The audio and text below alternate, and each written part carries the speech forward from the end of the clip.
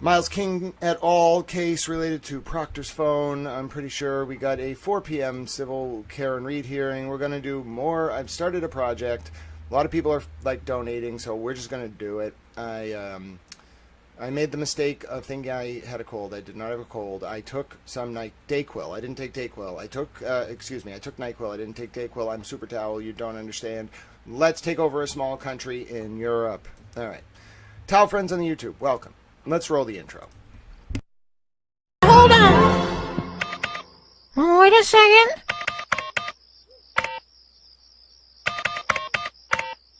That's it. That's it? Yeah, that's the melody of the funky towel. You heard the towel. Oh, look, it's towel in a cutoff shirt. Oh, no. I'm showing some skin. What is happening right now? What are we going to do? Towel is showing skin, all right? I don't know what we're going to do about this. Frankly, I'm a little uncomfortable with myself. Look at me. I have all these, like, cut definitions in my various muscles. You don't understand. It's weird to be a skinny towel. I have all these back muscles. Anyway, the point is, I'm maybe trolling you all a little bit by showing some skin. What are you going to do about it? You're going to do nothing because I'm a little towel. There's at least one person out there being like, he is absurd. Well, you know what? I like legs, and I am absurd. What are you going to do about it? There's nothing you can do about it. You like my little tattoo? Got that on the day I turned 18. It says mom. It's a son with a knife through it. Very apropos for the past week, I suppose. All right. Hello. I'm taking care of myself. We're going to get funky. Hello, Lynn. Hello, Graham. Okay, here's what we're doing. So Graham gave us a great video. We're going to watch it. It will orientate us, like we're watching it for scholarship purposes, so I would like to attribute this to VIII from 5 months ago. So some of these files were pre the release we have now. So we have a bunch of data sets we're going through, and what we're doing, like the project is kind of a larger picture of the jail files. Now, we're going to use this video for scholarship purposes to orientate ourselves to the different cameras, because as I said throughout yesterday's stream, I am not a jail guard. I did not work at this facility, and the best I can do is watch them all. Thanks to Graham in the chat, we now have this video, which will orientate us. It's about 8 minutes. We'll get orientated. We'll get ready for the 2 p.m. hearing in Norfolk Superior Court. Then we'll do a little bit more research, do the 4 p.m. Karen Reed hearing. We have a plan. The people with the CCC are probably like, thank God Grant is focusing on this. He's not broadcasting our hearing. Well, listen. You're not getting out of this either, Cannabis Control Commission and Mary Alice. I'm watching that part of the hearing about whatever that district court action was, about whatever the hell is going on. I saw that. I'm an attentive towel. You don't understand. I'm a towel. I'm showing skin, and I'm here to do my thing. You might all be saying, wow, you sound like you are literally in control right now. I am. I've made a decision. An executive decision. I am in control. I don't know what I'm in control for. I'm a little bit confused by it all, but I've been designated. I am in control. We're going to fix this all together. You all got to go out there and do a decent amount of like compartmentalized work to fix individual micro issues, but I'm here to solve the macro problems. I'm in control and I'm making decisions. I don't know where that came from. I blame the Dayquil. All right, here we go. All right, let's do it. Thank you very much again to Graham. Let's listen to this, and I'll comment a little bit. I appreciate VIII for having done this 5 months ago without probably realizing what they were doing, because now there's even more files, but we have this, which is great. So let's watch. I'm a towel. Gotta unmute this. All right, let's do it. Closed captions, please. Thank you. Epstein's prison in 3D to show you the top 5 lies hidden in the government's footage. And you can get the raw file on Patreon to explore it yourself, and let's jump into it. Lie number 5, you're gonna get a video of the cell. And you're gonna get the video of the cell. And you're gonna see for yourself. Kash Patel, the FBI director, told us that this footage was of Jeffrey Epstein's cell, but it's not. Let's fly over to where Epstein's cell actually is. I've marked it with a green door. Down the hall, we actually see a camera marked in red that wasn't recording the night of Epstein's death, which brings us to our next lie. There was only one camera. There's video of him. No, not the actual act, but the entire MCC Bay It was only one camera. Deputy Director Dan Bongino of the FBI told us there was only one camera in the special housing unit. But that's not true. There were at least 2 cameras recording and 9 other cameras that were working but not recording due to a malfunction only days earlier. Now, the official report says that recordings should have been made for about half of the cameras, but in Epstein's block, only 2 out of 11 cameras were recording. Really bad luck, I guess. Now, I should say all the cameras were working before that, at a time when Epstein accused his cellmate of trying to kill him, and this was contradicted by his cellmate who said Epstein tried to commit. Epstein later got put on watch for this event, and we should have been able to get that footage, except the prison failed. Okay, that was July 23rd around 6:20 a.m. We have that medical report. It's been removed from the files. It was EFTA 00. Sorry, that's the wrong one. It's this. Whatever one was removed. I have the link. That file was removed, but we know that it supposedly happened overnight, July 22nd to July 23rd, 2019, and specifically, he was observed in the medical unit at 6:20 a.m. on July 23rd, 2019.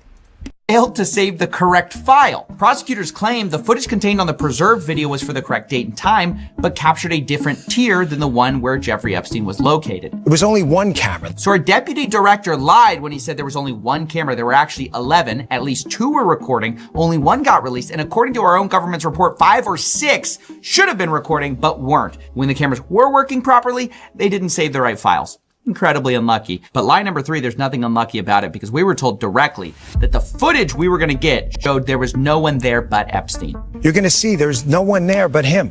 Right. There's just nobody there. So I say to people all the time, if you have a tip, let us know. But there's no DNA, there's no audio, there's no fingerprints, there's no suspects, there's no accomplices, there's no tips, there is nothing. The footage just directly debunks this. There are several people who appear in the footage the FBI released, and actually one even appears after lockdown walking up the stairs. The government's report at first called this laundry, but independent experts agreed, according to one analysis by CBS. At 10:38 p.m., the report says someone, probably Noel, carries a bundle of bedding or clothing up the stairs. It's a rare instance the video does catch movement on the stairs, but barely. Let's see that zoomed in and in slow motion again. Several of the video forensic experts we spoke with were skeptical about the report's conclusion and thought that the video could be showing an inmate walking up the stairs. Authorities say this was the last time anyone approached his cell block until his body was discovered the next morning. Again, while the video does not contradict that, experts who viewed the video say the limited field of view makes it impossible to definitively conclude that no one used those stairs in that time period. Yeah, we don't know who that is. The government's not clear. And there are also several people who are housed in the same cell block as Jeffrey Epstein, which, as we've shown, isn't visible to the camera footage we were given. So that raises questions, and so do the 2 prison guards who were on staff that night and had a view of Epstein's cell. Both were charged with falsifying records on the night Epstein died, specifically with them lying about completing mandatory rounds to check on Jeffrey Epstein the night of his death, despite a posted warning that read mandatory rounds must be conducted every 30 minutes on Epstein as per God. But they did not do that. Instead, they appeared to fall asleep, according to the OIG report, and occasionally browse the internet, where one guard, quote, read a news article about Jeffrey Epstein. So it's just a total lie to say there was no one there but Epstein and no possible suspects. You have several inmates shown on the camera the night of his death. You have one walking up the stairs after lockdown, and you also have guards that just falsified records. But this all brings us to lie number 2, the second biggest Pinocchio, and that's where they told us we're going to get the raw footage so we know there aren't shenanigans. We are working on cleaning it up to make sure you have an enhanced, and we're going to give the original so you don't think there were any shenanigans. So yeah, I don't think I need to explain why this is one of the most brazen lies. We were told we'd be given a modified and the original footage. Instead, what we got are 2 modified videos because both were edited in Premiere Pro. Now, it isn't clear exactly what was edited, but expert forensic analysts who spoke to Wired said the footage wouldn't stand up in court, had 1 minute, no wait, actually 3 minutes missing, and now there are reports that the DOJ has the full footage, but just hasn't released it. And a government source has alleged to CBS News the FBI and other agencies are in possession of the full, unedited footage. And that brings us to the final point, the final biggest lie of all. And that's a direct quote from the DOJ memo about what the footage even shows. And it says this, quote, anyone entering or attempting to enter the tier where Epstein's cell was located from the shoe common area would have been captured by this footage. The government's entire case is built on this lie, and that's why it's the biggest, because their whole case for saying no one could have reached him is the idea that this one camera angle shows everything. But let's put Maxwell in our 3D twin and have him walk up the stairs. First, we'll put him on the left side of the staircase, and as you can see, you can barely make him out. However, if we put him on the right side of the staircase, you'll find that you can't see him at all. He's invisible from our view. So there's just obviously a blind spot here, which, by the way, the government already knew because they already admitted in a previous Epstein report, saying that this camera angle specifically was a, quote, partial view of the L tier stairway. So it's not a full view. You can't see everything. And as you can see in this excellent CBS investigation, you could actually access this stairway and Epstein's cell from a doorway invisible to the camera. But with the primary entrance here, the pathway from the entrance to the stairs is completely out of view of the camera. Yeah, that's right. You could access Epstein's cell. Our replication of the prison shows the same conclusion. If we have Maxwell walking from the shoe entrance to Epstein's cell, we can't see him from this camera angle, even though if we make the walls transparent, obviously we can see him. But in the raw footage, we'd have no way of knowing if somebody walked this direction. This painstaking recreation of the special housing unit, the top 5 lies from our government about Jeffrey Epstein. 1, we didn't get a video of Jeffrey Epstein's cell. We got a camera, they can't see it. 2, there wasn't just one camera, there were Pause. Okay, hold on. This is a problem. All right, well, we have to get ready to look at the Zoom, but look at this. So Bella's mom, who's very attentive, and hello, everyone. Thank you so much to Graham for this video. That was so helpful. But look at this. So Bella's mom, being a Bella's mom, sent over this thing. Okay, now let's watch this. This is Mr. Red Pill posted it, but it looks like it's from somewhere on social media. Let's watch this whiteboard now with everything we just learned in mind, and tell me if you're not a little creeped out by the placement of this whiteboard. We have a lot more research to do today. So you know how the jail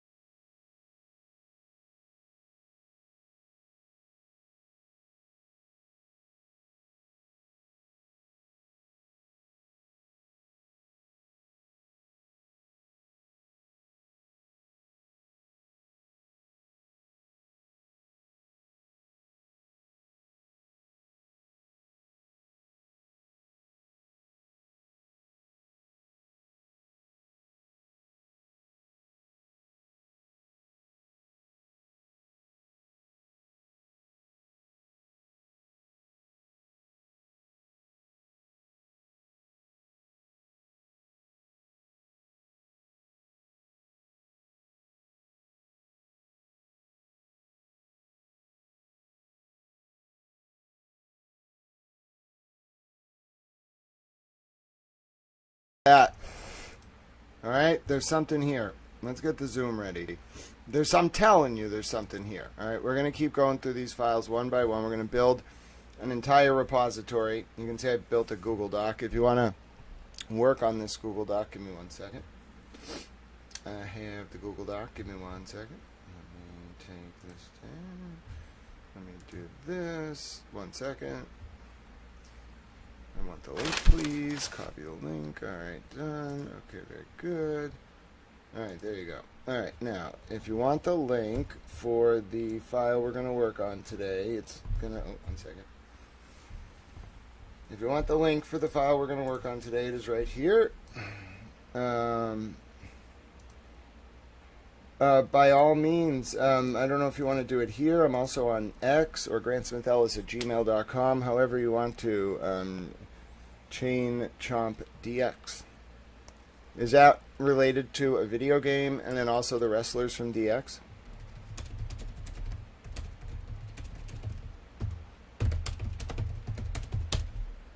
Alright, there's the file we'll be working on today. Pin. Now, Kyle's a little towel. So let me get Kyle Rewarded for being a little towel. How you doing, Kyle? I know you're out there. Hi, Jay Moore. How are you? I'm a towel. All right, give me a sec. I got to do some things. I'm being a towel.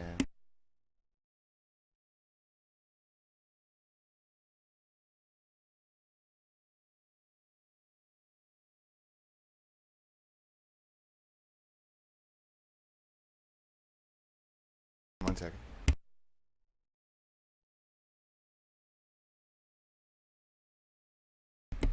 Okay.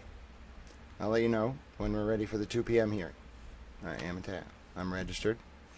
They kind of got annoyed at all the motion, so they eventually just started saying, if you're registered media. Which I am. And frankly, we don't need to burden the court. So, whatever they think's best. And the 4 p.m. one, I already know how they do it, which is you just have to be registered. The civil judge doesn't like dealing with like constant requests.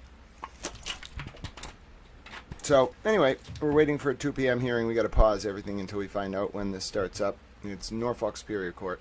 I knew Kyle was here. He's everywhere. He's a little Kyle, you know. He's got his little goat, his little Dee Dee. You know what I'm saying? They just hang out all the time, and they're just baffled by Towel. And I'm like, you know what, Kyle? I flex on the bastards. And he's like, okay.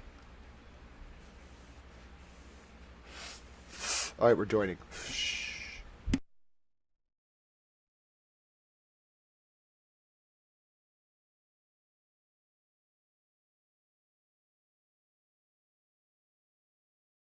We're hunting rabbits. Everyone be very quiet. Okay, tell Kyle I'm in the hearing. I muted myself, but we're still hunting rabbits. Okay, we're being very quiet.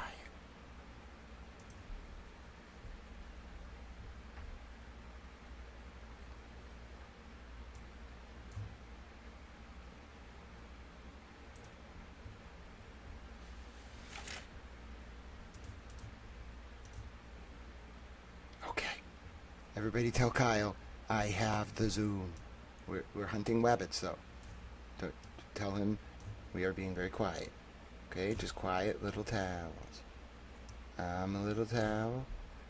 You're a little towel. Kyle, you are a towel. Okay. Hearing has not started yet, but all is looking good.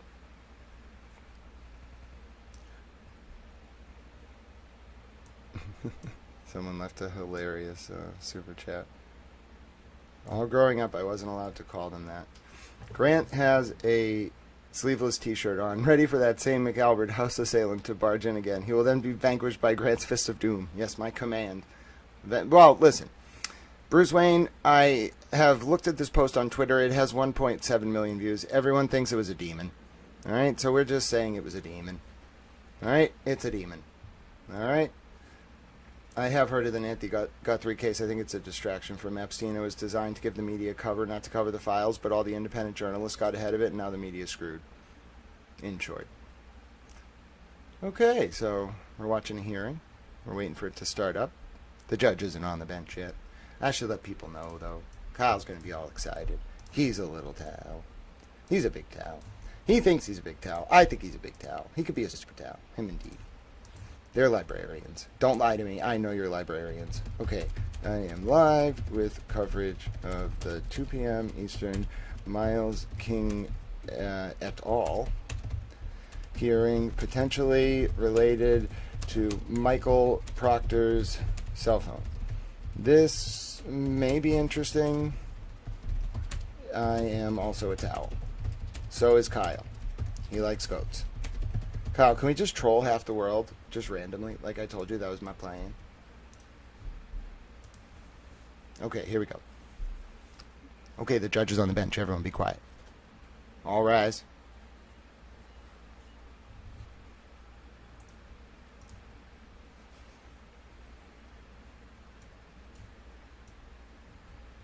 So we're ready for Mr. Owen, please. You would like Mr. Owen? Yes. Thank you. Want to start Starting with number 2 on today's list, the Commonwealth versus Brendan Owen, indictment 2022-0018. The matter is on the status review. Defendant is represented by Attorney Joe Krosky Jr. and the Commonwealth by 8886 and 88 Please identify yourself.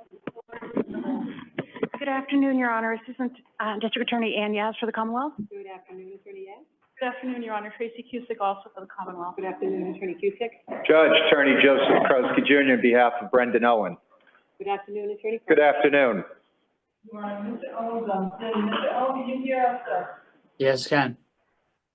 Thank you. Good afternoon, Mr. Owen. Hello. All right.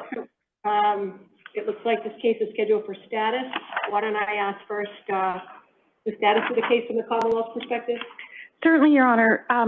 Your Honor, this is the first time that Attorney Krosky, I believe, has appeared in person for this case. Is that right? It is. And today what we've prepared is a series of protective orders, 2 protective orders for Attorney Krosky for the materials concerning mostly former Trooper Proctor and any other IA materials that have been involved with this case. The Attorney Krosky is the 3rd attorney on this case. All of the materials have been previously provided to prior counsel with a protective order. So we're simply asking for protective orders to be signed for these materials to be given to this defense counsel.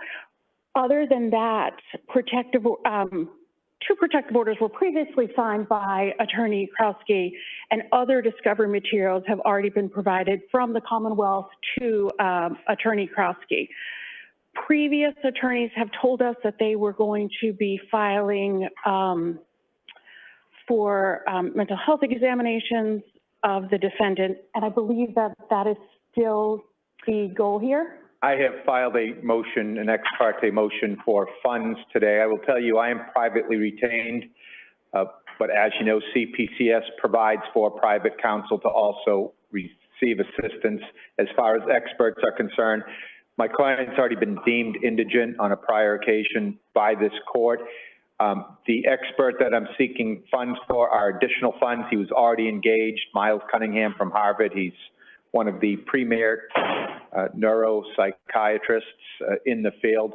I discussed it with him. He believes that there is a meritorious defense here, so we need additional funds. I will tell you, just kind of thinking into the future, we've got to figure out some logistic things. Not only is there the potential of a psychological defense, there is concrete, tangible evidence of a traumatic brain injury that's probably going to warrant scans and further testing. So I'm going to have to work with the Sheriff's Department and try to do some groundwork on that.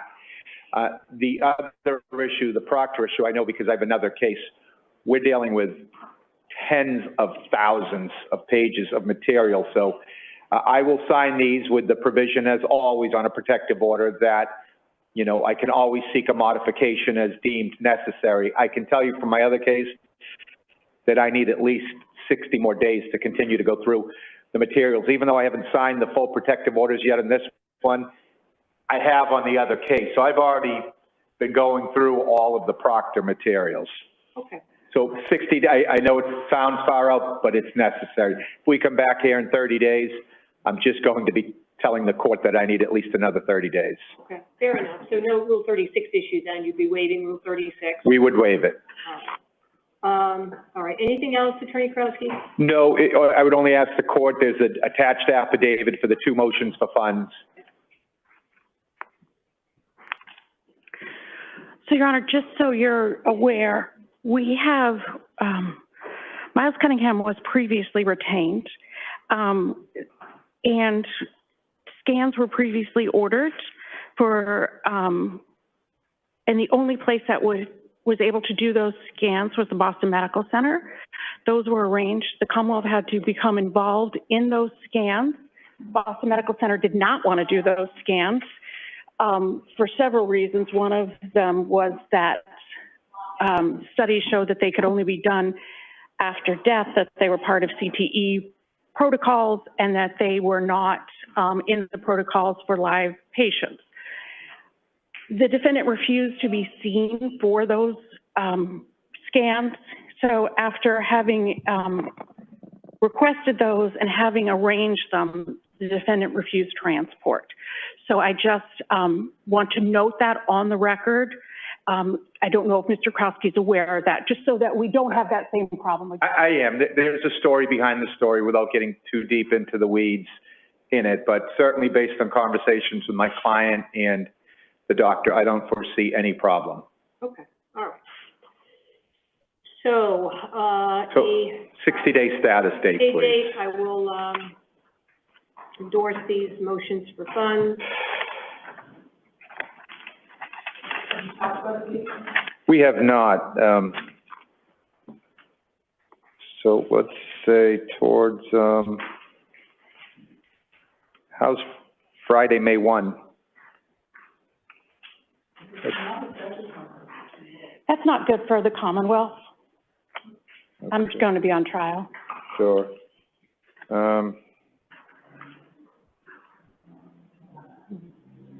May 8th at 2 o'clock?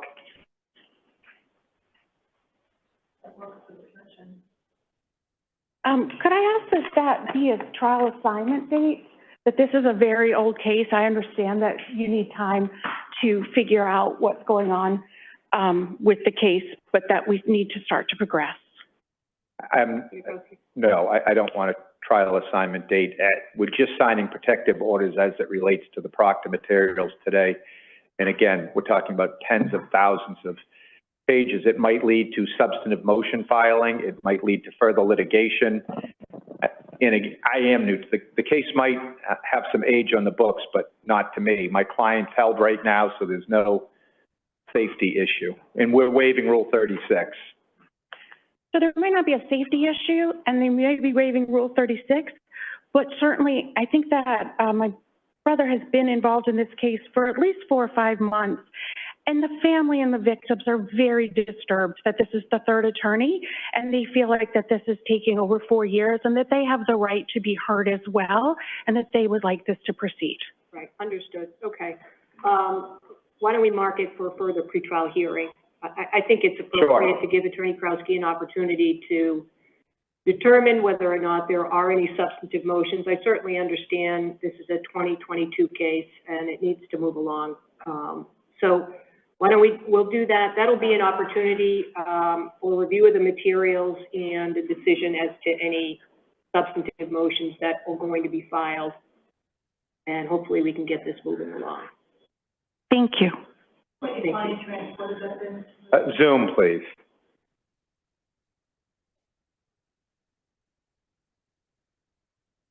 Now, it's continued to be May 8th at 2 p.m. for pretrial hearings. Zoom installation is suspended. I'll sign these and turn them, file them to the court. All right, thank you. Thank you.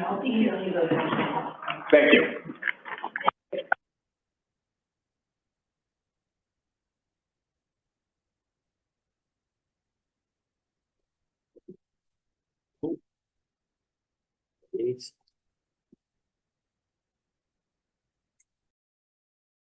I think there's another case coming. Hold, please. There's multiple dockets, so Rosemary Scapiccio is coming in now. I saw Time over there. Shout out to Time. How you doing, Time? A towel. All right, so I think this is going to be the Miles King Johnson et al. Cases. My name is Grant Smith Ellis. We're in Norfolk Superior Court right now, taking a live look in. Kyle is thrilled. Him and the goats are running around in circles. Dee Dee's jumping up and down. The trial channel apparently has towel merch. Listen, ladies and gentlemen, Emily C. was commenting on it and wearing it. I didn't know about these things. This is the greatest moment of my towel life. I feel like it's all just kind of coming together. And people were like, well, he's a really good person and he's doing good things. And now they're wearing towel merch. Oh, God bless America. God bless Trial Channel and Emily C. To the moon, to infinity and beyond. Let's protect the vulnerable. Let's conquer northern France. We'll take it from the House of Savoy. Kyle can have a goat. I don't have time to explain. That's what we do on this channel. We cover hearings. We take down the people involved with Epstein. And then I talk about how I'm a towel. And also how Trial Channel and Emily C. are great. Watch, this is going to turn into a clip. Emily C. is going to be like, he actually made the future happen. And then Trial Channel is going to giggle. I know. I'm adorable. All right. I'm ready for you, Rosemary Scapiccio, with your strange connection to Hank Brennan, along with Krowski and your strange connection to Hank Brennan, and all these clients who get the Proctor phone, like becoming mentally insane or getting stabbed. I think I'm on to you. I'm a towel. They can't be towels. Sorry. I'm a little bit worried about Hank. Got to talk to him. Got to ask him if he worships an owl. He's going to be like, what are you talking about? I'm going to be like, I saw those checkerboard socks. I saw your owl cufflink. Are you a Canaanite? He's going to be like, Grant. And I'm going to be like, Hank, I have no choice but to ask you directly. How do you even respond to someone who asks you if you're a Canaanite? Seriously. What do you say to that? You're like, how did you know? I've studied, Mr. Brennan. I mean, Hank, I've studied. Yes, that's the conclusion of all of this. Hank Brennan's a Canaanite. Clearly, ladies and gentlemen, Hank Brennan's a Canaanite. You know what I'm saying? Hank Brennan's probably like, how did I get involved in this? You wore the cufflink. You wore the owl cufflink, Mr. Brennan. I mean, Hank, your fault. All right, we got another case coming. Somebody tell Kyle. The goats are getting overexcited. Kyle, calm the goats down. I know you love court hearings, but this is a somber occasion. Kyle, the goats are very excitable. I think they're eating the towels. What are you doing, Kyle? Listen, Kyle gets far too overly excited for court hearings. You don't understand. I mean, I get excited for court hearings, but Kyle lives for court hearings. I'm pretty sure if Kyle could just like transmute himself into the docket, he would become the docket. He would just live in like computer files and just look at court cases all day. Like Kyle doesn't need like sustenance. Kyle needs like court files to live. If you don't feed him court files, he just like loses energy and then the goats get sad. So basically just like send Kyle random court documents when you're bored. Just send him things. That's the only thing that keeps his energy up. You know, I've studied this. We put him in a lab. It was a bit convoluted. He got a little angry. I gave him a goat. He calmed down. You'd be surprised how easy it is to just like figure out what someone wants, give it to them, and then they just calm down and you do other things, you know? You got to keep Kyle like efficiently working, so feed him court documents. Okay, can we have the microphone? Where's the microphone? We need the microphone. I can't hear what anyone's saying. Give me the microphone. Yeah, it's grantsmithellis@gmail if you want to email me. What I would like to do is hear what's going on. Can we hear what's going on, please? There's lots of interesting things that I'm sure are being said. This is the next case. This is Johnson, Miles King and then Johnson et al. Yes, please allow us to stream. I think we should be allowed to listen to the hearings because it's a convoluted process and I'm registered. What are you discussing? Don't you want to hear what doesn't the public have a right to access to court hearings? I would like to hear what the lawyers are saying. They seem to be texting.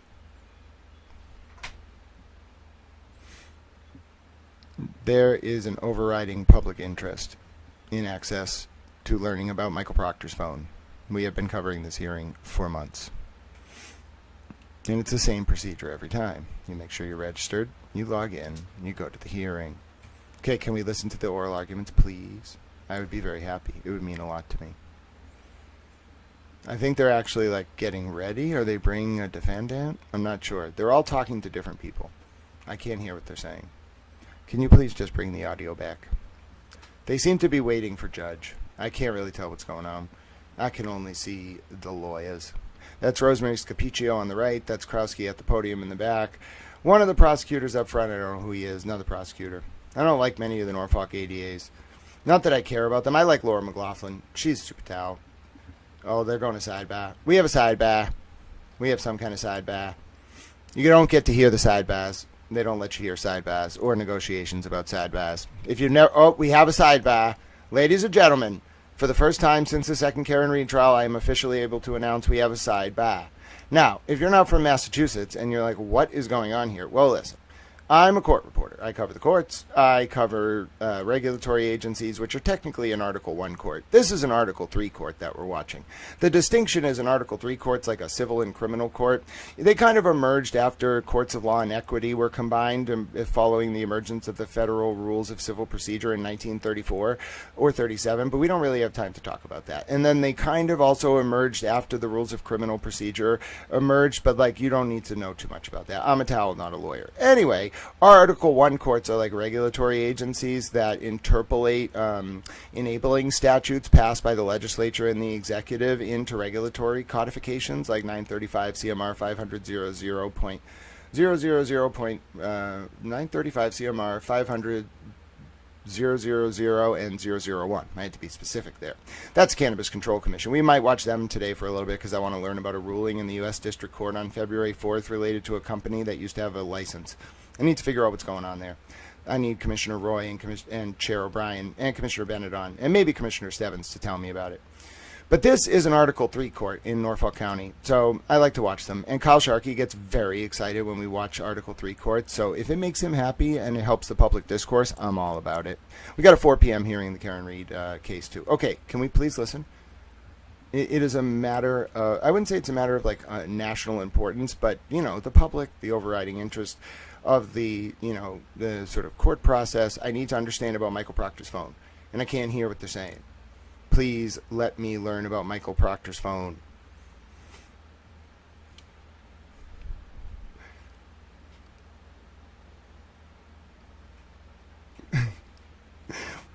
Kyle, this is frustrating. I don't know if they went to sidebar. I don't know if this is like a discussion about a sidebar, but we can't hear what they're saying. And it's not just me. No one on the Zoom can hear what they're saying because the lawyers are, I think, discussing something procedural. I can't tell if they're talking to like the clerk or the judge. It's hard to tell. Yeah, right, exactly. With these court hearings, it's tough to tell, like, yes, there are people in the room, so you can check out on Twitter, like, what the Globe guy's saying, but, like, sometimes they just start talking about, like, procedure or, like, stuff, and they just don't actually do the volume. Sometimes the clerk disconnects by accident and forgets to connect it, but, like, it's frustrating because some people can't attend in person. The reason why they have kind of the access rules is so that you can put in, like, a media credential, be on the list. Like, it's this whole process. Okay, but I can't hear. Please just reconnect the audio. I'm begging you. I don't want to have to call. It would mean so much to us. We all rely on this. We can't send pool cameras for everything. It's literally impossible. This is the pool camera for all intents and purposes.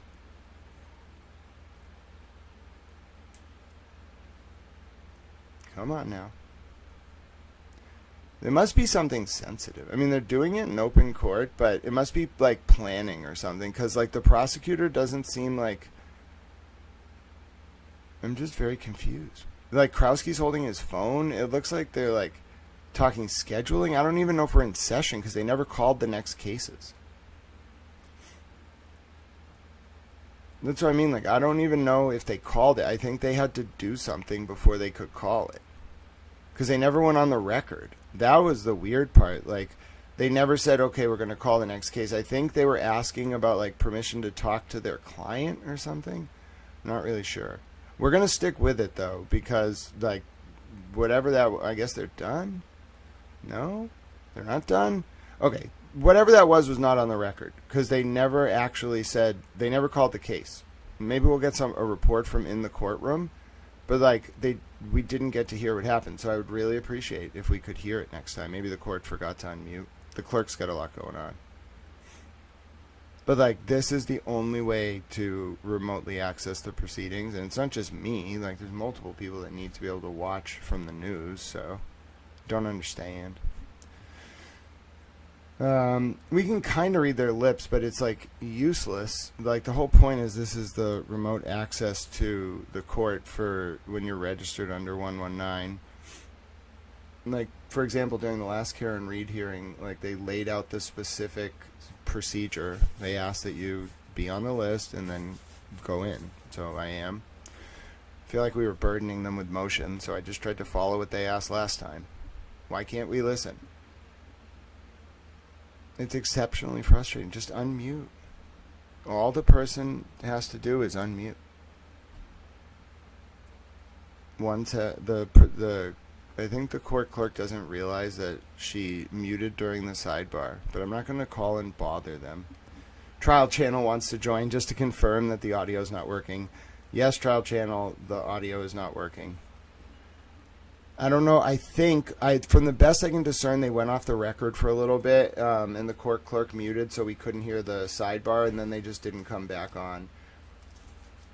And, like, I'm not going to call them and bother them. Like, if it were a trial, I would call and say, you muted by accident, but it's a motion hearing. Either the clerk realizes or she doesn't. It's not, I think it's Clerk Margaret, so I'm not going to bother them. I would like to hear what they're saying, but just be aware that it's not anyone's fault. They're just muted on their end.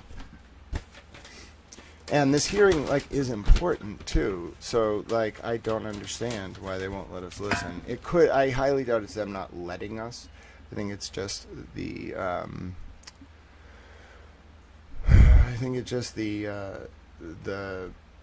the audio feed muted when they went to sidebar and never unmuted. I mean, we really should be able to hear the arguments, so it's very frustrating. Like, I guess someone might call them. Like, if it was an accident, someone probably will call and tell them, but I just don't want to do it. We'll go back to our research if we have to, but I would really like to, like, know why we weren't able to listen. And my guess is it was the sidebar, because I kind of watched what happened. The first case was called. They did what they had to do. The second case couldn't be called because they had to go up for a sidebar. The audio for the mics would catch the sidebar. They muted it and then just never unmuted. So that's frustrating. Trial channel's definitely like on it though and trying to figure it out, which is great. So good for trial channel. And we'll get back to our research in a second. I just really would like to hear the end of this. Like, it's an important matter about the phones. Like, I want the record because it's about the phones. Like, it's a very relevant public argument.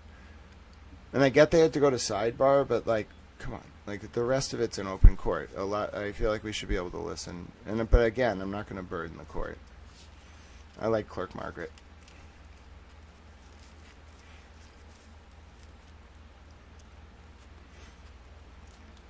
And they don't give you a chat or anything, so you can't, like, alert them. And she's not focused on the Zoom. She's focused on what's going on, calling the docket, etc. Thank goodness there's someone in there, so I can get a report about what happened. But, I mean, it's kind of oh, here we go. Hold on. Nope. It's kind of counterproductive to just have someone unmuted just to test the audio and it worked. But, like, the court itself is muted. And it's not the main camera. It's that they have to call in on a second line. And it's, like, managing a lot of different screens. And that line that's hooked up to the audio is muted.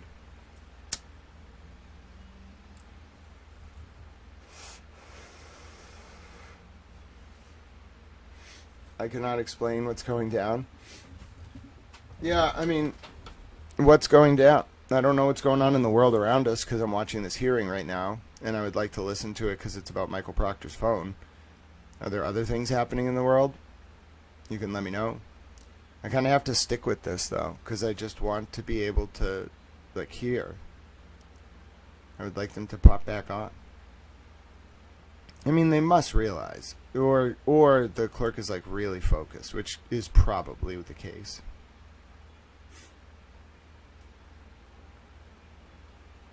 And I can't read lips, sorry. And they don't give us captions. And we wouldn't get captions anyway.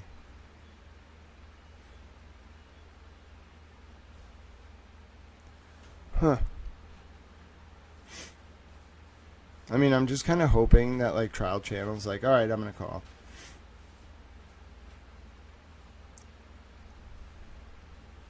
I mean, we've only been following it for, like, I don't know. How many hearings have we done in these cases? Like, 8? Probably more.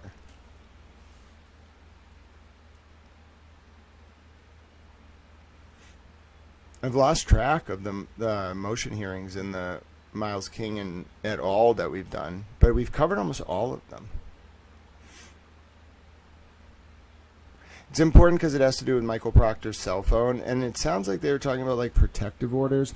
The big news that I got out of it, and from the first part before they went to sidebar, was that there's so much material on Proctor's phone that it's delaying criminal cases, and the families are upset.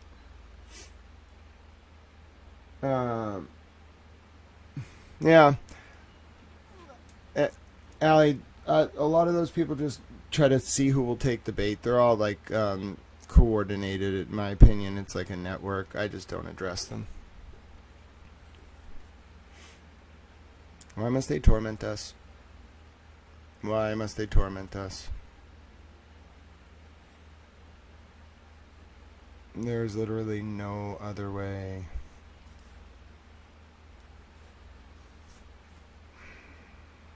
And I know it's not that they're upset, because in other hearings, like when the judge wants to not have the Zoom, they just boot people. It's not that they're upset. They just muted it and forgot to unmute it. And they don't care because there's only 7 of us and no one's called. Hello, Nicola Cox. We tried to watch the Proctor hearing, but they went to sidebar and they muted and never unmuted. And I don't want to bother the court.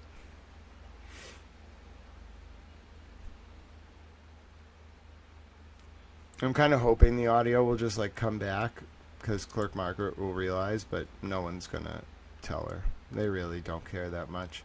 They have their record. You can order it for $10. The reason why I do it live is like I would rather not pay the $10 to FTR. It's expensive. So, especially if you have to do it for multiple hearings. So, it's like $10 per hearing. So, it's just kind of like an accessibility issue for disabled people. It's like a news issue, it's a fiscal issue, it's a court efficiency issue. Like, you don't want us to have to send a camera down there, plug it in. Like, it's just a hassle. So, anyway, but Clerk Margaret's really good at what she does. So, like, she was trying to be on top of it, and I think things just, like, flowed from one part of the hearing to the other, and we just never got the audio back. My pleasure, Nicola. I really wanted to see what happened at this hearing. I mean, it's not like make or break, and I will get a report, like I'm sure, as soon as it's over. But just from like a purely like analysis perspective, it helps me to understand what the lawyers are arguing. I can read the docket and look at it later, whatever. But it's more helpful for my purposes if I can hear what they say. And what I was mentioning about like efficiency, if you can't hear. There is a recording, but you have to, per hearing, like each individual docket call, pay $10 each time you want the audio. So it's just like counterproductive. It makes it like incredibly difficult to access the court process, and I don't know. Anyway, I'm not going to complain about it. I'm just going to sit here and hope it like unmutes. That's kind of what I do. I like how Trial Channel was like, I'm going to go confirm. Yep. I appreciate you, Trial Channel. Always trust but verify. We're going to go right back to the Epstein stuff, but I told Kyle we would stream this hearing, so. They also have my number, so.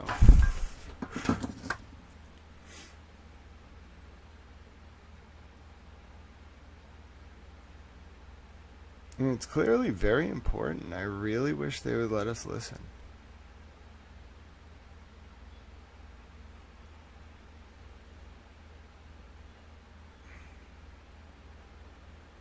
She looks very animated, too. Like, very animated. Let me see if I can get a report from in the court.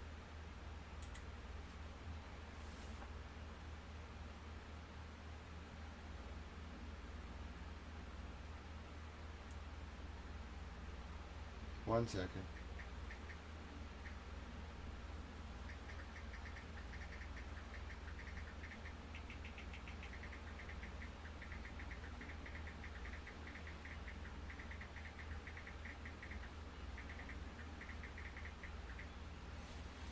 All right, I have a request in to see if I can get some information about what they talked about. I'm going to let you know as soon as I can. But yeah, it's very frustrating. And it's not just for, like, I'm not the only one who covers this stuff. Like, a lot of us have been following this case for probably, like, these cases for over a year.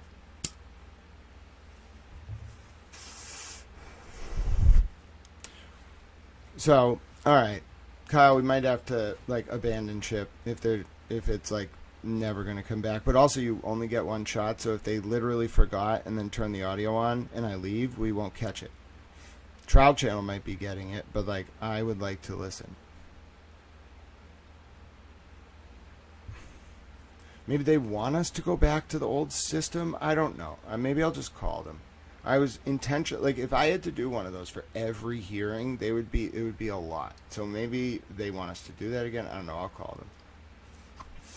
But I don't think that's it, because they legit just booted Baker last time. So I don't think that's it. I think she just literally forgot to unmute the telephone.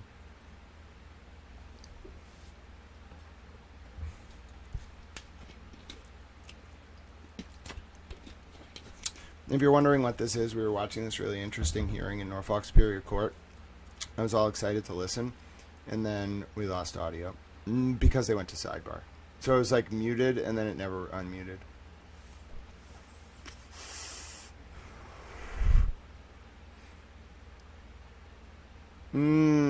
Yeah, I might abandon. We got a 4 p.m. hearing to cover as well. Trial Channel abandoned as well.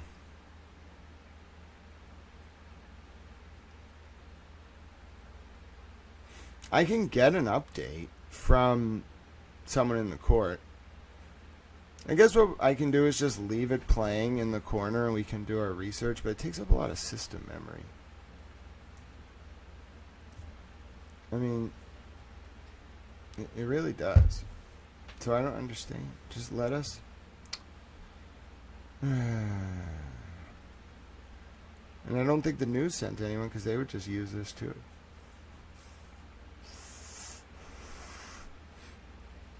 There were supposed to be 3 hearings on the Michael Proctor's phone.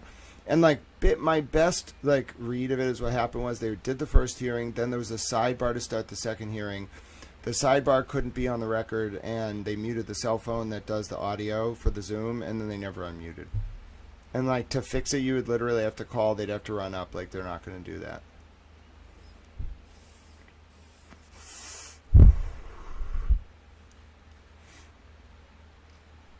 Have I done that before? Yeah, when it was a trial. And, like, I've covered every hearing in this case for 12 months. It's always the same process. You go into the Zoom, you're on the list, you're fine. So, I don't know. This is a big one, like a pretty important hearing, so I'm going to wait until we get an update. We won't get an update till it's over, because the people can't use their phones in court, and there's no media there. I'm looking, there's no media. So this is the only way for the public to access it. But there is someone there, and I'll get what I need to know probably within 20 minutes for you. But it's just an odd, like, fluke of an occurrence. It's just unfortunate because they're doing scheduling, so they're probably done. Alright, I'm going to bail. I'm frustrated. They did all 3, and we didn't get to hear them. Alright. I'll let you know as soon as I get a report. I'm staying live to do my work, and then we got a 4 p.m. hearing. But they're scheduling now. Alright, Kyle, I'm officially frustrated. Like, I don't understand. And I'm mad. Not really mad, I just love legal hearings, and I just wanted to learn about that, so...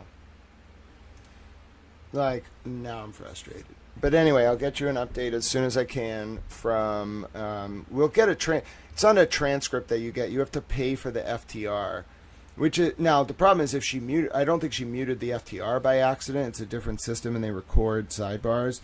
But like, yeah, I'm gonna have to get a report from someone in court, or we can order the FTR, which will take like a week and cost like $30. I already bailed, Kyle. I have bailed. We are going to our Epstein research, and then we are going to a 4 p.m. hearing in the Karen Reed case. Now, I already know the way to do that one. So if we lose audio on that one, I'm giving up on the court system. That one is very specific. Like, you log in, the judge makes an announcement about people on the registered list, and then that's it. So that one, I know. Now I'm confused about the other one, but I really don't think it was a problem. I think it was more just a sidebar muting issue, but I'll call tomorrow and confirm. Maybe I just misunderstood the stream. No, but I couldn't have, because now that I think back, we have done every Miles King et al. And Johnson and whatever hearing and Walsh hearing and motion hearing going back to like last spring, maybe even last winter on this channel. It's always the same. So I don't know what to tell you. Maybe today was like a very important hearing. I don't know. That's odd. All right, let's get back to work. That was odd even for me, and I'm used to oddities around the system. All right, somebody remind me that 4 o'clock we have to go to the Karen Reed civil hearing in Plymouth. It's actually not in Plymouth. It's on Zoom. Don't go to the Plymouth courthouse. If you go there, they're going to be very baffled. The judge sits in Suffolk Superior Court. So if you go there, the judge is just going to be like, what are you doing? The judge isn't even there. All right, so we are ready to begin. We now know that this whiteboard, like our whole search today, we're going to spend a lot of time on this, is for this whiteboard. Sorry, I sneezed. C-Star asked if I found out anything about my strange visitor. Well, C-Star, there are it's actually closer to 2 million people now. There are 2 million people on the internet, including a lot of celebrities and members of Congress, apparently, who think it was a demon. Now, here's the problem. Like, you gotta imagine me as, like, someone, if you've been watching this channel for a while, you know I'm like a journalist and an academic, but also like a man of deep faith. I'm a very Catholic, very religious. Okay? Do the sign of the cross a lot. I love the Virgin Mother. I love Jesus. All right. I don't really know what to do about a situation where millions of people think that I was visited by a demon and that I, like, shooed the demon away sternly. I don't really know what to say about that. If I thought it was a demon, I feel like I would at least know what to do, because I'd be like, that's a very spiritual thing, Grant. Like, you can believe that, but you don't need to go, like, tell people that you cast away a demon. Like, you can believe that, but that's like hearing the call to be a priest. Like, that's for you. You know what I'm saying? It happened on camera, and there's like 2 million people that think it was a demon. So in terms of like what I have done to address this, well, I mean, I've done the things that I suppose a normal person would do in this situation. I called a few people in the federal government, like pretty high up, and I said, I'm concerned. Now, mind you, the federal government has started reposting me on X. So like we're at a certain level where like, you know, anything could happen, and I'd be like, well, you know, I mean, okay, it's possible at this point, all right? So, now the demon thing I didn't see coming. I had a little misunderstanding. It may have been my whole being on the spectrum thing. I thought a demon was like an allegory for like a negative thought. It turns out a demon might be a little bit more than that, okay? I wasn't ready for this. I thought the Bible was a little bit more allegorical than it was, perhaps. All right. So, you know, I did the normal things. I kind of called around and I reported what I needed to report. You got to think about like the context here and like what you're reporting and how, all right? And, you know, my mother clearly let the guy in, so that's a problem. And, you know, you kind of start like thinking about it and the flies and just all this random sort of happenstance. And you're like, well, if all these people around the world, like a lot of them, think that this was a demon, and they heard the live stream, and it was captured, and it wasn't just me retelling a story, and like I'm doing all this research into Epstein, and like people are very interested in it, and you know it's very clear this was potentially like Canaanite, like they're really like Assyrians and Babylonians and Canaanites, like they kind of like evolved over the centuries like to exist in different sort of cultural forms. But like if this is like Baal worship or whatever it was, then okay, like maybe I incidentally like, you know, summoned a demon. We were reading something from MIT that's called a sigil. My mother was involved. It became a whole thing. And then I was like, wait a minute. People are like saying this not just because they watched the video and they thought it was a demon. They're like reading the full context into this and being like, oh no, yes, I suppose, like he was actually confronted with the demon and he banished the demon. Now, I have to give that some legitimacy. I don't understand it. You know what I'm saying? But like a lot of people think it's like way beyond me at this point. So I don't know what to tell you about that, C-Star. First of all, how do you look into that? I guess it's a diagnosis of exclusion. What do? Call an exorcist? Like, I don't need an exorcist, but like, I call the exorcist, tell him this weird man came to my door. Like, he like blesses the like hallway. I'm not really sure. Like, does he go hunt the man down? Does he like spray garlic on him? I haven't looked into this. First of all, that's like the basic problem with like this. Second of all, if it is true, and all these people around the world, and there's something to this, if it is true that they're all right and it was a demon, what really am I supposed to do to look into it? Like, if it was, I think the more like worldly explanation, it was like a scientist or something who, because we had one of these incidents in the past. My sister's like deathly afraid of bugs.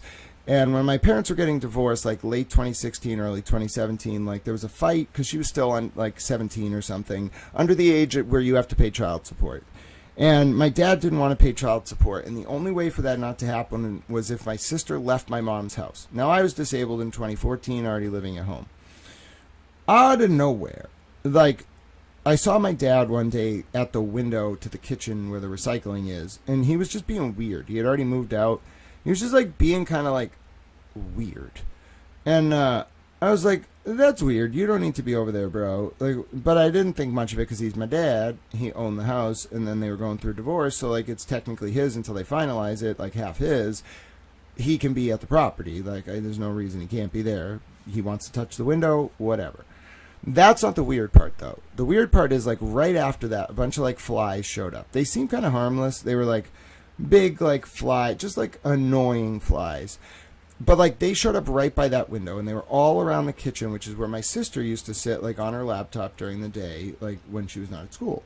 So, like, I bought, like, an electric tennis racket, and I would take out the flies, and that made my sister happy. But, like, we couldn't really get rid of them, and then eventually she left, and the flies went away.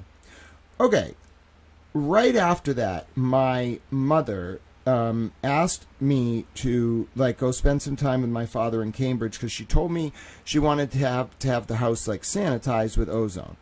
I didn't really know what it was. Like, I thought like she was kind of like having a mental like stressor reaction to the divorce, so she wanted to like clean the whole house of my dad's presence. You know what I'm saying? Like, that's Occam's razor as a like person in that situation. Like, watching this, you're going to be like, she's just stressed. Like, she doesn't need to like spend 2 weeks like eradicating whatever the hell she thinks is in the house, like with ozone. Like, that's just kind of her like reacting to the divorce. I couldn't understand it because it had never happened before, and it was like right after the fly incident.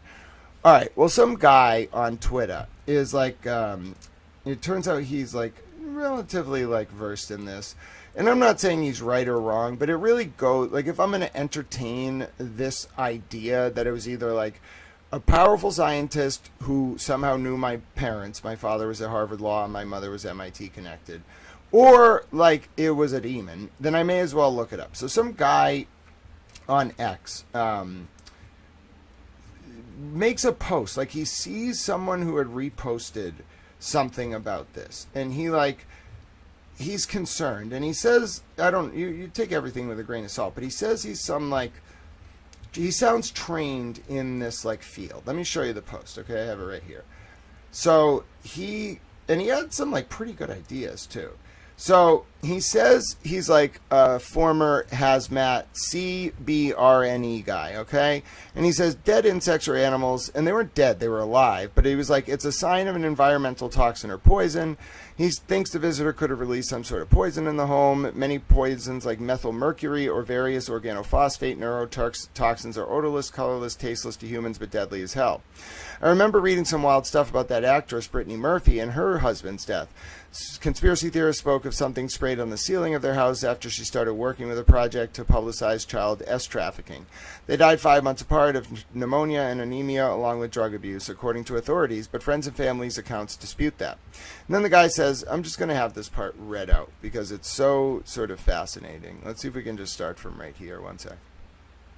Conversation. No, I don't want to start there. I want to go all the way down here, right here. He can go to a bait shop and buy a bunch of crickets to test and locate precisely where any toxins were released. Take a couple of crickets and put them in a red Solo cup with cling wrap over the top. Poke a bunch of holes in the cling wrap with a toothpick. Set the cups out around the house at 10-foot or so intervals. Don't put them in direct sunlight, extreme heat or cold vents, etc. Observe for 24 hours to look for dead crickets. If he loses a bunch of crickets, he needs to decontaminate the area. For that, he'll need some PPE. A Tychem suit with hood and booties, butyl rubber gloves, and a fully face respirator with either VOC or preferably CBRNE filters. Amazon has all this. While he's there, it would not hurt for him to get an ozone generator and some Star Bright brand or similar chlorine dioxide tablets. First, he can either run the ozone generator for about 8 to 24 hours or use the chlorine dioxide generating tablets to neutralize any airborne volatile organic toxins. No people or pets can be in the home while the ozone or chlorine dioxide treatment is happening, and he'll have to air out the house for 1 to 3 hours post-treatment. Then the guy needs to use a strong bleach solution to clean all the surfaces in the home where the intruder traveled. It won't do anything for inorganic toxins, methyl mercury, but it will mitigate any of the most common volatile organic agents. Some may argue with this approach, saying he should do the liquid bleach cleaning, decon first. That's a valid argument, but I think it would be better to try to mitigate any aerosolized or vaporized toxins in the air first to minimize further contamination spreading in the home and before risking physical contamination during the cleaning process. It's a personal opinion. P.S. The more I think about the Brittany Murphy thing, it sounds like some mycotoxin poisonings I have seen personally in mold-infested homes. Bacterial endotoxins can do the same thing too. That's some national state or highly resourced and sophisticated threat-level actor stuff though. Alright, now... Conversation. I don't know this guy from Adam, okay? There's no way, first of all, I've never told the ozone story to anyone. Like, the company would know from a few years ago. I remember talking to the owner. He was a member of some, like, fraternal lodge at the fucking Faneuil Hall. I don't remember. He wanted to, like, show me his armory. I was like, bro, I don't want to see the armory, but I'm really happy for you that you go back to the origins. Now that I think about it, these, like, random powerful people would just talk to me, and I'd be like, that's cool, bro, and then, like, go about my life. But anyway, this guy, like, owned some company, and they would do the remediation. They did the ozone shit. And, like, I think she didn't, like, pay them or something. They got into a fight about it. I was like, bro, you got to fight with her. Don't bring me into this shit. But anyway, no one would have known about that. Like, no one. I never talked about it. I didn't post about ozone or her decontaminating the house. I don't even think... I've mentioned to some of my close friends that my sister has a fear of bugs. Like, I have talked about that because I've told people, like, that she didn't like the school she was at. Wow, they cut the audio. All right, so Rosemary apparently... during that hearing, blamed the Commonwealth for taking so long. Wild. All right, I got to do a post about this. All right, so anyway, there's no way this guy would have... Let's do one thing at a time, Tal. One thing at a time, Tal. One thing at a time. So there's no reason for this guy to have known or to have said this. Like, he couldn't have known this. So when he started saying this, I was like, wait a minute. Like, are you kidding me? Are you absolutely kidding me? Like, why is he saying this? Why did my mom do that? Hello, Robin Hood US. Welcome. We're going to do Epstein research. We have a 4 p.m. hearing as well on the Reed civil case. So look at the post I made, okay? And, like, tell me if you don't think this is a little bit odd, okay? All right, just a little bit odd. Ready? So, like, he could not have known anything about what you're about to read, and all of this is, like, very real, and it made me freak out a little bit. I mean, you know, I'm used to things, but, like, this one was odd. Conversation. Hey, so not to sound like a crackpot schizo again, I gotta but there's reload. Conversation. Thank you for this. What's really weird is that when my parents were going through a divorce in 2017, my mom made us all leave the house for a few weeks, and she had the entire place treated with ozone. I never understood why, but now I am starting to question a lot of things. Right before that happened, my parents were in a dispute about where my youngest sister would live. She was living with my mom and I at the time in 2017. But my dad wanted her to leave because it would have caused a higher child support payment. My youngest sister is deathly afraid of bugs. She left Sarah Lawrence in New York and went out west because of bugs in the dorms. One day I saw my dad near the window of the house, after he moved out, near the recycling. The next day, and for weeks after, we had big flies in the kitchen, to the point where I had to buy an electric tennis racket and take out the flies to make my sister feel better. As soon as my sister moved out later that month, the flies went away. We never had them in the house before that, and they never returned, until the visitor arrived Monday at my office door. In any event, as soon as those flies showed up in 2017, my mother hired an ozone company and basically sanitized the entire house. I remember I had to stay with my dad in Cambridge, and I watched the Falcons, Pats Super Bowl, the 28-3 comeback, alone in his place because he went to some weird party I wasn't allowed to attend. After that point, my mother even bought her own ozone machines, and she would run them in the house at all times. I had to tell her to stop because the lemon smell made me dizzy. As I think back, my parents, Frederick Ellis and Wendy Murphy, were both very powerful lawyers. My dad is now deceased and my mother is slowly falling from her powers. They met in Cambridge in the late 1980s. And they're tied into Harvard Law. My dad went there, my mom taught there, and MIT. My mom had a lot of friends there. I'm wondering if I need to call the and turn in some of the samples I collected of the bugs. I basically doused the entire area the man entered with bleach and other chemicals. My office smells like a pool and it's over 24 hours later.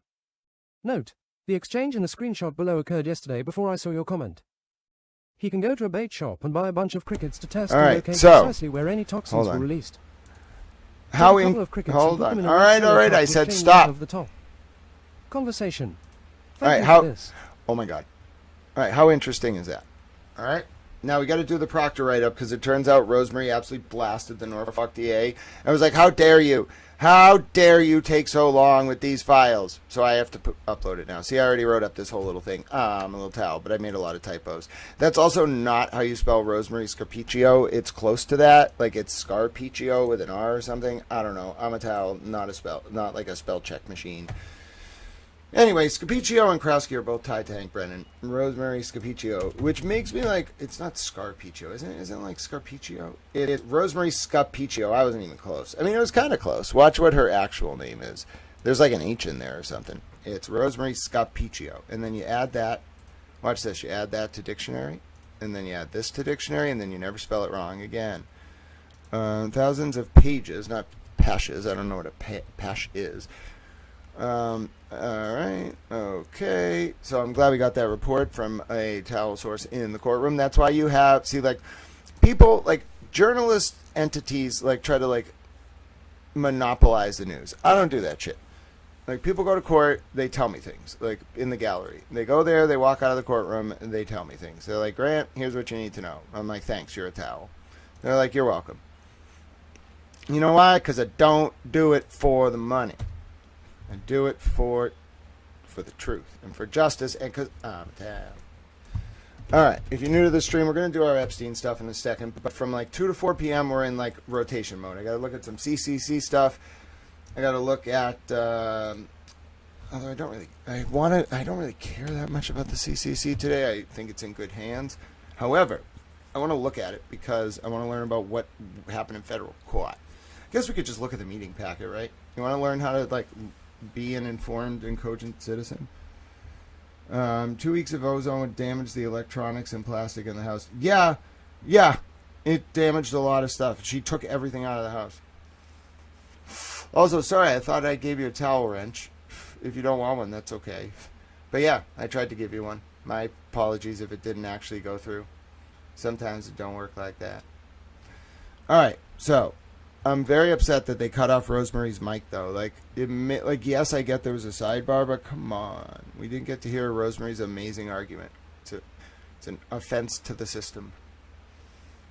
Maybe I did it wrong. Maybe they want motions for everyone. I don't know. They got to be clear because, first of all, if I send motions when I'm not supposed to broadcast the hearings, they're going to be like, we told you.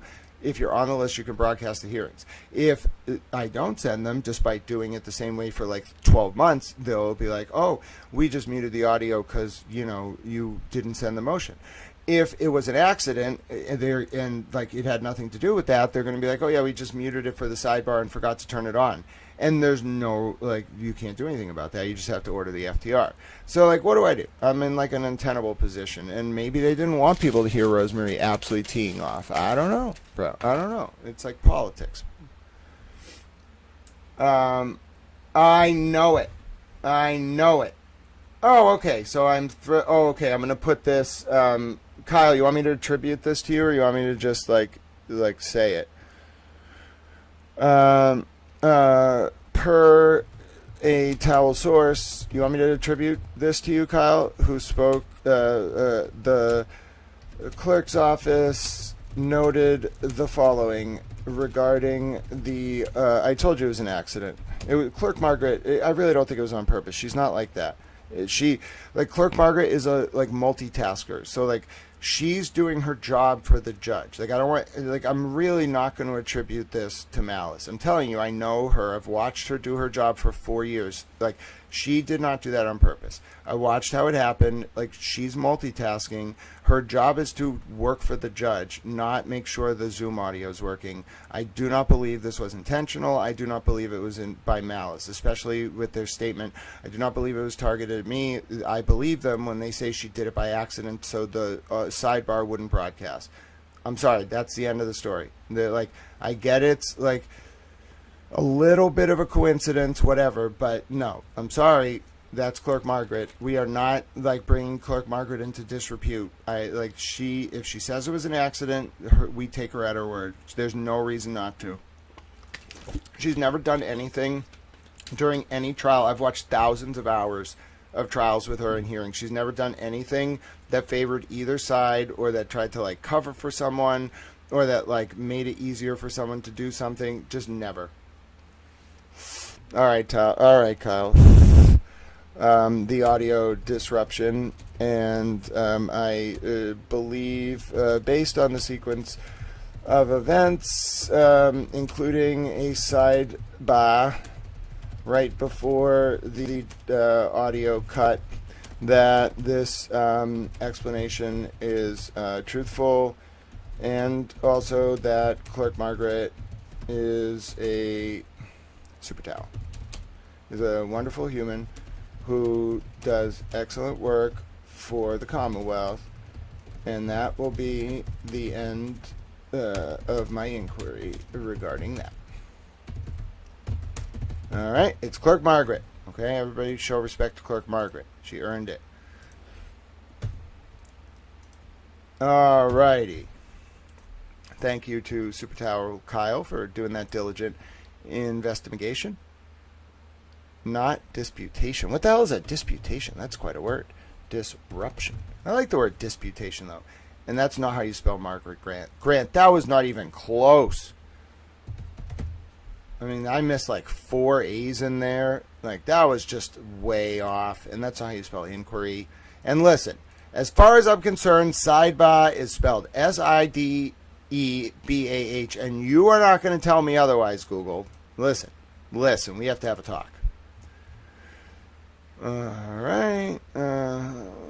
Someone was for a all right. Okay, there we go. Got the here. All right, I think we can post this. All right, ready, Kyle? All right, Kyle, go have a field day. You got what you wanted. I did a nice little write-up for you. Actually, I should probably talk about what's on the fucking cell phone, shouldn't I? These cell phone records suddenly... Watch this, Kyle. You want to see magic? It's not really magic. Oh, God, I shouldn't say that. God bless me. It's not magic. All glory to God. I just am a conduit. These cell phone records suddenly appeared in the possession of Proctor's former supervisor, the Norfolk County DA's office, sometime in August of 2025. That was just a few weeks after Proctor's lawyer, former lawyer, told a judge sitting on these very cases that Proctor got rid of his old phone in November of 2024 and that his new phone deleted itself every 30 days. Thus, Proctor had no responsive records of any kind related to cell phone communications about 19 criminal defendants he investigated. Some some of whom are now going through the pre-trial process. How's them apples? Kyle, that's how you do it. I'm trying to help my friend Kyle. He's a little towel. I did this for him, by the way. Like, I was interested in this, but I really wouldn't have done this if he didn't ask. So you all have Kyle to thank. All right, this is practical rid of his old phone number and then his new phone. However, though it turns out that 13 years of those cell phone records were in the possession of someone believed to be the federal government,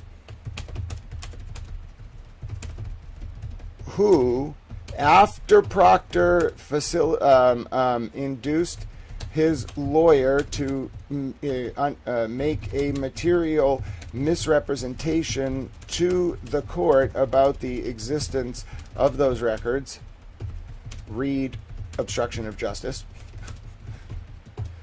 then dropped the files on the Norfolk DA, thus forcing that office to turn them over to criminal defendants investigated by Proctor per Rule 14 of the Massachusetts what's it called? Discovery rules. Is it called the rules of evidence? I think it's the discovery rules. You really don't want to fuck with Rule 14. Let me tell you right now. Rule 14 post March 2025 is the most dominating reciprocal discovery requirement in the United States of America. It's so defendant friendly, you may as well build a shrine to Jerry Spence and call it Rule 14 in Massachusetts.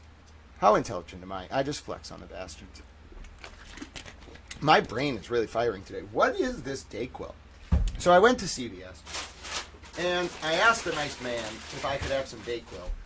And I kind of had in my head that I read a news article where they were like, you can't get Dayquil out on the shelf anymore.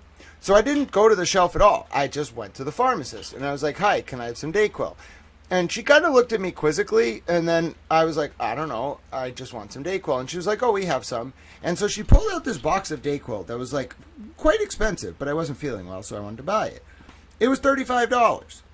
Let me just tell you, I don't think this is regular Dayquil. I'm not sure what this is, but it is something I should not take very often, and I don't understand why they sell this. What the hell is this? Why would you take this at night? Why does the nighttime version have it? Oh, I am just so baffled. So anyway, my point is, I went to CVS, they gave me some kind of medication, and now I feel like I could type 300 words per minute. I don't think I should take this very often. Why is this just sold without a prescription? I'm a little bit concerned. That's not how you spell misrepresentation. People are probably like, what is going on right now? Well, listen. I had a little bit of a stuffy nose. I just wanted to get Dayquil. They gave me Dayquil. I'm telling you, the package is just Dayquil. Okay? But this is not regular Dayquil, and I'm not doing this again. I'm not buying this from the pharmacist ever again. One, it's too expensive. Two, I don't need this. Yes, I feel better and I don't have a stuffy nose, but this does not need to exist as a consumer product. All right. I mean, I have to really think about this because it's legal. It's if they just sell it at the pharmacy and you just buy it, it's legal. But I just don't think this should be a consumer product. I'm a little bit concerned. And I do not think, well, I guess that's why it's at the pharmacy and not on the shelf. I definitely don't think kids should be able to buy that Dayquil. Don't give this to children, whatever the hell this is. I'm not a guinea pig for Dayquil drugs. Why did I do this to myself? I should have known something was off because they make you give your ID when you buy Dayquil, but I knew when I bought it from the pharmacist, I was like, why did I have to go to the pharmacist for this? And why did she tell me she had no other options and I had to buy this one size that cost $35? I now understand. This is when I was 12 and I figured out that afternoon literally means after the time of noon. I was baffled. I remember where I was on the street when it happened. So a lot of you are probably like, oh my God, he should not be allowed to take whatever that is. Never give him Dayquil. It turns him into a machine. He's already too much. Whatever this is way too much. And it's a legal consumer product. We got to talk to the FDA.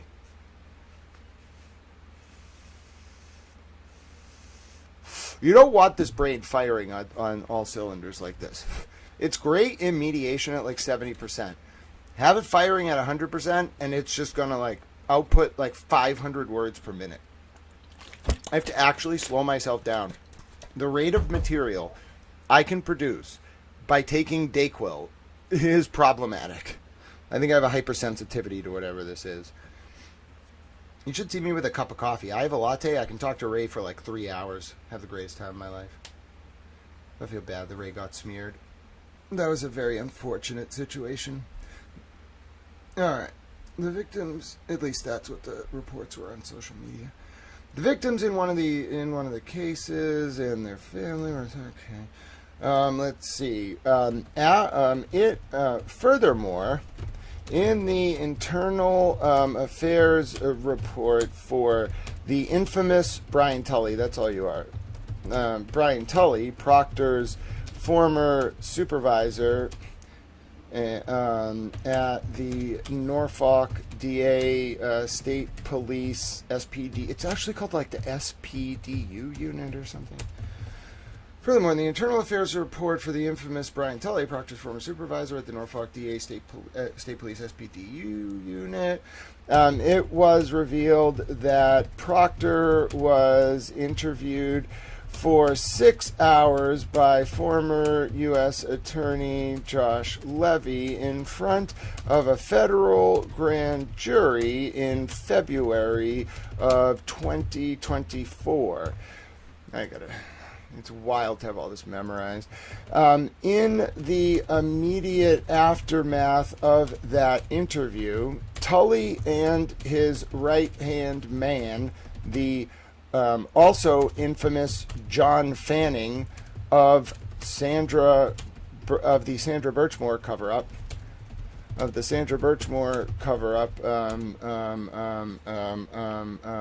what do I call that? What do I call that? It's such a travesty, but it's more than a travesty. It's the Sandra Birchmore. It is a tragedy. The infamous John Fanning of the Sandra Birchmore went to Proctor's home under the auspices. That's a great word. I love auspices. Of being concerned for Proctor's welfare, and asked Proctor about the content of his grand jury testimony related to the death of Boston police officer John O'Keefe in the town of Canton on January 29th, 2022. All right. Proctor thought he was going to be asked about the O'Keefe investigation, but Proctor relayed to Tully.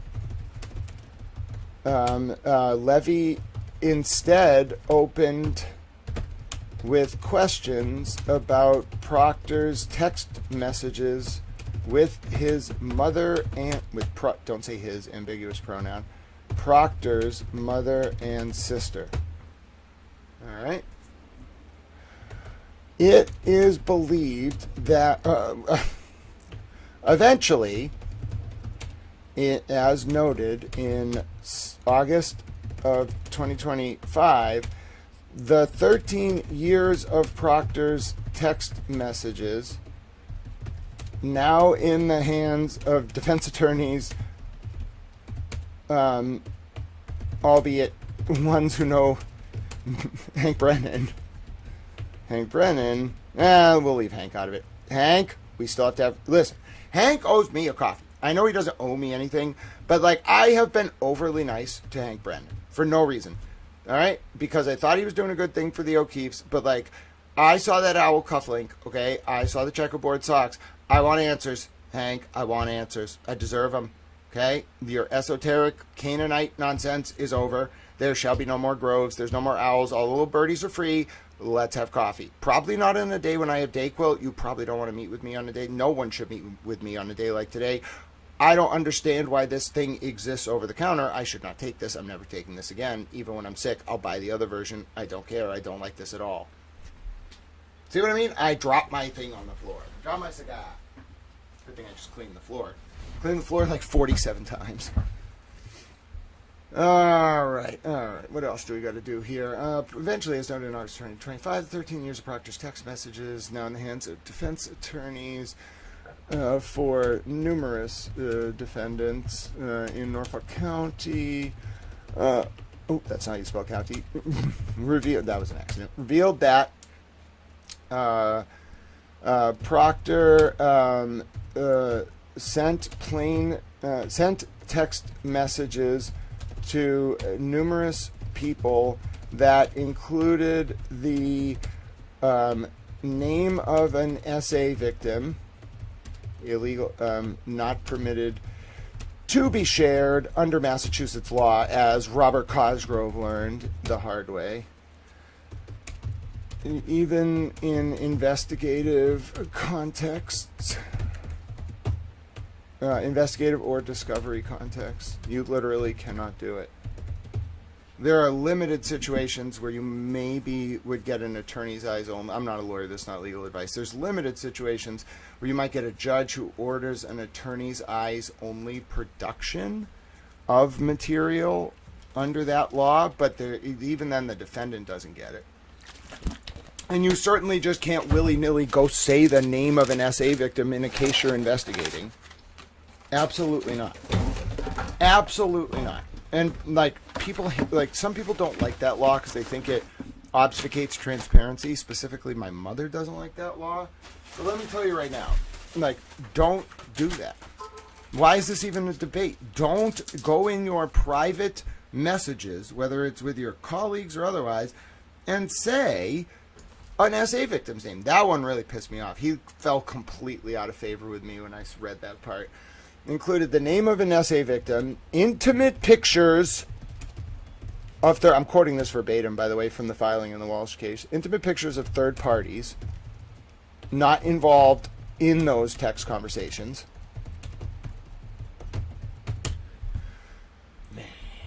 Intimate.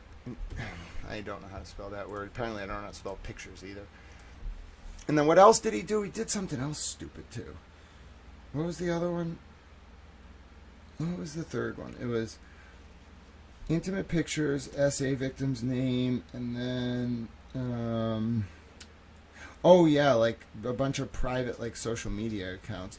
But then also I've had reports that he used racial slurs, and also per reports to Towel, racial slurs aimed at some defendants. In turn, within days of someone turning those 13 years of Proctor's phone records over to the Norfolk DA, 13 years of Proctor's phone records over to the Proctor dropped his appeal from of his discharge from the state police. How's that for a pun for you, Proctor? You made fun of Karen. I'm making fun of you. Deal with it. And it's so intelligent, people won't even know I'm making fun of you. That's how you be vulgar, by the way, with class, Mr. Proctor. I'm so mad at him because of his proximity to my mother. He should have just stayed the fuck out of that. That was such a stupid decision. It probably wasn't him. I'm going to guess it was people around him, but like still, don't do that shit. Like, you think my mother's a match for me? Energetically, intellectually, or otherwise? No, bro. Don't prey on my willingness to hold back because I love someone. I'll do that, but I'm not blinded. And I let my mother get away with enough. And then I was like, you know what? Let's find out what you really are, Wendy Murphy. And really, Michael Proctor's to blame for that. Not really Michael Proctor, more his uncle-in-law. Guy gave me a weird vibe. Don't come up to me at my fucking grandfather's funeral. You think I was born yesterday? This is America. My point is, Michael Proctor is on my shit list. Not like in a moral way, in like a don't do that shit kind of way. Like, I'm just a decent human. Like don't hurt the vulnerable and don't fuck with my birdies. My little birdies. That unit did bad things to little birdies. You don't understand. I speak by analogy. Don't hurt the little birdies. That made me so mad. You don't know how many birdies there are. There's a lot of fucking birdies. It's going to take a long time to unravel. Don't touch any of the damn birdies.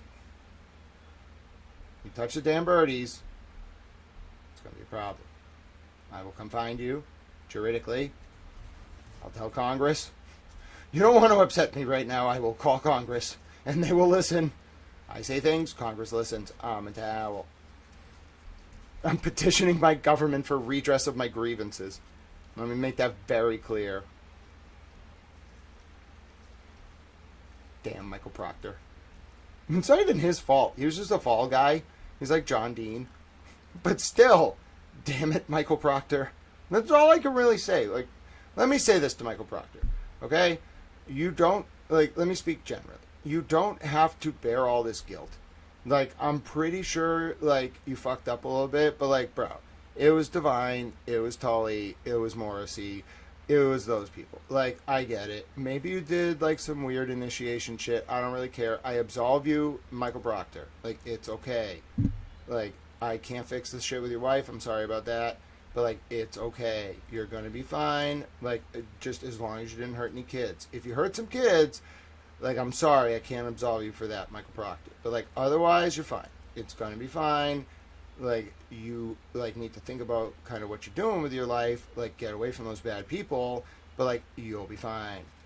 I'm sorry you were the fall guy. John Dean got through it. You'll get through it. He was the fall guy. Let's be honest. Come on now. He was a very obvious scapegoat, and a lot of bad people, like, made him think he was protected when really they were screwing him over. I bet Karen realizes it, but she still hates him because he called her very derogatory names and made fun of her colitis. If you made fun of my colitis and you were a police officer and I found out about it, I would be like, do you realize 2 of my siblings don't have colons and now you are literally on my shit list for life? The point is, Proctor, if you just had been a little bit more, if Proctor had just been a little bit more like, what's the word? Like, I mean, the case is over now, but if he had just been a little bit more like intelligent with his puns, like, I'm not condoning them, but then Karen wouldn't have been able to be like, look at this misogynistic pig. You know, if you can at least like do something like discharge when you want to make fun of Michael Proctor, instead of like talking about like Karen Reed's like, you know, like digestive system, putting it lightly, I'm trying to be kind here, you know, that might have worked out better for Michael Proctor.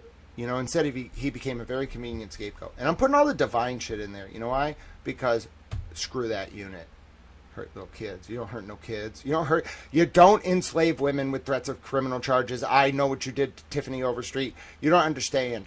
There are some very powerful people in state government who are very mad at that unit. And I made them mad. I made them very mad. Then they were like, Grant, do you know what you're doing? And I was like, you know, and then they were like, okay, you can be in politics now. And I was like, that's probably a good idea, because then messing with me is a national security issue. And then they said some kind of demon. That might have been my fault, actually.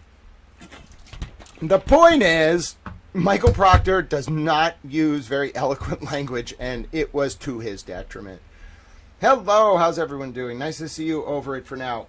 We are writing a story about a state police officer in Massachusetts who said very mean things about a woman named Karen Reed. And also, Michael Proctor, like, to put it lightly, was related to a state police unit that was tied to Epstein.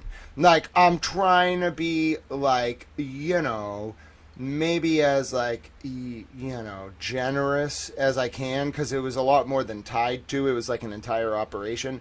Listen, the town of Stoughton, Massachusetts, I'm pretty sure like they're not like rioting in the streets, which they should not do, but like on Facebook, like if you try to like talk to someone in the town of Stoughton, like they are mad about like this guy, Robert Devine, the state police unit, and the Norfolk DA. They're so mad, like I'm pretty sure like all the programs for kids in that entire county that were tied to those people like don't exist anymore. I can't confirm this, but I think some people got like really mad. They may have like actually had like a peaceful revolution in like localized in the town of Stoughton, Massachusetts. I'm not really sure how this happened. I feel like a bit of like a leader, you know, I just like say things and people just go out there and they're like, okay, we're going to reform the system now. The point is, I didn't think like the town of Stoughton would be like this localized center of this peaceful uprising, but I'm thrilled for them. I don't know what they do there. I think I've been once. I should go there. I think a lot of people would buy me food. I'm kind of hungry. I should just go there and sit in a bar and be like, I'm Grant. They'll be like, no, you're not. Be like, yeah, I'm Grant. I'm that Grant. They're like, you're that Grant? I'm not even going to say my name. I'm just going to be like, I'm that guy. Sorry for causing a peaceful revolution in your town. Oh, thank you. Who said I did a great job? Oh, C-Star, you're so kind. Listen, the people of Stoughton, listen, I don't really know what to tell the people of Stoughton. Let's see. What do I want to say to them? Hello, people of Stoughton. I am thrilled that I helped your town. You seem like very nice people. I'm sorry that like the police and the DA and Jeffrey Epstein set up a brothel in your town. I'm sorry that the rich people went to it. I don't really understand this whole Eyes Wide Shut scene. It seems like we're plebs and they didn't let us into it. From what I understand, my mom's some kind of like dark witch or sorceress, and like maybe that explains why Jen McCabe has voodoo dolls. I don't fucking know. That's not my business. Anyway, the point is apparently I'm like more powerful than them. They did some kind of like spell. It's called the sigil. I don't have a lot of time to explain. However, because of that, I'm leading some kind of uprising against these people. They sent some man to my door. I told them to F off. So like that's what we're going to do. So to the people of the town of Stoughton, I'm thrilled. I hope you fix this. My name is Grant. You all seem wonderful. I love you. Be well. You know, good luck, you know, protecting your children. Call me if there's any problems. I have some people on it. I called some people. You know, mostly women in government. But the point is I called some people about your town. They're looking into it. I think you're in good hands. This is what I have to do. I don't have time to micromanage like the resolution of every single one of these issues. I have to have faith that like the people I know who I like call about this and tell, and they tell me they're doing things. I'm like, okay, she's doing that, he's doing that, they're doing that. I got to let them do their thing.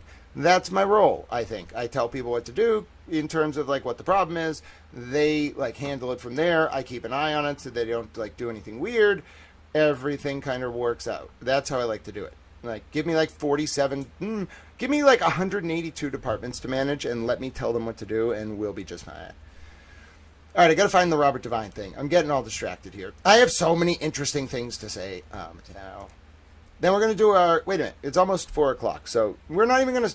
If we start the Epstein stuff and then I have to stop for the 4 p.m. hearing, I'm just going to get mad. So we're just going to wait till the 4 p.m. hearing. All right, what am I looking for? Robert Devine. I was talking to someone from Ireland today. I said we're going to get them Northern Ireland back. They were thrilled. I'm a little bit worried, though, like that Erica and I, like if you actually gave us a government department and no one was monitoring us, I'd be like, Erica, we have to invade Northern Ireland. And she'd be like, Grant, yes. And we would do it.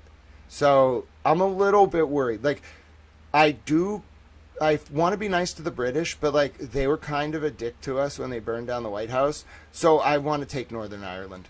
Like if you elect me to anything, my platform is going to be giving Northern Ireland to the Irish. And the British are going to be like, please don't do that. And I'm going to be like, well, please don't burn down the White House and give us Ghislaine Maxwell. So we're even. And Prince Andrew, screw you. And also, like, you don't even exist as an empire after Suez anymore. We control Trident and Polaris. You're lucky I'm not taking more of your country. So basically, elect me and we'll take Northern Ireland and give it to the Irish. Just to piss the British off. And they won't be able to do anything about it. Okay, and retreated from public life. I want to mention Kate Peter, but I also feel like she's so irrelevant and just a little. I now look at some of these people as just little like peons. Like they thought they were such hot shit, and now I'm just like, Kate Peter, what the fuck does she matter? Like she's a peon. She did bad things, but like in the grand scheme of things, bro, just a fucking contracted like rhetorical hitter who deserves to be held accountable juridically for her behavior, but like rhetorical contracted hitter. Same thing with Broyles, all those guys, like just like street hoodlums, in my opinion, who never got anywhere. So they were like, who can I sell out to? And then they sold their soul, but didn't actually get to be part of the ruling establishment. They just had to do contract jobs. That's a shitty life. It's like indentured servitude by other means. I'd call them bonded serfs at best. Glorified bonded serfs. It's kind of like, yeah, glorified bonded serfs. I mean, they had serfs below them. It was kind of like an MLM, which sucks. I hate the predation of it all. And I hate how the police enabled it. I think that's the part that pisses me off the most. Alright, previously, this is a long post. Wasn't that a nice exploration in my writing style, though? Like, if I'm writing a piece, you have to understand. Oh, I even give Turtle Boy credit. Which is true. He discovered the Overstreet thing. I think he was worried they were going to actually, like, take him out. Which, now that I understand this, if this were 3 years ago and you didn't have the Epstein files and you stumbled onto an Epstein ring, bro, I would be like, oh my god. Previously, in early February of 2026, I reported that, is that how you spell February? I'm surprised I knew how to spell that. Nope, that's not how you spell February. I'm really that bad at spelling. Alright, there we go. Oh, I have to change that word underage women to children. Alright, hold on. Alright. One second.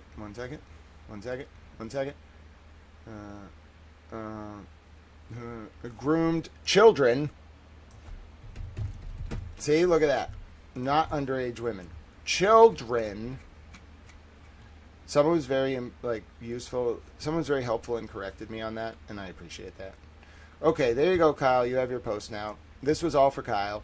Took me a long time, probably like 10 minutes, but I'm glad I did it. It was probably like 20 minutes. All right, there you go, Kyle. Kyle's gonna be happy. All right, let's get ready for our 4 p.m. hearing. This is gonna be the Karen Reed civil hearing. We'll do some Epstein research later. We'll be going for a while today because this medication is entirely unnecessary. A lot of you watch on the X, but I can't see your comments on screen. So if you want to ask questions, someone was actually saying this yesterday. They thought they were commenting to me, but if you comment on X, I don't see it. You have to go to the YouTube for me to actually see your comment. I just prefer YouTube for interactions. It's easier to moderate. I got to run this whole thing by myself, so having you all in one place to moderate your comments is easier, but I don't mind. I like the people who watch on X. Had a lot of people watching recently. All right, now the Karen Reed hearing is at 4 o'clock. It's a civil compliance hearing. It's going to be really convoluted. I'll do my best to explain it to you. This one I know works. So the last one, I feel better now in the sense that it was an accident. Clerk Margaret forgot to unmute the Zoom. But the Karen Reed hearing is very straightforward. They're all on Zoom. The Zoom has to work. We're allowed to broadcast the Zoom. The judge has already laid out the procedure. I'm not going to bother judge. If judge tells you, the Karen Reed judge in Plymouth was very specific. You don't need to do a motion. You need to be on the list. If you're on the list, come into the hearing, you can broadcast it. So that's the instructions for that. We're going to follow it to a T. Bella's mom, yeah. So the comments don't actually disappear. If you open up the X stream to its full screen on a desktop, you can see them all. But the reason I don't like it is for that reason. If you're just watching it on a phone or even pop in on the desktop, it doesn't show the comments permanently. I like my comments, as you can see, I like them to show on the screen. We have a little bit of an issue when I record videos where some people like to know ahead of time so their comments aren't in the recording, but The reality is, like, it's much better. Like, X is a great platform, but for streamers, like, actually running what's on the stream, I like the YouTube comments, and then I like the X Media Studio because of how it's integrated with reposting. X is actually like a really good platform for creators. People don't realize it because there's not a lot of creators on the internet. It's like 1% of people create content, 90% of people comment on it, 9% of people comment, 90% of people just like passively read it.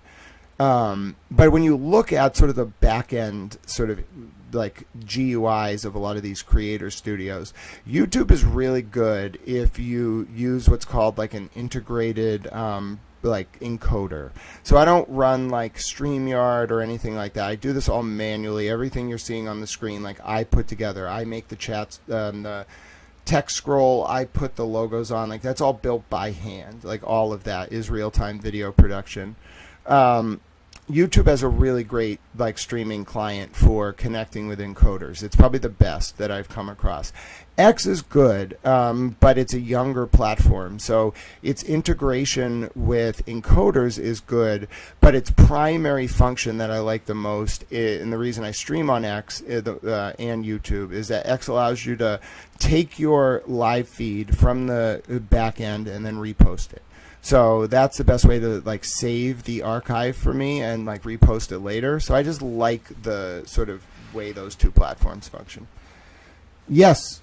Yep. On every platform. I've talked about it before. Like all the different platforms are very interested in what I have to say about how they can make things easier for people like creators like me. Like, they're very interested in what big creators are doing, of course, but they're also, like, not all of us, I'd say like 98% of streamers, maybe even like 99, are just using StreamYard.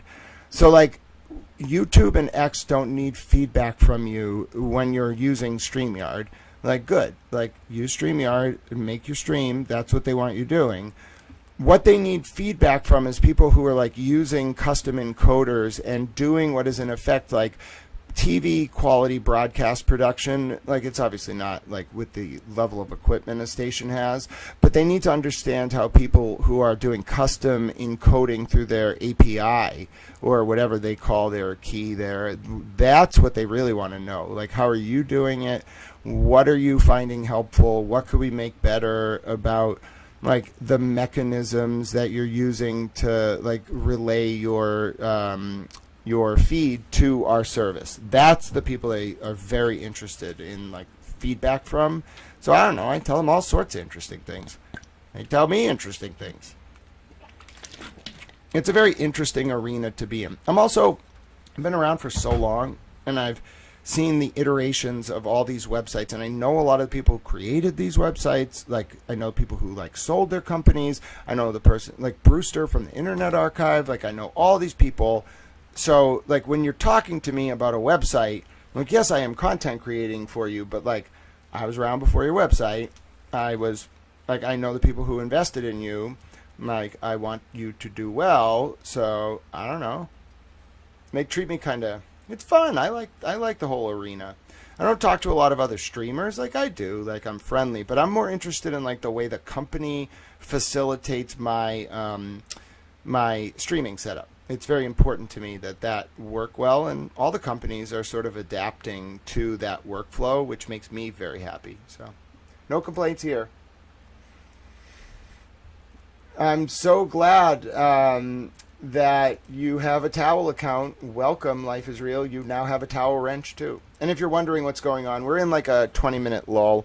I don't want to start up the Epstein research and then immediately go into a 4 p.m. hearing. And I told Kyle I would do the 4 p.m. Karen Reed hearing too. So that's what we're going to do.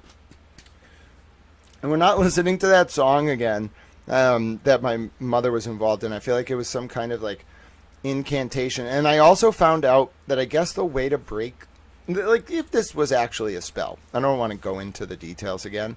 The way to break it apparently is just talking about it a lot, because the way it works is you're supposed to just talk, like do it once, like enchant it and then leave it and never think about it again. It's like a subconscious thing.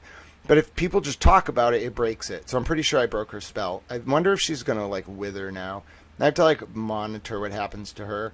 I'm not going to do, like, I don't know what to do. But if she just, like, withers and, like, melts, does that happen? I don't know. But if she just, like, withers immediately after this, I think I might have, like, taken her sacred power. But also it was kind of evil. So, 6 in one hand, half dozen in the other. Bigger things than just me and her. The world is important. She kind of freaked me out from a young age anyway. I used to recoil when she hugged me. Oh, she has a dark vibe. You ever met Wendy Murphy?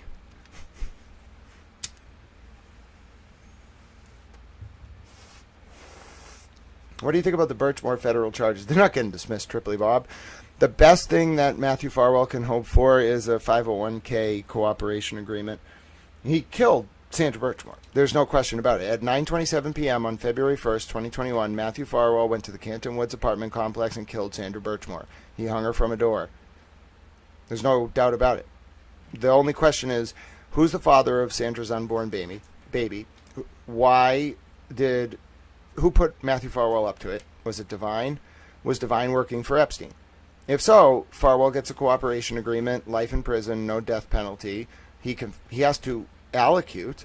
He has to tell Sandra's family that he did it, and then he can get up there and say, and here's why I did it, here's what Epstein was doing. That's the whole kit and caboodle. As soon as Farwell gets up and says, listen, Robert Devine was the point man for Epstein in Stoughton. Sandra Birchmore was going to expose the network. I killed her on their instruction. Duress is not a defense to murder. I'm not a lawyer. This is not legal advice. You can't get up there and say, they put a gun to my head so I killed her. It's not a defense to murder. You can get up there and say, I'm not a lawyer. This is not legal advice. You can get up there and say, someone put a gun to my head so I, went to a window and broke it. Duress is a defense to a lot of stuff. It's not a defense to murder. You can't, literally, if you have a gun to your head and you murder someone, it's not a defense. You might be able to get a not guilty verdict because the jury's like, we're not convicting you, but it's not a defense. It's not an affirmative defense. But yeah, I think that's what Farwell's going to do. He's going to what else? What would you do? They got him dead to rights. He just has to. He already got the death penalty off the table. They're not going to dismiss it. No chance. He's never getting out of federal prison. Maybe he gets a cooperation agreement that sees him eventually put in some kind of protected witness program 30 years from now with conditions, and he's under guard 24 hours a day. But he murdered a baby and a young girl. He is never getting out of prison, ever. Sorry, there's some sunlight coming in. That's all right. Maybe a little light's good, That's the sunlight reflecting off my painting. It's going to bother some of you, but you know what? We're going with it. I could fix it, but I don't want to. It's kind of nice. All right. The point is, no, there's just no way. What happens is, no, it's not going to be dismissed based on jurisdiction. No. The question, he's charged under 28 USC 1853, I believe. Double check me on that. It's murder of a cooperating federal witness. And I've looked at some of the wiretaps. Listen, these guys, Devine and all them, they were under monitoring for sure before Sandra was killed in 2021. I found wiretaps with very weird connections to Epstein and Maxwell from 2020. Not Epstein, obviously, Maxwell, 2020, in Avon, in other Quincy, and other places. I found all these corporate connections to between Epstein and State Street, Epstein and different local companies. It was wild, the level of interconnectivity. So, I think it's very likely that Farwell wouldn't have rolled before the Epstein files were ready to come out. They were keeping him from doing that. The feds definitely have him ready to roll over on these guys. Now, listen, you got to build the individual cases. So you got to have Farwell say that he was put up to the murder of Sandra Birchmore by Robert Devine, and Robert Devine did it according to Farwell's understanding because of Epstein. You do that, boom. That's the whole network, because you'll trace Robert Devine to something called the BFIT troop of the state police. Bro, Robert Devine set up the Police Explorers program in 2006, and Ghislaine Maxwell, or 2010 is the first contract they have, but it ran for a while. Ghislaine Maxwell's first trip to Stoughton was, I believe, 2003. And then you see Epstein himself go there in the summer of 2014, like July 8th through 9th, which was the same date that Morrissey was hosting a basketball camp that Devine, like, facilitated. And it's a little bit scary, the nature of these connections. And then you find an email in the Epstein files where someone is talking about Ghislaine Maxwell's connection to the Learning for Life charity, and that is the charity initially connected with the Boy Scouts, but then kind of, I'm pretty sure, run by Epstein and Maxwell, that was funding Robert Devine's Police Explorers program in Stoughton, which is where he recruited Sandra Birchmore. And listen, once, like, I set the town of Stoughton rhetorically aflame, oh, look at that. All right, hold on, I'll fix it. That's getting annoying. Oh, this is so... All right, hold on, let's see if I can do it this way. I'm not going to get up to fix this. There we go. All right, hold on. All right, I'm getting up to fix this. I've never done this before. I'm like hidden in the light. You can still hear me talking as I walk, but it's going to get distant.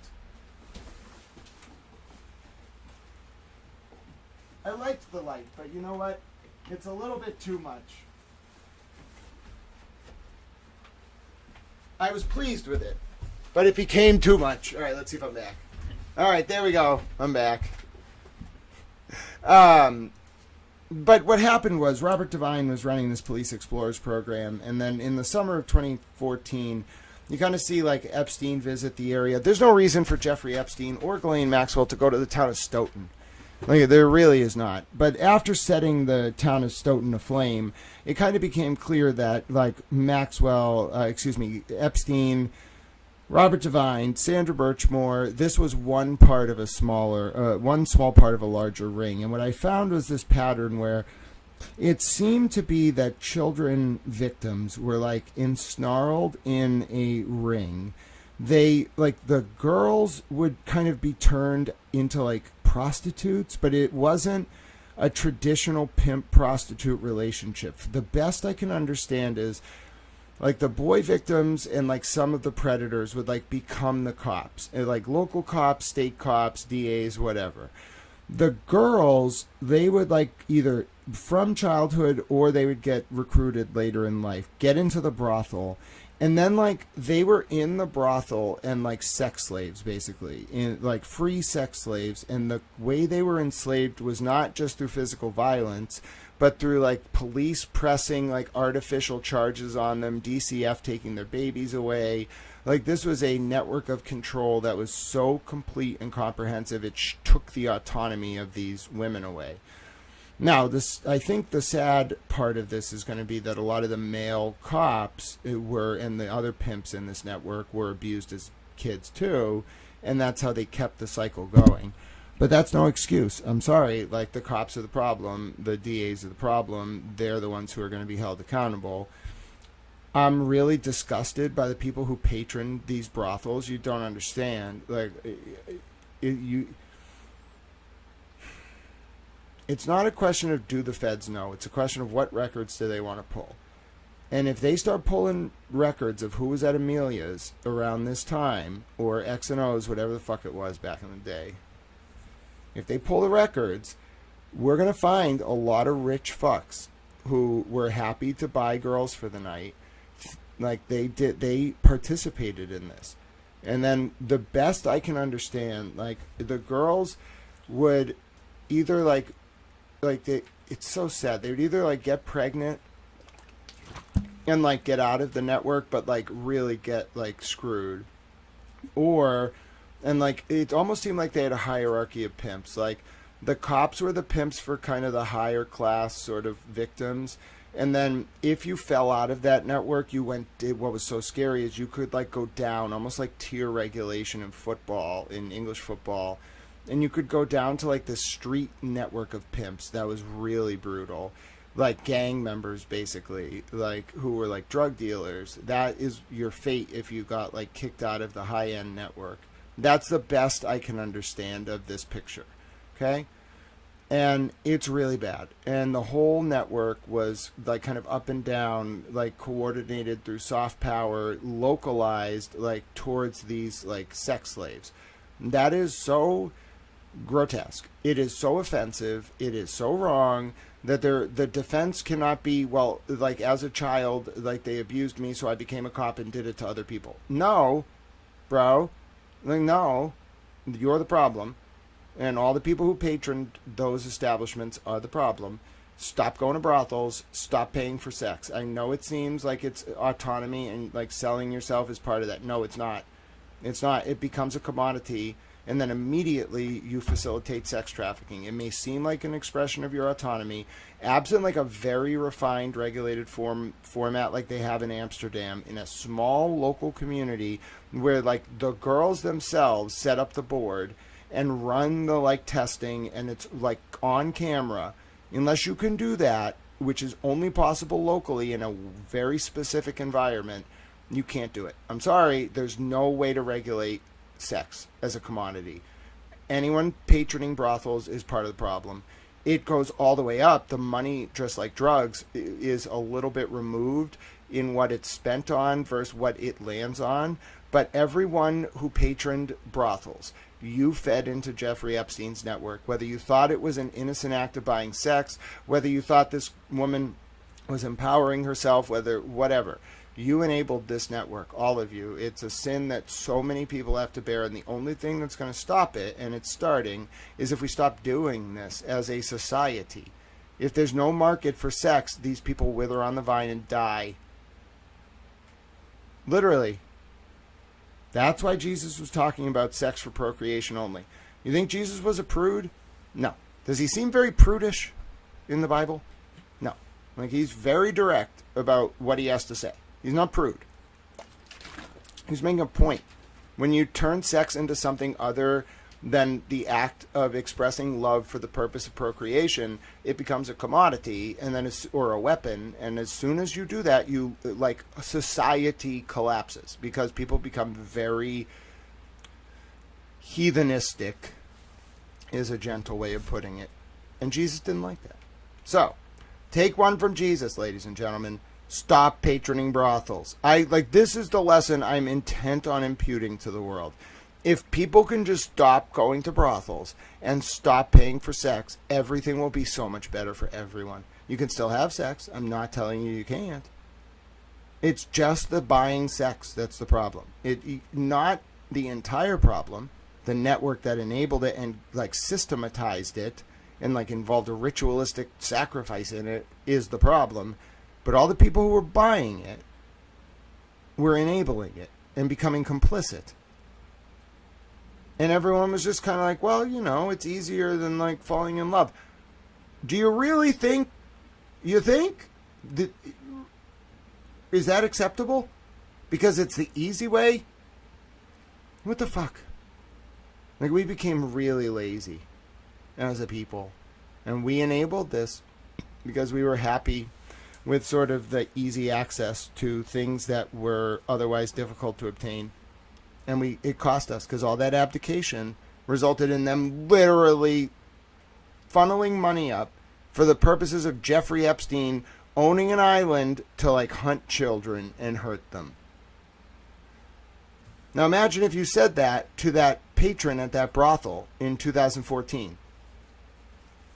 You think they still would have gone to the brothel if you showed them these emails in real time? I bet not. That's a lesson we got to take from this. Starts at the bottom with our day-to-day actions and how we treat other people. It filters up. The money flows up. It's not just voting with your wallet, it's voting with your conscience. It's already starting. Please, the world feels so much different out there. Have you been outside? Like, people, like, the news is writing like the capital cities are burning down. Literally, you read some of like the European papers. They think that our capitals are burning down. I was reading one of the Italian papers this morning, or maybe one of the Irish papers. The article starts, as the world capitals, in particular in America, burn. I was like, what? Burn? I was just in Boston. It doesn't seem like it's burning. But then you realize, like, you've been outside? Have you been walking around? It's a little different out there. It feels a little weird. Like, people are very, like, confused but happy.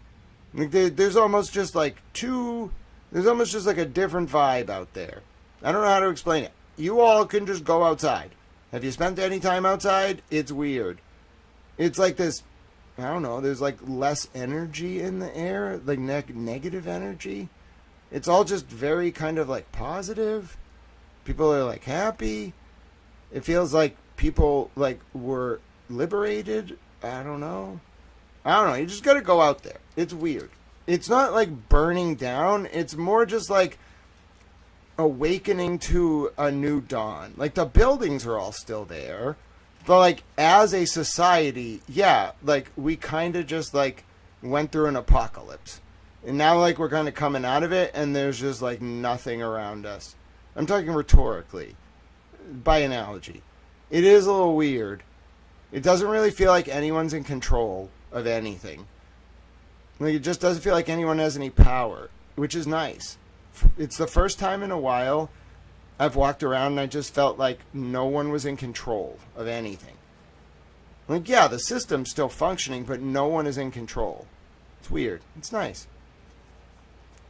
Pleasant. It's like that visit to the countryside in 1984 when Winston and the girl go out to the countryside. He's like, oh yeah, this was the point of it all. So yeah, that's the best way I could describe it. It is like we went through an apocalypse. Like, it felt like this past week literally felt like cultural rebirth. We went through a lot as a society. We went through so much, it's actually impossible to talk about it all as any one event. You just have to be like, that was a lot for the entire country. The entire world, really, but in particular our country. It was a world. We're not even, like, done with it, but just a preamble to this new age was a fucking, like, it was like breaking through on acid times a million. It was very, like, uncomfortable and scary, but also, like, pleasant and then refreshing and renewing and hopeful. It was a very strange experience, I'm sure, for a lot of us. Yeah. Hello, Dennis, sweetie. Give me 3 minutes, my dear friend. We can't go too early. Dennis, I'm talking about the cultural rejuvenation of America. It's so good to see you and Mrs. Sweeney. God bless both of you. I hope you're doing well. I took, by the way, if you're like, what is going on? I took Dayquil today, and I didn't do it on purpose. I went to the pharmacist because I had a little stuffy nose, and I just wanted Dayquil, okay? I didn't know if you asked the pharmacist for Dayquil. It is not regular Dayquil. I just want to give this warning to everyone out there. Like, the Dayquil on the shelf is not the Dayquil that you buy from the pharmacist. You don't need a prescription, but if you just go to the pharmacist and ask for Dayquil, that's not regular Dayquil, okay? They need to give, like, a big warning with this. I did not see, listen to me, I am not kidding. It is just a regular box of Dayquil. All I did was, because I was a little confused because I couldn't find the Dayquil, I just went to the pharmacist and said, I couldn't find the Dayquil, can I have some Dayquil? She was like, okay, here's some Dayquil. She took it from, like, this box behind the pharmacy. She was like, can I have your ID? That's normal. They ask for your ID when you buy Dayquil, whatever. I didn't even want that much Dayquil. I wanted, like, 5 things of Dayquil. She gives me this box. It's $35. I'm like, that's a lot for Dayquil, but I'm not feeling well, so give me the Dayquil. Bro, what is this? This is not Dayquil. This is some kind of, like, super Dayquil. I have never had this before in my life. I'm not even sure. Thank you, Dennis and Mrs. Sweeney. I'm not even sure this should be legal over the counter. That's all I have to say about that. All right? That's why I'm in a mood. All right, we're going on the Zoom. We're 2 minutes early, but that's fine. They never start on time. It is a 4 p.m., so maybe they will, but they never start on time. We are heading in, folks. You may spread the word. Sound the bells. Mr. and Mrs. Sweeney, did you hear that I caused a revolution in the town of Stoughton? A peaceful revolution. I posted to a Facebook page. It got like 1.6 thousand shares. People started emailing me, and they were like, you're big in the town of Stoughton. It's like, I've never been to Stoughton. I should go there one day. I can go with the Sweeneys. Imagine me and the Sweeneys going through Stoughton. That would be a hilarious experience. They'd be like, what? Is that Grant? I'm like, yes, this is the Sweeneys. Mr. and Mrs. Sweeney are endearing. People would just be confused, and it would be hilarious. You don't understand. Like, trolling with the Sweeneys is a very unique experience. You have to understand the dynamic of being in person to troll with the Sweeneys. It's the greatest thing ever. They're just a sweet old couple, and they know a lot of funny things. They say funny things. Dennis is hilarious. Mrs. Sweeney's wonderful. They take pictures with people. You really got to be there, though. You know what I'm saying? They're probably watching this, like, right now, like, oh, God, he really was paying attention. I know, I was.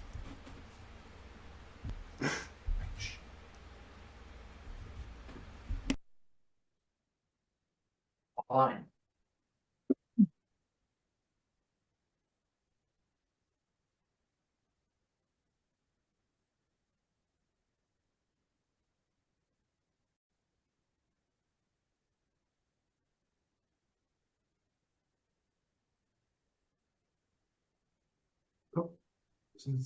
No, this is. Yes. It's a reminder telling us to get on this. Oh, we're on it.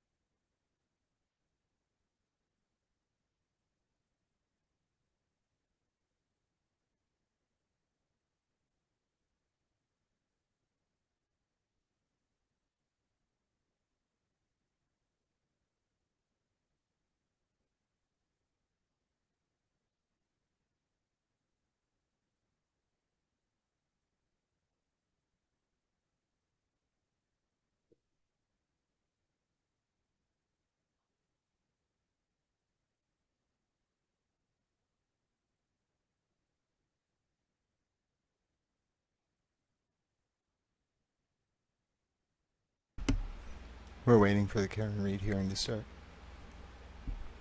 All the lawyers are being very quiet.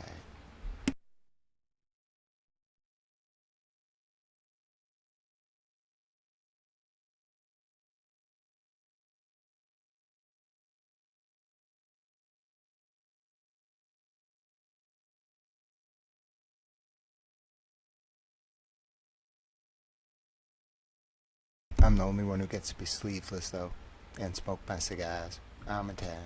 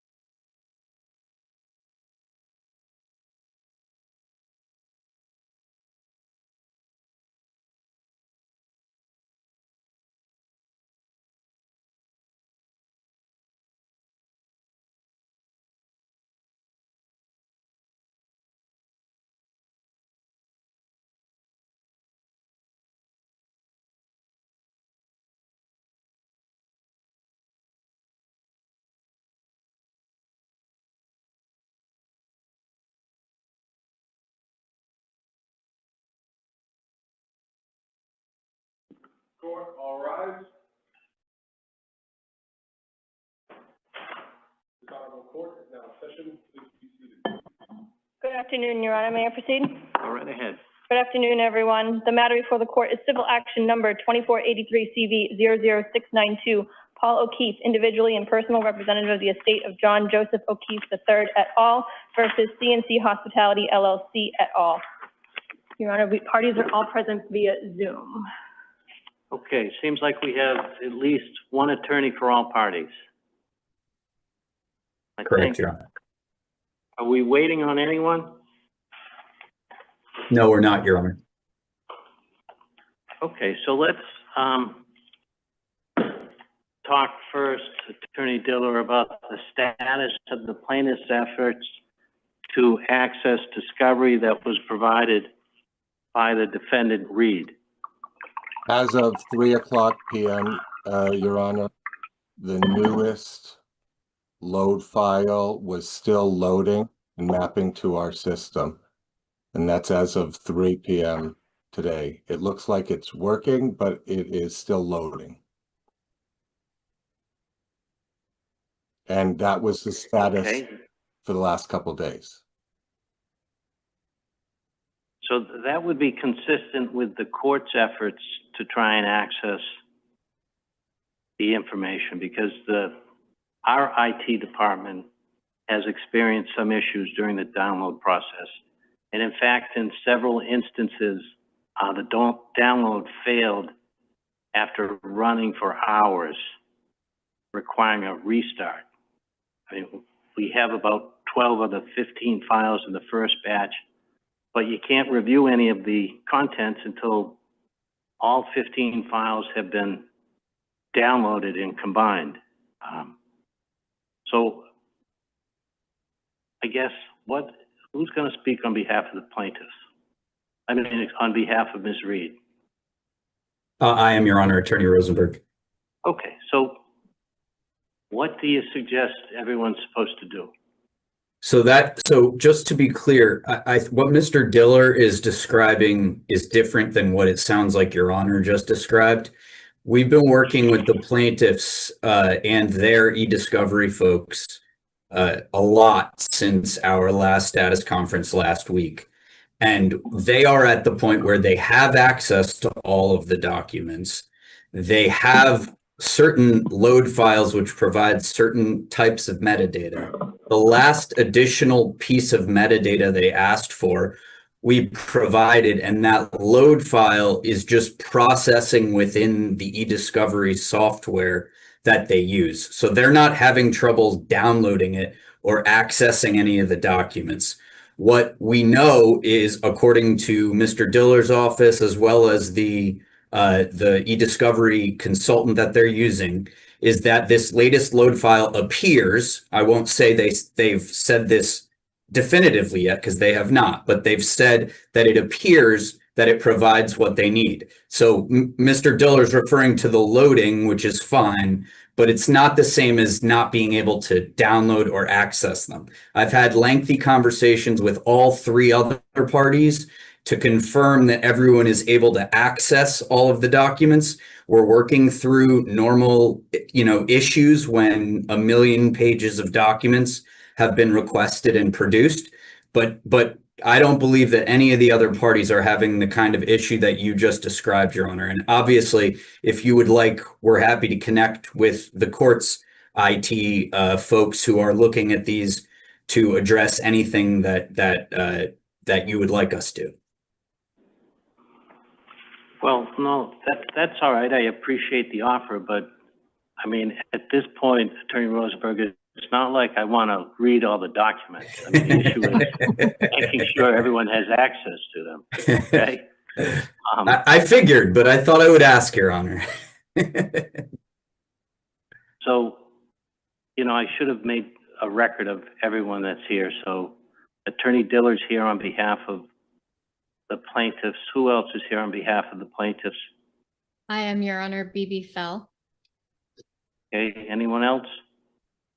All right, and I see Attorney Halstag on behalf of CNC. I see Attorney Hassett on behalf of Waterfall. I Yes, see. ma'am. Who else on behalf of Ms. Reed? Your Honor, Damon Seligson on behalf of Ms. Reed. Your Honor, Thomas Tang on behalf of Okay. Ms. Reed. They always try and tag team us all, right?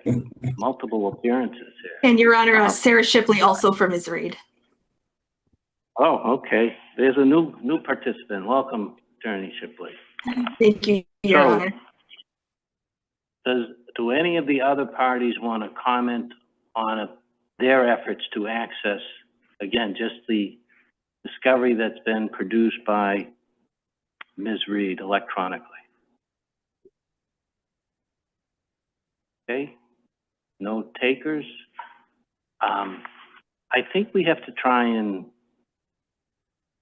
Judge, I was just going to add, nip the issue. excuse me for interrupting, David Hassett. I was just going to add, Judge, we have been on the phone as well with Attorney Rosenberg and his e-discovery vendor.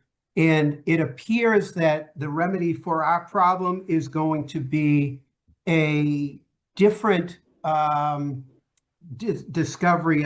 Instead of a PDF form, it's going to be in a TIFF form, which is going to be reproduced to us in the expected time frame for that to convert it to the new platform, which should be accessible to us as middle of next week. And that is as of this morning, Your Honor. Thank you. So, unfortunately, I anticipate this might be a problem going forward. And so I want to try and make sure we get ahead of it. So I'm going to order that all the parties participate in a conference regarding electronically stored information. And the purpose of that conference is for the parties to develop a plan relative to the discovery of electronically stored information. And you can take a look at Rule 26F2C for the issues to be discussed at that conference.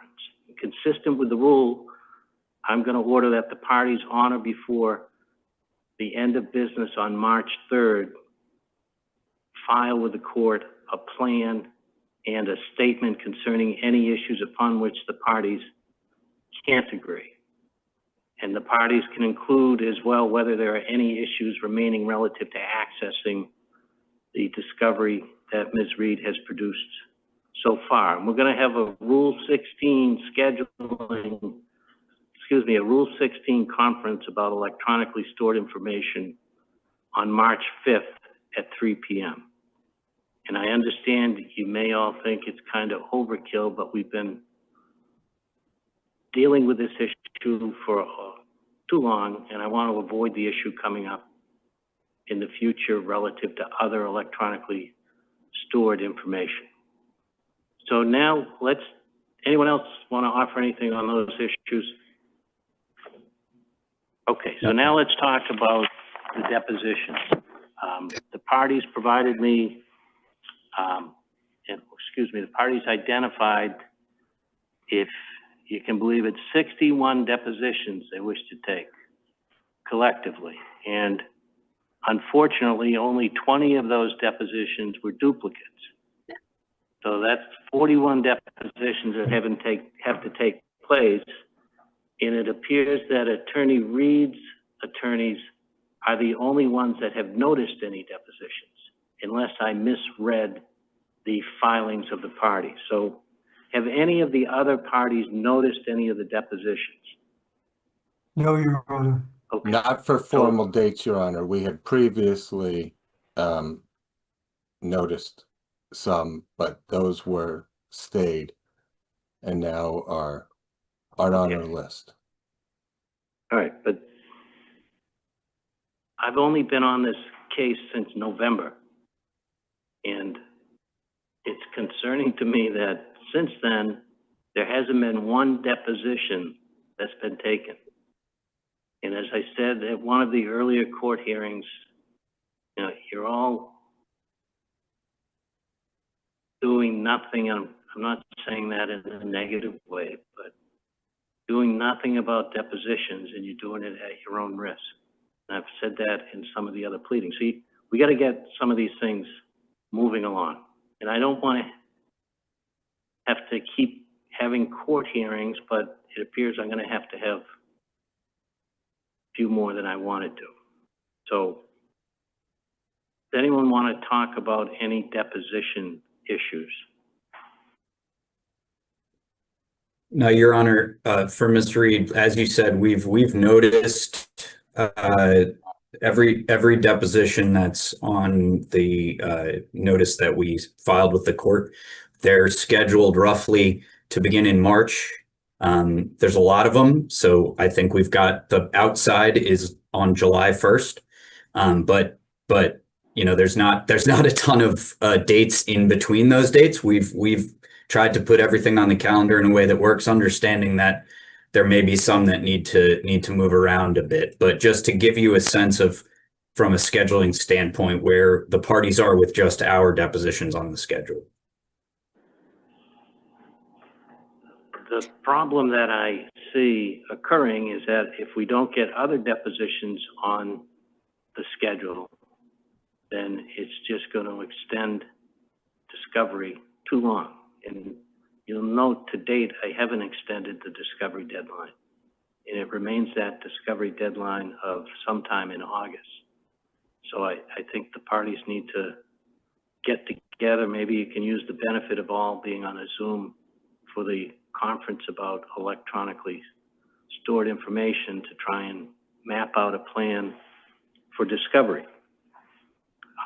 So I'm going to schedule a conference for March 31st at 3 o'clock, again by Zoom, as all these hearings have been and will be,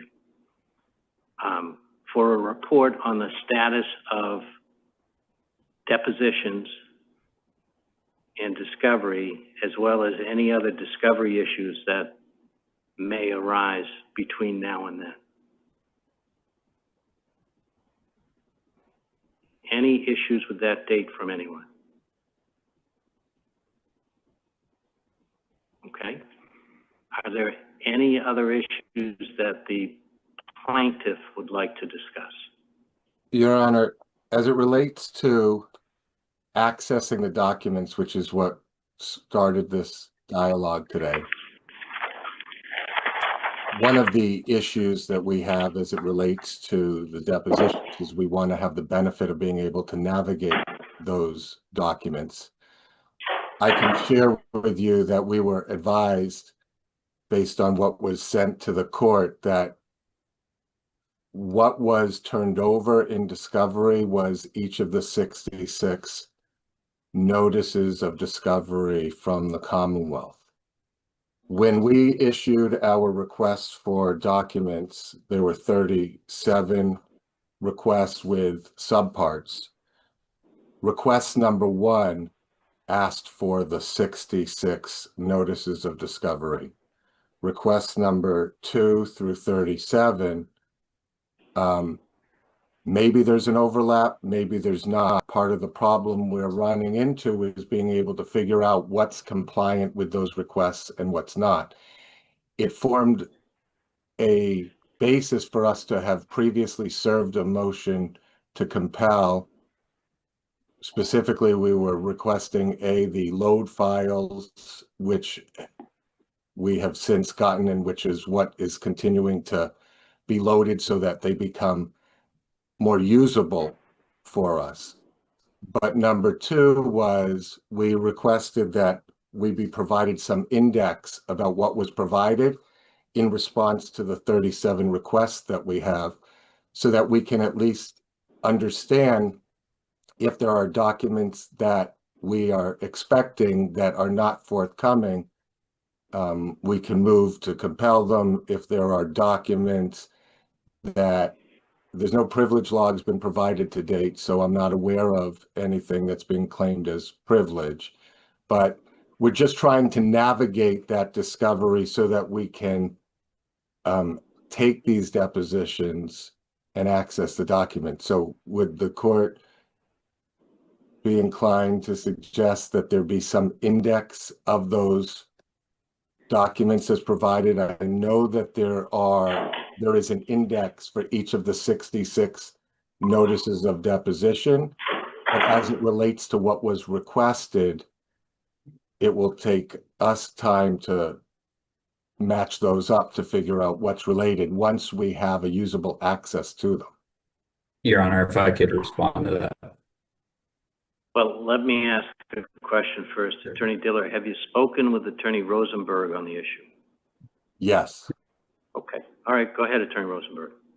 So first of all, there's no motion to compel before you, Your Honor. And Attorney Diller is asking you to, quote, provide guidance. It's not guidance. What he's asking you to do is change what Rule 26 says about what, and Rule 34 says about what we have to do. Well, here's exactly what happened. Plaintiffs served document. Hang on, Attorney. So this Excuse me for cutting you off, but sure. There's no motion. I don't want to have to hear these types of issues without the parties having spoken, right? So. Oh, I agree. Do what you're supposed to do under the rules. And if you need to come to court, that's what we're here for. Understood. But Understood, Your Honor. please communicate with each other as best you can. I'll throw that in at the end, okay? Understood, Your Honor. Thank you. I don't need to respond if you're inclined to wait for a motion. Any other issues, Attorney Diller, that the plaintiff would like to raise? As it relates to the noticing of depositions, I appreciate that we provided a list today to the court, which totals 41 separate depositions between all the parties. And I appreciate that as of either yesterday or today, the Reed team actually served notices. But to the extent that I'd ask for the court's indulgence as we move through and navigate this process on trying to accommodate the scheduling of them amongst the four parties, we intend to cooperate and deploy as many resources as possible in order to get through all those depositions. But I just wanted to say that those dates that have been noticed as of today aren't dates that necessarily work with our calendars. And so we'll be working through that process before we meet next time. I'm sure there are dates that aren't going to work for many of the attorneys. So I also anticipate experienced attorneys should be able to work out those issues and be reasonable. Anything else, Attorney Diller? No, thanks, Your Honor. Okay. Attorney Holstag on behalf of CNC. Anything? I have nothing, Your Honor. Okay. Attorney Hassett? Judge, nothing further at this time. Thanks. Attorney Rosenberg? No, Your Honor. Okay. We'll see you all on March 5th. If anything else comes up, just get a hold of the clerk.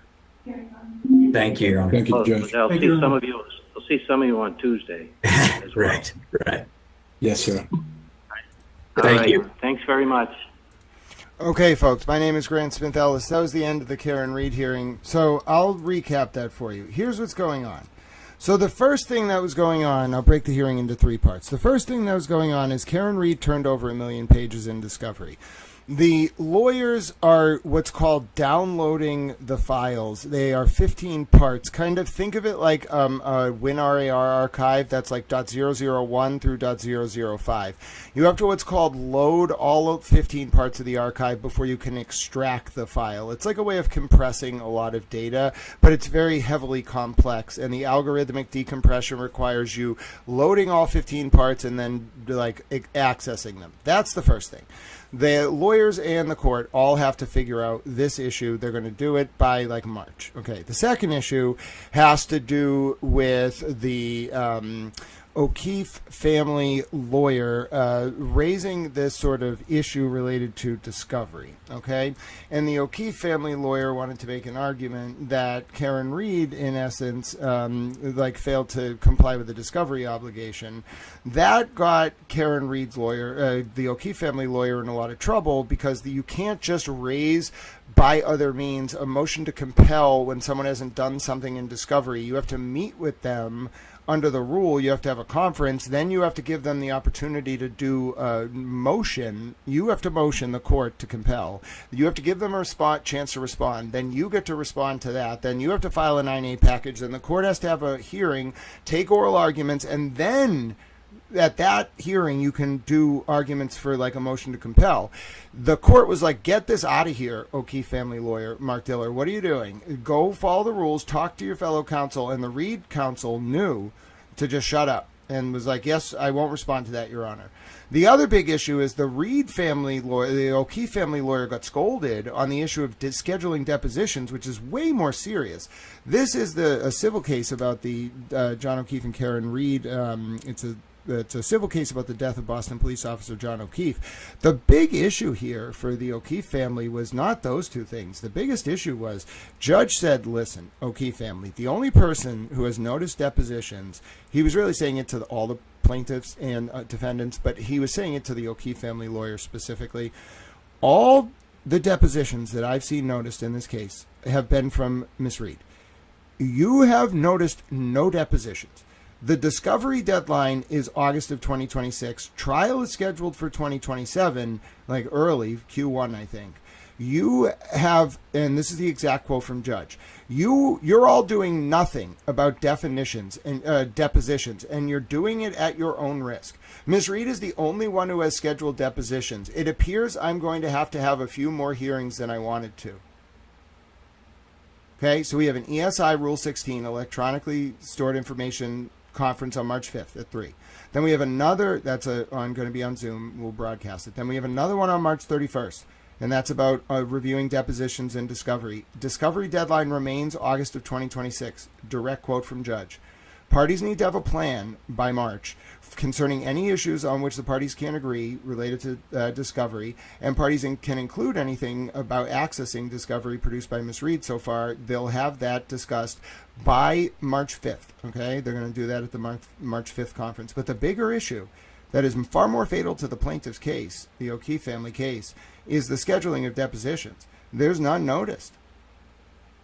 And Judge is saying, like, you're doing this at your peril. I realize there's a lot of discovery, but I'm holding you to this. And by the way, I'm not going to bump the discovery deadline. What are you doing? That's bad. Very bad. It's a procedural error. And the thing is, the way civil cases are not criminal cases. You're not standing there with a judge protecting the Constitution in an adversarial process where there's a deprivation of a liberty interest at stake. It's not that.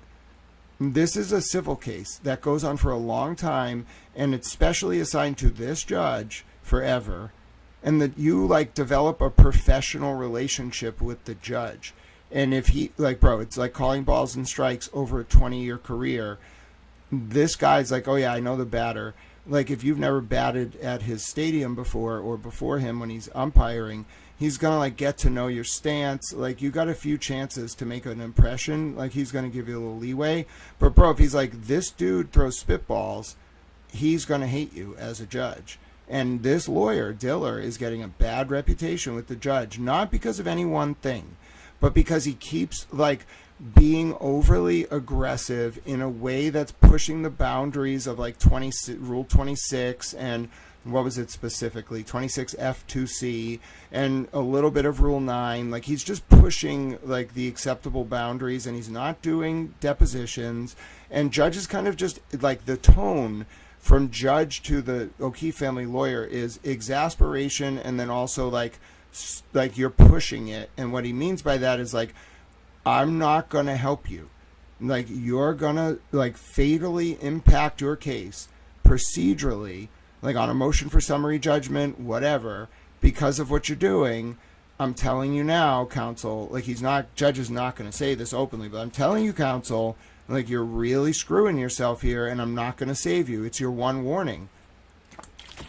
And you, like, civil cases are like that. It's like, if you notice, what Judge is doing is he's kind of like very rapid fire. Like, here's when we're going to do the ESI conference. Here's when we're going to do the deposition conference. Here's when your discovery deadline is. Here's my issues with why you're not doing case management appropriately. And all of the negative was directly aimed at the O'Keefe family lawyer. This isn't a substantive issue per se. We're not like talking about like one file or like a argument about like, oh, like that evidence wasn't turned over, so it's going to get dismissed. No, we're not talking about that. This is something way worse for the plaintiff. We're talking about this like posturing on behalf of the judge in a very hostile way to plaintiff's counsel, saying, I'm onto you. I'm upset about this. I'm not going to bail you out when you fuck up. That is the worst thing that can happen to you as a civil lawyer. Like, the judge doesn't like you. You are screwed procedurally. The other counsel is very well funded. Like, you're just up against the wall at that point. And like Diller, I was like, you should.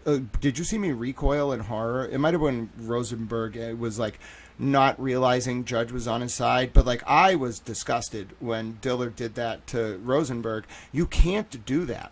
Like, as a professional, you can. There's nothing stopping you.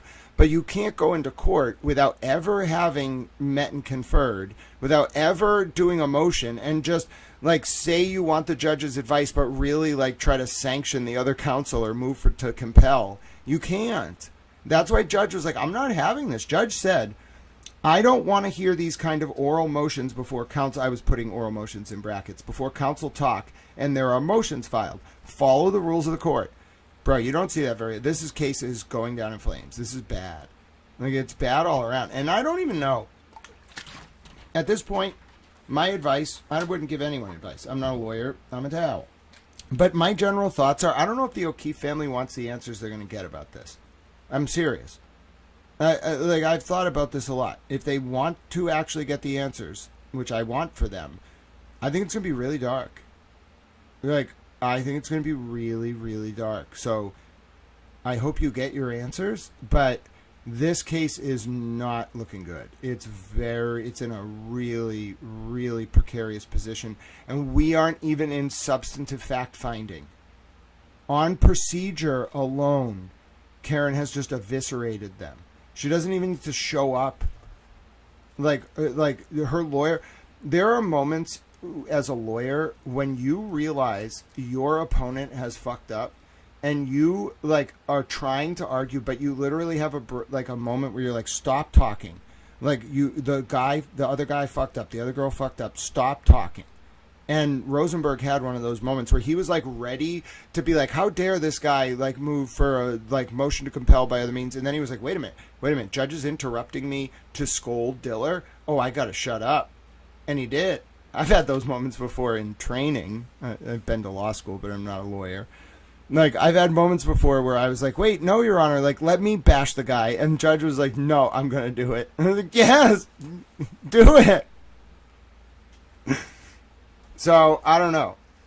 Like, if I were Reed's lawyers, I would have walked out of that on top of the world. If I were Diller for the O'Keefe family, I would have been like, oh, no. Like, I don't think they can. Like, dude, they don't have the money to win this. Like, $150,000 is not, like, I think that wasn't even for the O'Keefes. That was for the other witnesses. Like, $5 million won't get you out of this. Like, this is a very deep hole, and 1 million pages of discovery.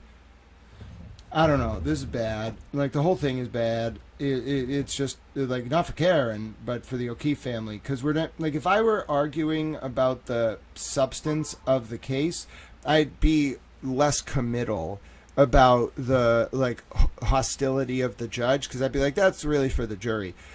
This isn't an issue for the jury. Most cases don't go to trial. 1% of civil cases go to trial. Like, the system is built based on judicial efficacy to force you to settle.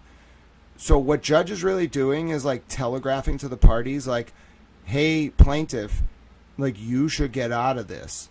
Like, that's what he's really doing. Judges can force a settlement. You would say, no, they can't. Like, by rule, yeah, of course they cannot make you settle.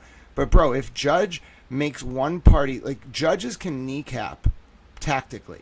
Like, judges can rule against you on key evidentiary issues and then be like, hey, you should have a settlement conference. Okay, that's what's going to happen. Like, these people are going to get kneecapped, and this judge is mad at them. And I don't know how they're going to get out of it. They're not well funded like Reed, so they're screwed. My name's Grant Smith Ellis. That was the Karen Reed hearing. All right, I ended my recording. That was a lot. Yeah, it's very futile. My pleasure. I'm so glad that I was able to provide you all insights. Let me drop. Cal needs a lot of support. So if you're out there being like, I love this coverage, how can I see more of it? Well, you can support it. You can subscribe to the channel. You can let people know about it. You can tell Kyle he's a towel. You can give him a goat. There's ways to donate to me.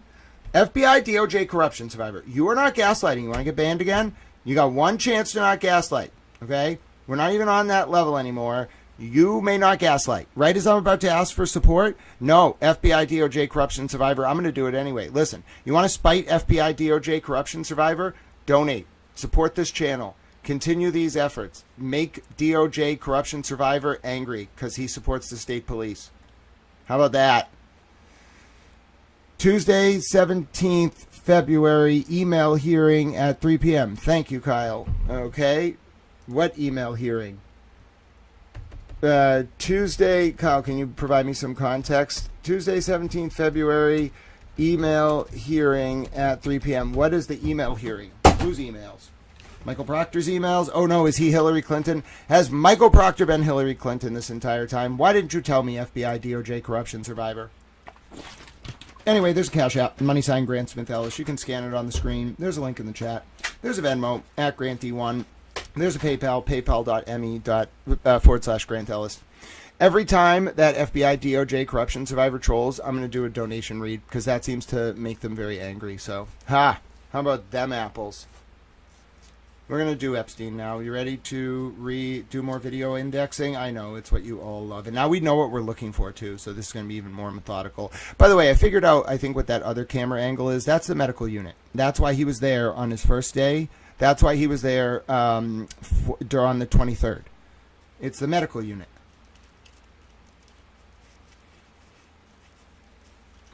Oh, okay. Tuesday, 17th February, email hearing regarding... that's another reason why Reed's lawyers, O'Keefe's lawyers are in trouble. They stupidly...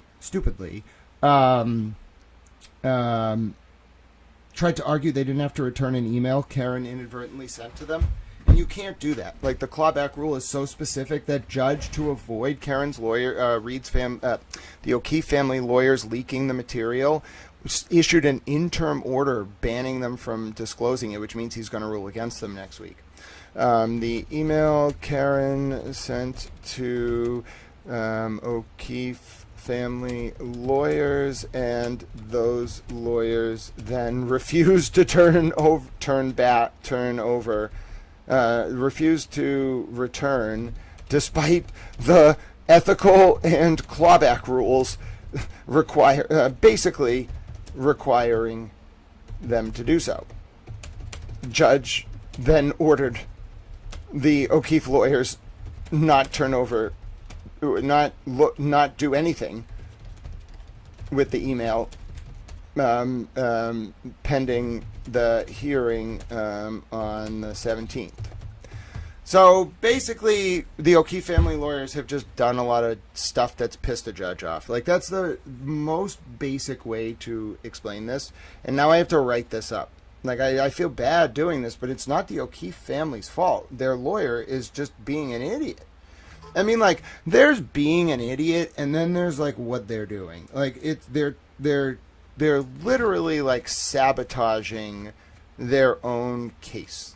Like, horrifically. And I don't think it's on purpose. I think, like, they're, like, I don't even know how to describe what they're doing. Like, they're just, like, spiteful towards Karen, but they don't have as much money as Karen's lawyers. So, like, when they do spite, the best way I can explain it is there's a lot of hostility from the O'Keefe lawyer towards Karen's lawyer, and he's, like, on tilt, and the Karen's lawyer is just like, bro, like, you're not, like, playing chess, you're just flipping the board over. And the O'Keefe lawyer is like, I hate you. And then judge is like, what are you doing, O'Keefe family lawyer? Like, this is the third time you pissed me off now. And the O'Keefe family lawyer is just like, And then Karen's lawyer is just standing there with a smirk, like, I beasted this dude. And it's not even like Karen's like main lawyer. It's Rosenberg, who like is working, I think, under Seligson or with him. Seligson's the main guy with AJ in the background. They're just sending Rosenberg out there as the like guy to like kneecap Diller. It's great, like as someone who understands the dynamic. Why? I'm not like thrilled the O'Keeffes are losing, but I don't like people who don't play by the rules. So, like, the O'Keefe family lawyer started not playing by the rules. It makes me think he has a weak case. It makes me think he's afraid of, like, some element of, like, the Reed's family, of Reed's argument. It makes me think that they, like, didn't anticipate this was going to go to trial. It makes me think they don't have enough resources to deal with the discovery disputes. It makes me think that Karen, like, has more that they weren't aware of. It makes me think that Proctor's phone wasn't in their sort of orbit when they filed the case. Like, the O'Keefe family wasn't thinking about what was on Proctor's phone, what were the people in the house doing, what were they talking about, is there more information? Like, they filed the suit almost like it was like a sort of preemptory move before the criminal case discovery fully got revealed, and as a result, the O'Keefe family's in a very weak tactical position. I feel bad for them. John died. I don't think anyone thinks the O'Keefe family is a villain here, but if you're looking at like the tactical posturing of their civil case, it's decimated. I mean, like, it wasn't even like Diller was able to say things to assuage some of Judge's concerns. If Diller, like, said the wrong thing right there, Judge was going to bark at him. Like, Judge was furious. Like, I know, like, the difference between a judge who's, like, mad on a day of a case versus a judge who is just pissed about the way the case is being handled. And civil cases, as a civil judge, I'm not a lawyer, this is not legal advice, it's all about case management, like timelines, conferences, scheduling, depositions, discovery, trial date, judicial economy, settlement, mediation. All of these things are in the judge's mind. And if you're acting like a petty school child and your opposing counsel is like, I'm trying to get shit done, guess who's going to lose? Guess who's going to get cornered into a settlement or get a motion granted that screws you, whatever. Like, you are going to eventually lose because that judge is like your kind of like professor for this like long-term course you're taking called this civil case. And he's going to be like, I hate this dude. And that's what's going to happen. Not because he doesn't like him personally, but because he thinks he's disrespecting the rules of the court. That's what the key takeaway here is. It has nothing to do with the O'Keefe family. It has nothing to do with the merit of the case. It's just like this procedural sort of tomfoolery that reflects like schoolyard sort of battling that the judge just does not like. And what's worse is if both lawyers are being like that, then you can get away with it because judge will just like wrist slap you both and be like, stop wasting the court's time. If only one lawyer is doing it and the other lawyer is trying to like actually do things in the case, that's the worst position possible. Because then the judge and the lawyer who are actually doing things, in this case Reed's lawyers, are going to gang up on the lawyer for the plaintiff and be like, you're being obstructionist, you're being petty, you're being a child, and it's going to escalate. Like, it's not just the moving for the motion to compel by other means without raising it proper. Like, that's a slap in the face to defense counsel, and it insults the court. Like, if judge likes you, maybe judge will be like, maybe let's raise this in papers first. Judge scolded Diller for doing that today. Like, told him not to do it, and told him, like, follow the rules of the court. He spoke to Rosenberg, but he was making a point to Diller. And then Diller did the same thing with the depositions. Judge was like, what are you doing? Like, what are you doing here? Like, the discovery deadline's in August. I'm not moving it. You haven't noticed depositions. Reed has. What are you doing? And then it just went downhill from there. Like, Judge was just kind of like, we'll deal with this stuff. Judge is a brilliant jurist. So I'm smart, and I also took Dayquil today, so I'm, like, on the ball. Very on the ball. Judge is a brilliant jurist. Judge has like 47 different elements of this case in his brain, and he's not just like thinking about the procedural and substantive issues. He's case managing every element of it in these like overlapping sort of hearings. There's so many hearings that this judge has to deal with, and he's nailing every bit of it. Judge, this is one of the finest justices I've seen practicing in the state of Massachusetts. I don't remember his name right now. I knew it at one point. He's incredible. Like, I love civil judges because of this, but very rarely do you see them actually flex. Like, a civil judge flexing is what he just did. Bang, bang, bang, bang, bang, 4 issues, 10 minutes. Like, tell the lawyers what to do, figure out who's being a child, praise the adult, scold the child, direct the case towards a resolution. Immaculate. Put him on the Supreme Court. Let him write the federal rules of civil procedure, or let him pick the panel that writes the federal rules of civil procedure, which, ironically enough, is the Supreme Court. How do I know this? Because some dude wanted to be on the federal rules of civil procedure, and he was like telling me, like, oh, I got to talk to the justice of the Supreme Court. And I was like, bro, how do you know him? And he was like, oh, I know, like, this dude who is friends with him. They, like, go to Ireland or they go camping. I don't fucking know. I don't ask questions. And I was like, that's cool, dude. Like, I think that's wonderful. You want to be on the Federal Rules of Civil Procedure Committee. I'm a little baffled why you have to go, like, personally lobby a justice of the Supreme Court. But good for you. I know. I have very weird experiences. You should see my daily life. I just, like, walk around and talk to people.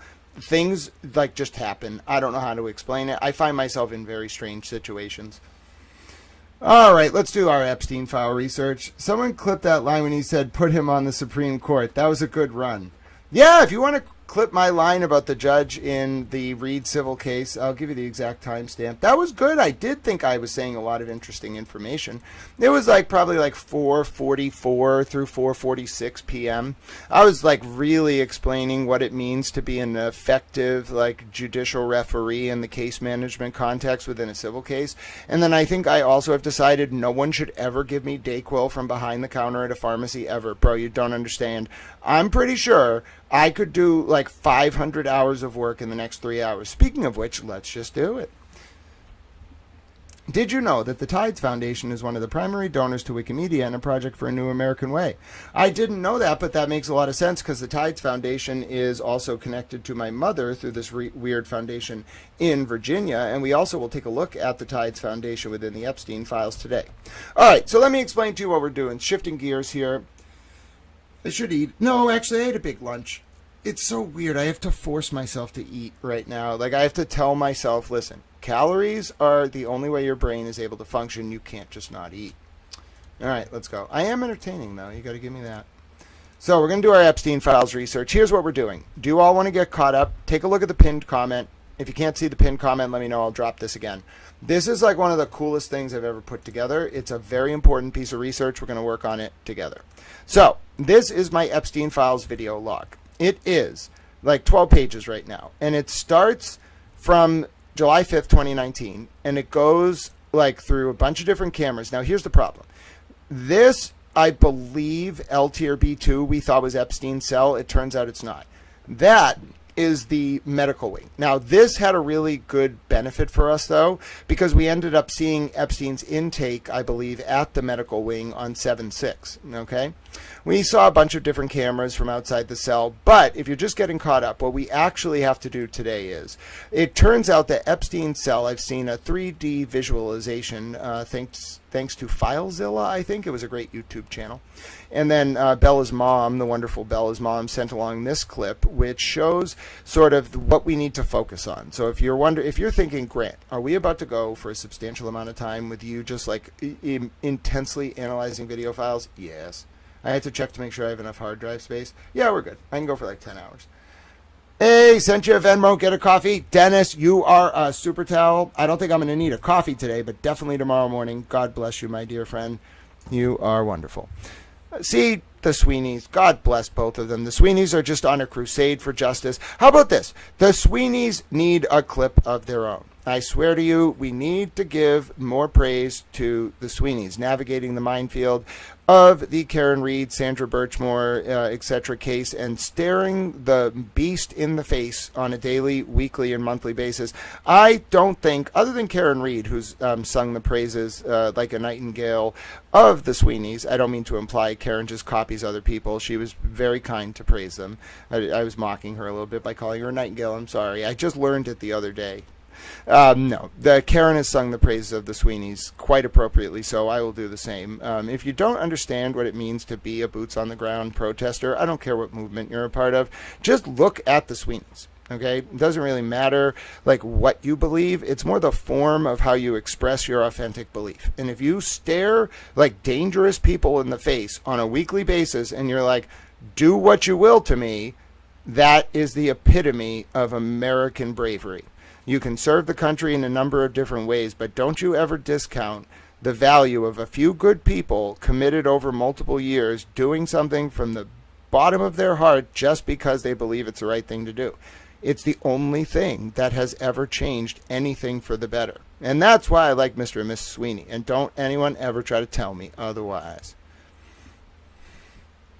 Damn right. We just want justice for Boston police officer John O'Keefe. Well, and Sandra Birchmore, right? I think Mr. and Mrs. Sweeney would agree with me that although we can't prove as of now that Johnny knew about Sandra Birchmore, I'm starting to think that Johnny knew about Sandra Birchmore because Karen said that between February and June of 2022, she was worried because of what happened to Sandra Birchmore that they were going to, the state police unit tied to Epstein through Devine was going to do that to her. So Sandra Birchmore is a name I will never say for the last time. John O'Keefe's a name I will never say for the last time. There are multiple names in this that I will never say for the last time. Because I want to be authentic. Like sometimes I overthink a little bit, like, but trust me, if I have said the words, I love you, I care about what's happened to you. And I never met John O'Keefe or Sandra Birchmore, but like I have learned so much about what happened to them. And like I have studied it so immensely and I've seen the larger picture that I just feel compelled to join in the chorus of people who will not stop, even as our entire society has a reckoning about like every element of political power. I will not stop until we find out specifically what happened to Sandra Birchmore and John O'Keefe. I will not stop. I want to know. The families deserve to know. The people who have stood for years like in the snow outside of the Canton Police Department deserve to know. Even if the answer is as dark as all of us imagine it's going to be, all of us deserve to know what happened. God bless the United States of America. Now, getting ready to do our work. Yes, Mr. Sweeney says absolutely Sandra Birchmore, which is true. Okay, so let's focus. Speaking of Sandra Birchmore and the very real potential connection between Sandra Birchmore's death and the cover-up thereof and Jeffrey Epstein. Here's what you got to know, okay? Do you see this angle here? I'm going to mute this video so I can play it and talk. This angle is very important. So you know how the jail works? Oh, I said mute. This angle is very important. This angle is what we have been studying. Hello, Boozy Beauty. You are a super towel. This Boozy Beauty, by the way, like it's really easy for me to background check someone based on who targeted them. Boozy Beauty has been on to something important this whole time. So anything she says, you listen to her. All right. Boozy Beauty's on Twitter. You give her a follow. She's wonderful. And if she was targeted by these bad men, then therefore she's on to something. Now, let's continue. I'm going to show you why this is important. We are doing a project where we're archiving all the Epstein video files. Now, do you see this whiteboard? Now, behind this whiteboard, okay, I'm going to show you a visualization of what we're studying today. This to the right is important, okay? It's not Epstein's cell. That was a partial truth. That is the medical wing where Epstein spent some time, Saturday, July 6th, from roughly like his intake through like the next day or two. It's a medical wing, okay? He was there again after his S attempt on July 23rd in the afternoon. And then we don't know if he's in the medical wing like on the day he died, or like we don't know if he gets brought there or if they just treat him in a cell and take him out. Like the whole records are off, okay? But do you see this, what we're looking at here? So you're looking down into the shoe pod, okay? Now the shoe has a bunch of wings off it. There are a bunch of doors up like 5 steps that lead to pods of the shoe, all right? The special housing unit where Epstein was from July 6, 2019 until ostensibly his death somewhere around August 9th through August 10th of 2019. Now, this specific date, August 10th, 2019, is very important. And it's the ostensible day of his death, okay, the day after. And there is this whiteboard, all right, blocking what turns out to be the view of where Epstein's cell is, which is across the pod at the top of your screen. Okay, it's very hard to see because this image isn't full screen, but I'll show you it when we look at our raw files. It turns out behind this whiteboard, which shows up out of nowhere, and by the way, I've watched months of footage, and behind this whiteboard, ladies and gentlemen, is the view that would show you the exit out of Jeffrey Epstein's section of the shoe and to a back exit. Now, how do I know this? I'm going to show you a very special video that was sent along. I think it was earlier in the chat by Graham, so folks give Graham a special thank you. I would not have found this video without Graham. So Graham was kind enough to send this along, and trust me when I say you are going to appreciate the video we're about to watch before we do our investigation, okay? Because, no, I don't want to control F, I want to control H.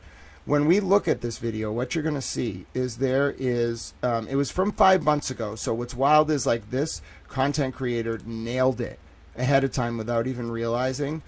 It is a 3D reconstruction of what we're looking at. Now, some of the files that the DOJ released before were of the cameras we're looking at in our research, but it wasn't the full picture. We are going through 3,700 and something files, breaking them down by date. They're full hour-long recordings.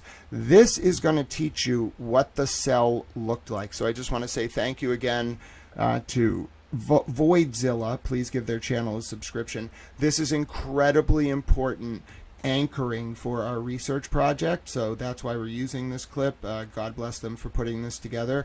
It's outdated to the extent that it doesn't reflect the newest disclosures within the files. However, it's extremely relevant for our visualization of the work we're going to do as we meticulously comb through the videos we do have.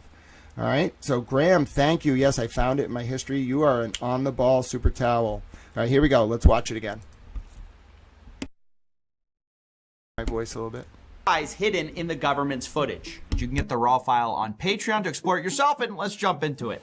Lie number 5, you're going to get a video of the cell. And you're going to get the video of the cell. And you're going to see for yourself.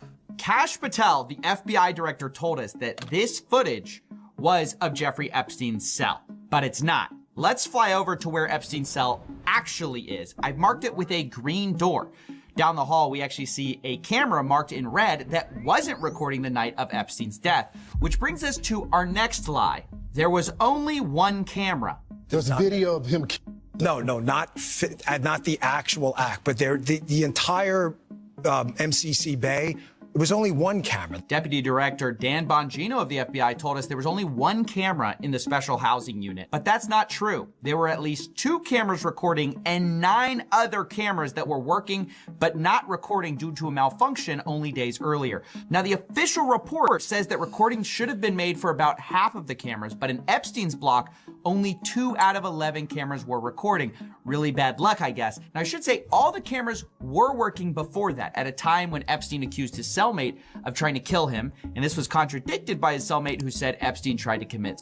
Epstein later got put on watch for this event, and we should have been able to get that footage, except the prison failed to save the correct file. Prosecutors claimed the footage contained on the preserved video was for the correct date and time, but captured a different tier than the one where Jeffrey Epstein was located. It was only one camera. So our deputy director lied when he said there was only one camera. There were actually 11. At least 2 were recording. Only 1 got released. And according to our own government report, 5 or 6 should have been recording, but weren't. When the cameras were working properly, they didn't save the right files. Incredibly unlucky. But lie number 3, there's nothing unlucky about it because we were told directly that the footage we were going to get showed there was no one there but Epstein. You're going to see there's no one there but him.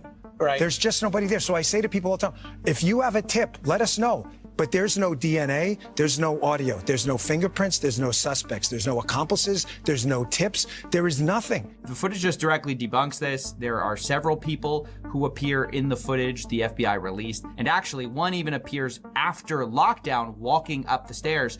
The government's report at first called this laundry, but independent experts agreed, according to one analysis by CBS. At 10:38 p.m., the report says someone, probably Noel, carries a bundle of bedding or clothing up the stairs.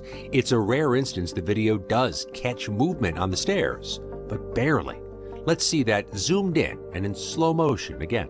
Several of the video forensic experts we spoke with were skeptical about the report's conclusion and thought that the video could be showing an inmate walking up the stairs.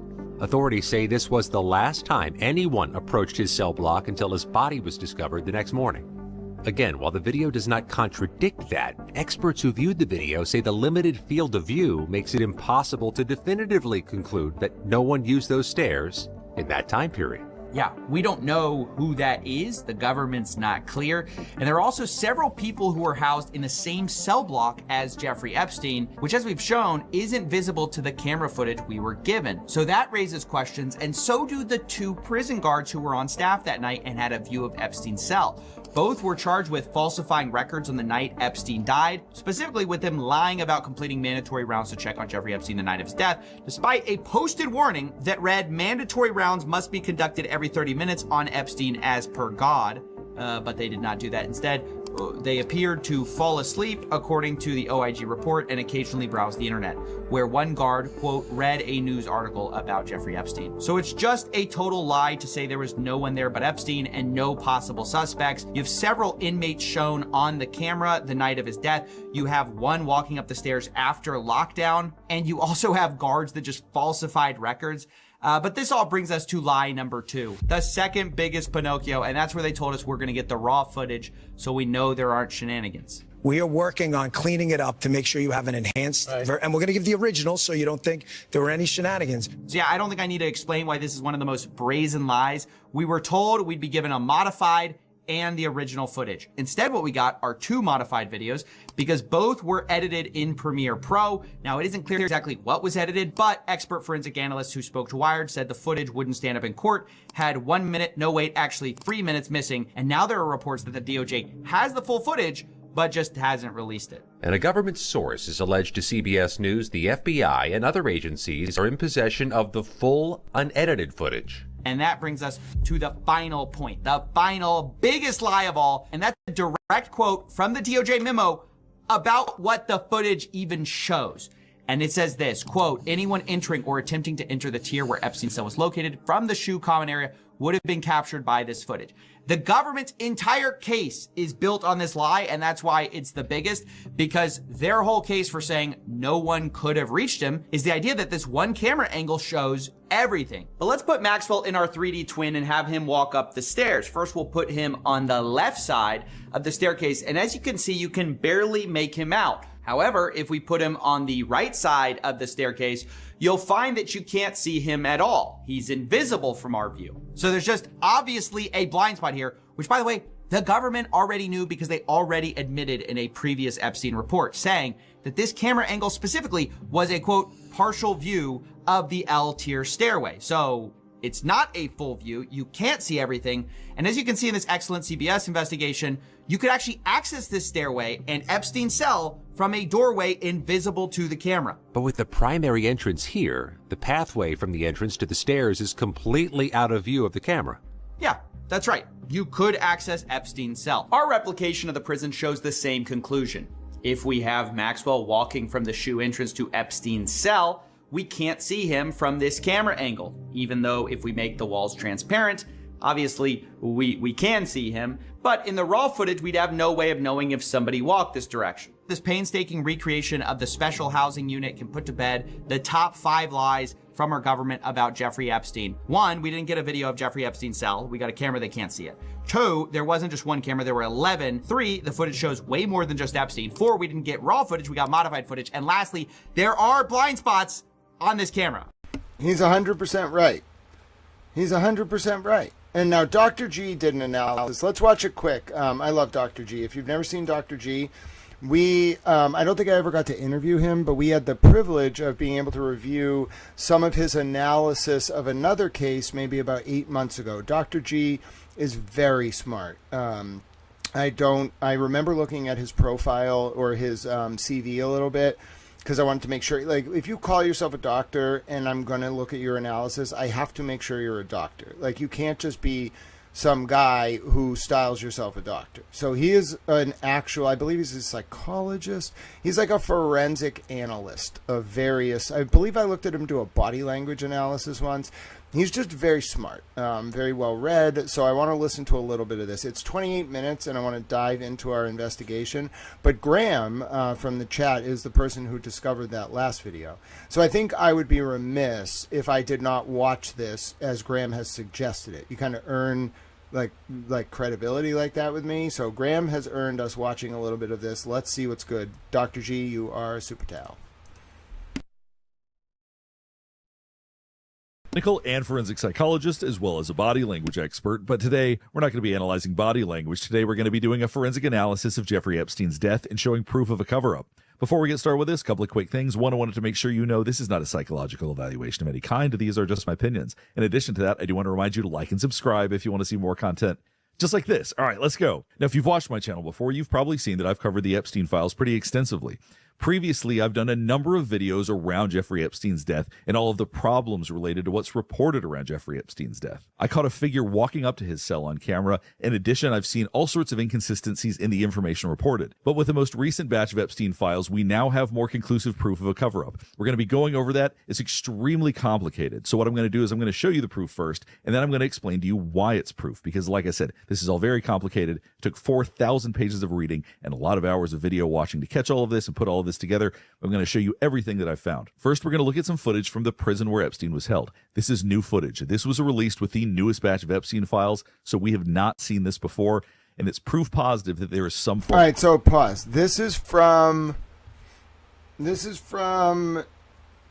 December 29th. So Dr. G didn't even have the newest tranche. So this is going to be helpful, again, as an anchor. We're trying to orientate ourselves with all the different cameras in the raw files so that when we have our full index, we know what every camera is. We know what cameras are missing. We know what days they are. This is like very important context. Graham has absolutely nailed it. So huge shout out to Graham in the chat. You have won the Super Towel Award of the day. Your prize is the plaudits of your fellow towels. Graham is a flannel. A flannel is a towel. Anything that can absorb material is a towel.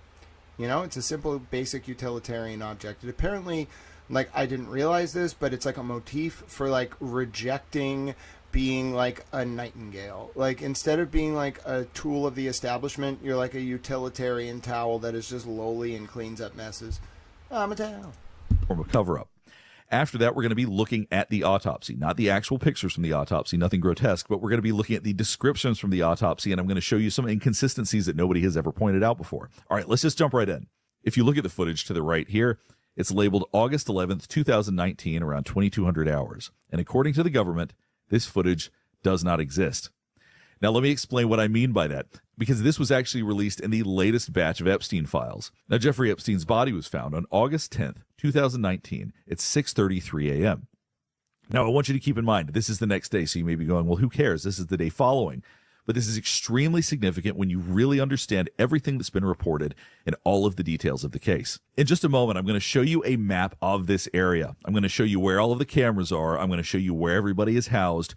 I'm going to explain why, according to the government, this footage cannot exist. Now, watch these officers right here. I want to show you where they're going to go. Now, you see the staircase right here, the one that these officers are getting ready to walk up. This is where Jeffrey Epstein was housed. This is up to what's called L tier. This is referred to, this whole area is referred to as the shoe. Hold on. Thank you, Dr. G. So just to give you some sense, it looks like, do you see over here to the right? That's the camera we had looking down into the shoe. This is now a camera in the shoe's pod. Very helpful. Up to what's called L tier. This is referred to, this whole area is referred to as the shoe in the MCC. The MCC is the prison. The shoe is the special housing unit, so it's where people that are not in the general population are put, and each little area is called a tier. There's an upper tier and a lower tier. Jeffrey Epstein is housed in tier L, which is the upper tier. That's where these officers are walking right now. As you can see, you have a pretty clear shot of them. If you've seen previous videos about the footage that was released on the night of Jeffrey Epstein's death, the quality is terrible. It's actually from back here. If you look in the upper right, that's where that camera is. Actually, let's look at a map of all of this so you can really get a lay of the land and understand what cameras were supposed to be working and which ones weren't, and why this footage, once again, should not exist. Now, the figure on the right here is from the Office of the Inspector General of the Department of Justice. Now, if you've watched previous videos that I've done, I analyzed this a couple of times and talked about a lot of problems with this report, a lot of inconsistencies. But this is a diagram of all of the cameras up and around where Jeffrey Epstein was housed. Now, he was in the upper tier. Like I said, he was in tier L, which is right here. And Epstein's cell is right up front. Now, the camera that you just saw footage from is actually right here. You can see any of the cameras that have red squares around them are ones that, according to what's been reported, were not recording when Jeffrey Epstein died. So this is about to get very complicated, but I'm going to try to explain it as best as I can without overwhelming you with information. Essentially, there were two DVR systems that recorded the security camera footage. There was DVR1 and DVR2. Now, if you look here, there's the green dot says streaming and recording cameras. So all of the green ones were the ones that were on DVR1. All the ones with red squares were on DVR2. Now, to understand the history of the DVR systems, we have to jump back to July 23rd. Hopefully you're able to follow. On July 23rd, Jeffrey Epstein was found at 1 a.m. with linen wrapped around his neck. Now, according to Jeffrey Epstein, from what he told other inmates, someone had tried to kill him. That is what he said. Now, the psychologists obviously came to different conclusions. They believe that he had done it himself. He ultimately told them, I don't remember what happened. Hold on. There's something very important Dr. G should know here. I have the medical record. It got taken down from the DOJ site. It's page 35 of 1,000 in the record that I have. I have the screenshots too. Dr. G should understand, he was found at 117, but the medical report that I have says he didn't get actually seen. The encounter in med wasn't until 6:20 a.m. Okay, very important to keep that in mind. And then he was ultimately put back in his cell on July 29th. Now, incidentally, July 29th is the same day. Wait. So that means we were right. Folks, stop. Everybody pause. Epstein was in medical. He was in two different cells from July 23rd until July 29th. That means every camera that we have, oh, this is going to be unbelievably difficult. Every camera that we have from July 23rd until 29th in the medical wing, if that is the medical wing, should be him. Okay? So we're going to do from here. Okay? S attempt at 1:17 a.m. on 7/23/2019 and reported to medical at 6:20 a.m. that day. Okay? So we're going to use this as like an anchor for when Epstein was not in his cell. Okay? I'm telling you that, like Dr. G just made it very clear, he was not in his cell. That's why everyone was getting thrown off. He had more than one cell. That's why the FBI director was able to say door 46 was the door to his cell. He was in medical during intake, which was likely July 6th. I don't know when he left. I got to kind of put together like how long he was in medical for intake. Definitely on July 6th. This is like no doubt him. He's in there that day. And then it looks like, based on what Dr. G said, Epstein's also in medical this whole time. Okay, so he's not even in his regular cell this whole time. And then he might go back to his cell. All right? So that's adding another layer to this. Very interesting. Dr. G is great. The DVR2 system, the one that isn't working, went out. Now, they didn't find out about that until August 8th. Now, on August 8th, they realized the DVR2 system was not working correctly.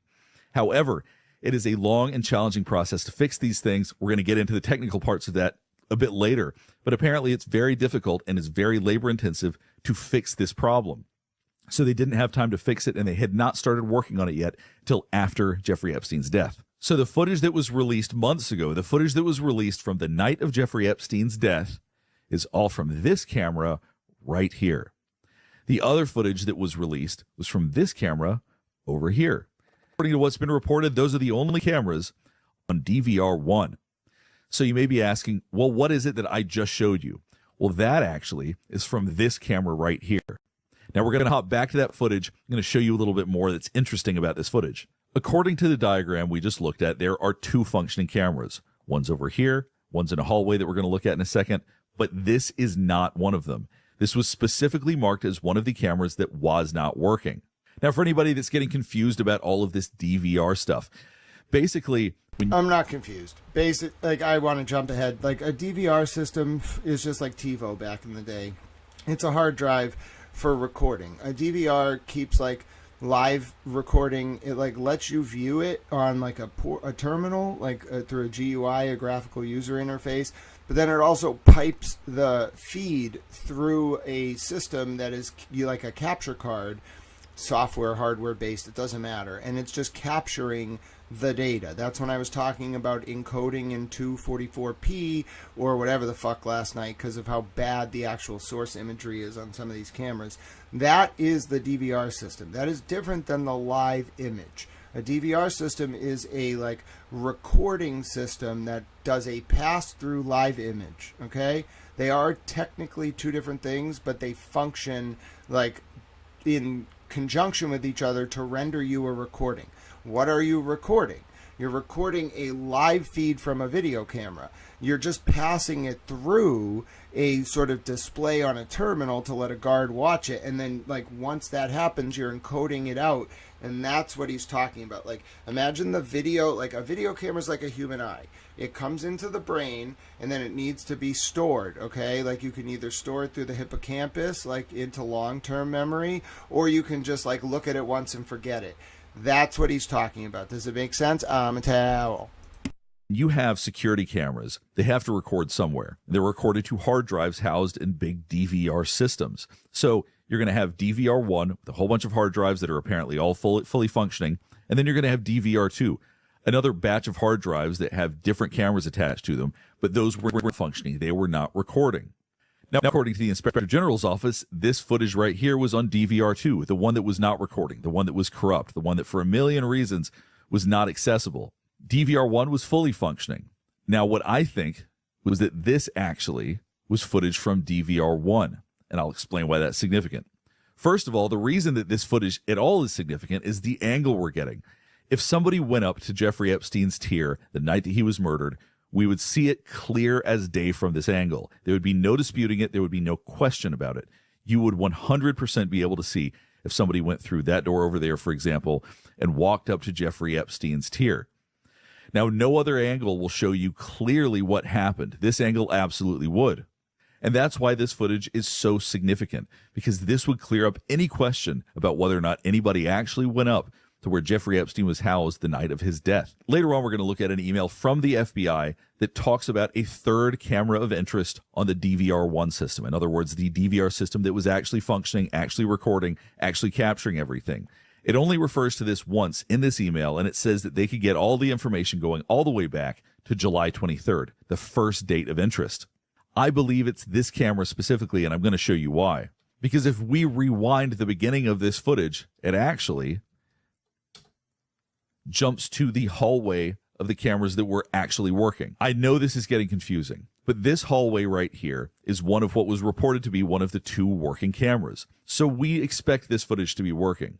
This is not surprising at all. This is exactly what we would expect. They actually provided footage going all the way back to August 7th of this hallway, although some of it was edited, and we're going to jump to that later. But they did give us this footage, so we know this camera was working. This camera was supposed to be writing to DVR1, the working system. Now watch what happens when I let this play ahead. You're going to seamlessly see this transition to this camera right here. And what that suggests is that they are in fact on the same circuit, the same system. So you have this camera and this camera recording to the same place. They're even kept in the same file. You can see it seamlessly transitions from one to the other. These are recording to the same place, which means that on this footage right here, they would have it going all the way back to July 23rd. So we would be able to see clear as day who it is that went up to L tier the night of Jeffrey Epstein's death.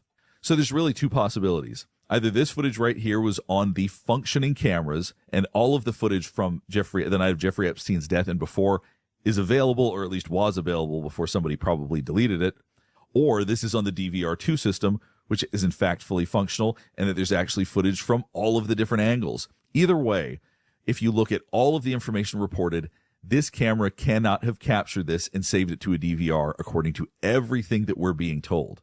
Now, I get this is August 11th. This is the day after Jeffrey Epstein's death. You may think, well, maybe they did a quick rush job and fixed all of it. But we know for a fact that's not true. We're going to look at emails later that show even by the 12th, they hadn't even started trying to fix it yet. So we know for a fact DVR2, the one that this was reported to be on, was not working at that time. Have you ever Googled your own name or email address? Before I had...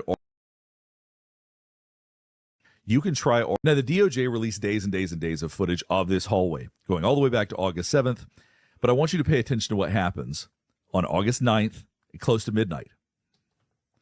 Now, I had always said that I thought that Jeffrey Epstein was murdered around midnight, a little bit after. So as you can see, right now it's at around 2,300 hours. So this would be around 11 p.m. at night.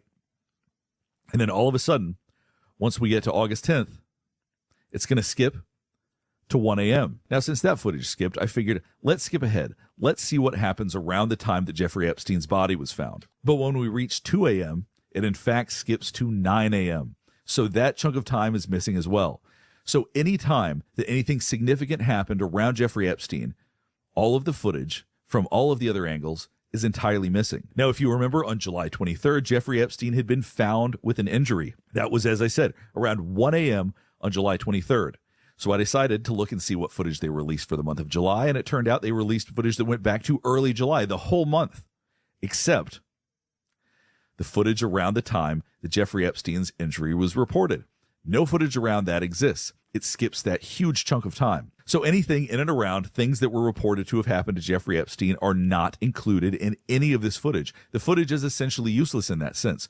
But the one thing, as I said, that we discovered was in fact that we have footage from a different angle. Now, another thing I want you to think about is that July 29th is when apparently everything stopped working, when reportedly all of the cameras weren't working. Now, July 23rd, when he was first found with an injury, apparently all of the cameras should have been working then. So why they only released this footage and not footage from the tier, not footage that shows what was going on? Apparently everything was working just fine on July 23rd, and none of that footage is to be found anywhere. So why is it that this terrible footage from this terrible angle is all they asked for when, according to what's been reported, all of the footage from every other angle was available from that time? Why is it that this is the only one that was released, and we don't even have the segment of time when the incident actually occurred? Now we're going to watch some footage that's labeled J tier. Now I'm going to explain why this is confusing. This is not dated. There's no timestamp. There's no way for us to identify when this is from, which is extremely unusual for security cameras. Now, the relevance of this is that this camera right here was supposed to be on the system that was not recording, that wasn't working. J tier is basically perpendicular to L tier. It's a separate tier, but it's right near where Jeffrey Epstein was housed. This angle right here is exactly what we should have been able to get from the cameras where Jeffrey Epstein was housed. Now, the FBI went twice to get hard drives from the prison. They went on August 10th and August 14th or 15th. It says both dates. So somewhere in that area. Regardless, the DVR system had not been fixed by then. So what this is from, when it's from, and why it's here is totally unknown. Because once again, this is not Jeffrey Epstein's tier. So why this is part of the Epstein files is perplexing. We're going to watch it and talk about what we see, but there's no context given. There's no date given. So this remains confusing. So as you can see, you have two officers walking past an open door. Now that open door right there, if this was L tier, if this was the tier that Jeffrey Epstein was on, that's equivalent to where Jeffrey Epstein would have been staying. He stayed in that front room right there. Why they're showing this, once again, I don't really know. But what we do see is we see an officer going up and talking to one of the inmates. Clearly there's an inmate directly to the left inside that room right there. He turns around and picks something up. It's unclear what this is. Maybe it's a note. It's a kite. It's what's called a kite. K-I-T-E.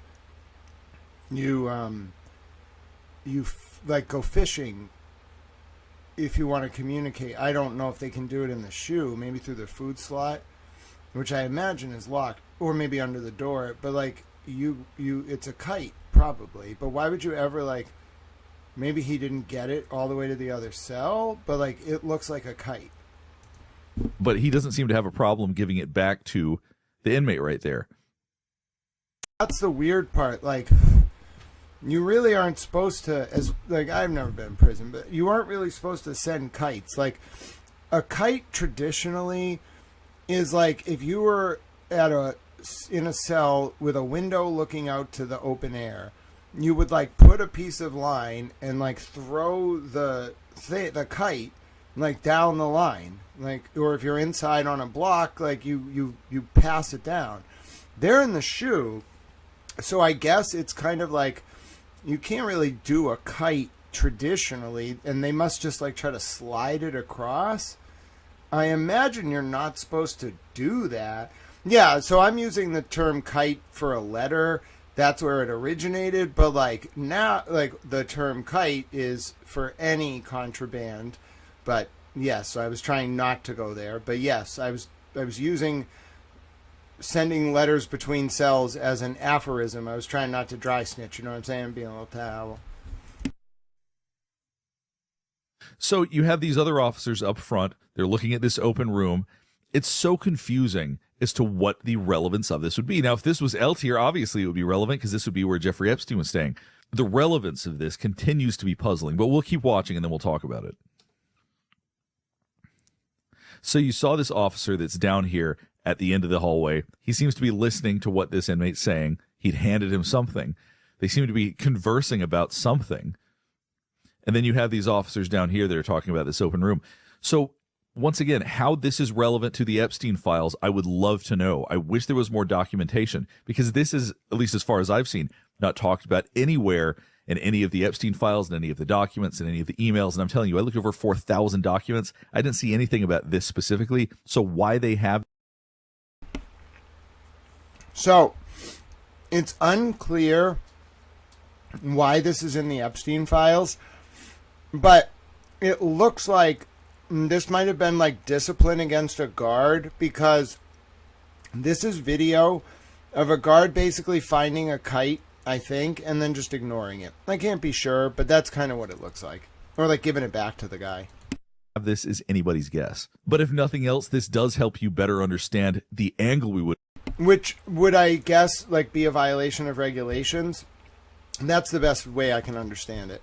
...have gotten, how good a quality shot we would have gotten had the footage been available from L tier, from the place where Jeffrey Epstein was being housed. But it continues to be perplexing as to why this was included. And on top of that, where it came from. Because as I said, the FBI went... It might be... I don't know what the guard looks like who leaked. But the thing that would make sense to me is if this were the guard who leaked and they did a discipline investigation on him, to 4chan, they may have found something like this. Went twice, got all the hard drives. There was no discussion about additional footage being provided. As far as the hard drives that they got, none of them should have had any footage from this tier on it.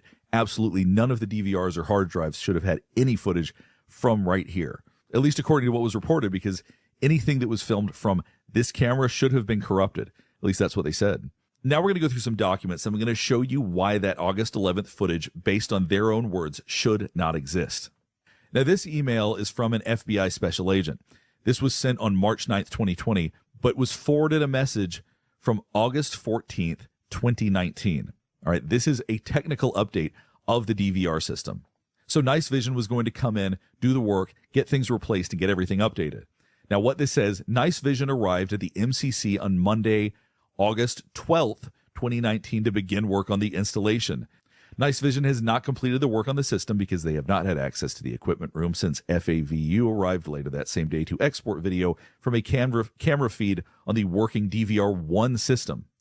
Another team from FBI FAVU is currently on site working on exporting video from a third camera of interest connected to DVR System 1, which is currently operational and being utilized by the MCC. We will continue to export video from this camera back to at least 7/23/19, the date of the first alleged attempt. Now, keep this in mind. A third camera of interest has now been identified. That third camera of interest may very well be the one that we saw the footage from. So it's saying that they may have had footage that goes all the way back from that camera to 7/23/19, which was also on the DVR1 system. So there's two possibilities. Like I said, either it was on the DVR1 system and the report was either lying or wrong, or it was on the DVR2 system, and that's equally problematic. Either way, there should be available footage that goes all the way back to 7/23 from that other angle. Now, for now, we're back in the report by the Inspector General's Office of the DOJ.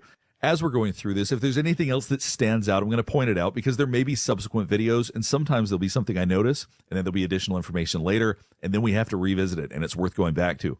Now, one thing we're going to be coming back to related to the autopsy is this right here. Epstein was suspended from the top bunk in a near seated position with his buttocks approximately 1 inch to 1.5 inches off the floor. That's very significant, but that's for the later part of the video when we talk about the autopsy. Now, for now, we're back in the report by the Inspector General's Office of the DOJ.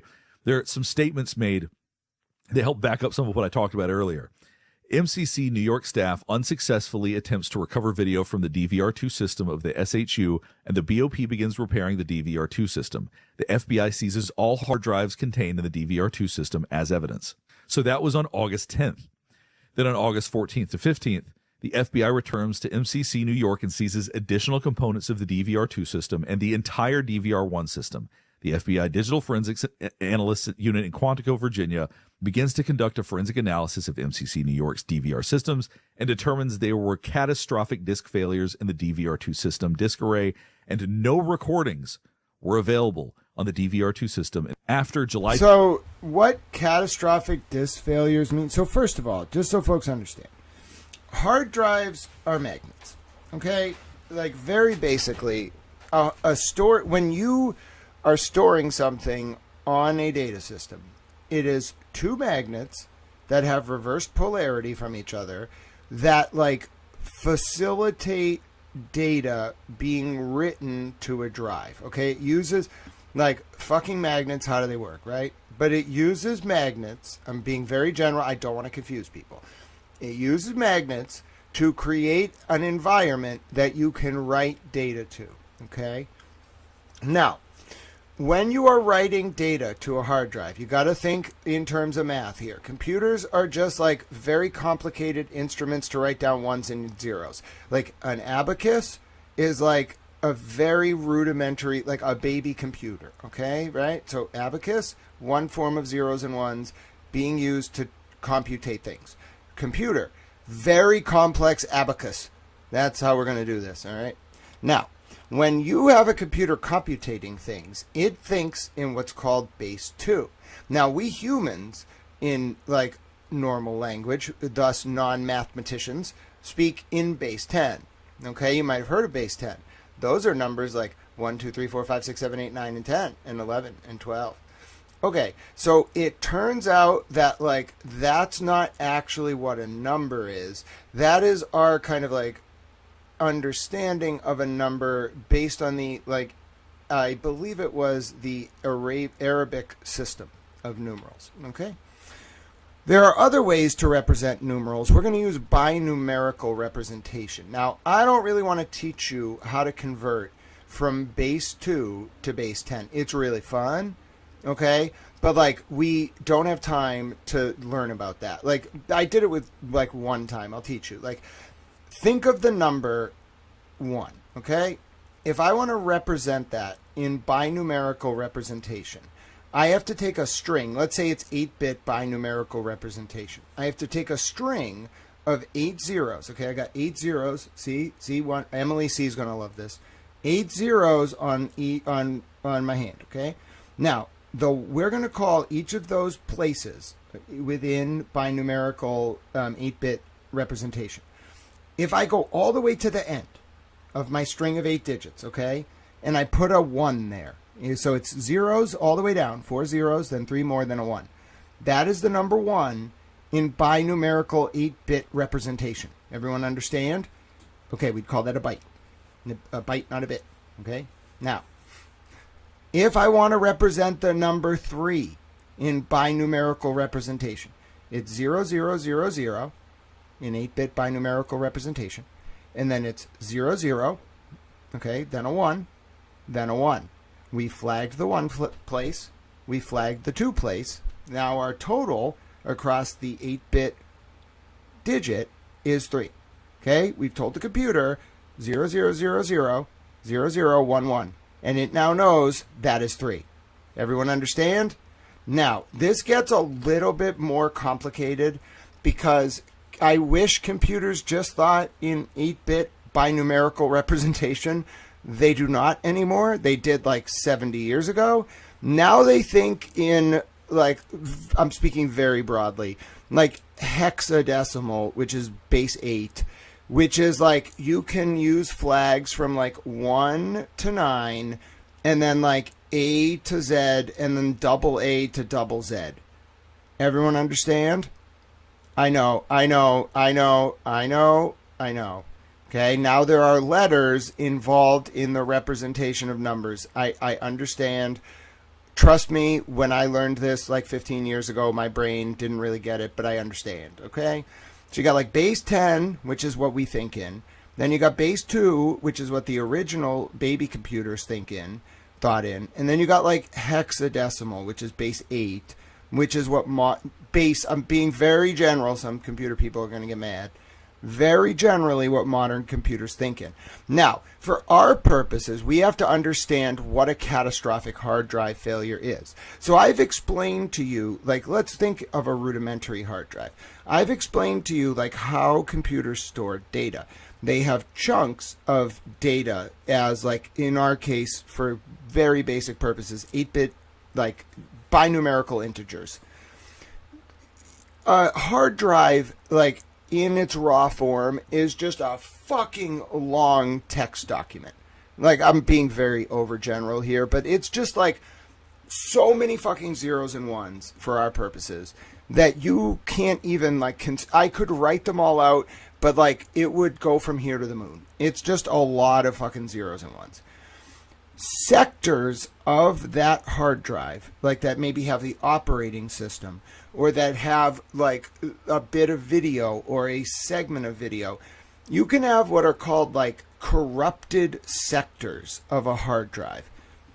If you have, and this isn't even like a thing, because like data recovery on the level that we're talking here with the FBI is so advanced that like you could have so many sectors fail on the drive, hypothetically, that a civilian like software that just uses a cable and then is plugged into like a operating system would like fail to read the drive. It would be like, I ran into a corrupted sector at like hex offset like X0117, whatever the fuck. And I ran into another one, and I ran into another one, and I ran into so many so quickly that my operating system can't interpret what the drive is trying to tell me, so I'm just going to crash. That's like a catastrophic hard drive failure. It means that like the operational environment of the zeros and ones has been like, there's so many bad sectors that the software you're plugging it into can't read it. Like, we're not talking about physical damage. If you just fucking bash a fucking hard drive, okay, like you're probably going to damage it. We're talking about like the actual sectors. Now, what makes this a little bit complex is like, you can damage a hard drive in multiple ways. A hard drive is a fucking magnet. So what do you think happens if you're holding a magnet and you take another magnet and you fucking put it on the magnet? Bro, that hard drive's dead, okay? When I mean dead, I mean it's not just a paperweight. It is the functional equivalent of a non-existent entity. You've like reversed the polarity and killed the hard drive. You've aged it like 20 years in 2 seconds, and it doesn't work anymore. That's one way for like the sectors of a hard drive to fail. Okay, you like introduce, it's not physical damage, it's like electronic damage. Another way would be like subjecting it to like an electromagnetic pulse. Okay, like an isolated electromagnetic pulse. Another way would be like the aurora borealis, which is in essence an electromagnetic pulse.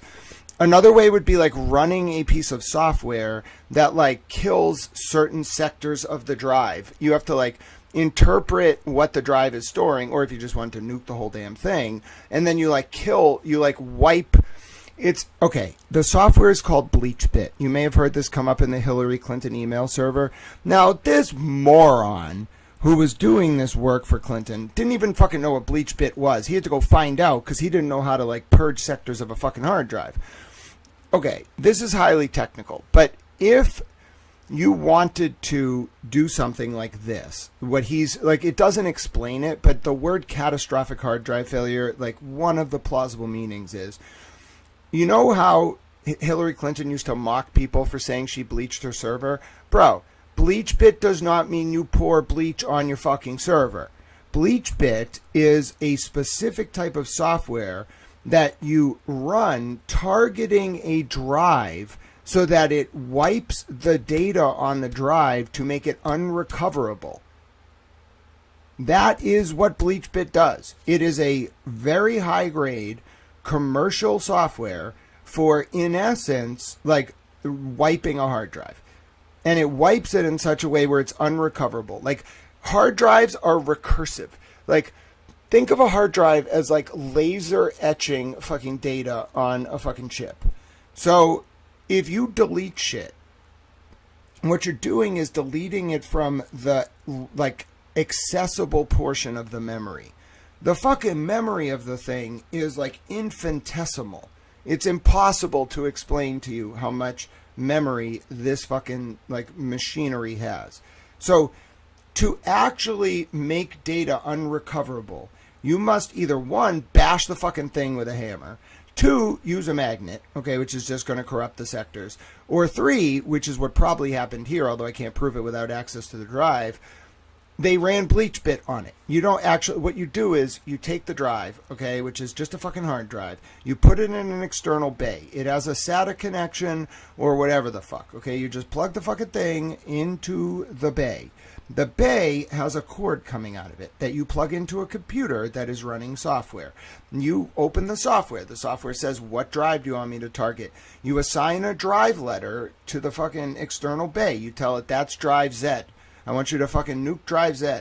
It says, okay, and then a bunch of shit happens, and you don't have a fucking, like, complete record anymore on that hard drive. You don't have a recoverable record. You don't have a cache. You don't have a, like, accessible memory. You have zeros. You have a catastrophic failure of, and what could be written as a catastrophic failure of the hard drive. That's exactly what I think happened here. I can't prove it, but, like, and Dr. G, I love Dr. G talking about this because his insights, his like gut is telling him something is wrong, but you can tell all of his training is in like the human sciences. So like if you were like, Dr. G, please tell me a little bit about like hexadecimal representation on of like data on hard drives, he'd be like, English, please. I mean, Dr. G, I'm just messing with you a little bit. And if you're like Grant, are you actually a multidisciplinary savant? Maybe.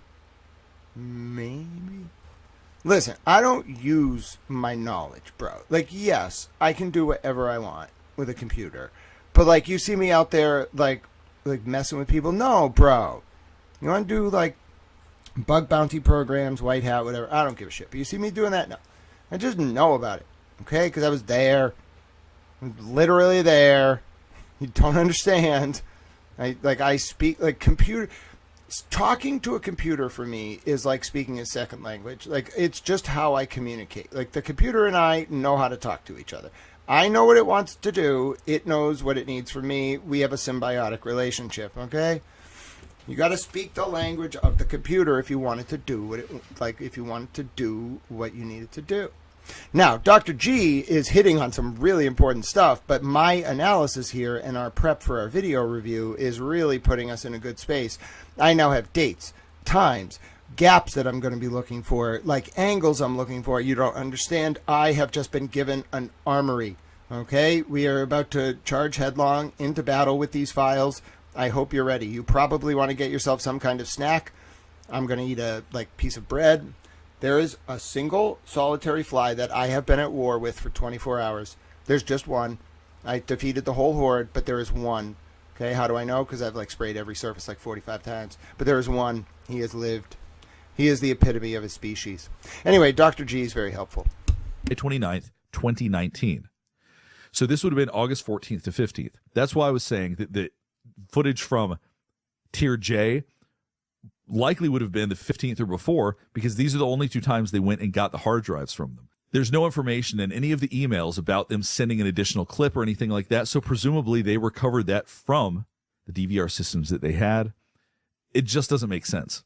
As noted previously, at approximately 1:27 a.m. on July 23rd, 2019, Epstein was found lying on the floor of his cell with a piece of homemade orange cloth around his neck. That's what I was referring to when he had allegedly been attacked Others believe something else.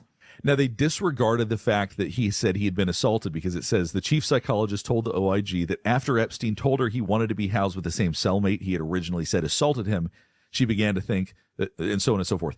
So he requested to be back with that cellmate, so they went ahead and said, okay, well, I guess he wasn't assaulted. And that's how they came to the conclusion that he was, in fact, not assaulted. Forensic psychologist 2 asked Epstein why he told another inmate that Epstein's cellmate had tried to kill him, but was now claiming that he had no memory of the incident. So I'm just trying to show you some of the official lines about what was said. So according to forensic analysis conducted by the FBI after Epstein's death, disk failures occurred in MCC, and MCC is the prison, by the way, MCC New York's DVR2 system on July 29th, 2019, which resulted in the system being unable to record. All right, so as I said before, on July 29th and following, couldn't record. So basically, part of what they determined is that there were faulty hard drives. The electronics technician told the OIG he had no idea why he did not stay at the facility to resolve the problem that day, so in other words, August 8th. But he noted for the OIG that he had not historically been required to stay after his shift ended to work on such matters. Even if he begun working on the DVR system that day, he would not have completed the work on August 8th due to the time the rebuilding process takes. Okay, this is a long, laborious process. This is not quick. It's not like something where you flip a switch and all of a sudden you've got a functioning DVR system, or all of a sudden everything's fixed. This would have taken a long time. The OIG found that the electronics technician's immediate supervisor, the facility manager, was on leave that week and therefore not told on August 8th about the DVR recording failure. The facility manager confirmed that he did not learn about the camera problem until days after Epstein. So, what this is saying, let's eat some bread. What this is saying is that it took a long time after July 29th to get the system back up. Now, Graham has made a very good point, which is that they could have had these drives in a RAID sequence. Now, listen, Graham, it's been a long time, but so I talked about visually for our purposes here. I talked about a hard drive bay, an external bay, where you plug the hard drive in, and it has a cable coming out of it that you plug into a computer. Think of like a bay with 8 hard drives in it, okay? A bay with 8 hard drives in it. Do you understand? But they're set up in what's called a RAID 0 configuration. Now, this really pushes the limits of what I know. Like, I know a lot, but like when you start talking about like stringing together like 5 terabyte hard drives to have like 1,000 terabytes of storage in a RAID 0 access configuration, you're like pushing. Yeah. So like the basic idea is it's like exactly what I said. Graham's helping with the English. It's many drives that act as one big drive. So like if I have a 5 terabyte drive, right? But like say like I'm going to be producing a video file, this would be literally impossible. But say I want to render like an IMAX video file that's like 100 terabytes in size. Okay, bro, it's not really economically efficient or maybe even possible to buy an 100 terabyte hard drive.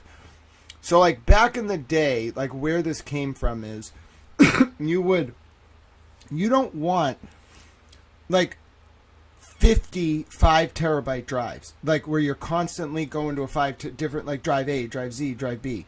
What you want is like 50 of them acting as one big drive, okay? So like 55 terabyte drives together as one, 250 like terabytes in a single RAID 0 configuration. What Graham is postulating and what is like possible is that since they had the hard drives in a RAID 0 configuration, you could hot swap, like, I don't know if this is the right term. Like, yeah, it's probably called a hot swap, right, Graham, where you in essence, like, go into the physical architecture of the hard drives. This is very relevant to the Epstein video files, by the way. You go into the physical space, like it would be a server rack, and you find, like, say there's 50 hard drives. You find like 4 of them and you hot swap them. Like you just take you leave like 46 in the RAID 0 array, like in random points, and then you pull out 4 and immediately hot swap in 4 new ones. Bro, the system isn't going to know what the fuck to do because you just took out like 4 of the, imagine like a puzzle that needs all 50 pieces or it just shatters because it doesn't have its most important, like imagine if every piece of a wall were a load-bearing piece of a wall. You take like any of it and just swap in like a fucking like piece of concrete or like something like rebar, the whole thing will fall. And so that's what you're doing. It doesn't look like it mechanically when you do it. You're just pulling out drives and pushing them in. But what you've done is compromise the integrity of the data on that entire system. Yeah, I know. I was going to say, listen, we are going to be going for a while. Do not take this Dayquil. Whatever the fuck this is. Don't go to the listen, maybe you should, I guess, if you need a lot of medicine. But, like, when I went to the pharmacist, all I wanted was for her to direct me to the Dayquil. I have now, after further research, because I didn't just, like, yell about this, I Googled it. I have discerned that when you ask the pharmacist for NyQuil, I thought it was Sudafed, bro, that you did this for, so I was not expecting this. When you say, can I have Dayquil to the pharmacist, what you're actually saying is, I need the stronger version of Dayquil. Okay, I didn't know that. Like, I thought, like, Dayquil was just on the shelf. And then I, like, just had this idea, like, oh, I don't know where it is. I'll go to the pharmacist. And then she just gave me this box. I now understand. Like, I think this is, like, secret knowledge. I feel bad about spreading this. I'm not sure we should do it this way. I don't think this should be a legal drug. It's like, it's not cold medicine. Whatever this is, it's a lot of things. It's not cold medicine. I don't have a cold, but it's not cold medicine. Yeah, it's that Dayquil. You don't understand, Boozy Beauty. I talked to Mr. Sweeney and Miss Sweeney about this. We're going to be up all night, I can already tell. I'm not kidding you. I swear on my life. I had my regular coffee today, my regular energy drink, just going about my business like a towel. Wanted to go to CVS. Wanted to get some Dayquil. I was a little stuffed up.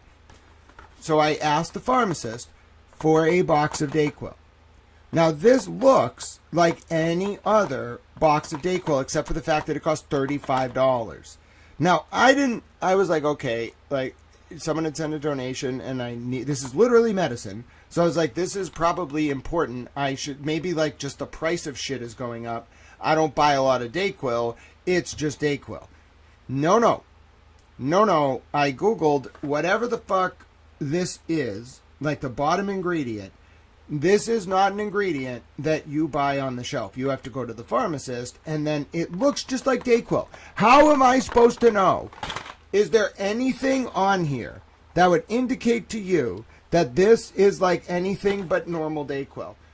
Bro, all it said, like, there's nothing that says, like, from the pharmacy, take caution when you use. Like, you're just supposed to know. Okay, well, this is why we need warning labels, folks. Like, I was not trying to take whatever this is. I wanted Dayquil. The pharmacist, okay, happened to, like, interpret my request as I wanted the powerful Dayquil. I just want to let you know, whatever this is, I should not take. It just turns me into some kind of super towel. I don't know. I don't really like it. It's way too much information. We have covered like 47 different topics. At one point, I was inside the mind of the judge just telling people how he was managing the case. You don't understand. Whatever this is, I should not take. I mean, unless you want to see me do this all the time, but I'm really not sure that's healthy for America. How much information can we feed people in like 4 hours? Bro, listen, the human brain, my brain might have a lot of information like that it can take in. You can't just like tell people about the history of everything over the course of 4 hours. They're going to be like, what is going on? They're not going to retain it.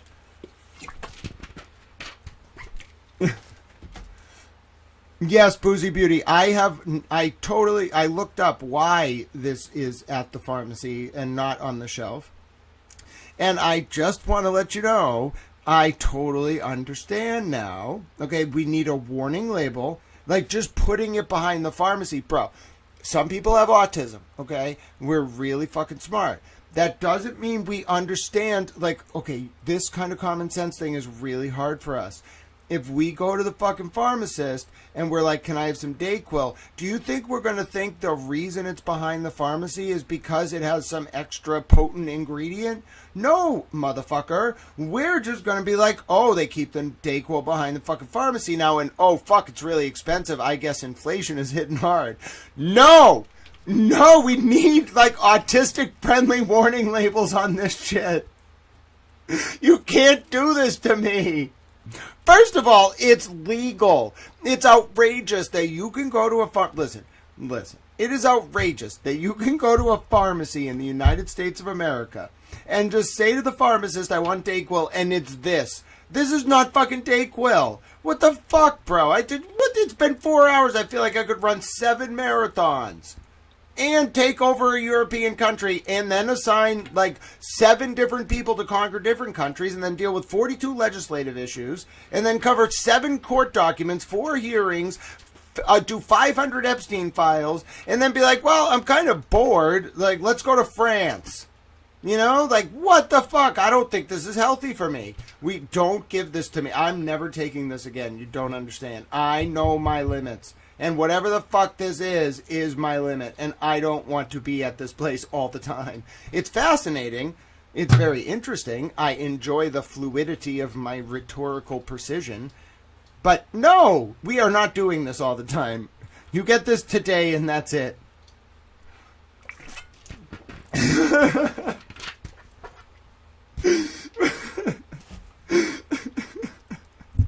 Boozy Beauty, I'm not kidding. I was like, that's a lot. I told the pharmacist, I was like, I should have brought my coupon. Things are really getting expensive. It's like, I don't have it with me today.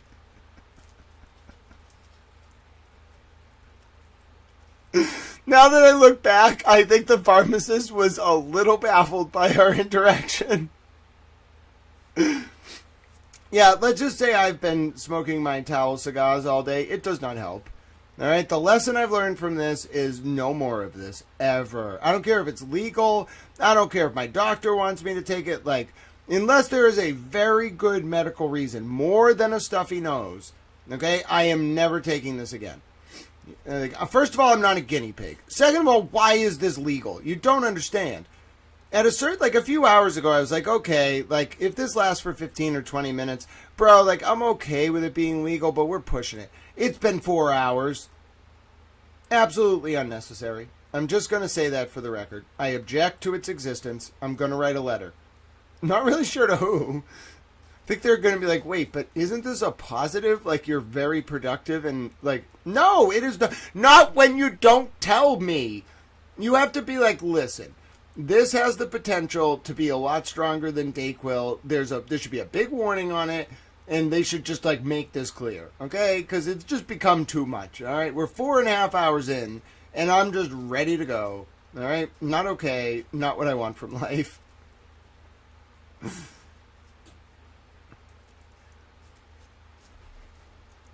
Yeah, it's no prescription required, Standing Stones. It's wild. And that's the thing I think that, like, that's why my brain didn't click on. Like, if they were like, oh, if you need the NyQuil that is a little stronger or Dayquil, you just have to have your doctor call it in. I would have been, like, that would have kind of made me realize. I've been like, oh, okay, I don't need that shit. Like, give me the regular Dayquil. But no, they just handed it to me. And all they wanted was my ID, just like buying regular Dayquil. That's another reason I didn't know. So anyway, lesson learned in one of the strangest ways I think ever possible.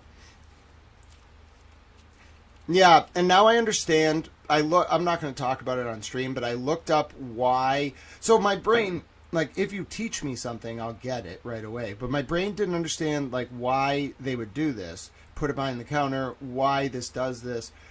Okay, it turns out, like, one, it is important. Like, if you have certain types of illness, like, this specific medicine, like, changes the way blood flows and, like, allows you to produce less mucus, or, like, allows you to function better, like, so you don't have issues with that. I don't know. It has a purpose. But if you take a lot of it and then, like, strip away the other stuff, like if you buy fucking 50 boxes, okay, it's a big problem. And now I understand. I didn't before, because why would I think about that shit? Now I understand.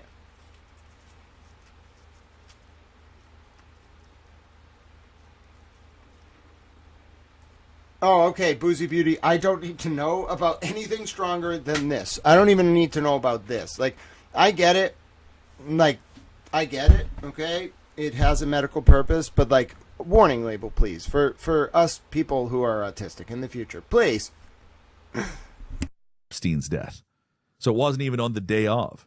The electronics technician told the OIG there must have been some miscommunication, that he did not say he was going to work overtime and resolve the problem that evening, since he knew the problem could not be fixed in one evening. This is not a problem that could be fixed in one evening. And so on the 10th, when it wasn't even being worked on yet, we already have footage from the 11th. The footage that I talked about should not exist. We'll keep going, but there's more and more proof that footage from August 11th should not exist unless it was on the functional DVR system, which would mean, once again, an equal amount of problems related to a cover-up. The electronics technicians eventually determined that most of the cameras in the shoe area were assigned to record to DVR2. That while cameras assigned to DVR2 were providing live video streams on August 9th and 10th, no recordings from those cameras were available due to the DVR2 hard drive issue, which the FBI later determined had occurred on July 29th. Among the cameras whose video was not recorded was the camera at the end of L tier, the shoe tier in which Epstein was housed. Only 2 cameras in the vicinity of the shoe area were recording to DVR1 at the time of Epstein's death. So basically, as I said before, they said there were only 2 cameras that were functional. One was the one that we had all of that footage from, that was from that really terrible angle, and the other was on the 9th floor fire exit and 2 of the floor's 4 elevators, which was the other footage we talked about. So before we move on to the autopsy, just to summarize, we have footage from this camera right here. And apparently, according to that email with the FBI, it sounds like that was in fact recorded to DVR System 1, despite the fact that this chart says that it wasn't recorded there at all. And it looks like they probably could have gotten footage all the way back to July 23rd. Okay. I understand now fully what we're dealing with. Okay? So we have some work to do. We got to find this blackboard, this whiteboard. We have to find when it first appeared. Okay? This is our monolith. We're going to take down the monolith. Now listen. Maybe the monolith is actually helpful. Before we do this, can I just give you my theory about 2001: A Space Odyssey? Would you mind if I do that? I've always just wanted to lay this out. So I've thought about this, I've looked into it, and I've determined 3 things. 4 things, actually. I'm like a hedgehog. I found out 1 big thing and then 3 little things. So here's the big thing. I think the human genetic profile is the great work. Now, a lot of you are going to say, what the fuck is the great work? Okay, the great work is this like long-term sort of societal archetype that is embodied in various forms of human achievement. If you look at 2001: A Space Odyssey, it kind of like depicts like man's like initial sort of like great work in the what is it, like the figuring out how to use tools. Like Kubrick's belief in that film is like when man figured out how to take a bone and hit someone with it, that was when we like first emerged. Okay, that was our like initial great work, the creation of tools. Kubrick's theory is the next great work is like our evolution to space. That's why when the monkey throws the bone up into the sky, it lands and it never goes anywhere. It skips human history, and the next thing is us in space. That's not really what I think the story is. I think the original great work was like the European cathedrals, but maybe more appropriately like original like Christian religion. I think the second great work was like the works of Shakespeare, like done as a collective, like to show like the written word as the embodiment of human sentience. And I think the third great work arguably is film. And ironically, but Kubrick was very pretentious, so not ironically, I think 2001: A Space Odyssey is the great work that embodies the medium of film. With all of that said, what I was thinking about overnight is that the true great work of the ages seems to be like a shepherded evolution of the human genetic profile through science. It's not really clear to me how they did it. It's not really clear to me why they didn't tell us about it. But, like, it appears the actual project that Epstein and all these scientists and money brokers, they were working on, like, using the human genome as an expression of sentience and, in essence, becoming gods by manipulating, like, lifespans, genetic profiles, resistance to disease, susceptibility to disease. It was kind of like the apotheosis of their version of intelligence. It was like human sentience made manifest recursively through a manipulation of the human genetic profile in mass. Does that make sense? That's the best way I can explain it. I don't know. I guess 2001: A Space Odyssey was like the spark that allowed me to understand like what a great work was in the artistic concept. But until I started reading the Epstein files, I didn't understand that we are the great work symbiotically. Like our genetic like structure in mass is actually like a canvas upon which these people were painting. That's fucking scary. Anyway, we can get into our video analysis now, but don't give me this medication, please, because otherwise I'll inevitably end up telling you about Stanley Kubrick's 2001: A Space Odyssey. Oh yeah, because I was thinking about the monolith, which is this whiteboard is our monolith. So the monolith is there in Kubrick's 2001: A Space Odyssey. For like all the great moments of human transcendence, this whiteboard shall be our monolith. Okay, we're going to take it down. Like, I know it's there to be benevolent, but I don't trust it. All right, I just don't trust the damn thing. It is a monolith. All right, let's begin. Now, if you haven't done this project with us before, it's kind of laborious. Like, that's an understatement. When I say laborious, it's very laborious. Like, we are creating a full comprehensive index of 3,000 or so files. Now, what we're going to do is you're going to watch me do all of it. And I really do work this fast. So what I have to do is I have to check to make sure this file, which is, hold on, that's going to be a little difficult to see. Piled up all these papers I was reading earlier in front of my monitor. So we're looking at 7/20/29. This is in the medical unit, which he was there in those dates. So we know he was, no, he wasn't. He wasn't there till 7/23. But this is in the medical unit, 7/20/2019, 8 p.m. All right. So we go over here, and we're looking for 7/20/2019, 8 to 9 a.m. Did I say 8 to 9 p.m.? This was actually 8 to 9 a.m. I got to remember it's in military time. So it's 24-hour clock. If it says 8, it's 8 a.m. If it says 20, it's 8 p.m. All right, so we got that one logged. We close that. Now we go over here. We just keep going right on down the list. You got to open it. It's going to look like a PDF file. You change the link to an MP4. PSA, get 5 towel cigars ready. Noted. Yes, this is definitely going to be one of those nights. You're going to want to buckle up, sit down, get ready. Who knows what we're going to find? All I know is this is way more files than they had last month. So this project is incredibly important, and you all donated. So I don't know. I'm going to just keep doing it. And if you want to support the project, there's a Cash App, a Venmo, a GoFundMe now. I think it was Allie last night. Someone was like, you should make a GoFundMe. So I did. But yeah, I have a Cash App, a Venmo, a PayPal. Check them out. Click the description. Someone will post them in chat, I'm sure. I'm a towel. Support independent journalism. This project is funded by you. You think the New York Times is going to pay for this shit? No chance. The New York Times would scream at me. It'd be like, stop doing that right now. And I'd be like, no, you stop being a New York Times.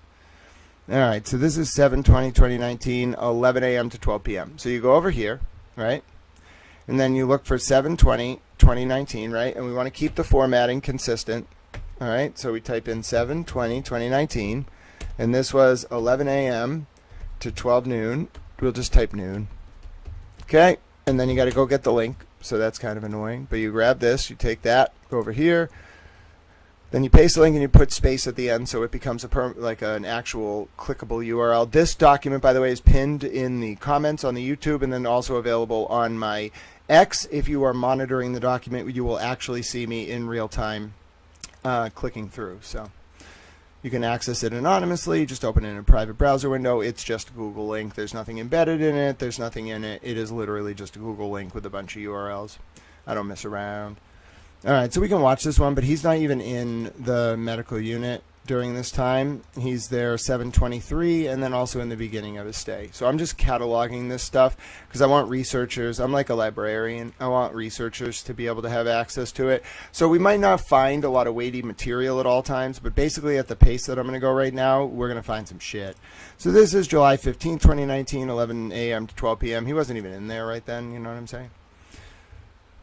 I think some people watch this just because it's fun to watch my brain. Like, people are fascinated, but they want to live in my brain. 7:15, 11 a.m. to 12 p.m. So, see how we go here? Okay, we type this. All right.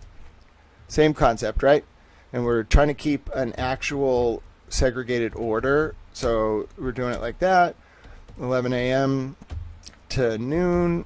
And then I've been trying to do the like Eastern time capital with the AM and PM not capital, and I've been trying to be consistent.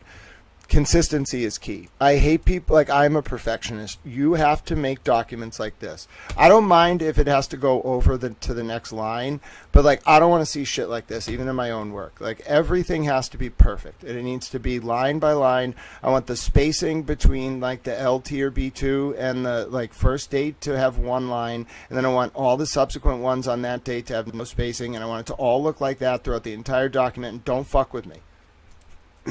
It's really hard to work with me or for me because it has to be done a specific way, and you better not fuck around. Now, there's someone in there on the 15th, but I don't think he was in medical then. I don't think he got there until the 23rd, but I don't want to like run the risk of like the one time he's in medical and they like move him, we see him. But I don't know if he was in there on the 15th. All right.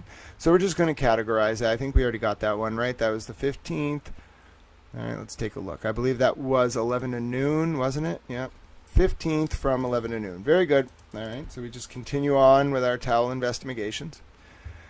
Go to the next one. And we just do this over and over and over. We're looking for like images of him. We're looking for stuff that like shouldn't exist. We're looking for stuff and, we're looking for stuff that's just out of place. Like, we found some, like, riots. We found some interesting stuff. Not a riot, a cell extraction. 7/10/2019. So this was 4 days after he was brought in. He might be in medical observation still. So this is 6 to 7 a.m. on 7/10/2019. So you just take this, right? And, you know, it's 6 to 7 a.m. on 7/10/2019, so you just go to 7/10. We already probably have one of these. This is 6 to 7 a.m., right? All right, so we just do one of these. Oh, hold on, now I'm frustrated. Okay. All right, and now this is 7/10/2019, 6 to 7 a.m. And then you just put the link. Oh, can't have that. Wait, 1 second. My link was broken. I shall fix it. It's done. It's fixed. So those are not in order, though. Am I sure this is 6 to 7? Yeah, that's 6 to 7 on 7/10/2019. 6 to 7. Oh, 2019. I thought it was 7/10/2019. So what's going on here? I just made a typo. Why are those files so out of order? 254 to 259? There's some weird stuff going on with these naming conventions here. Not exactly sure what, but like, there's some weird. What? Why are you running? Where are you running to? Where'd you go? Are you back? Why are you back? You must have not gone very far. So this is the medical unit, basically. Oh, he didn't actually run anywhere. He just went to get some water. All right, so did we get this one? This was 7:10, 6 to 7 a.m. Let's check over here. 7:10, 6 to 7 a.m. Very good. Next one. I think this is the next page, right? Yep. All right. We're on 130. This is going to take forever. A lot of them are prison videos, but we're still going to be doing this for a long time. Right now in Limonene, I will show you, this is an index of every security camera video by date and time, and you can click into the Google Docs if you want to follow around. Now, Epstein's cell is like directly across from us in this video, like up those stairs, all right? This is 7/25/2019, 11 a.m. He's actually not in his cell at this time, he is in medical from 7:23 until 7:29. So he's to the right in cell 46. But for our purposes, we need to note this was 11 a.m. to noon on 7/25/2019. So then you go to 7:25, right? And then this is outside the shoe. And then this is from 11 a.m. to noon, right? So you go here, and then we already have one from that date, but we don't have this one. So you go like this, like that, okay. And then 7/25/2019, 11 a.m. to noon, and then Eastern, and then you put the link, and then you do that, all right? Now, we go back over here. I guess we can, he's not even in there, though. He's in medical. So we're looking for him, like, getting moved out of medical, which was on the 29th, doing anything while he's in medical, and just anything that gives us a hint as to him being in this facility. Because we've seen nothing. And you might be saying, Grant, we're not actually watching all these. I know.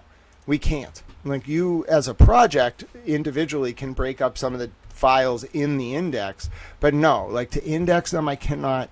First of all, they're an hour each. So we would be doing this until next year. Like, if you all want to give me, like, enough donations where I can set up an institute and do this, like, for 2 years, okay, maybe.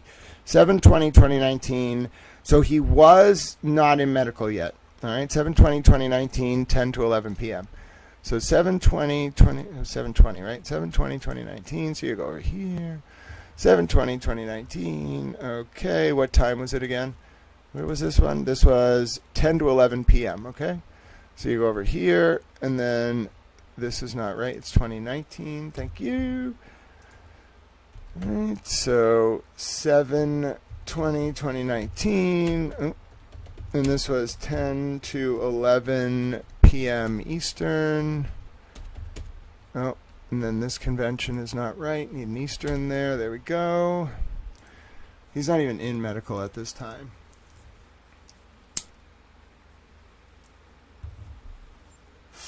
What happened, Boozy? Let's see. Oh, that's right, the Epstein. All right, Bia says, has anyone come across a file with just a phone logo on it? It's after the self-deletion, watch chronological log 723E, all right, but the phone logo is on. So that's very interesting, Bria. I'll definitely put it on my list. Let me know if you come up with anything in your project. I'll take a look at it maybe at the end of the stream today, but yes, I am flying through the videos right now, which is a very important component of this as well. But let me know what you find. Please keep us abreast in the comments. This is a collaborative effort. No one human could put all of this together. So this is 10 to 11 p.m. Like, there are things I know are important based on the date. So I'm going to really zero in on them and kind of like push those like videos. Like, I'll really like dive into them. But if it's just like a contextual video, we might not watch the whole thing. But anyway, I'll take you through my process. It's a process. So this is 7/27/2019. He was still in medical. This is 4 to 5 a.m. All right, so you take this. And this was 7/27, right? So you go over here. And this is 4 to 5 a.m. And this is outside the shoe. All right? We don't have anything from the morning outside the shoe. Was it 7/29? No, that can't be right. Wasn't he moved on 7/29? I think this was 7/25. No, 7/27. I split the difference. That's why I double checked, though. I'd rather be right.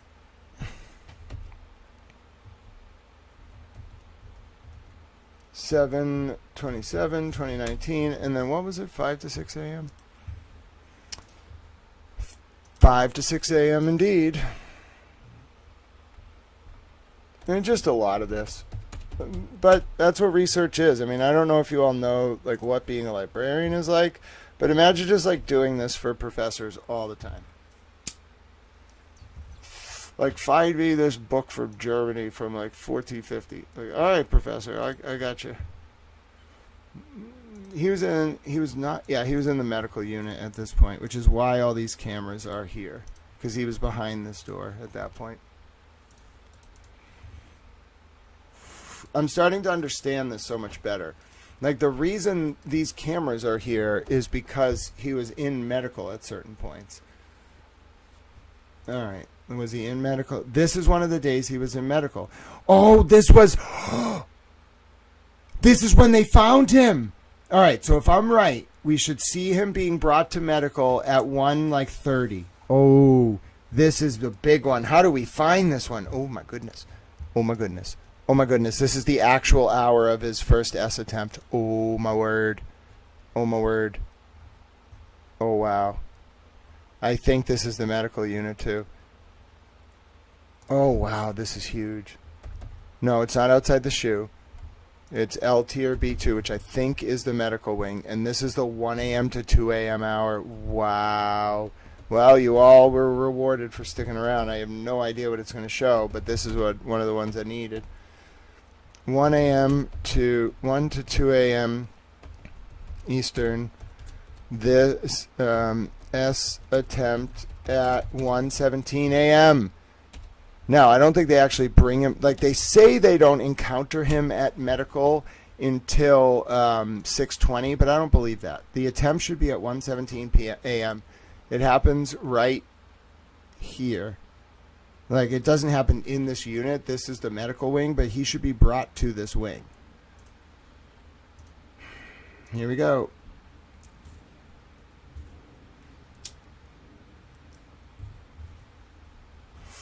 I mean, he really should.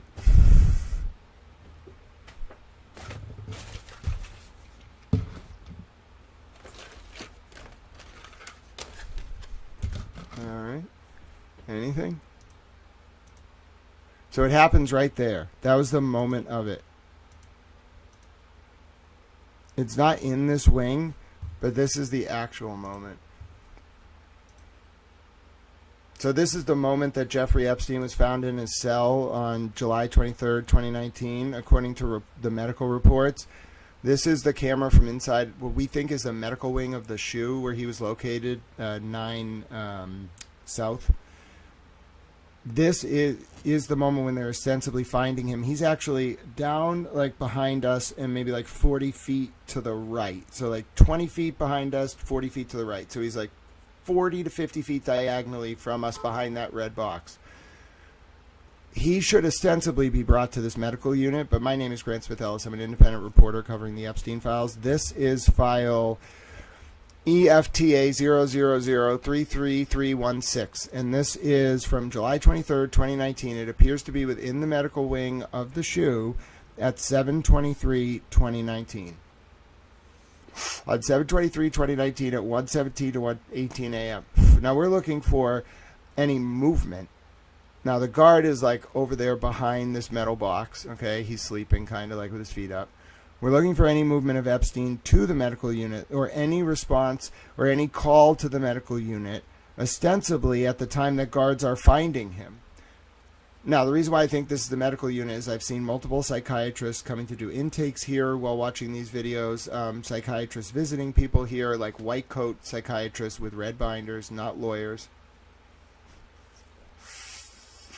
And there is just no movement yet. Okay, we're watching this at 2x speed. There's no movement yet. There's no calls to the desk. That guard is still there in his position. He's not been called. He's not reacted. There's nobody who's been brought here. I believe this is the medical wing of the SHU, based on my comprehensive review of the footage. He hasn't done anything. He hasn't moved. There's been no call. There's been no guards moving around. It doesn't look like there's been a call about anything to anyone. And when other big events happen in the unit, this is where they stage. So there's the whole 1 o'clock hour. That guard has not moved. My name is Grant Smith Ellis. I'll continue to look into these files. All right. Hold on a second. I'm going to get in the vacuum. The fly has...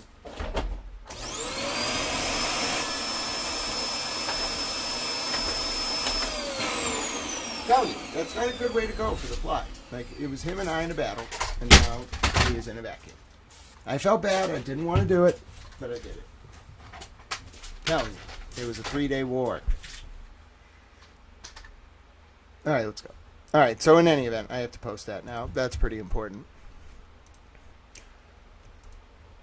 All right. Let's see. Yeah, they definitely, I'm not sure if they have a morgue. Oh, the free dairy picture. I was talking to a nice woman from Ireland today.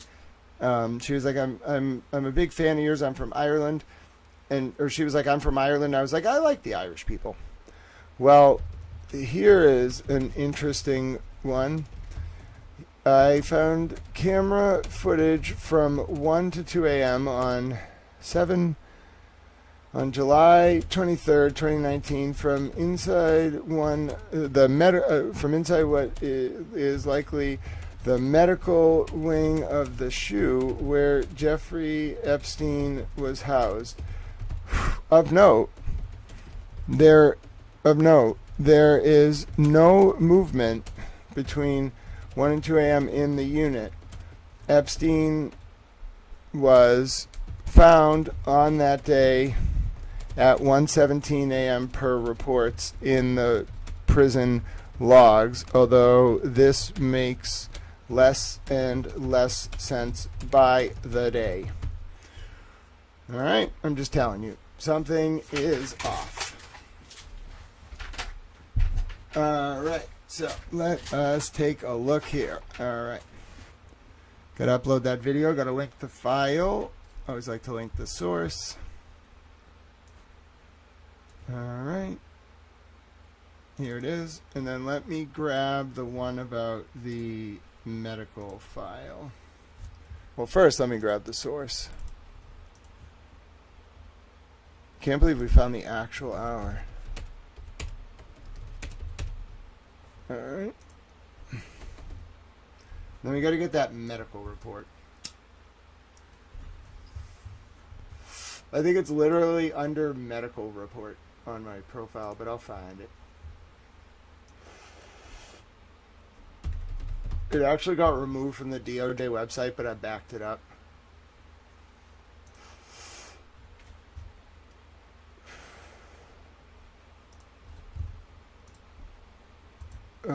More information showing Epstein found by guards at 1:17 a.m. on 7/23/2019, and then encountered by medical staff in that unit at 6:20 a.m. that day. This is some stuff. You really got to know this stuff backwards and forwards. I kind of feel like I got, like, you know the movie Angels in the Outfield? I feel like that. Got the angels with me. I'm just going along, being a little towel. People just supporting little towel. You know how grateful I am? Listen, do you know how stressed I get when I just run out of money? Like, it's so scary to run out of money.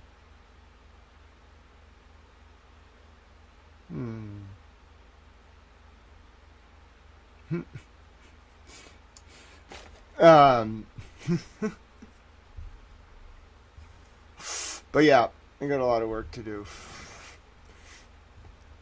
But you know how much you have to know, like, to put this all together? Like, Dr. G's work was incredible. Like, I just want to continue to shout out Graham regarding that, you know? So.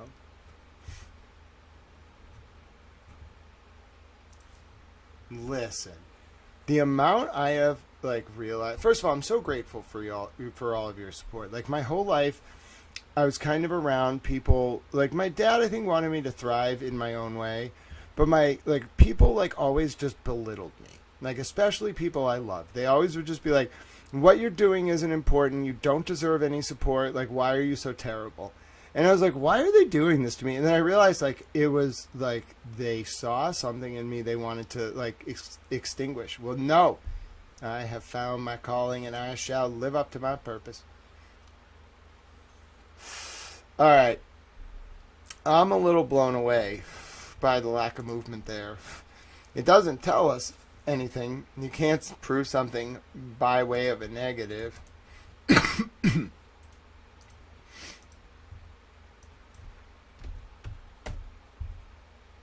You know, Shakespeare, when he was writing, if he was a composite, whatever, one of his best lines was that All the World's a Stage. And I don't think you ever will see it more appropriately embodied than in the situation of Jeffrey Epstein. Like, everyone around him, everyone around his network, they all literally were involved in like a play, like a massive play. And we were the audience and participants. All right, 7/5/2019. You were either like in their club or they manipulated you. It was so vile.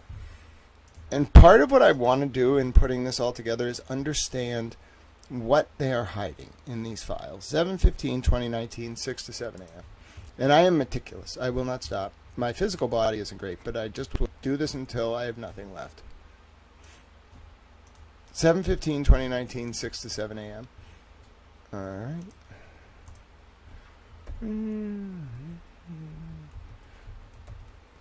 7/15/2019, 6 to 7 a.m. Eastern.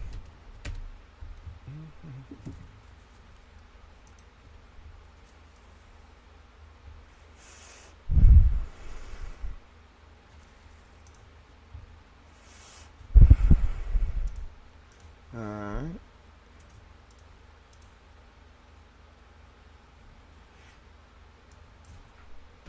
What's this one? This is a hell of an index. 7/24/2019. So he should be in medical. Like, if I'm right, he should now be in medical. So we should start seeing movement in one of these cells. I have an idea that it's this one because on the day of his intake, he was in there for like 8 hours with a psychiatrist. And then there's a point in the afternoon on the 23rd where he's visited in there. So I believe, this is 7. So this is the next day at 2 in the morning. He should be in there. He really should.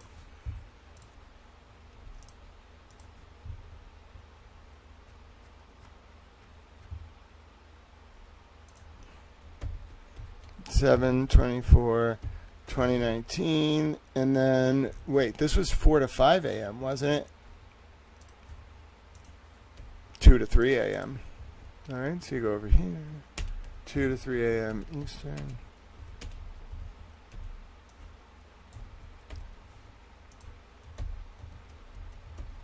All right.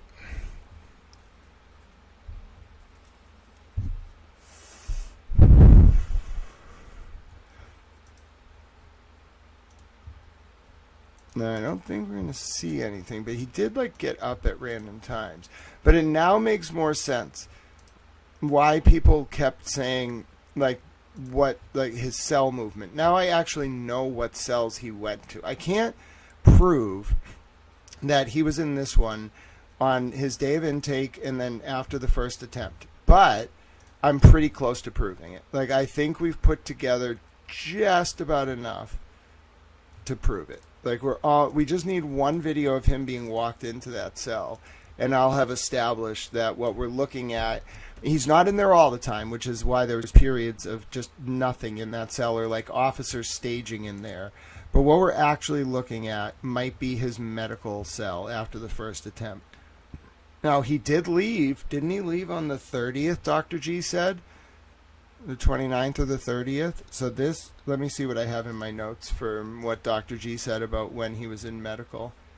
He left medical on July 29th, so he was already gone by this time, apparently. And this is 7/30/2019 from noon to 1 p.m. So this is 7/30/2019 from noon to 1 p.m. I already have this. Ending 160. No. What? 7/30/2019 from noon to 1 p.m. Oh, that's outside the shoe. So this is inside L tier. It's just this same exact like frame of time, but inside L tier on that day. I mean, inside B2, which I think is the medical wing. I'm not positive. I got to confirm that. Okay, so that's noon to 1 p.m. And he was already gone, so he's not even in medical. There should be no one. Well, if there's someone in that room, it's not him, but there should be no one in that room by that point. So we should only see that light going off, at least for him, on and off from 7:23 to 7:29. All right, next. And I'm telling you, like, I'm not sure if anyone has actually done this. Like, we didn't even know we had all these files until recently. What's this? Oh, August 8th, 2019 from 6 to 7 p.m. Isn't this one of the ones that Dr. G said was hard to find? That's why we got to do this stuff. All right, August 8th, 2019, 6 to 7 p.m. August 8th, 2019, 6 to 7 p.m. 9th floor hallway, August 8th. Okay. That's great. You forced me. How did you survive that last one? I'm impressed, but also upset.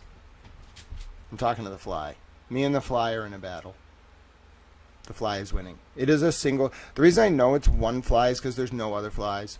I just walk around looking for them, but there's one that just flies around. It's the alpha fly.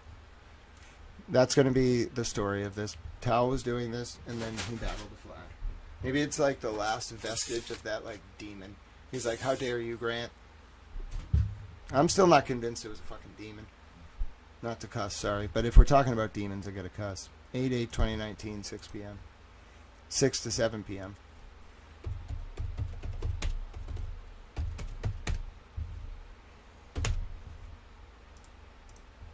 Alright. Now, I forget exactly what Dr. G said was missing from the hallway, but I'll compile it all anyway. A little continuity error there. Alright, give me 1 second.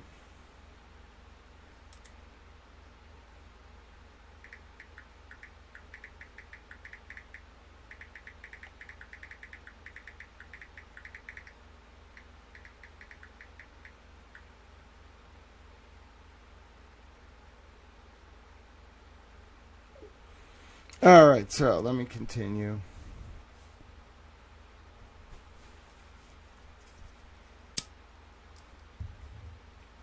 Chess is a beautiful game.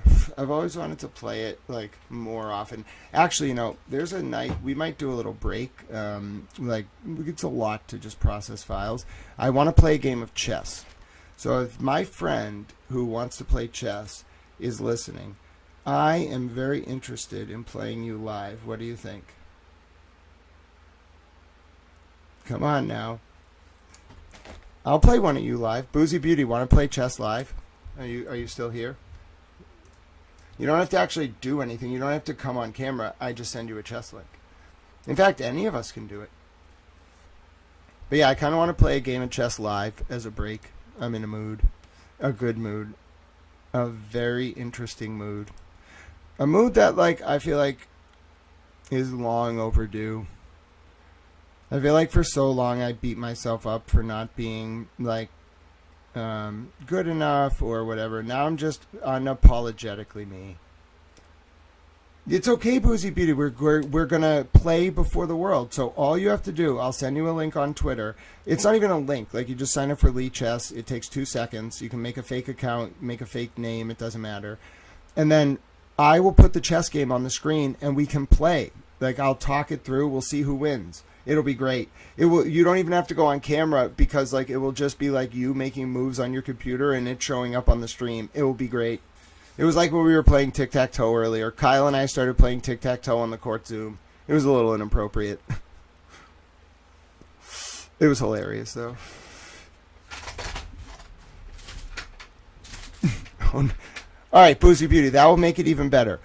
Okay? I will teach you. Like, the pawns go, like, 2 spaces.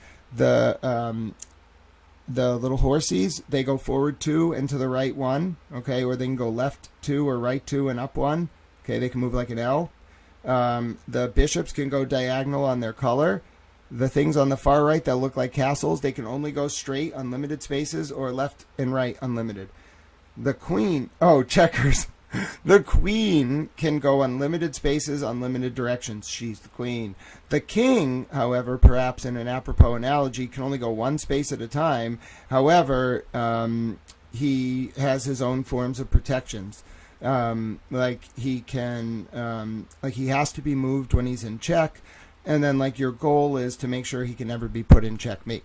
Now, you don't have to accept my towel challenge, but if you want to play and then, have this moment where you're like, yeah, well, Grant was kind of on his ascendancy to whatever the hell it is when, like, millions of people read you and talk about how you, like, conquer a demon. I'm not kidding. This is actually happening. I wish I was kidding. I'm a little baffled by it all. And I played chess with him, and he thought it was fun. There you go. Anyway, the only reason I'm asking for a challenger is I had asked my friend earlier today if he wanted to play, and I missed him. So I responded back like a few hours later and said, hey, do you want to play chess live on stream? And he hasn't seen it yet. So I'm already lost. Boozy Beauty, that's going to be the best part of this. You don't understand. Like, you're going to be making moves, and we're going to be like, is that like a grand intellectual strategy, or is she just moving where it's letting her? And by the way, Boozy Beauty, you don't have to know how to play, because when you click on the piece with your mouse, it tells you the only options for where you can move the piece. Anyway, it's just an idea. I want to play chess with someone. So the invitation is open. You have to have Twitter because I have to send you the link on Twitter. But it's a really fun thing. You don't have to come on the stream. You don't have to talk. You'll be a voiceless opponent on the chessboard. I could just play some random dude. Okay, let's do that. I want a break. All right, you want to watch me play some random dude? Let's see if my friend will respond. Let's see if I could just join this game with my friend and prompt him to start playing. He sent me a challenge. My username is I am a towel.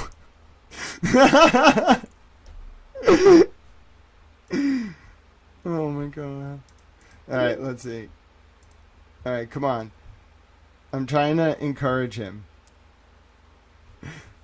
Alright. Let's see if he'll play. If I just start a game, will he play? It was from 2 days ago. I don't think he's gonna play me in front of people, but hold on. Like, he has to actually, but he has the app on his phone, so it might have just alerted him that I want to play. All right, let's see. Hold on. I'm going to do my classic opening. All right. Let's see if he makes a move. Otherwise, I'm going to give him, like, a minute, and then I'm going to play a random person. That would be funny if Boozy was like, AI, tell me what to do. I used to read the Boston Globe back in the day, and they wouldn't put the chessboard.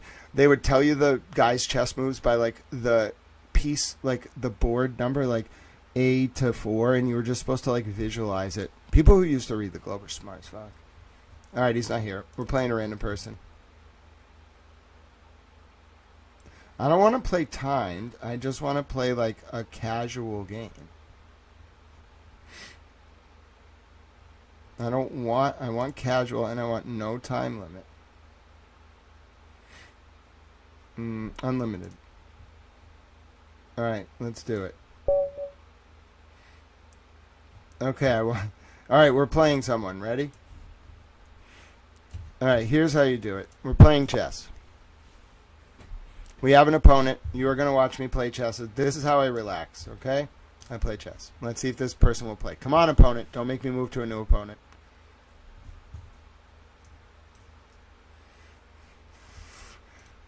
Come on. You want to play or what? I'm moving on. Maybe we should do timed, because I feel like unlimited means they just, like, don't want to play. Alright. I'm going to abandon the game. I'm going to abandon it. You have to, like, find someone just, like, waiting to play. I guess that's why it's better if you, like... Oh, hold on. I guess that's why it's better if you, like, have someone who you can just challenge. That's alright, I'll just keep looking. I don't want to play against the computer. I want a quick pairing. And I don't want a bullet. I don't even know what these, like, names mean. Alright, let's see. Let's see. Minutes per side. Let's set it to, like, 10 minutes per side total. I don't really know what that means. Alright, let's do it. Okay. Now do I play someone? Okay. Let's see if this works. Oh, we're ready to play. Okay, let's do it. We're playing someone, folks. He looks pretty good. Oh, that was smooth.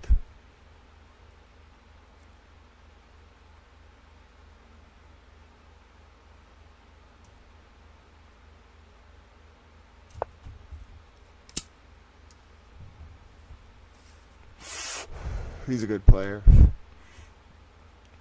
But I baited him a little bit. Oh, really now? You think you're so slick? Smart man. Let's see. What can I do here? Where the horse is it? He is a good player.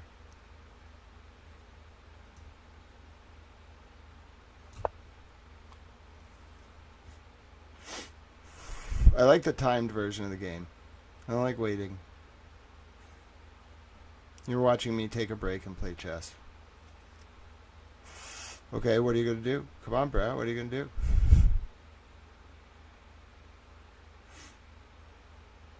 Yeah. What are you going to do now? That's what I thought. Alright. Now, let me move in. Yeah, but you brought your queen up there. That was a little risque, wasn't it?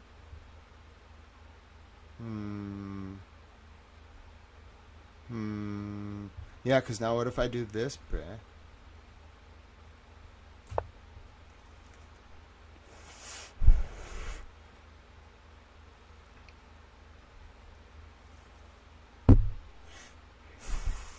You're kind of in a bad spot. Why did you do that?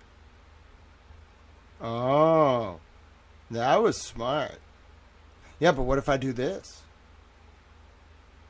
Now you're in a lot of trouble. What you gotta do? You gotta take one of them. What are you gonna do?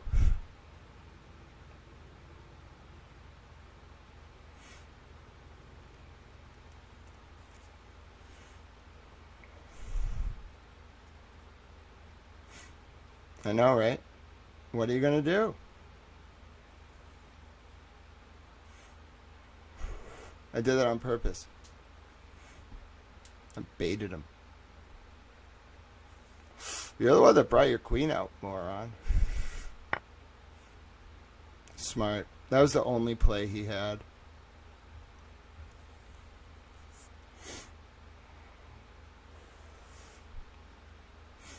I would have done that too. You still can't take that other one though, so what are you going to do? I mean, seriously. What are you going to do? You're not going to take him.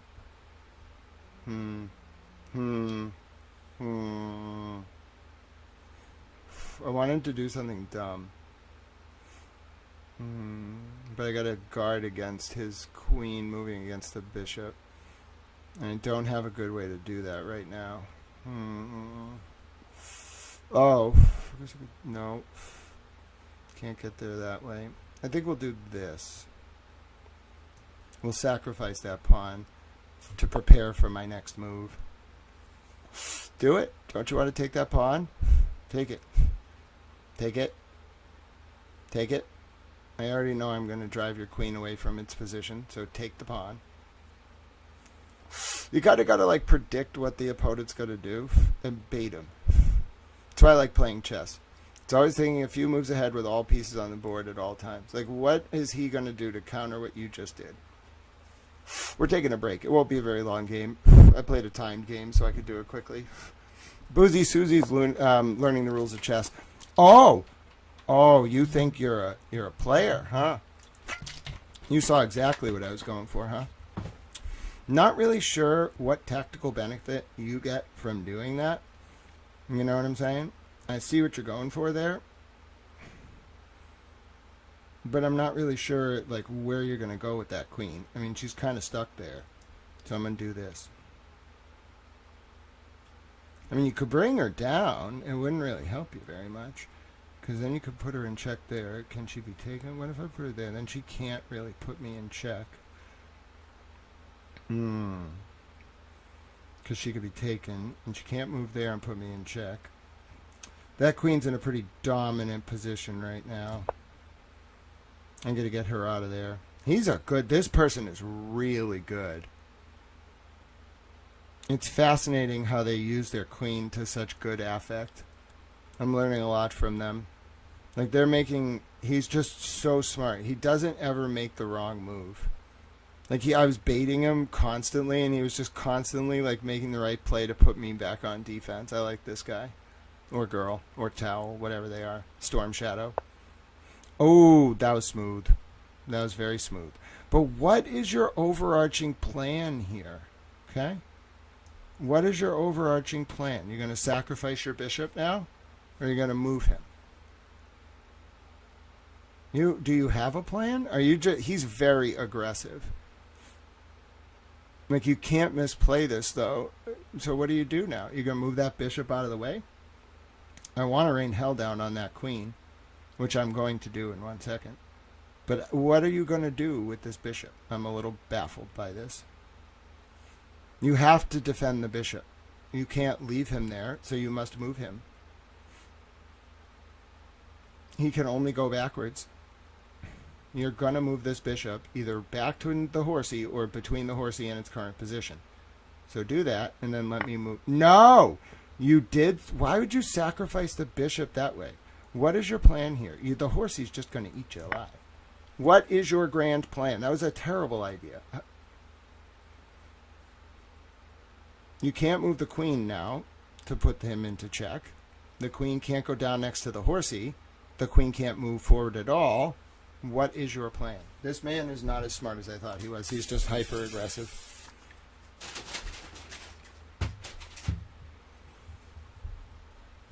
So, but still, you have to have a plan. His plan seemed to have been throw everything in the kitchen sink and see what happens. That wasn't even a tactical check. It was just putting me in check for the sake of it.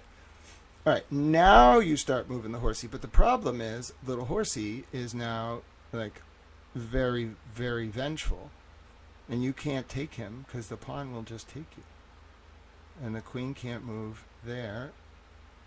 The queen can move there, I suppose. All right, so what are you going to do? Seriously, what are you going to do? Other than my battle with the fly. All right, maybe it's because I'm not using a chemical. I'm being too nice to this fly.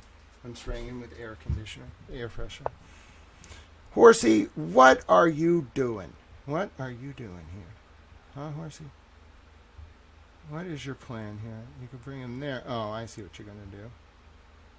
Okay, well, what are you going to do if I do this, though, Brad?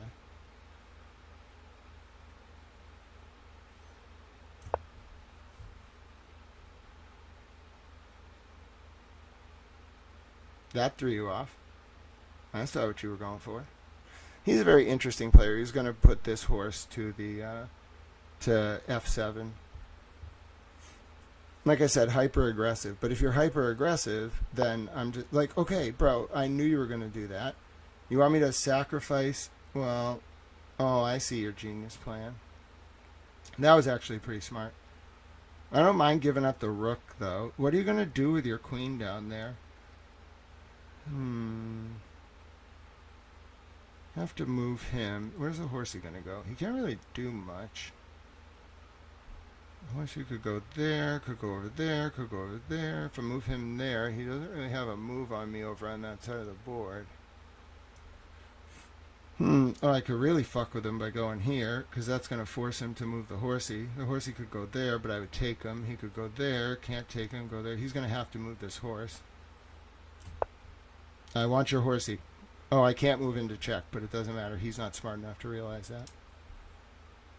I'll use the rook to guard against it. I'm thinking about this rook at f8, moving to take the horse, because the king can't move to take the horse. It would put himself into check on the queen. But he's got to move the horse. He knows I'm coming for the horse. Exactly. But what he doesn't realize is I also want to come for his queen. And so I'm going to do it this way. I'm going to force the queen to make a decision.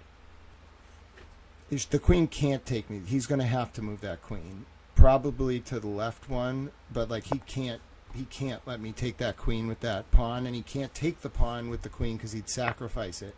Oh, that was G. I missed that. That was a bad read on my part. Okay, so the horsey is useless to you, though. Your white horse can't put him in check there, can't put him in check there, can't put him in check. Oh, you could put him in check. No, you can't. So what's your plan with this queen, huh? I like this player. I like how aggressive he is and how he makes you pay for even like a single mistake. That's what I thought you were going to do.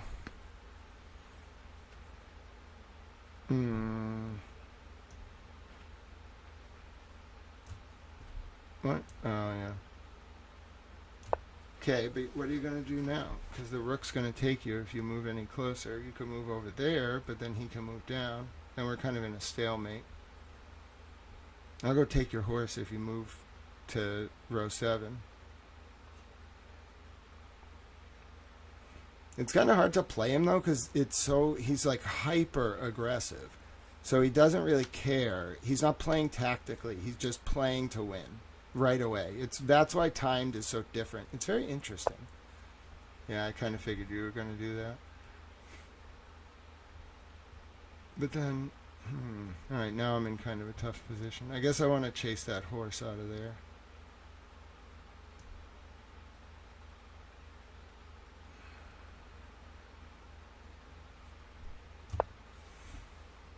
Mr. Horsey's not having the best day. He's trapped on 4 sides.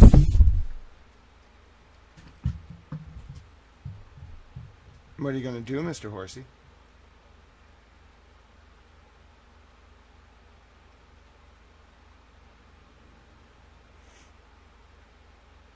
Is it interesting?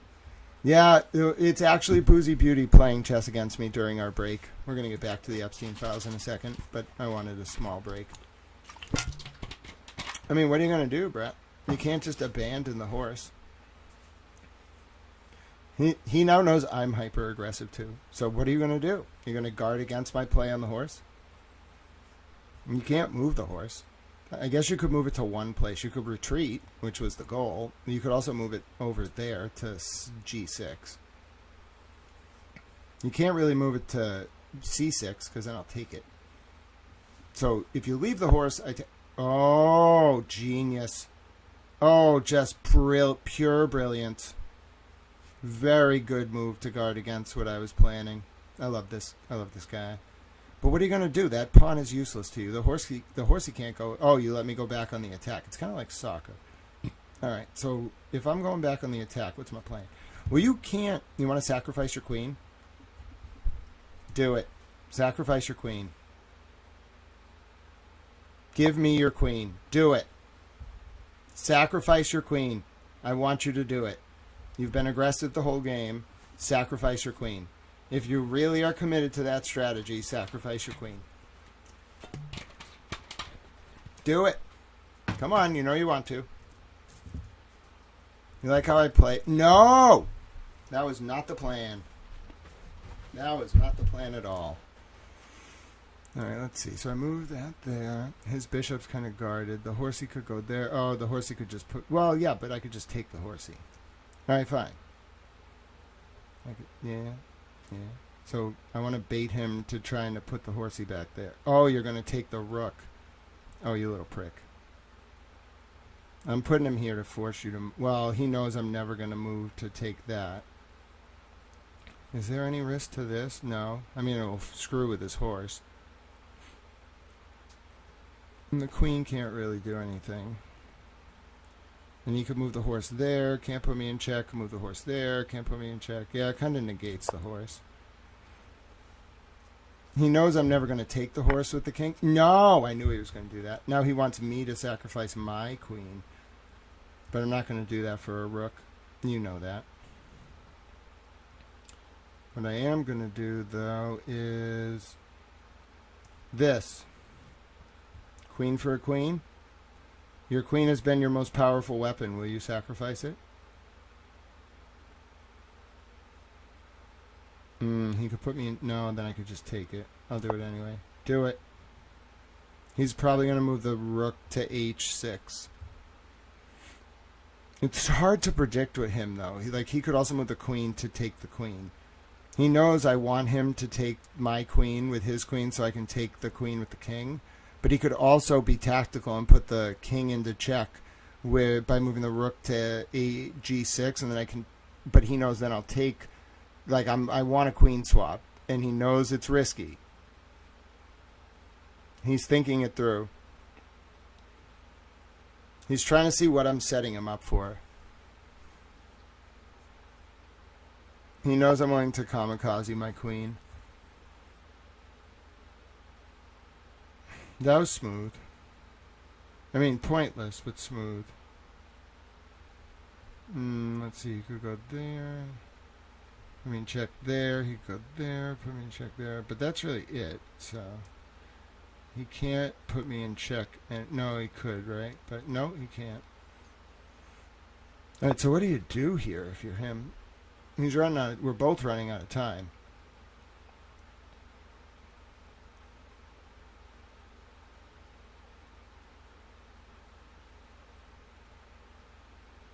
He doesn't waste any moves, which I really like. Like everything has a purpose, but he also knows I'm waiting, like I'm trying to move in. Oh, interesting.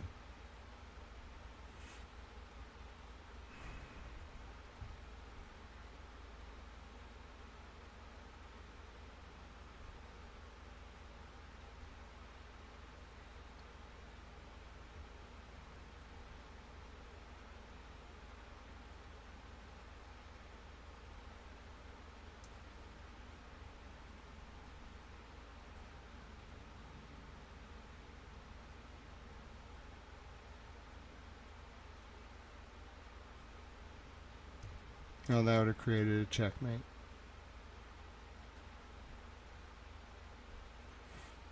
He can move it. He can move it there. Can't put me in check. He can move it there. Can't put me in check. I'm cutting him off at the pass. I almost put myself in checkmate by making the wrong move there. You have to think a few moves ahead. I know I'm not explaining everything that I'm doing, but talking through a chess match is fascinating. I threw off what he was going to do, like what he was arranging down there. I got to be a little more aggressive with him. He's moving. All right, let's see. Let's force him to do that. So he's going to move it there. So let's put this...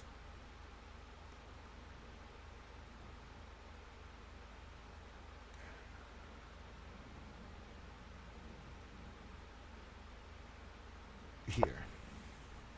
He wanted to put this top horsey down to b5 so he could put the king in check. So I cut him off at the pass by putting the bishop here so I can take his horsey to get the king out of check. You kind of have to think like that. You want to like guard against... Boozy Susie's like, I'm over here thinking, what the hell is a bishop? All right, let's see. So that's an interesting play. That also means like you're leaving your king like very unprotected over there. So I can just pounce on him. He already took one of the bishops, but if I can align this right, I might be able to pounce on his king. Where's he going with that? I only have a minute left. I'm thinking more than him.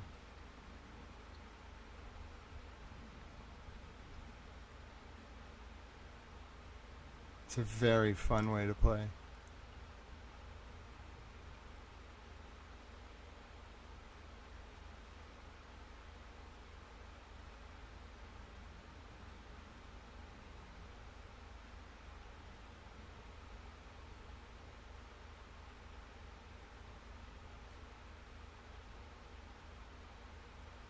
He's using his earned time. Nice swap. He saw what I was setting up. Still gonna go for you though.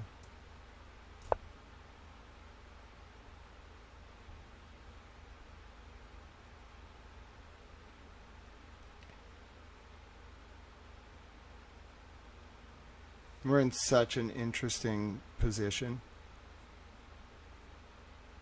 He's gonna have to make a run at something soon, so am I.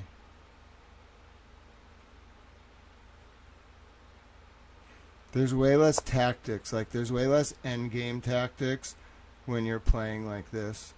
It's more just like rush and see what happens.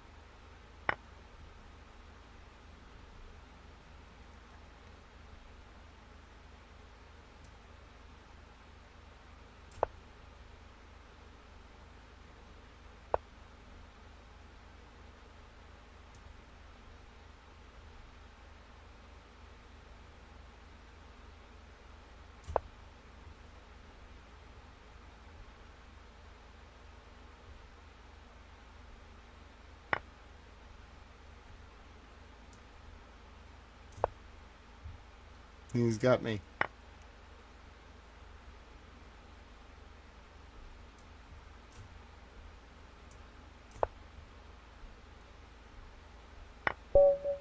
Ah, well played. He's really good.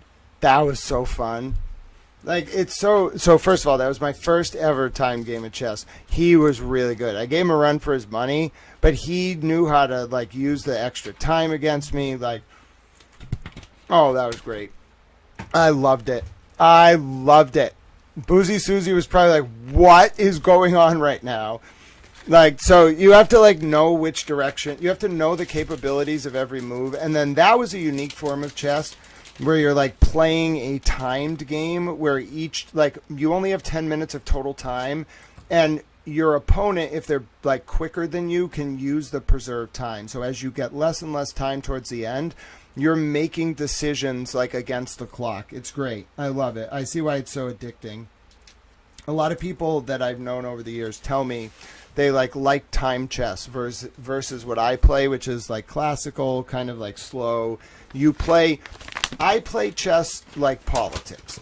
Like, I don't like that version as much, like, for my purposes. Like, I'll play that for fun, recreationally. I like to play chess like it's different. Like, when I play, there's no timer. Like, I am playing for the end game. So, like, I'm much different, like, in a timed game. I'm not, like, I threw that guy off because I was playing end game chess and he was playing time chess from the beginning. That's why I interpreted it as aggression. I play a style of chess that's more like, think about what the board's going to look like towards the end. Like, play for the end game.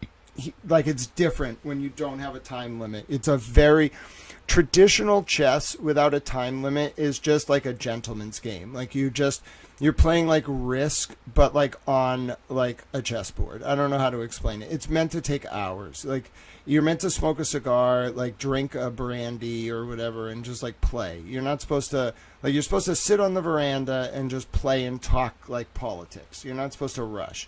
That version of chess is like an intellectual man or woman's like recreation. Like, if you want to like really push your acuity, you play that form of chess because it changes the dynamic of the game. Instead of being like set up an end game and try to accomplish it, it's like react dynamically very quickly with like a decreasing amount of time for each move and then like finish the game.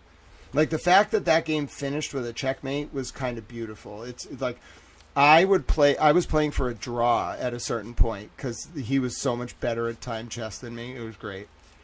Did you see me playing defensively towards the end? Like, I was just trying to protect the king. I wasn't actually moving on his king until I started moving that rook, and then he just took me out. He kind of like dangled me a little bit. He was like, all right, this dude doesn't really play time chess. I'll show him a little bit. And then as soon as I moved that rook on the right side of the board to go for his king, he just ruined me. He was like, all right, I'm not playing around anymore. And then he ended me. That was fun. All right, back to work. All right, Boozy Susie, let me give it to you like very basically. Oh, I already closed the board. let me just give it to you like very, very basically, just for and maybe like on another stream another day, we'll have a chance to like play. But let me just show you what chess is, okay? So chess is a game that you saw the board, okay? But it's a game, it's a very rules-based game. Each piece, think of like logical argumentation where you define terms. To understand chess, you have to like understand like the point of the game. So each piece here has a defined function. A pawn, of which there are 2, 4, 6, 8 on each side, its first move, okay, the pawn, can be 2 spaces, okay? It can move forward 2 spaces on its first move. Every other move, it can either move forward 1 space, or if it is diagonal to a piece, 1 space diagonal, it may move diagonally to take that piece. So like if you have a white pawn that is diagonal touching a black pawn in the forward, with the white pawn going forward towards the black side of the board, you can move diagonally. That's the only time a pawn can move diagonally. Otherwise it moves only straight. The only special function of a pawn is if it goes from one side of the board to the other side of the board and gets to like the last row of your opponent's side, you can turn that pawn into any piece you want. You can make it a queen, you can make it whatever you want. And most people get a pawn to the other side to make it into a queen. So if you have a queen on the board, you can have a second queen. If you lost your queen, you get your queen back. It can be exchanged if you get it across the board. Now, let's use the back row of the white pieces. Do you notice how the back row has 2 of each piece, and then in the middle there's a king and a queen? The rook, the piece on the far end in the back row, okay, left and right, that is a castle. The rook can move as far as you want vertically in any direction, so long as you're like a piece of your own isn't in front of it, and it can move as far as it wants horizontally in any one turn, as long as no other pieces that you have are in front of it. Now, that is the rook, okay? It can move left and right. Its one special function is it can swap with the king like you saw him do. He did a rook swap where the king and the rook swap places. Now, something else on the board is the little horsey. We call him the horsey. I think that might actually be the rook versus whatever the horsey's called. Like the horsey might be called the rook, whereas the castle's called the castle. I don't know. Figure it out. I think the rook is the castle, and then the horsey has its own name. I call him the horsey.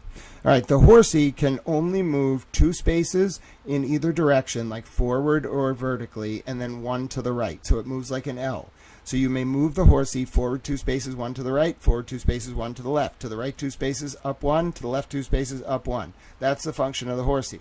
Now, the bishop, he's the piece that sits to the left of the king and queen and the right of the king and queen. You have a bishop on the brown color tile in this example and a bishop on the white color tile. The bishop can move vertically in any direction as long as a piece of your own isn't in front of it on its color tile. It stays on its color tile. So the bishop only moves vertically on its color. So it moves vertically on brown on the left side. The right bishop moves vertically on white, any direction, unlimited. The queen. The queen is the most important piece on the board. The king's the most important piece on the board in terms of you winning the game. The queen is the most versatile piece on your board. Your queen can go anywhere at any time. That's the way to think of it. She can't move over other pieces, like you can't jump like checkers. So if you have a way for her to move, she can move unlimited spaces diagonally, unlimited spaces vertically, unlimited spaces horizontally. She can only move one direction at once, but you can move her 5 spaces to the right if you have a path, 5 spaces diagonally, 10 spaces straight, whatever you want to do. The queen is the most versatile piece. She's the most important part of your army, okay? There's a lot of analogies in chess here. You kind of getting it? The king doesn't really do anything. He's kind of fat. He's a labor. He kind of like just bumbles around. He only moves like he's useless in battle. He's just there as a microcosm of you, the player. Like, he doesn't fucking do anything. He's fucking useless. He can't, like, move on the board. Like, he moves 1 space at a time. He's fucking useless. Like I said, other than the swap with the rook, he's a useless piece. His only purpose is to be put in check by the other team, by your opponent. So the king's, like, your only job with the king is to defend him. So you always have to be thinking about, like, what pieces are around the king, what pieces could, like, take a horsey that threatens the king or a bishop that threatens the king.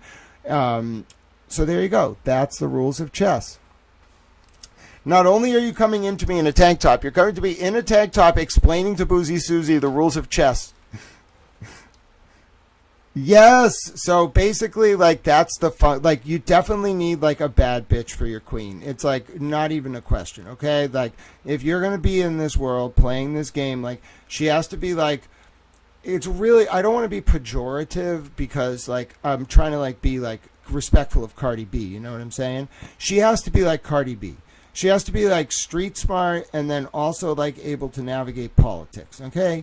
That's what a queen, it's like, and I don't want to say it's a play, but, like, politics is a fucking, like, narrative that you sell to the public.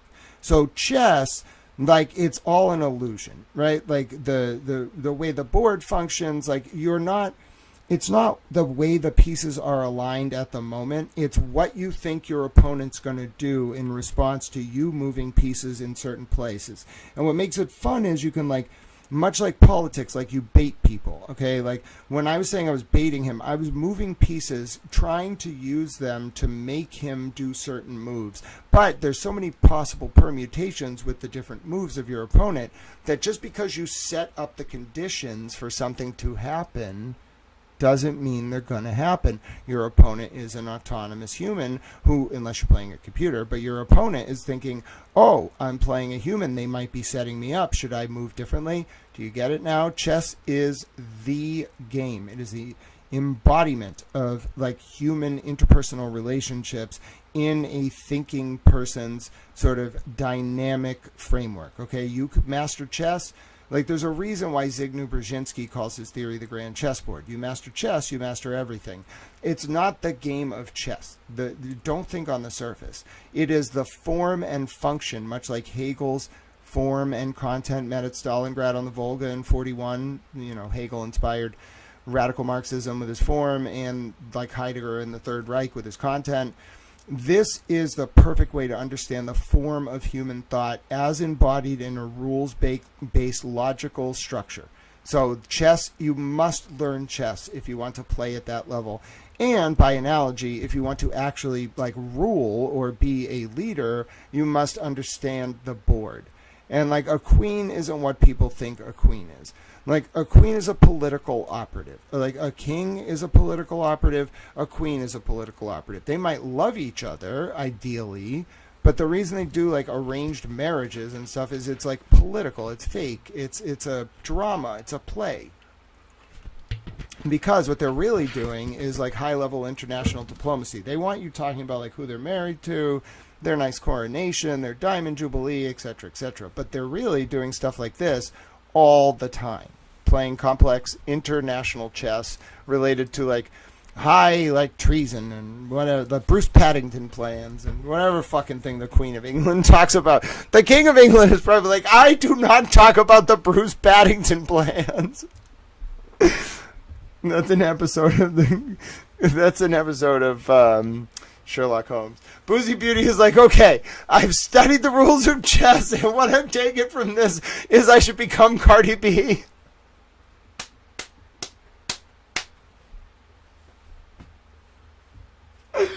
Oh my god, that's fucking hilarious.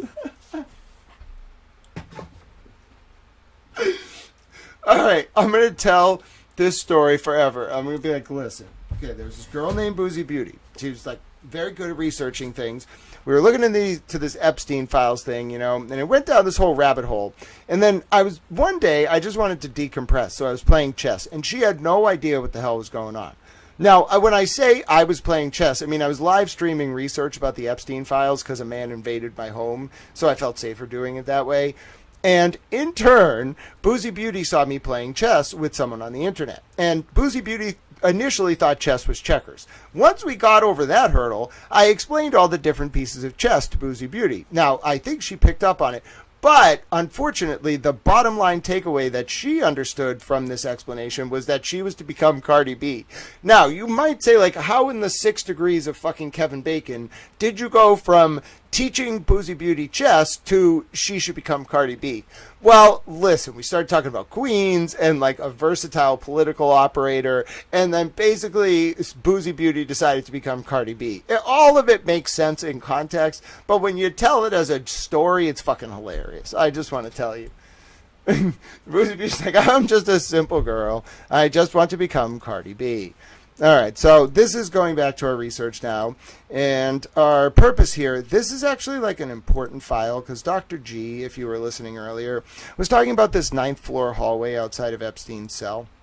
And yes, I am going to be like this the entire night. There's nothing you can do about it. You're better off just like buckling up for the ride, getting some popcorn, and potentially becoming Cardi B and then invading northern France. Now listen, Boozy Beauty, if you want to talk to Emily C., and the Trial Channel, I think you should all get on a boat, go to northern France, and then just talk to the House of Savoy and be like, listen, there's this guy Grant.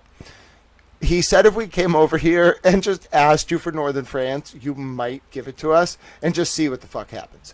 You know, that would be a Cardi B move. Even Cardi B doesn't own northern France, you know what I'm saying? Imagine Cardi, I think that might work, actually. I think she would be a great ruler of northern France. Got to talk to President Trump. Now, I'm not really sure what this whole political battle was going on with Cardi B and whoever the other woman was. I didn't really learn. I had to learn a lot about Cardi B. It was fine. Like, she seems cool, but didn't really know about her. You know, I'm just saying. So anyway, Cardi B being Cardi B, she was in some feud with some person. I don't really know the details. It became political. I don't really understand what's going on there. All I know is it has something to do with politics, which I think is hilarious. I wouldn't mind Cardi B as Secretary of State. I'd be like, Hillary Clinton, you kind of suck. Cardi B at least is fucking hilarious, bro. Imagine Cardi B talking to the Queen of England. That would be great. Our whole foreign policy would be just centered on how much can Cardi B fuck with the Queen of England. I also had this plan to make Kyle some high-level political operator, and then I think my plan was to give him a Twitter account and just let him troll of random countries. But then we had concerns that it could become targeted trolling. So I was like, we just have to throw a dart at a globe, and then that's who we're going to troll. All right, so this was 8/8/2019, 1827. All right, you. I see. So you like the controller. All right, so I'm spraying the controller, and now he won't come back. All right. 1827. So this is 6 to 7 p.m. on August 8th, 2019. This is relatively important, and I already got that one. All right, next. We are on page 14 of 80. We're going to be doing this for a long time. Boozy Beauty says, Cardi B is hilarious and underrated. People think she's dumb, but she's actually super intelligent. Yeah, listen. I totally got a long time ago that the best way to... the devil convinced the world that he didn't exist, and that was the best trick he ever played. Seriously. You know what I'm saying? So this is August 7th, 2019, from 4 to 5 p.m. All right. August 7th, 2019, from 4 to 5 p.m. Oh, I already have this one? No, that's the hallway. This is inside the shoe. Oh, I don't have anything from L tier on August 7th. Okay, that's good. Okay, so I got to add a new entry here. L tier B2, and this is 8/7/2019, and it's, I think it was 4 to 5 a.m. Yeah, 4 to 5 a.m. All right, 4 to 5 a.m. Eastern. There you go. All right, let's see if anything happens. This is close to his death. This is 1 or 2 days before his death. There's a lot of time where this medical unit is just unmonitored because the guard's just sleeping, and he's hiding behind the metal pole, so you can't accuse him of sleeping. Mm-hmm.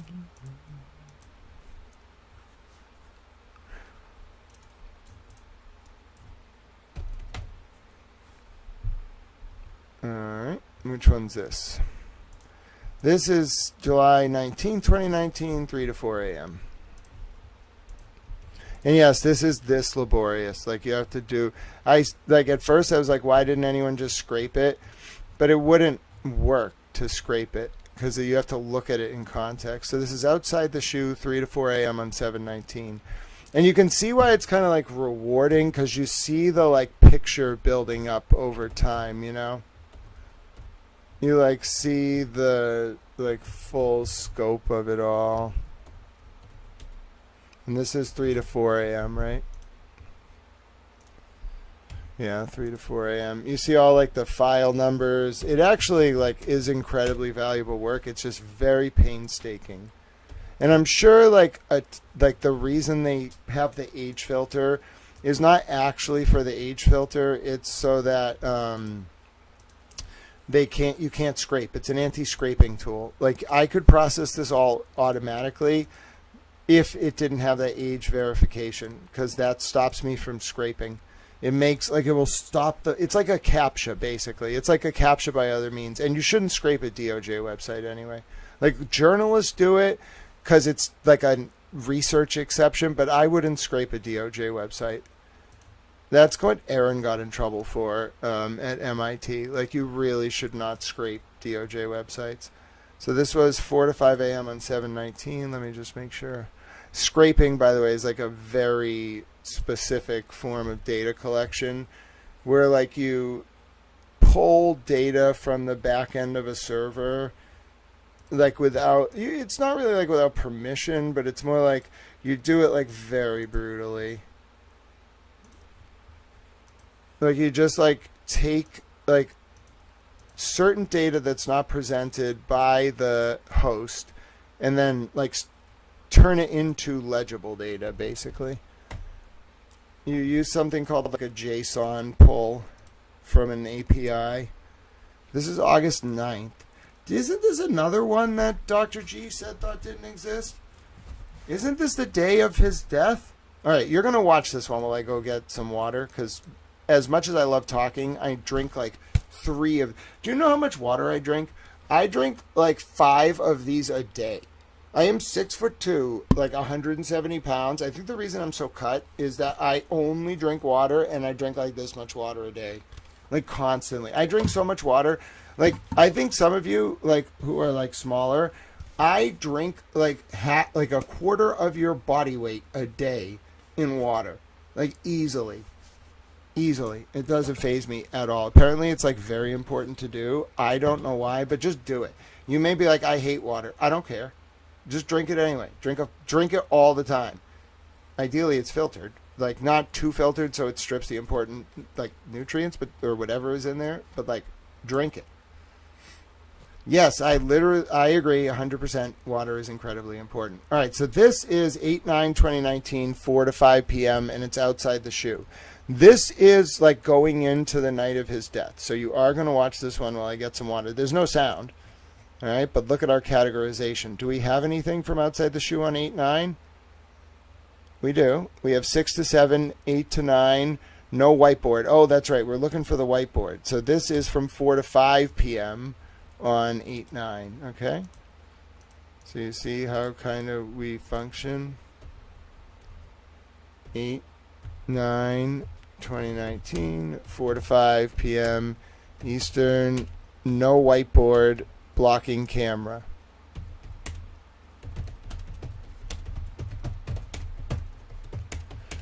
All right, actually, you know what's a good idea? It actually is a great segue. So in the minute and a half while I go get some water, take a look at this. This is what we're looking for. Switched. Oh, hold on. This is what we're looking for when this whiteboard appears. We know it's there. Wait, does that say? No, we're going to see it shows up for the first time between like 8/9 at 2 and like later in the day. And we're going to find like not only these, we're going to find when it first shows up. Okay? So you know how the jail works?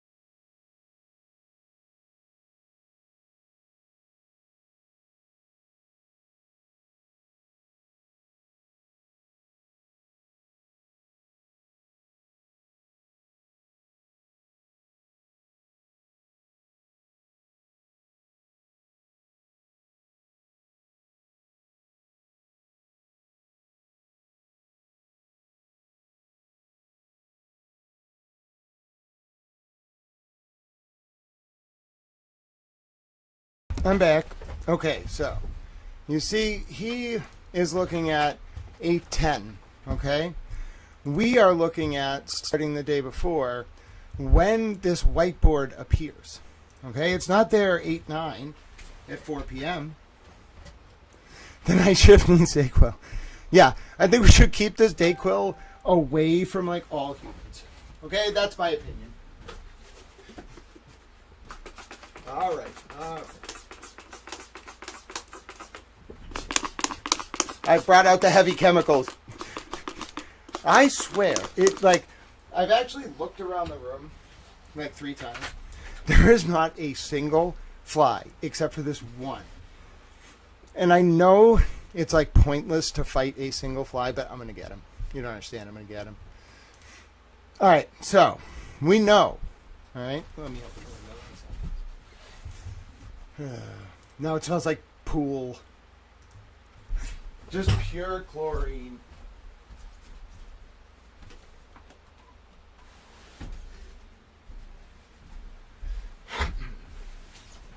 Which, I mean, some guy on Twitter was like, just bleach every surface in the house. And I was like, yeah, I'm going to do that. All right, so this whiteboard just appears, and we want to find when it appears. We can't really see much movement in Epstein's cell from this angle. It's technically like up in this part, like right in the top next to the pole. There's like a sliver of like door that you can see where Epstein is, but you can never actually see Epstein in this angle. Okay, it's just horrible. It's a terrible angle. It's bad. It doesn't make sense. All right.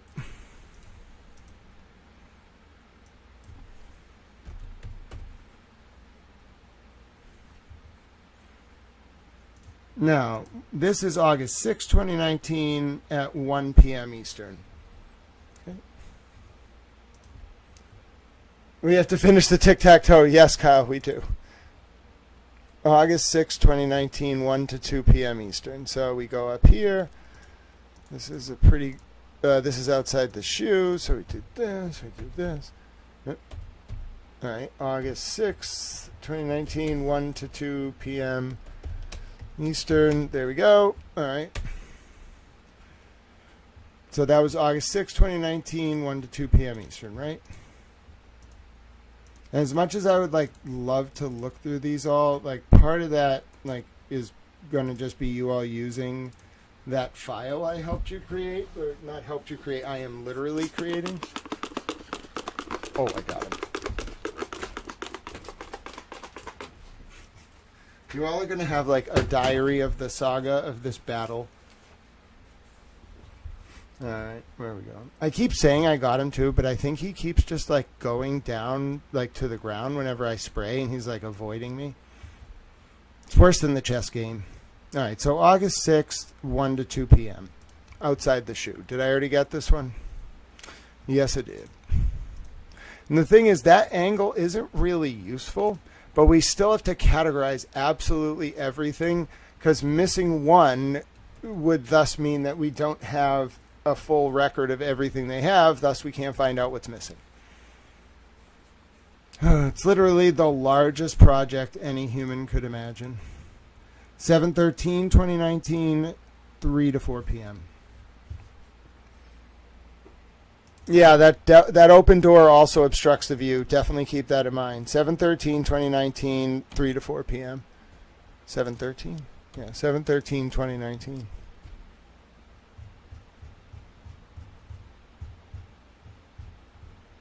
Uh, 3 to 4. Did I say 3 to 4 p.m.? Yeah, 3 to 4.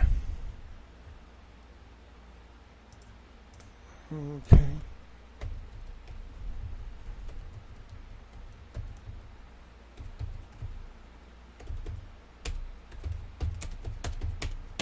There you go. So I think we're going to be missing some footage. That, like, it's impossible that they just only have certain hours of footage. And if that's the case, I mean, that's weird too. I don't even think he was in the SHU on 7/13, or in the medical wing on 7/13. He didn't get there until 7/23. Not sure how long he was held there when he first arrived. Probably a few days, but it's unclear. What day is this? 7/27. So he was in the medical wing during this point. He was there 7/23 to 29. So we know to 29. So we know he's in there during this period. This is 7/27, 10 to 11 p.m. in the medical wing. 7/27. What did I say? 10 to 11 p.m.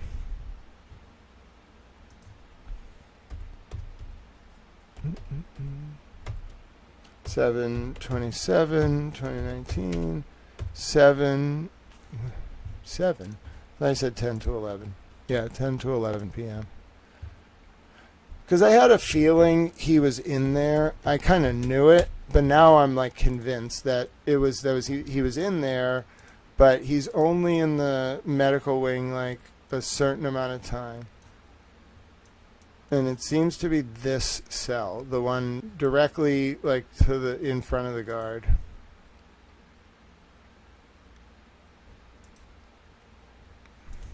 But the medical wing is also very quiet.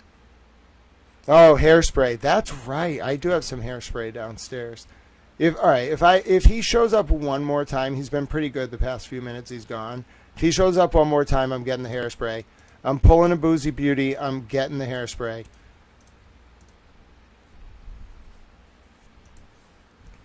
Don't make me do it. Do not make me get the hairspray. All right, we got that last one. This is 7/17/2019, 10 to 11 p.m. All right. 7/17, 10 to 11 p.m.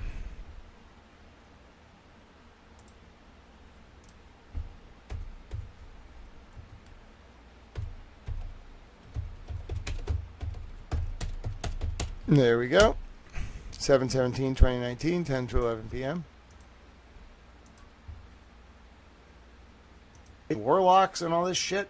Like, what the fuck you doing, bro? Fucking sorcerers. Chlorine. If there's one thing that, like, I've come to appreciate over the past 2 days, it's the smell of chlorine. The sorcerers thing, by the way, like, I'm just convinced some of you out there are actually, like, now I'm a believer. Some of you are actually demons. I'm not really sure how we got there, but I guess it's like an inevitable conclusion. Kind of like Boozy Beauty becoming Cardi B. Like, it's an inevitable conclusion. 10 to 11 on July 17th. Yeah, I already got this one. The man in my home. And, like, other than Congress, like, I don't know if, like, anyone in my life actually cared. There were only a few people. I think other than, like, my council, I don't think anyone actually cared. I think Towel Nana would have cared. I didn't call her, though. I didn't want to worry her. So, Nana, a random man showed at my door. The internet thinks he is a demon. She'd probably be like, oh, did you cast him out? Yes. She'd be like, I'm worried for you. Don't worry, Nana. I'm fine. I cast the demon out. 7/15/2019, midnight to 1 a.m. All right, so this is 7/15/2019, midnight to 5 a.m. No, it's not L tier though, is it? Outside the SHU? Yeah, it's outside the SHU. It is 7:15, but it's outside the SHU. I don't have any footage from outside the SHU that day. Yeah, it was midnight to 1 a.m. Midnight to 1 a.m. Eastern. There we go.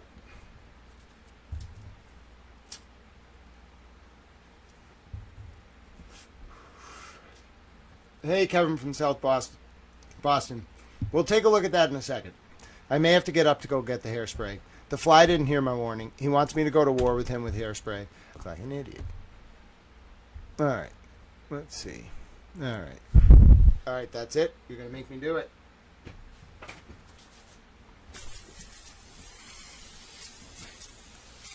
This is the most epic saga of all time. All right. I suppose it's apropos, though, because we're doing work that, like, really makes the evil people of the world mad. So, of course, they're going to, like, send demons, right? Like, that makes sense. Demons and flies. One, like, messaged me. It was like, you should burn one of those, like, insect repellent candles. And I was like, that's a good idea. I'll buy one.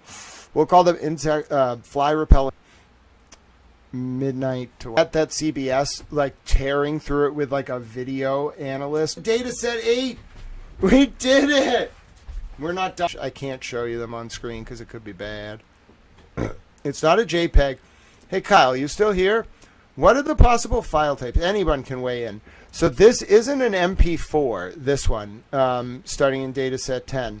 It's not an MP4. It's not a JPEG. I guess it could be JPG. You don't have to make a JPEG called JPEG. It could be JPG, but it's not that either. It could be MOV, right, which is like the Apple movie format. Oh, it is. Oh, my God, I got a hit. Oh, I got a hit.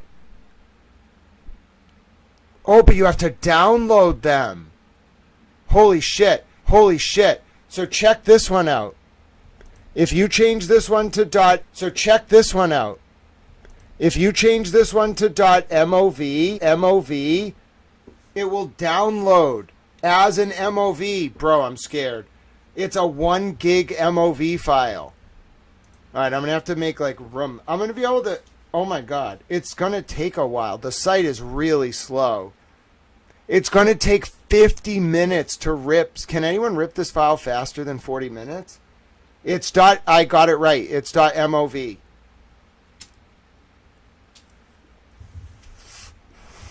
Wow. I can't believe it. You have to just guess. Bruh. You just have to guess. I'm putting this at the bottom. Uncategorized MOV files. Unknown MOV files. Like what? I have to literally download this thing as an MOV and then watch it? It won't even play it in the site? So if you want to listen, if you open this link, it will rip an MOV. Okay, it's ending 824. If you go to this specific tool, it won't play it in an external player. It will just rip it. Yeah, I could plug my external. Oh, that's right. I have a bunch of fucking space on my external drive. I think I just freed some shit up. Hold on. All right, let me get this working. I mean, I have space on my computer, but like this, like gig files constantly, that would be, like, I might be able to do that. All right, it's going faster now. It's going to take 5 minutes. So what happens is when you start ripping it from the site, it's slow. Like, it starts off really slow. But then it speeds up. I'm able to pull the gig in like 3 minutes. So give me like 3 minutes. Yeah, I have no fucking idea what these files are going to be. Okay, how much space do I have? Hold on. Hold on, little towels. Oh yeah, I got plenty of space. I got 200 and something gigs. All right, let's do it. All right. I'm just going to make a new folder to do this. Epstein MOVs. All right, so I can archive a couple hundred of them. Hopefully there's not a couple hundred of them. But like, I have no idea what this is going to be, bro. Like, I don't know if it's going to have sound. Dude, I'm a little like afraid. By the way, I'm not playing this shit on stream until I screen it. The jail videos, I was able to play you raw because it's a jail video. Like, anything that happens there is in the public interest for us to watch. But, like, I don't know what some of this other stuff is. I don't know if they did a good job. I might have to, like, what if I find something, like, first of all, if I find anything problematic, I'm sending an email to the DOJ. There's a website on the Epstein web portal, and I'm deleting it. Second of all, they put it up there. All right, so this is file EFTA 016000824. Now, they did screen it. From what I read, they screened everything. Like, all the, like, worst stuff, which is important because they can't put that shit on the internet. There are predators. They screened it. But I'm not just going to play it blind. I'm going to watch it, and then I'll tell you what I see, and then if we can watch it, we'll watch it.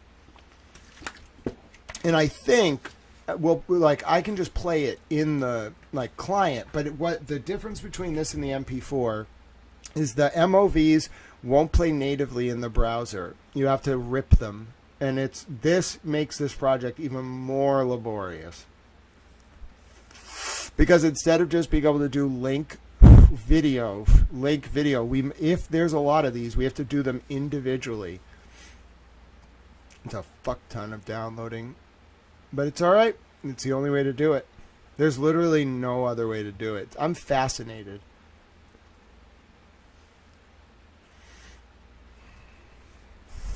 Three minutes, it says. 3 minutes. I'm actually enthralled by this.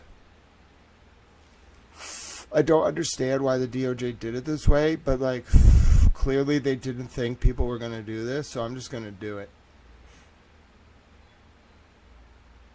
It's pulling relatively fast. It's pulling at like, I'd say it's like, I mean, I'm uploading too on my stream, but it's pulling like at a decent speed for a like government website. I probably did a gig in like 4 minutes.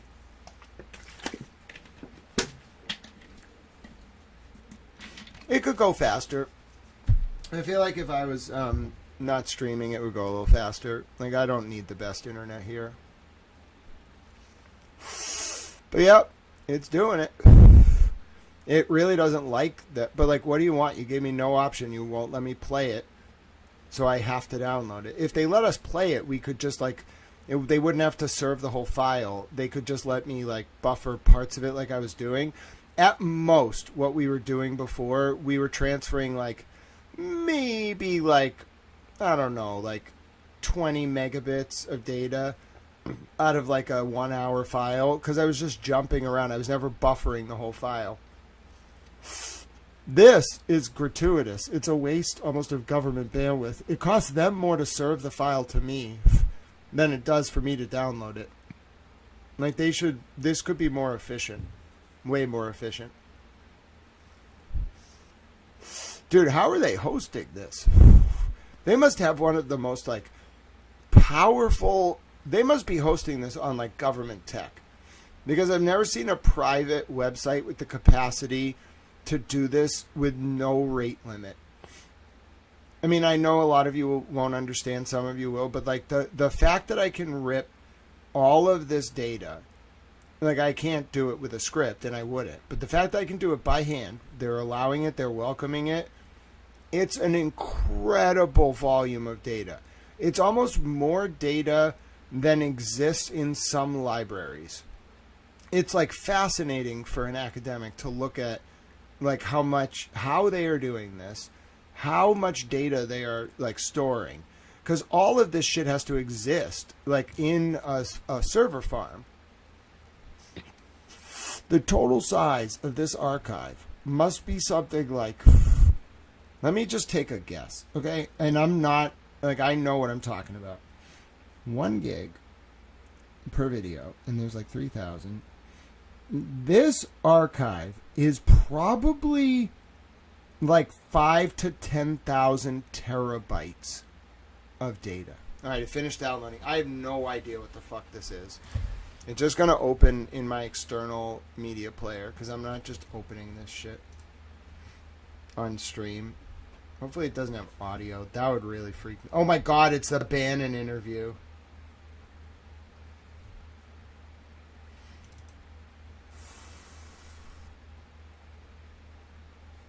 Somebody already found this, but I now know how they found it.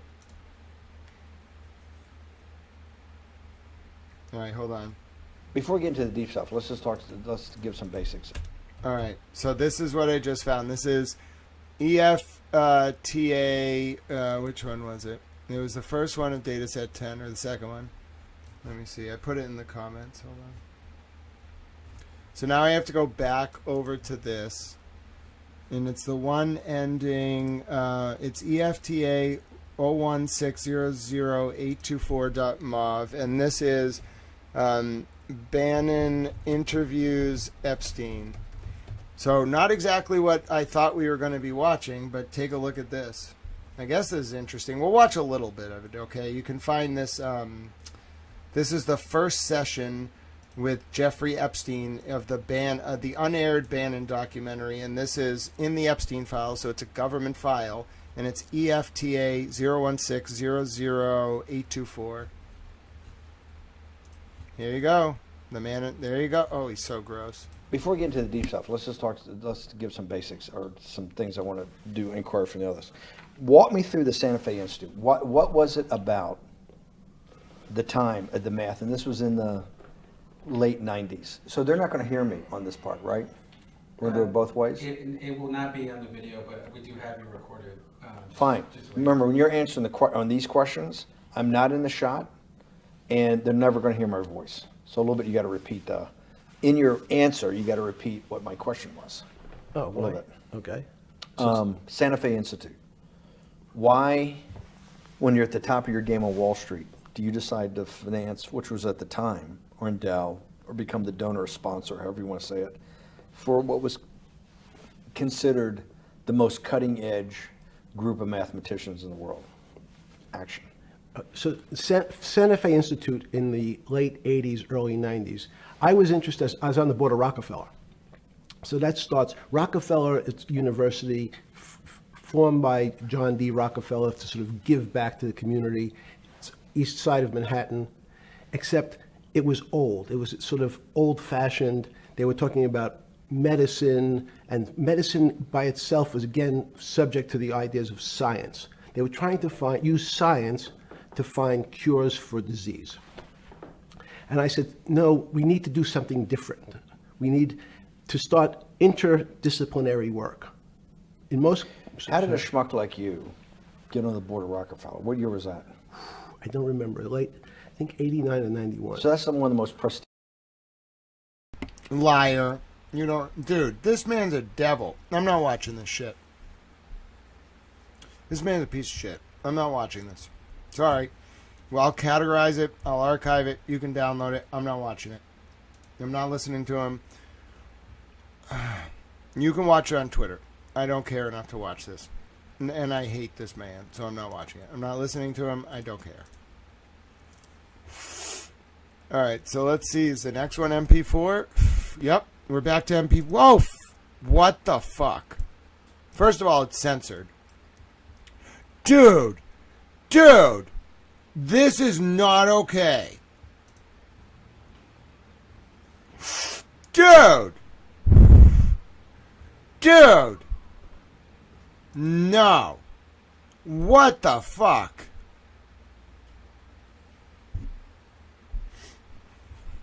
Whoa. No. That's horrifying.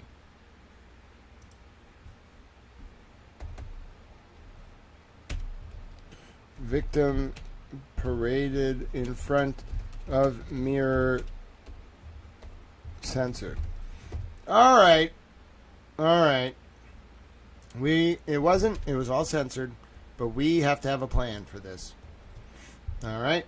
Yep, that interview is all up. So I knew the interview was up, but what was after that was not up. So we have to have a plan. I'm doing this in a new tab now, a new window. You can't see it.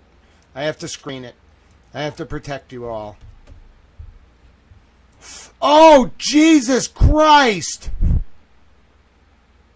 Oh, I'm going to cry. Oh, no. Oh, I don't know. Oh, no. Oh, my God. Oh, my God. Oh, my God. Oh, my God. Oh, Jesus Christ. Dear God. Oh, no. Oh, my God. Oh, my God. Oh, my God. Oh, my God. What is... Oh, my God. Oh, my God. What the fuck?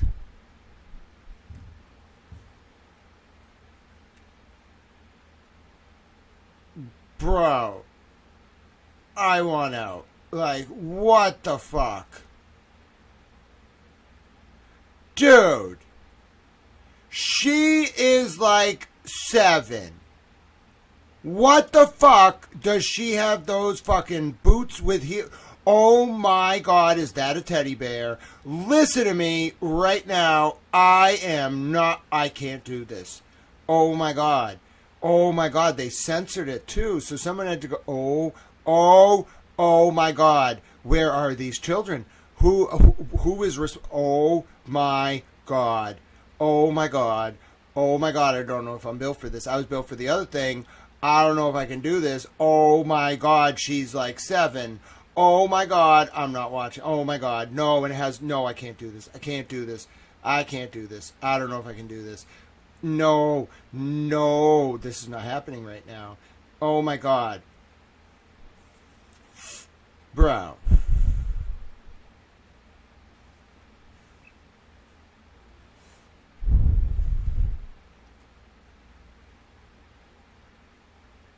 She's clothed, okay? This poor little thing. She's like 7. It's censored, so you can't see her from the waist up. She has what can only be described as latex hooker boots on. I'm not listening to the fucking audio on this. Oh my God. Bro.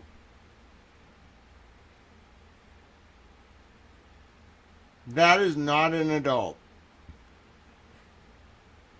She has a teddy bear.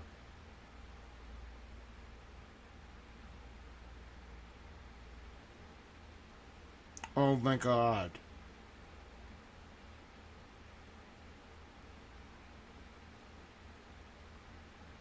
This is incredibly disturbing.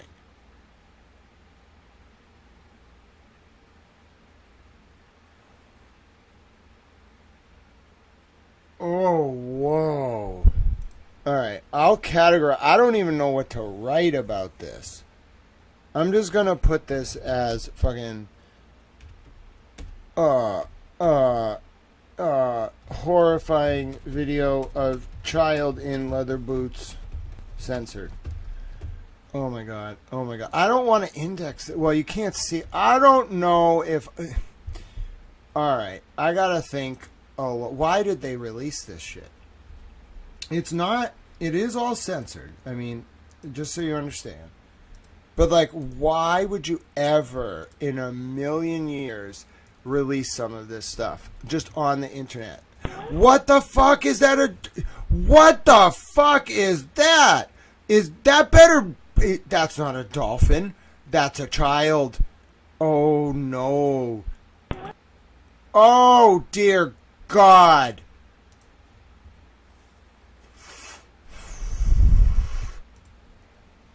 Oh my God, this is going to get bad. I'm not going to look at anything. Like, it's all censored. But, like, you can read my description. That is it. I'm not showing this stuff unless we go back to jail videos. I'm sorry. This is horrifying. Child in pool.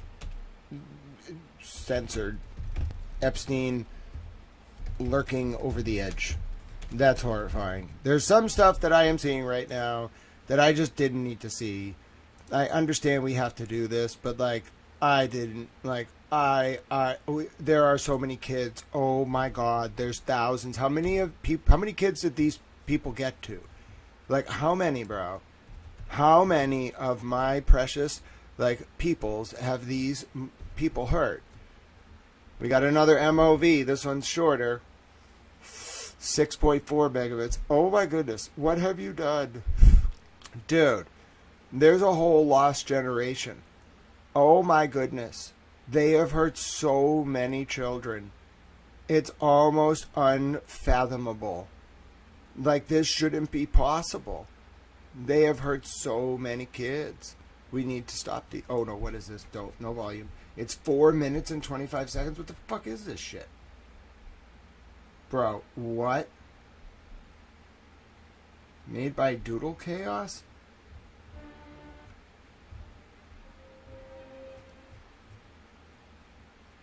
Dude, it's a Line Rider game set to music.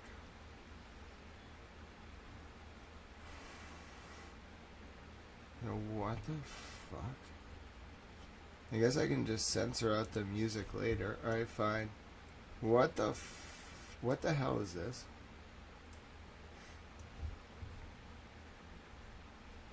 Why is this in the Epstein files?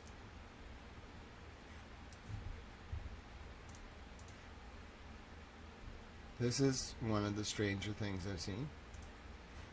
Okay, we're going to watch this together. I don't know what this is. I don't know why this is in the Epstein files.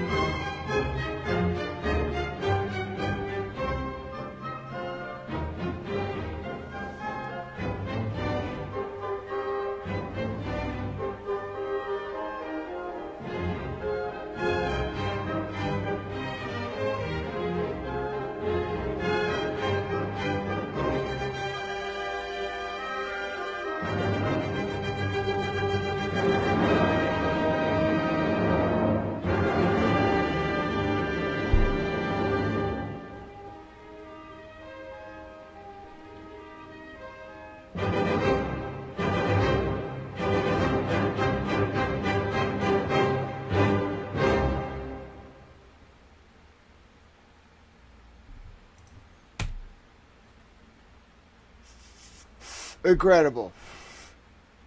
Incredible. Incredible. So what it is a game called Line Rider. Oh my God, bro! Guitar Hero, eat your fucking heart out. Oh, he didn't make this, I hope, but that is beautiful. That is Beethoven charted, like in a. Oh my God, it's the perfect. It's what music.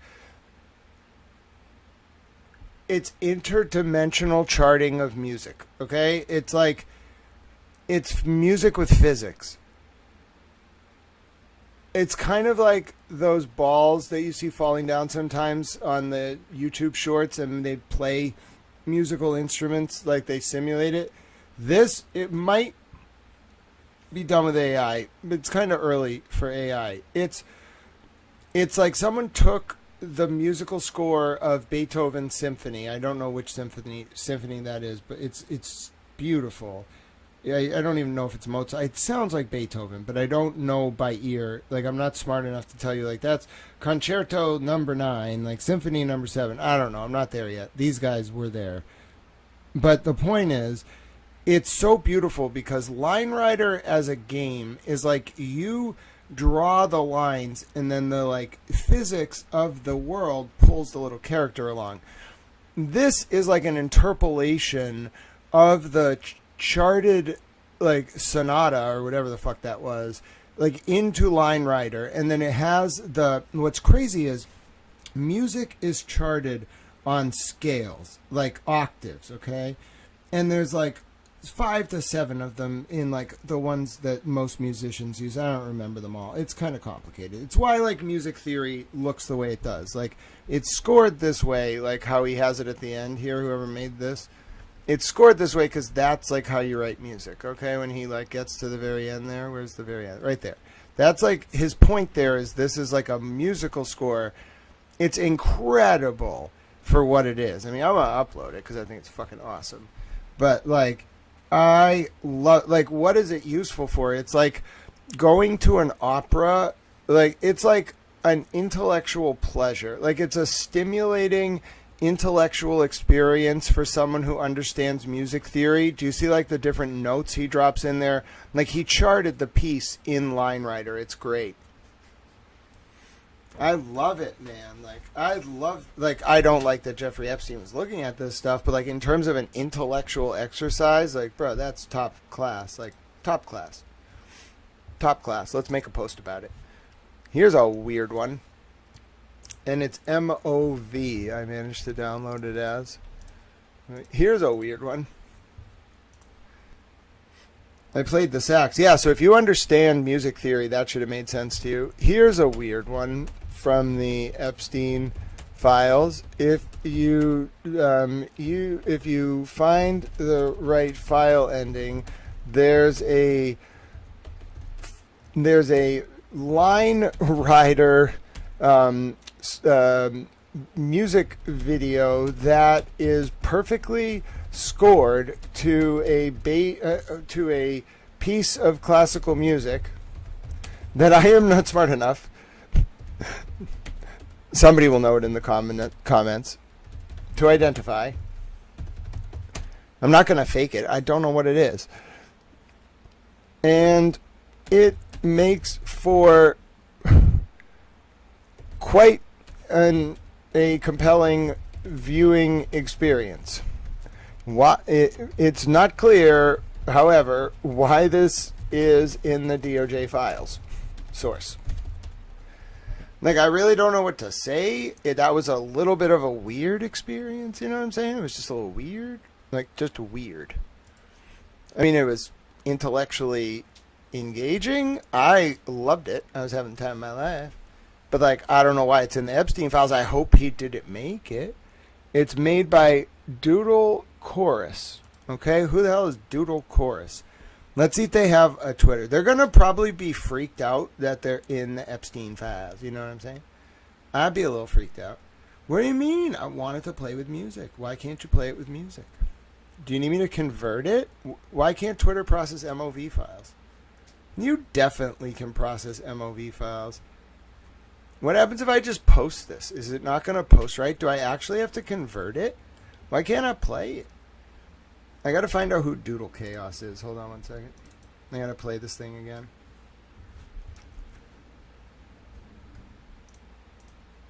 Oh, now it's hiding. Where is it? Where are you hiding? Oh, I can't find it. All right. Whatever. I have another plan. All right, so I'm a little bit confused by all this. Who is Doodle Chaos? Because they just made their debut in the Epstein files. Give me 1 second. I got a plan. All right, so I got to just find their name. Hold on. It's Doodle Chaos. So let's figure out who Doodle Chaos is, and let's see if they have a Twitter. All right. Doodle Chaos Twitter. I wonder if they have a... They do! And they use AI. Oh, dude, I wonder if they're active. Well, they're going to get quite a surprise. Well...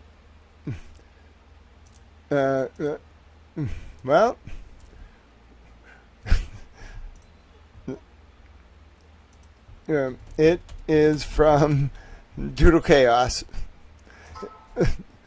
It's not clear why this is in the files. I think this is something that Epstein, it seems like, just like watched casually. Either way, let's see if it posts. Does it actually work? Like, what happens if I go... Does this actually post as a viewable... Oh, so why was it being so weird before? I guess MOV files don't play well with Twitter's, like, upload preview. Okay, well, anyway, let's get back to work. So that was an interesting one. I mean, I didn't exactly, like, expect to find that in the files, but we also have to, like, do our file investigations very differently now.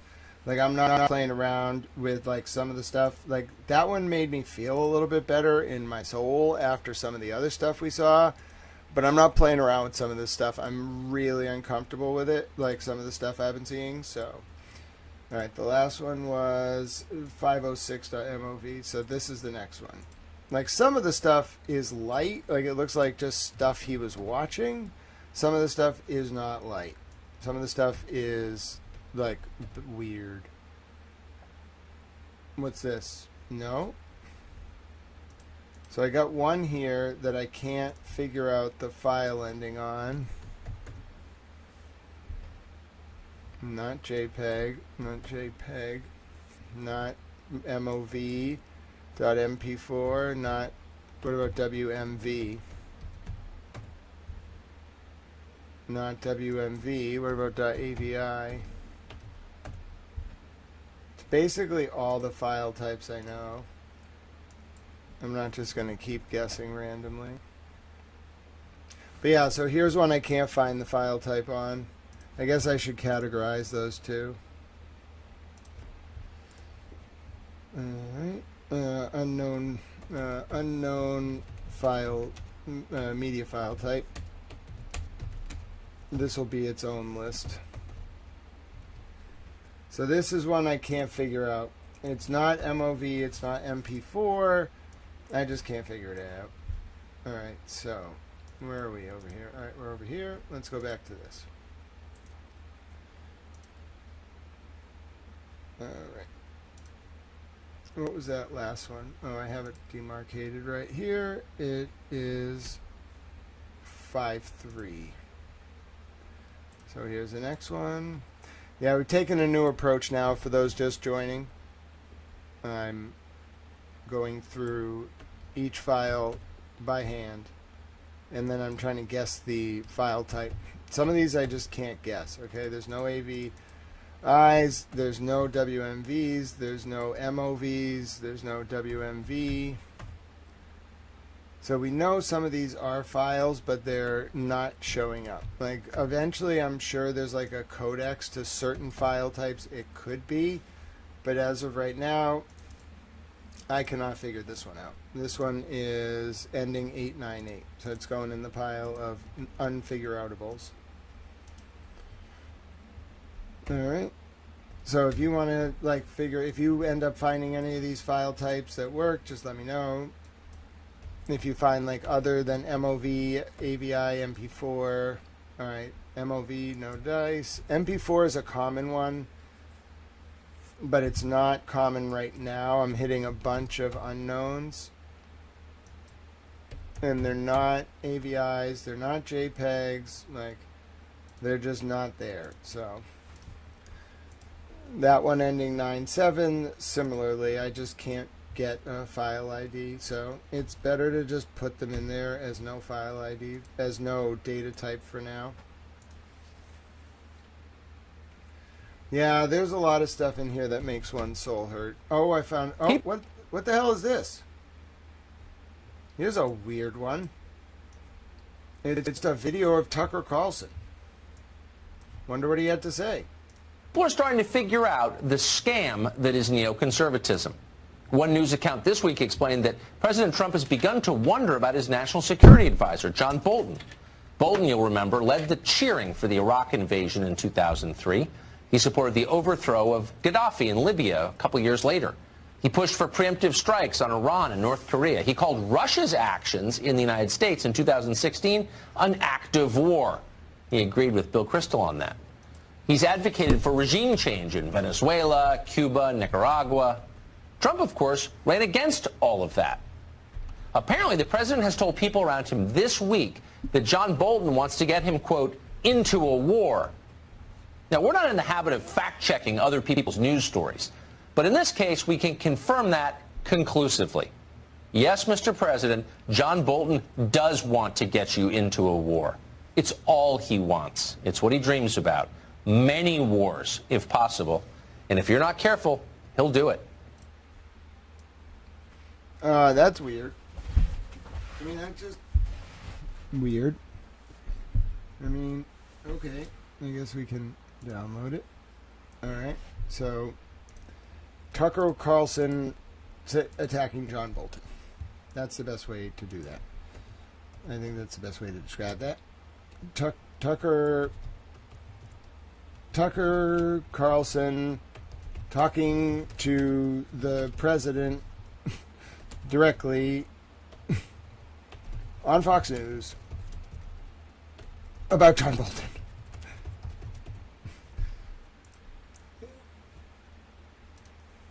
All right. There's a video in the DOJ Epstein files where Tucker Carlson implores President Trump to fire John Bolton. That's weird. I'm just going to go with that's weird. I mean, that's kind of the best way to describe it. That's weird. Divide a lot of just oddities. Like, I think that's the best way to describe this project. And by the way, I'm a former librarian, so I'm well suited to like do this research. You just find strange things in these files. Like, it's the strangest collection of things I've ever seen.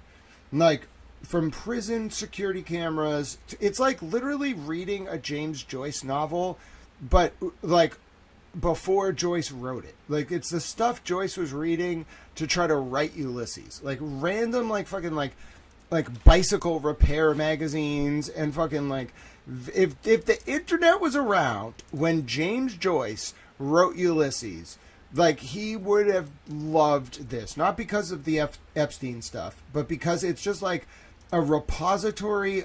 Like, we could send this to the aliens, and they'd be like, bro, that's what humanity was like. Like, they're really fucked up. But at a certain point, like, we deserve this shit. Like, a lot of, like, you humans or us humans, I don't fucking know anymore. A demon visited me, and I kicked the demon out, so who knows? You did bad shit. We did bad shit as humans. So, like, maybe the aliens should think we're, like, terrible people. I don't know. The point is, it's like a photographic record of the human, like, existence. It's very weird. All right, so we got another MOV. This one is MOV. I don't even want to know what this is going to be. God help my soul. Jesus, God protect me. I don't want to do this. God help me. I don't want to do this. I don't want to do this. It's another line rider? It's the same one? I'm confused. Which one do we just download? Hold on a second. The one ending 852. All right, hold on one second. It might be a different song. It might be the same song. There might be some duplicates. Give me a second. What's this here? What do you got for me? I'm not gonna lie, I'm a little bit baffled. All right, is this a different song? Same song? Same song. So there are some dupes, which is even more frustrating. That was just the same Line Rider video as before. Nothing on 022. Well, I guess I should save someone the time. I got another MOV. I guess I should save someone the time with 852. Let me just make sure I didn't already do that one. What was the Line Rider video? Oh, I never even linked that one. I just put it in my post. So maybe I did do it twice. Hold on, let me go back over here. What was the Line Rider file ID? I wonder what this one is. We haven't seen an 11 megabit one yet. So that was the Tucker Carlson one. What about the Line Rider ID? This is Line Rider. That one is... No, I don't want to download it again. I just want the ID. It's ending 506. So Line Rider's in there twice for some reason.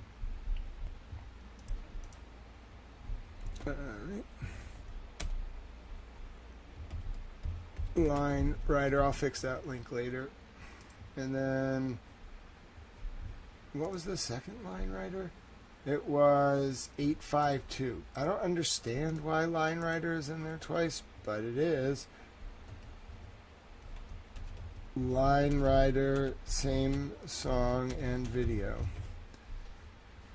Alright, and I don't know what this next one is. This next one is 11.9 megabits, and it seems to be a woman in a newsroom. Okay? What are you doing, woman in newsroom? I'll let you know in a second, folks. I'm going to watch it. It is a woman in a newsroom. What do you got to say? Are you going to say weird things? Don't say Over the last... What the fuck? This isn't even English, bruh.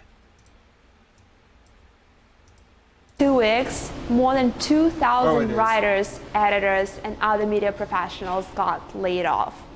At WeTalks and Zuri, we've been asking ourselves, how can we help? We decided... Okay, this is weird. I mean, I'll show it to you 1 second. Alright, so this is, what's the EFT ID? Hold on. It is 122, so it's EFTA 016-18622. I don't even know how to really describe what I'm looking at right now. It's like a woman talking about like layoffs and how they like affected something. So let's see if this works. Yeah, alright, so this is a woman talking about like how layoffs affected her company. Over the last 2 weeks, more than 2,000 writers, editors, and other media professionals got laid off. At WeTalks and Zuri, we've been asking ourselves, how can we help? We decided to host a highly curated media mixer to connect talent that got laid off with the New York City most exciting companies that are currently hiring or will be hiring soon. How can you help? Get involved. Help us spread the word in your network among startup founders and executives that are looking to hire media talent. Join us on February 20th at Company for our media mixer. Weird. I mean, there are just so many odd things in here. Like, why is that in there? I don't know how to even, like, describe that. It was ending in MOV. Like, woman inviting powerful people to media mixer? Like, woman inviting powerful people to media mixer. Like, you know what I'm saying? Like, I don't even know, like, why that's... I get why that's there. But, like, alright, we'll do a... Oh, no, I want that link there, actually. I mean, we'll do a post about it, because it's an odd... Like, there's just Epstein video file oddities. Epstein video file oddity number 72. I've lost count at this point. Here is a woman inviting powerful people to a media mixer after layoffs at some kind of company in the news world. I'm sure this is strange in some way. Like, I don't know what to tell you, folks. Like, you just find random things and then you got to post them. All right, I'm indexing them all. But, like, what are we supposed to do? There's 3,000 of these. How am I supposed to do this? If not, like, just go through, like, one at a time. And that's what I'm doing. Got some water. Going to be up for a little bit. And then we'll just do this again tomorrow. I mean, what else do people do right now? They process the Epstein files, right? That's what everybody's doing.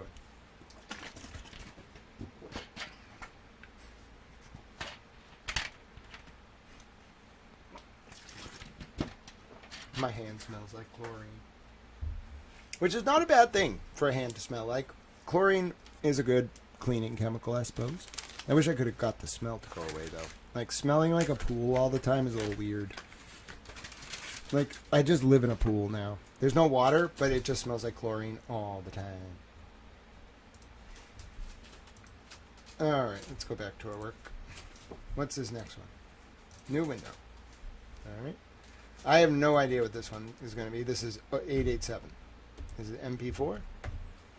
It is not an MP4. Is it an MOV? Is it going to be another random woman just like saying things?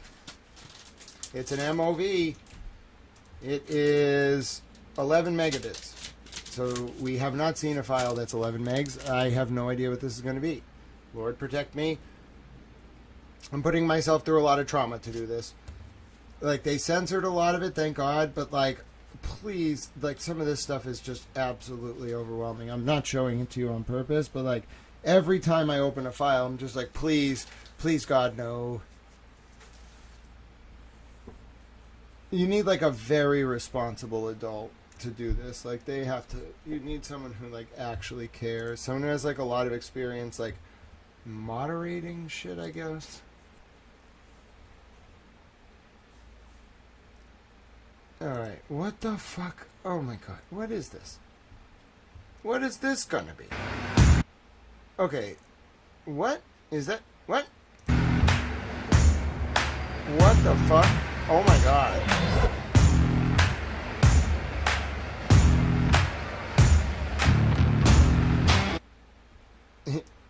Wait, what? He really hated President Trump, huh? It's the video for President Trump's border wall.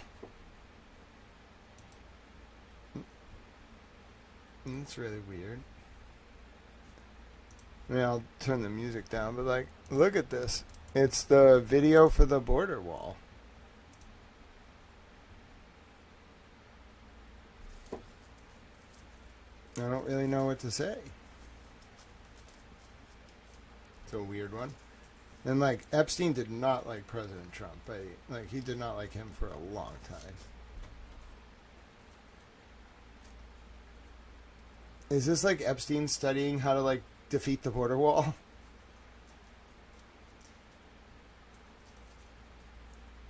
I'm so confused. Oh, it was Bannon's Build the Wall pack. He got in trouble for that. Was that Build the Wall pack, right? Or was it? Yeah, I think that was his Build the Wall pack. Let me look this up.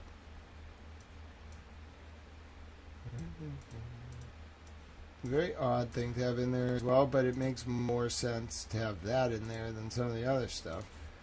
Alright, let me see. Bannon Build the Wall pack.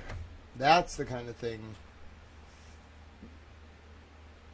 We build the wall. Yeah, that's it. It might not actually be Bannon. It was Brian Kolfage.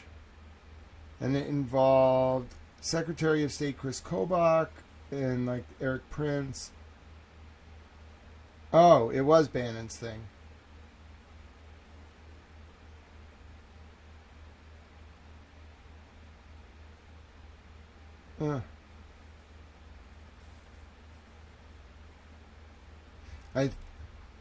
Very weird. I wonder if Epstein helped him, like, do this video or something. No, he didn't do it until, yeah, so it was the very end of his life. So it's possible they were talking about it. Alright, I'll index it.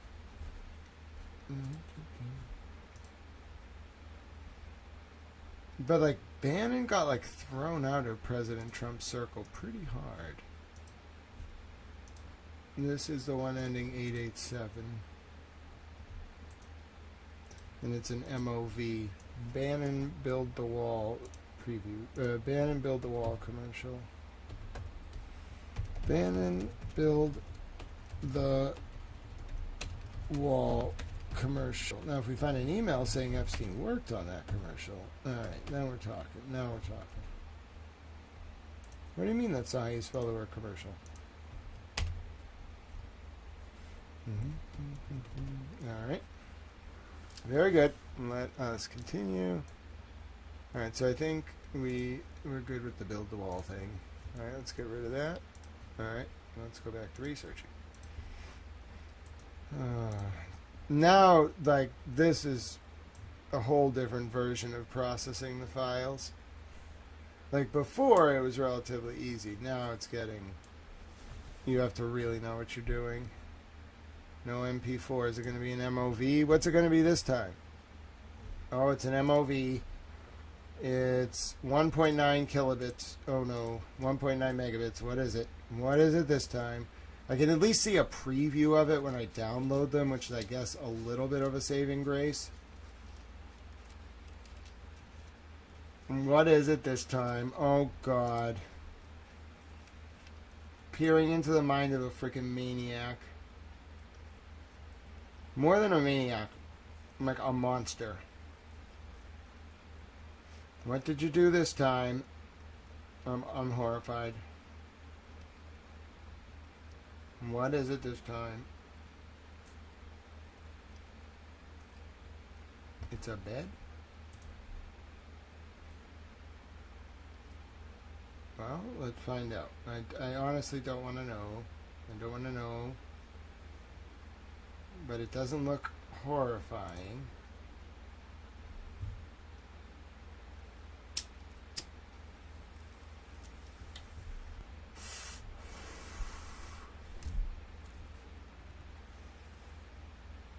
Okay.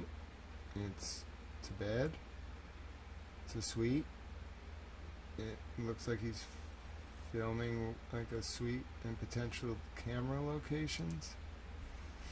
Okay, that's a weird one. I'll show it to you, and then I'll write it up. That's definitely a weird one. So it's a small file, so it's filmed on a camera. It is like him like filming like a suite of some kind.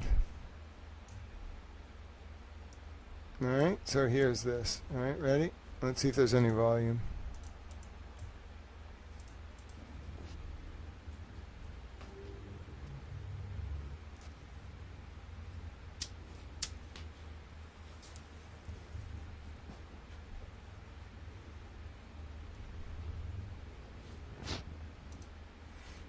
That's all there is.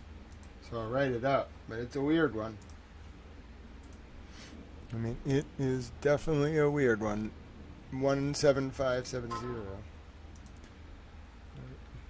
Let me check. I haven't been doing a good job checking my phone. So if you have been supporting Little Towel, just know I am grateful. I'm checking. I'm checking. Oh, God bless you. Alright. I'll make sure I click all those hearts later. Alright, back to work, back to work. So this is a video of an inside of a room. That's the best way to describe it. Video showing bed and inside of a room of some kind. Alright, so then we'll go over here.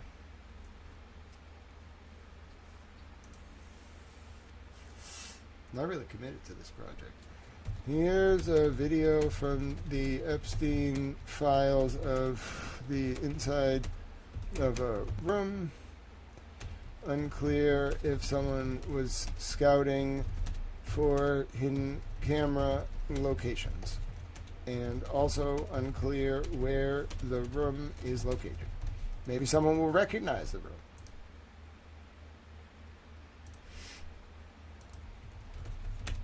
But yeah, you find some stuff in here that's like you really have to pick through it with a fine-tooth comb, because you find some stuff that's just like his like interests, and then you find some stuff that's like material to the cases, then you just find weird stuff.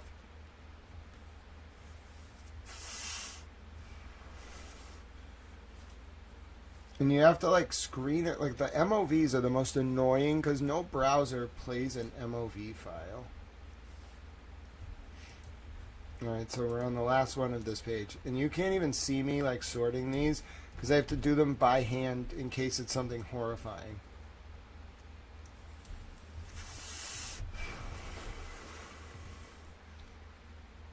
No MOV on this one. So the last one on this page is not an MOV. It's not an MP4. It's probably not a JPEG. And what other video files are there? Hold on. Type video file extension types in the Epstein files confirmed. Let's see what types Google gives me.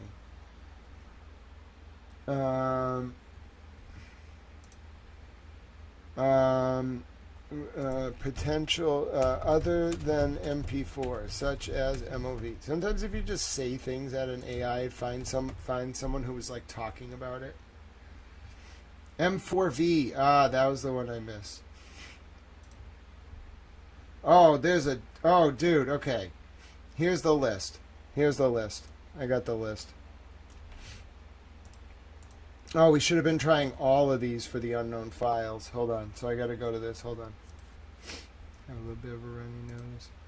I don't want to take more of that medication, though. That medication is a problem. All right. Here are the potential file types for these. AVI, MP4, MOV, VOB, WMV, TS, 3GP. So now we have to try all of these on the unknown ones. So let me try here. Thank you for that. See, I told you that would be useful. You just have to do a little research sometimes. New AVIs were possible. All right, MP4, MOV, M4V. What about that one? Nothing. What about VOB? All right, what about WMV? TS or 3GP? What about TS? I don't even know what kind of file that is. And what about 3GP? Nothing. Alright, so this is a completely unknown type.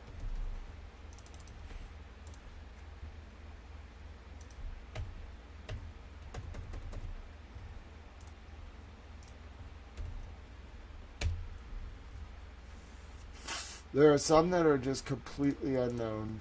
Even though I have a good list now, just completely unknown.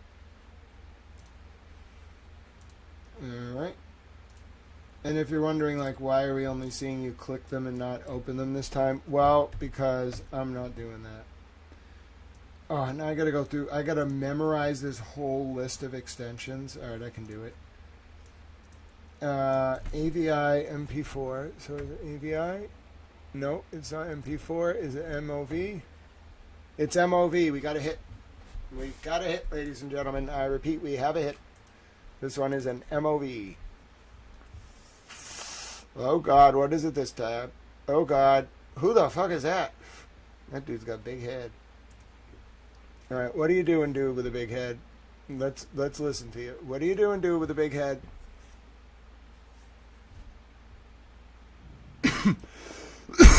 What the fuck is this? Alright, how about this? It's a dude with a big head. Be aware right now. Is that Deepak Chopra? Of the space around you, and notice how it engulfs every object, including your body-mind, and is also at the same time independent of it. So too, unbounded awareness engulfs and pervades and is independent of every experience in space and time. This is what it means to be in the world and not of it, to be local and non-local, to be a spiritual being having a human experience. Be aware right now of the space around you and notice how it engulfs every object, including your body-mind, and is also at the same time independent of it. So too, unbounded awareness engulfs and pervades and is independent of every experience in space and time.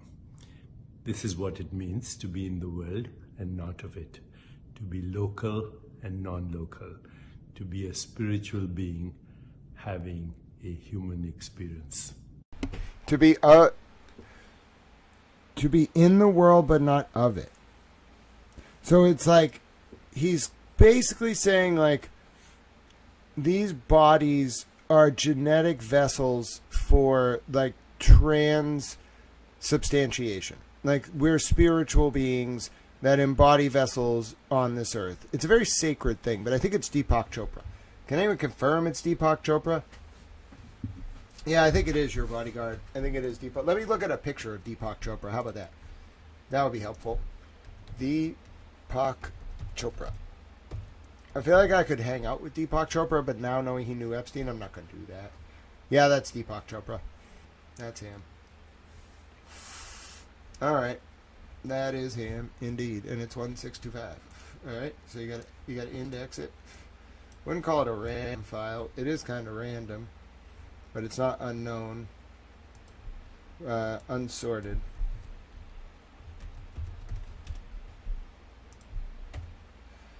Let's see. How do you spell his name again? Deepak Chopra?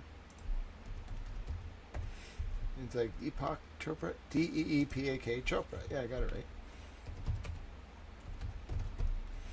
right. Giving spiritual advice.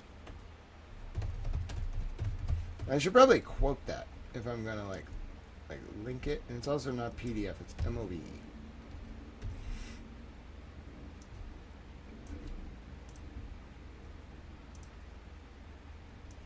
Yeah, so this is kind of what like research is like.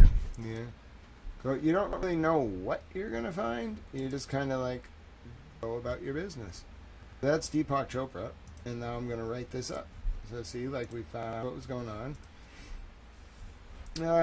Here's a video of Deepak Chopra giving spiritual advice from the Epstein files on the DOJ website. Source.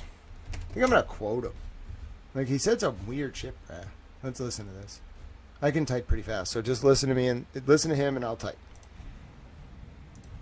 Be aware right now of the space around you and notice how it engulfs every object, including your body-mind, and is also at the same time independent of it.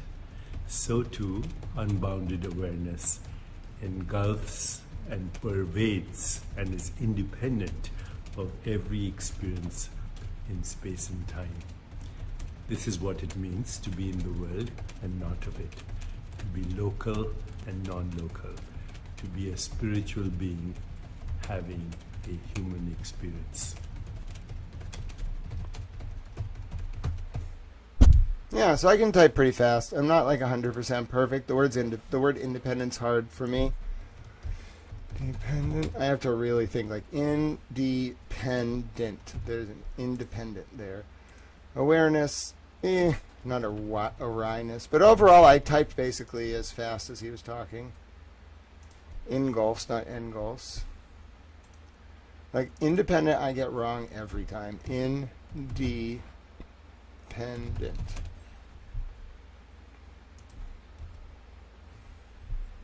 But like on the whole, you saw me type like as fast as he was talking.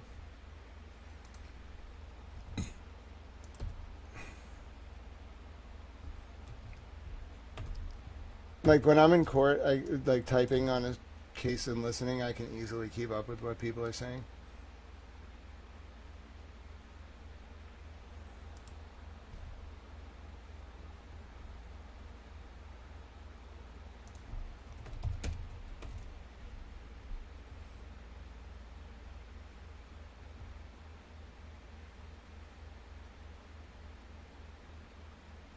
I mean, I think he's right. But, like, he's pretentious about it. Bro, you don't have to say it in a sentence. Like, it's a feeling.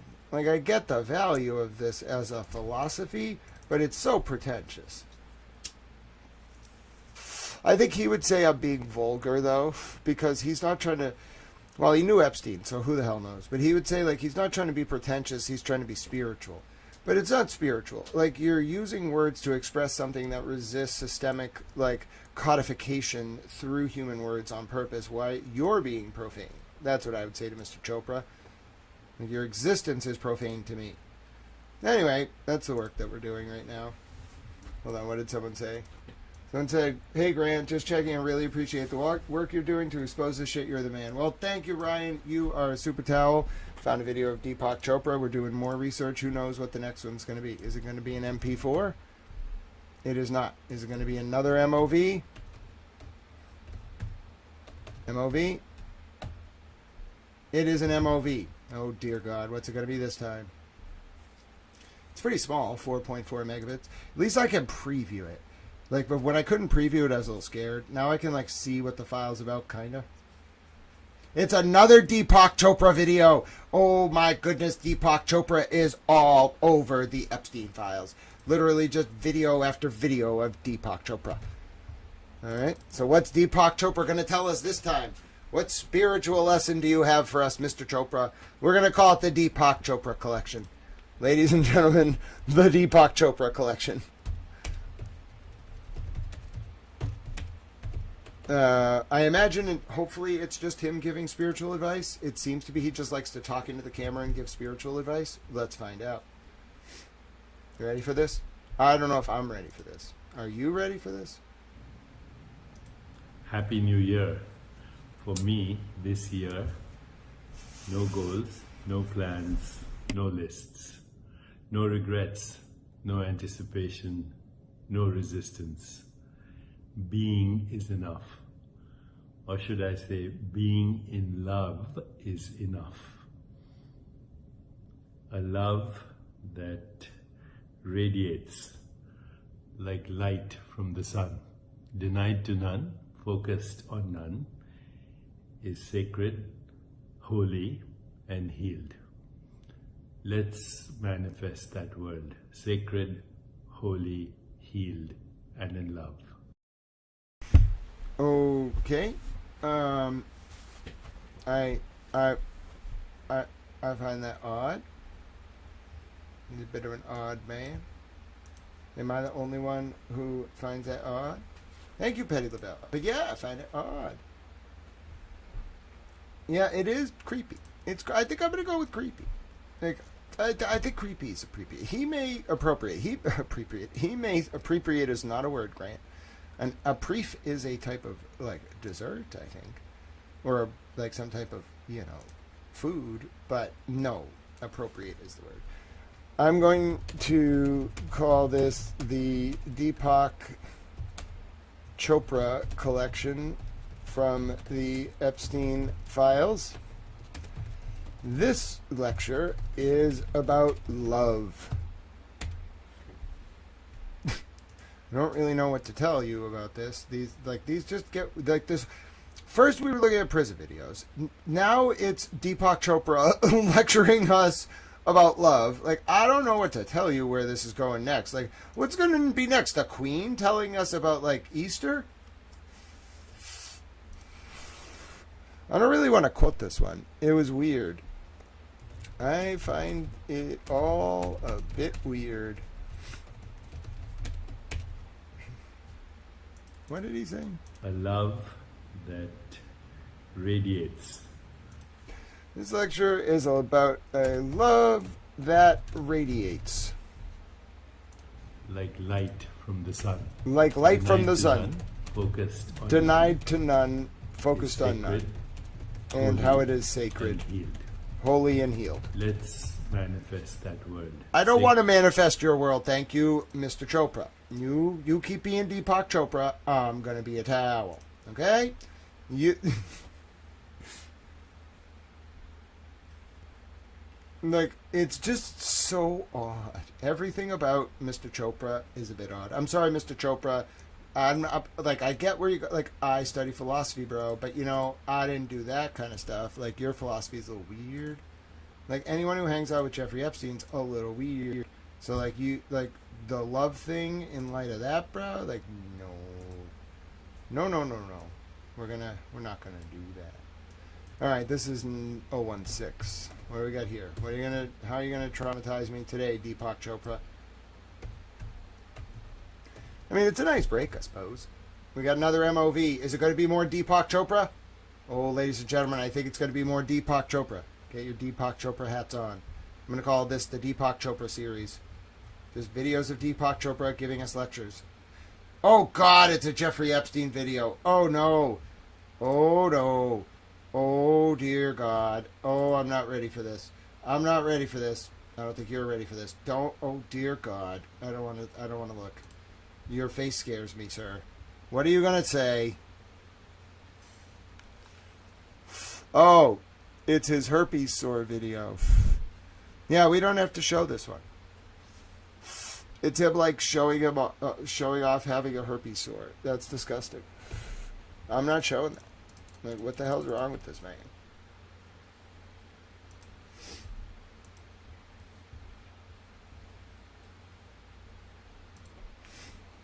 Epstein with herpes sore. That's the strangest. Like, what? What?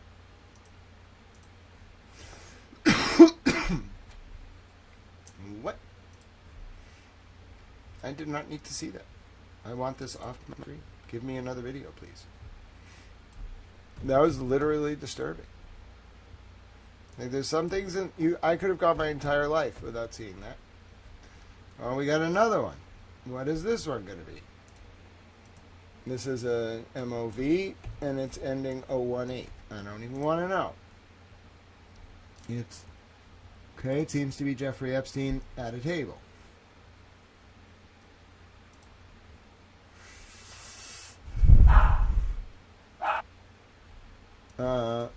Okay. It's a video of Epstein seated at a table with a dog barking in the background. It's a video of a picture.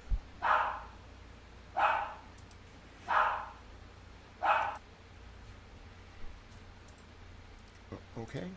I mean, I don't know what to tell you. That's all the video is, so I'll catalog it and go on with my business.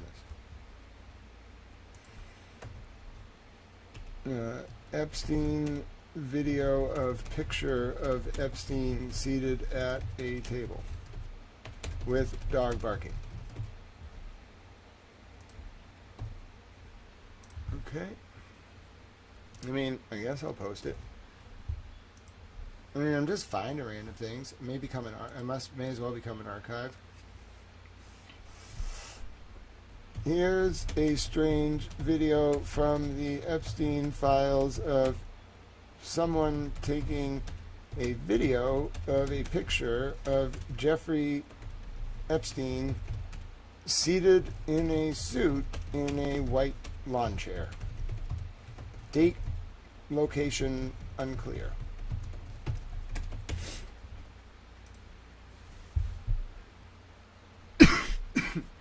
I'm sure there's like someone famous in the background there. They never just took pictures. It was always to like hold it against people, kind of. The dog barking part's a little weird.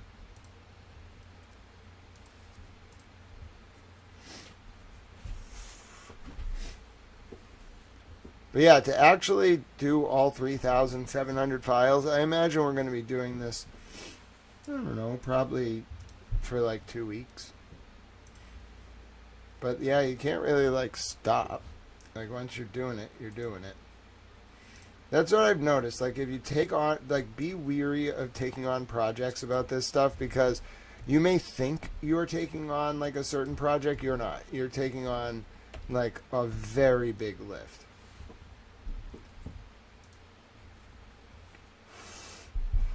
All right, what's this one? It's a newspaper article. It's a little weird. Huh. Hold on one second. It's a video of a newspaper article. MOV. It's an MOV one. It's the one ending 1029. So let's go over here.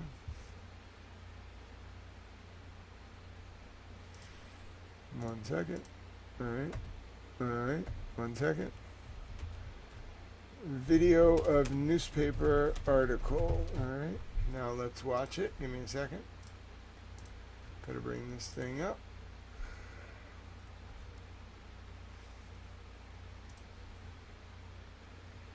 Here it is. Oh, it's about Bill Cosby.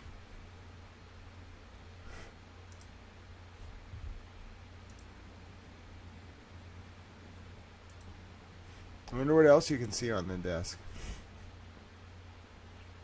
Louis Vuitton, New York. And that's like it. But it's circled.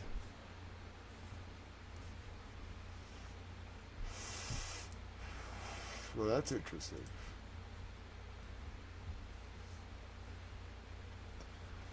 About Bill Cosby trial moving forward after judge rejected motion to dismiss. Alright, so we'll just make that easy. There's a lot of stuff. I mean, you just find so much stuff.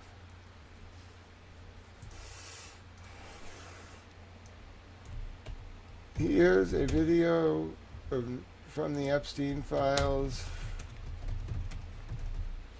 And it's from the New York Times, March 4th, 2018. It is from the New York Times in March of 2018, page A20. The headline is circled. Source.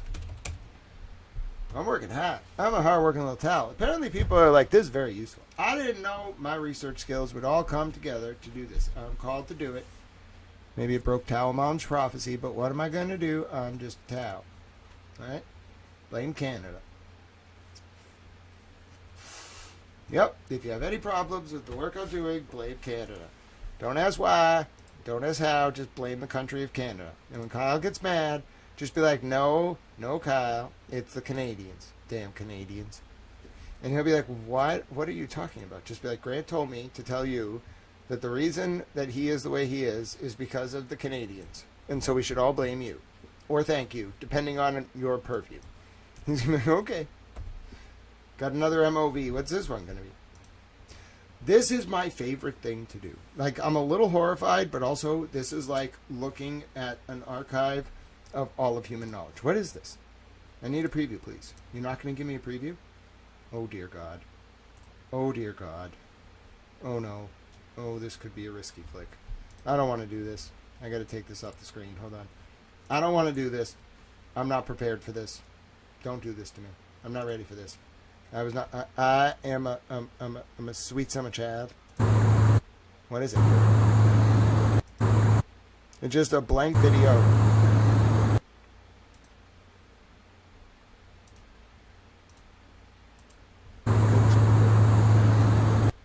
It's just a blank video of him in a car. It says I need a specific kind of codec. This is a weird one.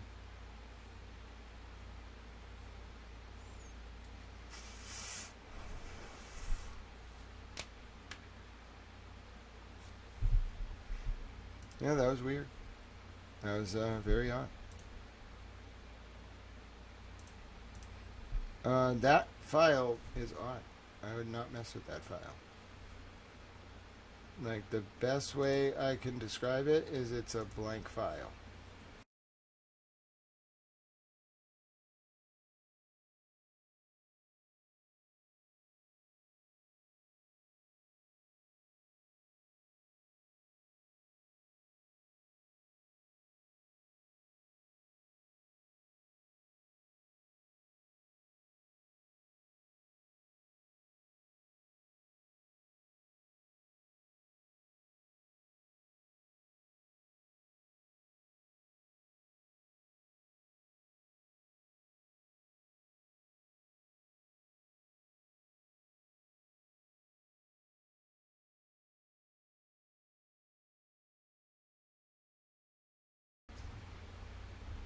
All right, I'm getting rid of that file. I don't want it on my computer.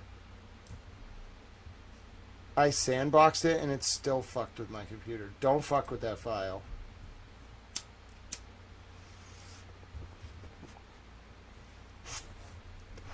It requires, so whatever the fuck that file is, it requires you to pull in a codec.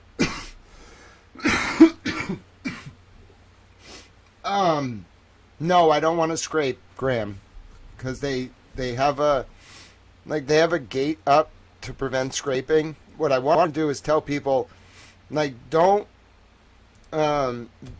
be careful with this file.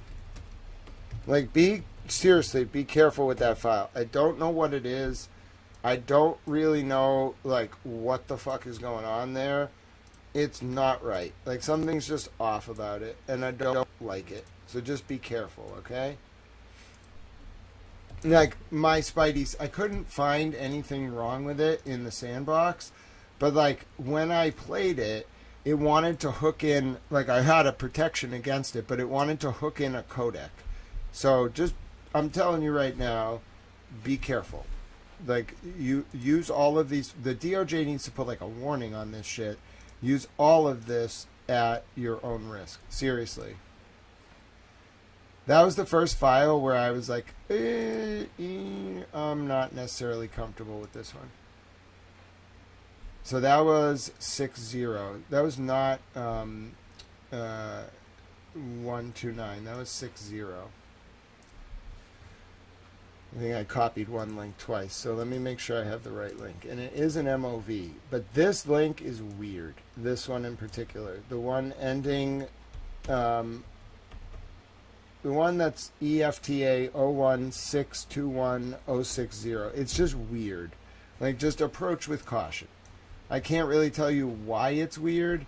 Maybe it's not. Maybe it'll check out. But, like, just be cautious with that one. I'm not really sure what that was.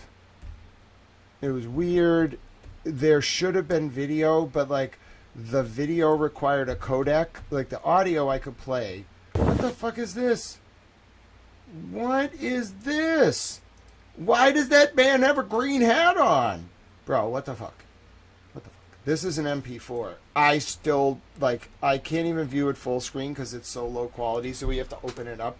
It's one of the strangest things I've ever seen in my entire life. What is this? What is this? It's just a man in a hat? What? Why do you have a hat on, strange man? What are you doing? Why are you in the bushes? I have so many questions. What are you doing? Why are you in the bushes there? You shouldn't be in the bushes. Maybe you're not in the bushes. Hold tight. I don't really know what this is. What is this? What is this? That's not a man in the bushes. That's just somebody filming outside. What the hell is it? Look how low quality this is. Bro, they shot this on a potato that wasn't powered. Like, somebody like tried to make a potato into a phone and they just gave up, and this is the result. Like, this isn't even like potato quality. This is like somebody like forgot how to make a potato, and like this was the video that resulted. Like, I don't even know what the hell this is. Like, the best I'm going to be able to do for you is like this. And this is like taking it to like 7x its original quality. Like, it is not supposed to look like, you're not even supposed to be able to like tell what the hell this is based on the quality.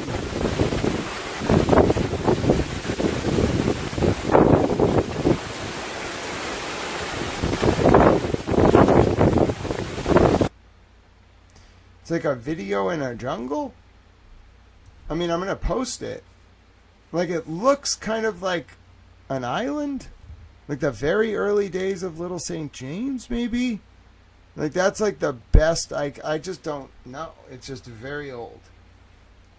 So, that's the best I can do for you there. I'll index it, but like the best I can discern, it is a very old video of someone on an island. All right. So that's a weird one. Let me see if I can upscale it by uploading it to Twitter. That probably won't work either. It's a very old video, like very old. Here is a very old pre-potato video from the DOJ Epstein files. It seems to be from some kind of windy island. So us. I mean, that was a weird one.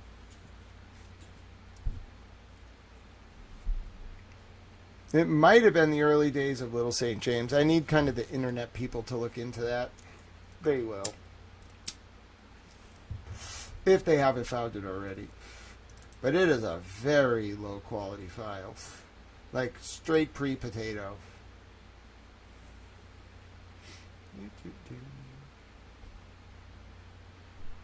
Alright.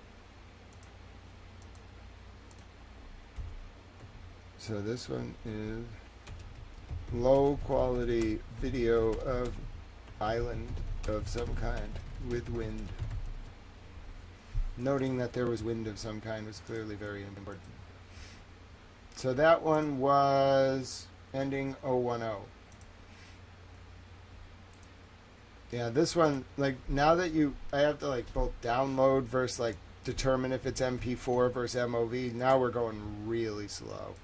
Before, like, compared to, like, before, like, we were sprinting before. Now we're going very slow. All right, what's this one? Oh, no, not another one of these weird ones.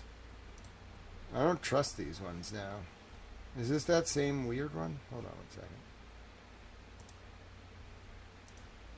second. I don't trust him now. Let me check the file number. It's ending 1062. What was the weird one? No, it wasn't that. But I still don't really trust this one. Let me try to open it with VLC.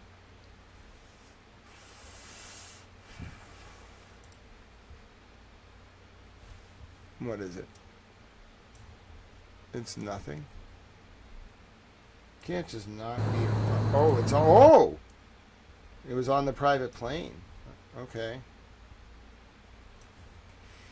Alright, so it's a little bit...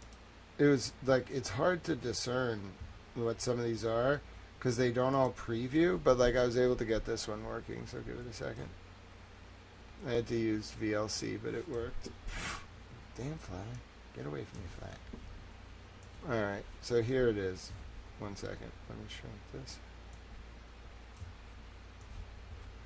Alright, 1 second. Alright. 1 second.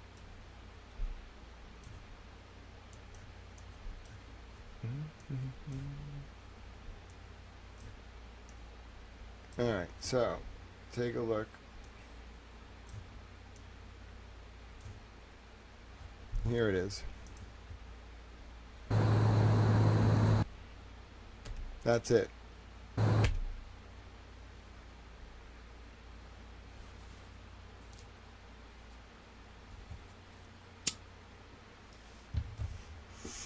View inside his private plane of some kind. Alright, but that's all there is in that file. It's that you saw the whole thing right there. Alright, so that one's ending 1062. Ending 1062. Let me just get the link. Alright, and that's an MOV. And I know some people are scraping, which is good, but the reason I'm reviewing by hand is I want to index them all. Video inside private plane. Alright. Next one.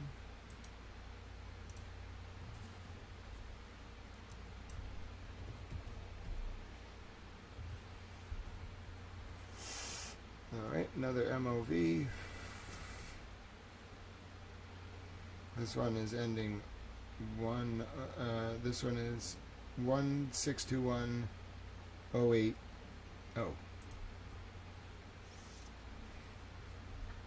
God help America. We're back to like me being nervous because it's not like Deepak Chopra videos. It could be anything. What is this one? Oh, it's Little St. James. It's construction of a road at Little St. James. I'll show it to you.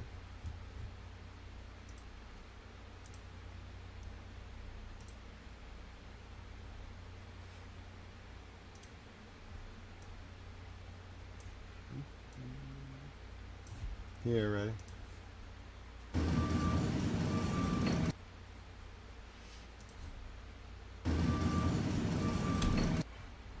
That's basically all you get.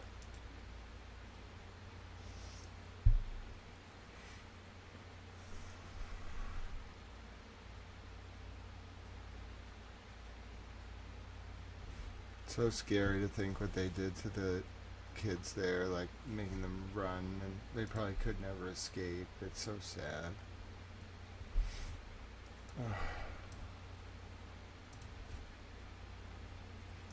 It is kind of soul-crushing work to do this, but you got to do it. They didn't have a choice, you know.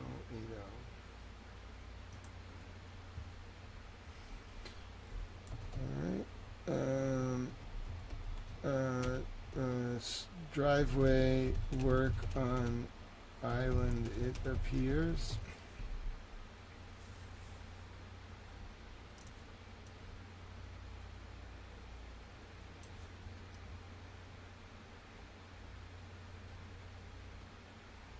Oh, they could be compressed too, that's right.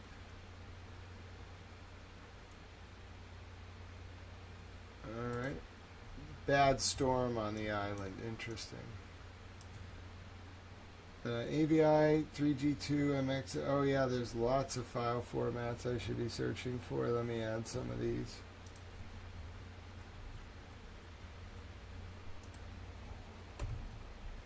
Let's see, so we had AVI, SVI, 3GP, we have that one, 3G2, MXF, ROQ, NSV, FLV, oh wow, there's so many. So the unknown ones, like we'll have to run scripts against. I don't want to do it, but someone can. So even like cataloging the unknown ones is helpful. A lot of them are MP4 and MOV. It tends to be like if it's not an MP4, it's an MOV. We got another MOV here. And there's just a lot of MOVs. This one looks like it's from the island as well.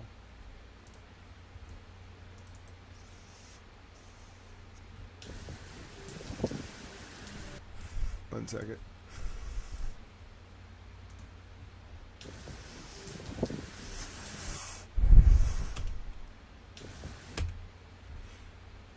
Yeah, I can't tell if that's like the pool on Little St. James or what.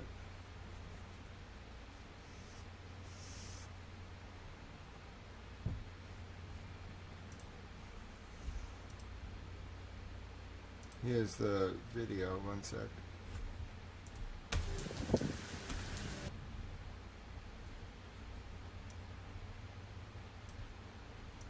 So that's all there is. It's just kind of that view.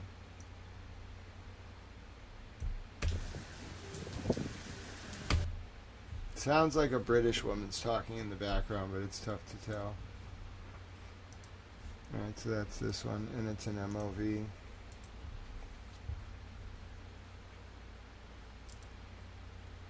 Alright, let's see. Here's a view of what appears to be Jeffrey Epstein's island during a storm.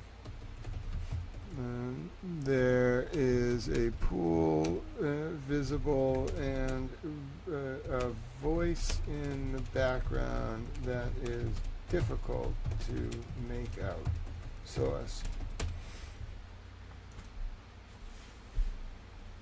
I mean, just a substantial amount of information. It's like his whole life.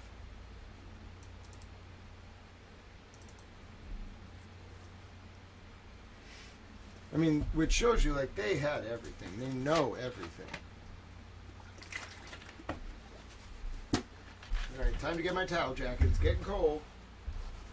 It is New England, so that's how long it took before I got cold. I'm sure Boozy Beauty was watching earlier, like, it is like 20 degrees. Why is he wearing a, like, tank top in February? Well, now I have my nice puffy jacket on. It has, like, down feather or something. I don't know. It's nice. All right, here we go. All right, let's go back to work. Did I document that one? Like, view of island with the pool? Or did I just go right to typing? Yeah, I just went right to typing. Alright. That was an MOV. So you just gotta grab this one. And then like this. No, you gotta change it to MOV. Oh, all these have to be changed to MOV. Or they're useless. The whole point of the project is to actually document the correct file type. This ended up being like the perfect task for a freelance librarian. Can I start calling myself a freelance librarian? View of pool and deck during storm on island. I feel like freelance librarians are a useful, position. We should have more of them. For such a smart man, you drink water like an imbecile. One sip at a time isn't very efficient. That's my only pet peeve. How am I? I'm not trying to be efficient. I'd like to just constantly drink water.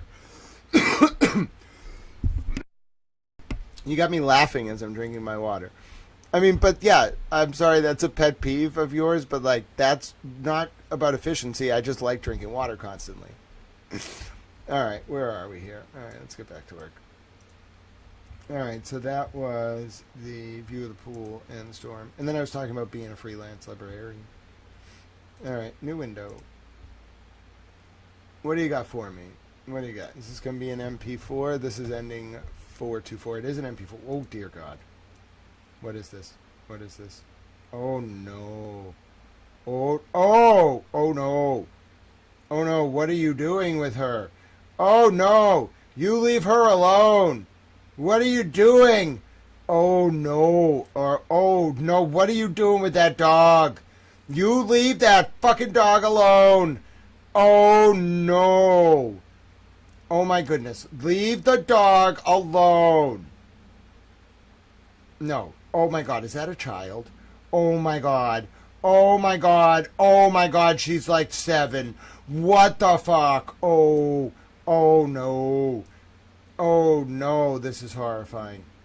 Oh, my goodness. Why are you Oh, no! That's it. That's it. That's it. That's it. What the fuck? That's it. That's it.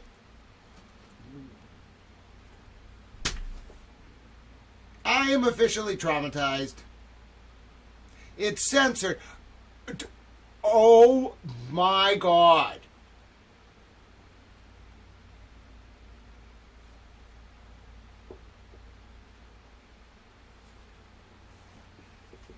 I am not okay with what that video depicts. Oh, no. Oh, dear God. What have I just seen? And it's censored, and I'm still very mad. I think the only appropriate reaction is for me to just start yelling right now. Please,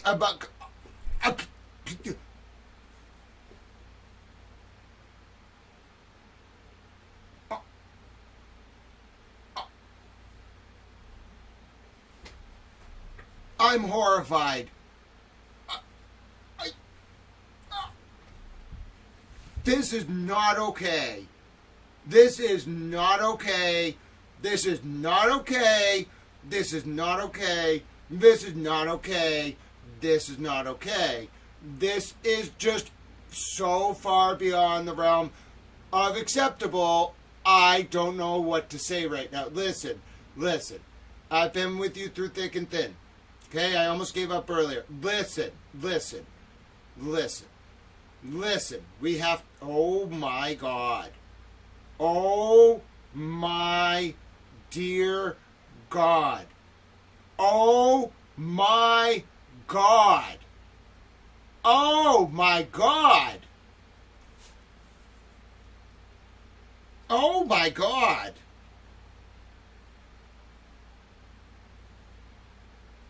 Oh my God. Oh dear God. This is the most horror. Oh my God. And this is censored and she was closed. Oh my God. Oh my God.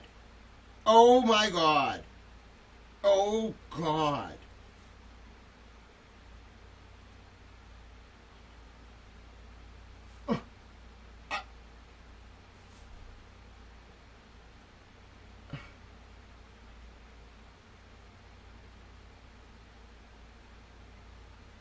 Wow.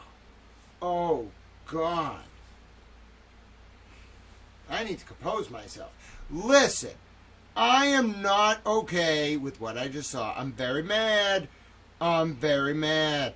Oh, my God. The little doggy. He's just a little doggy. What, she's just a little girl. I don't... the doggy and the little girl?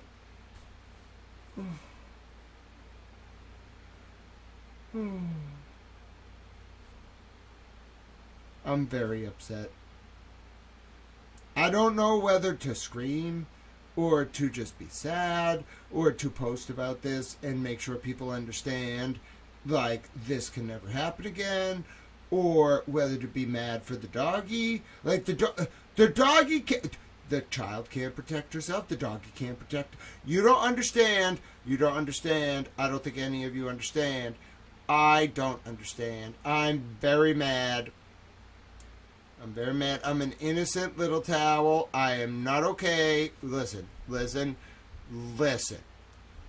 I think I am now officially traumatized. I'm going to do this for those victims, but let me just tell you, I've just seen the worst thing of all kind. I mean, listen. You want me to describe to you what I just saw? I don't think my soul has recovered yet from what I just saw. I'm going to post it on Twitter. It's censored. I have to. There's an obligation. You don't understand. The public has to know that he was doing this and his people were doing this. It's a dog. I can't do this. I cannot describe this. I can't describe this. I refuse. I'm not describing this.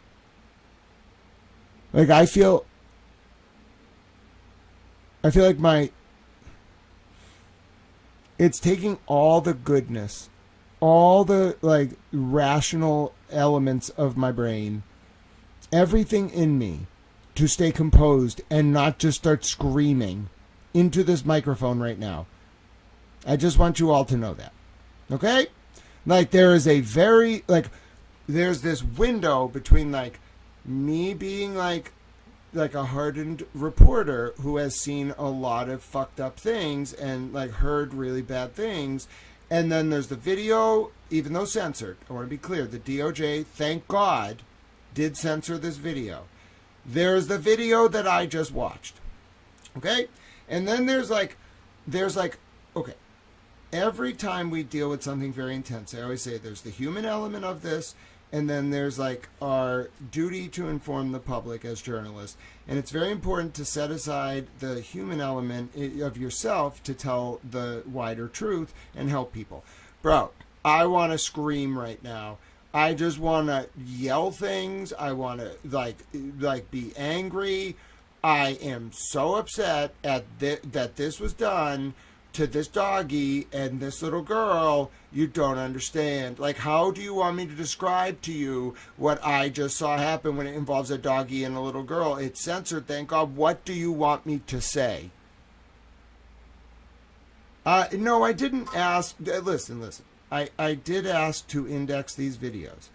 But what I expected, okay, from our indexing project was going to be mostly things of sort of investigatory interest to the folks involved in the DOJ looking at the situation in the prison. Okay? When I started seeing the other videos, yes, my guard was up. I had heard from some towel viewers in the chat that once you get to a certain page, things get disturbing, so I intentionally started screening. But listen, no amount, I just want to say, we are all human, I'm a human. No amount of prep, no amount of, like, it's going to be bad, no amount of, even if you study the court documents, even if you study everything about this case, nothing that you have seen, nothing you've been told, nothing you've read is going to prepare you for watching what I'm about to post on Twitter. Nothing. I don't care if you were in the Venezuelan jungle fighting communists. There's nothing in your life that you're going to have seen. Perhaps if you're some sicko. I don't care. I don't care. I don't care. I don't care. I don't care. I mean, like, it's not death, okay? So, thank God, okay? But, okay, Graham, if you want to describe it, I think you know the file we're on. It ends 424. Just, if you want to describe it for the chat while I compose myself and make a post about this, go ahead. Because right now, like, I love humanity, okay? I love humanity very dearly. I'm really mad at some of you, mostly Jeffrey Epstein, okay? This is the most fucked up thing I've ever seen. Ever in my life. This should not be legal, bruh. It is illegal. This man is a monster. This is the worst thing I've ever seen in my entire life. Oh my God!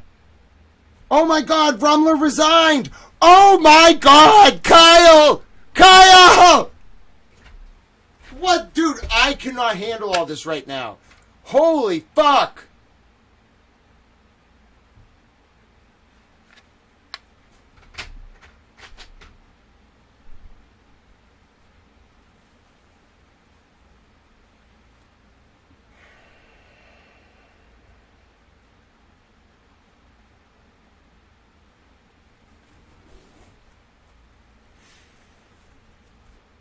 Ladies and gentlemen, my name is Grant Smith Ellis. Over the past few weeks, I've been covering the Epstein files. If this is actually true, that I believe Kyle is very smart. I need the damn doggo. But the doggo. Oh my God, she resigned 31 hours ago.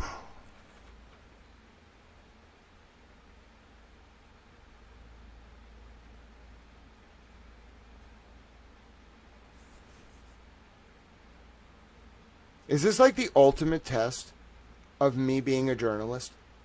Are you kidding me right now? Okay? All right. Listen. My name is Grant Smith Ellis. I've been covering the Epstein files for the past week.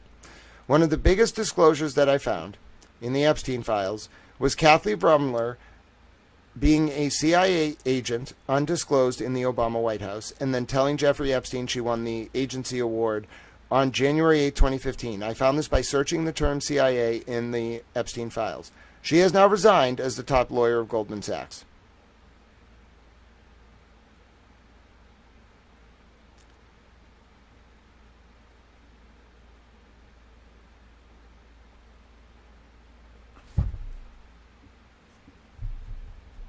Thank you for describing it, Graham. I couldn't do it.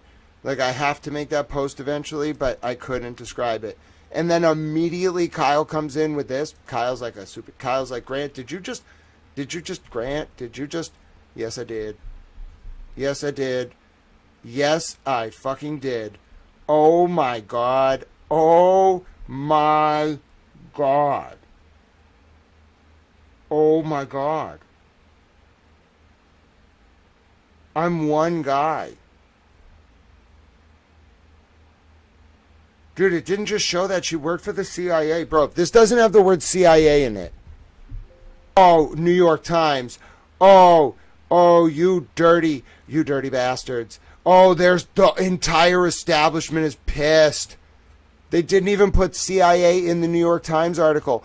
Oh my God, I'm going to troll these motherfuckers. How dare you? How dare you, New York Times? That's my fucking story.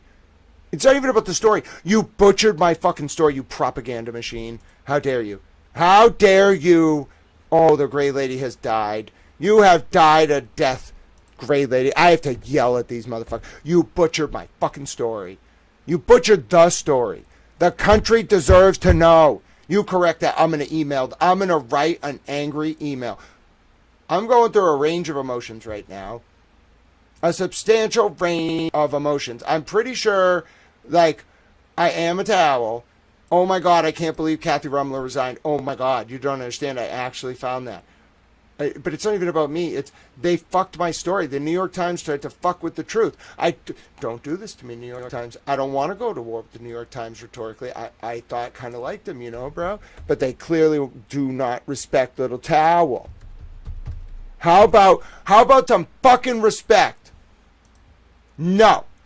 I demand it. Listen, it's not about me. I worked hard. Okay? I deserve. Nope, not even deserve. I worked hard. Okay?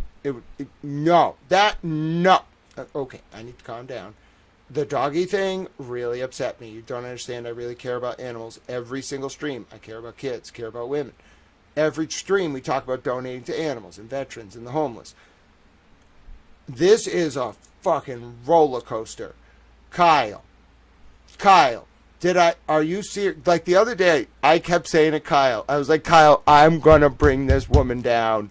I was like, I was the first one to email Goldman on Monday. Dude, it took 4 days. Oh my God.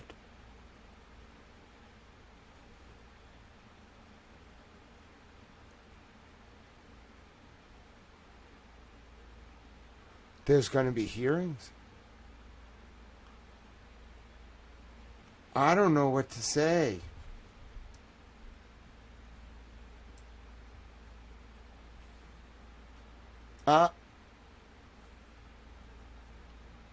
This has taken on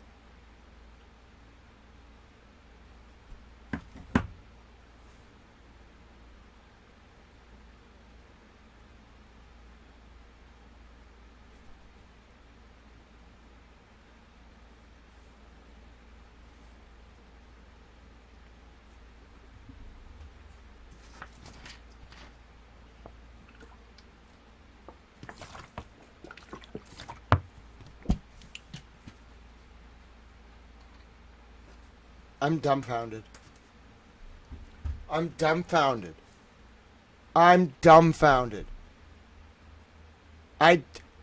I reported it and I'm still dumbfounded. I thought they were just going to be like, nah. Like, I thought they were just going to ignore it. They were going to be like, yeah.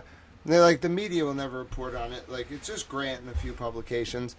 Like, Goldman definitely, oh my God. I'm one guy. Oh my God.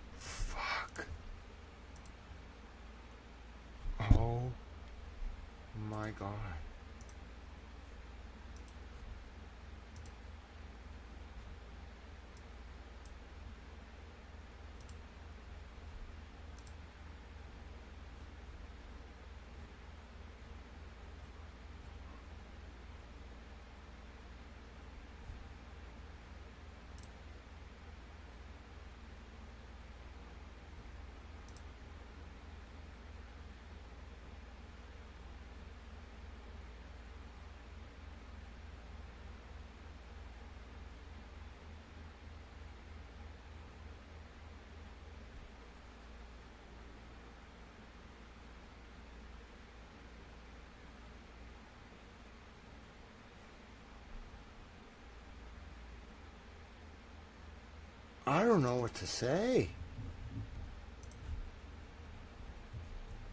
I honestly don't know what to say. I can't believe this has happened.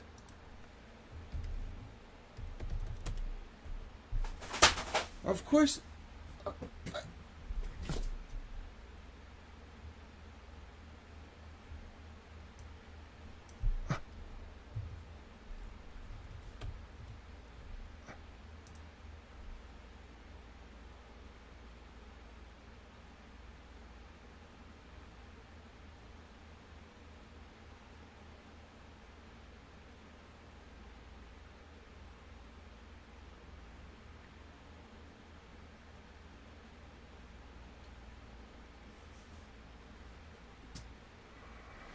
Yeah, I guess we're going to have to keep going. Listen, you don't understand what this means.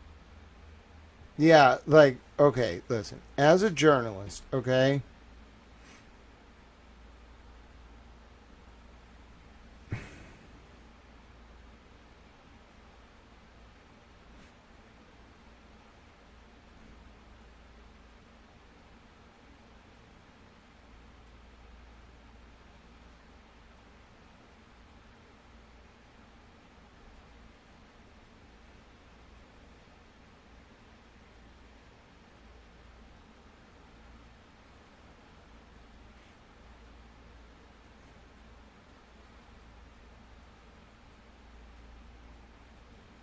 I'm one guy. I have a computer that's very old. I rely on donations.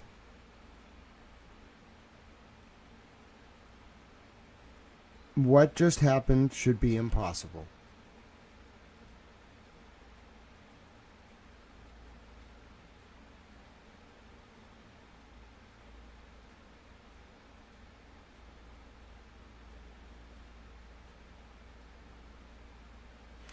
That woman was the White House counsel to Obama, President Obama. Undisclosed CIA, talking to Epstein, became Goldman Sachs' top lawyer and just resigned because I found an email in the Epstein files where she disclosed she won the agency medal on January 8, 2015 to Epstein.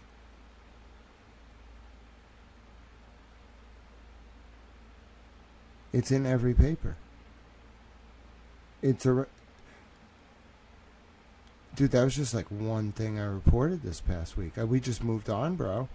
She was probably furious. She was like, bro, he doesn't even care anymore. He just figured it out and moved on. She was probably like, what the fuck is he, fucking Bartlett from the West Wing? Bro, before she could even resign, I had already moved on from the story. You know, her world just got turned upside down. Like, she got introduced to Grant Smith Ellis very quickly. They were going to find her no matter what because she was in there, but I found her, bro. Because of the word CIA. Oh, my God. Listen, this is going to take me... I don't feel proud. I'm astonished. Like, I'm telling you, this is not supposed to happen. Like, there is no way... Like, they control the whole media establishment. She was CIA, bro. She got the agency's top award. Like, they're not supposed to, like, answer to someone like me. I am one dude. If this is true, and I actually did this,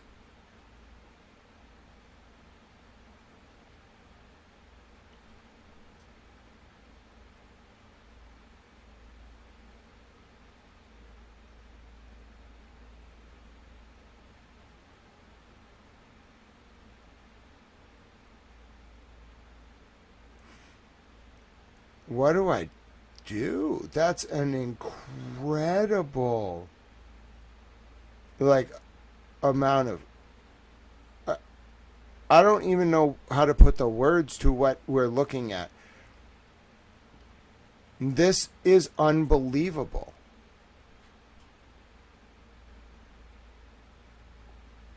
like, you don't understand. She is CIA. She was the White House counsel. She was Goldman Sachs' top lawyer. The media doesn't write this story. It's not allowed. The only way this happened is if it's a completely new era. Like the old order has completely fallen. Dude, they didn't write about this all week. I pushed them so hard. Dude, Matt Stout with the Globe is going to be like, Grant is a fucking hero. I wrote him an email the day I broke it. I was like, Matt, it's yours if you want it. I was like, just cite me. Dude, I created a record. Oh, I emailed WBZ. I was like, Christina Rex is a good reporter. Here's a news tip. Cite me. Who else did I email? I emailed The Intercept, and then I emailed... Who the fuck did I tip off? I don't remember. Oh, Flint at the Herald. He's a nice guy. I was like, Flint, here's a story if you want it. Credit me. Oh, my God. This is on like a different... This is like... Listen, they might not actually have a choice. They might actually have to recognize me for this. You don't understand. There's a paper trail. There's timestamps. Like, I literally found the file. And I pushed and pushed. It went viral after a few days, and other people started searching her name. But I'm telling you, I'm not trying to take the... It's not about credit. I'm just telling you, I did not think this was going to happen. Bro, I moved on. I had other stuff to report on. Like, Goldman didn't get back to me. My plan was not to take down Kathy Rumler. I didn't know who the fuck Kathy Rumler was before last Friday. Bro, it took 4 days. Oh, no. Listen, you're all in a lot of trouble now. I'm telling you, like, before, like, we were, like, Little Towel was, like, gaining some confidence. Now you're all fucked. I'm telling you, if I had to live through this week to see this moment, I lived. Sorry, like, dude with the flies, whatever the fuck you were. Like, I banished you. Oh, my God. I don't know what to do now. Do I, like, before, I felt like I should walk around and make pronouncements. Now, I feel like I just have to take charge. Like, not in an aggressive way. I just have to do things and just be like, okay, you do this, and you do this, and you work on that, and I'm keeping an eye on you, and you do that. I just have to assign people to do things. That's my opinion. All right? I'm blown away. All my peers in the media are going to be like, oh, my God. Oh, my God.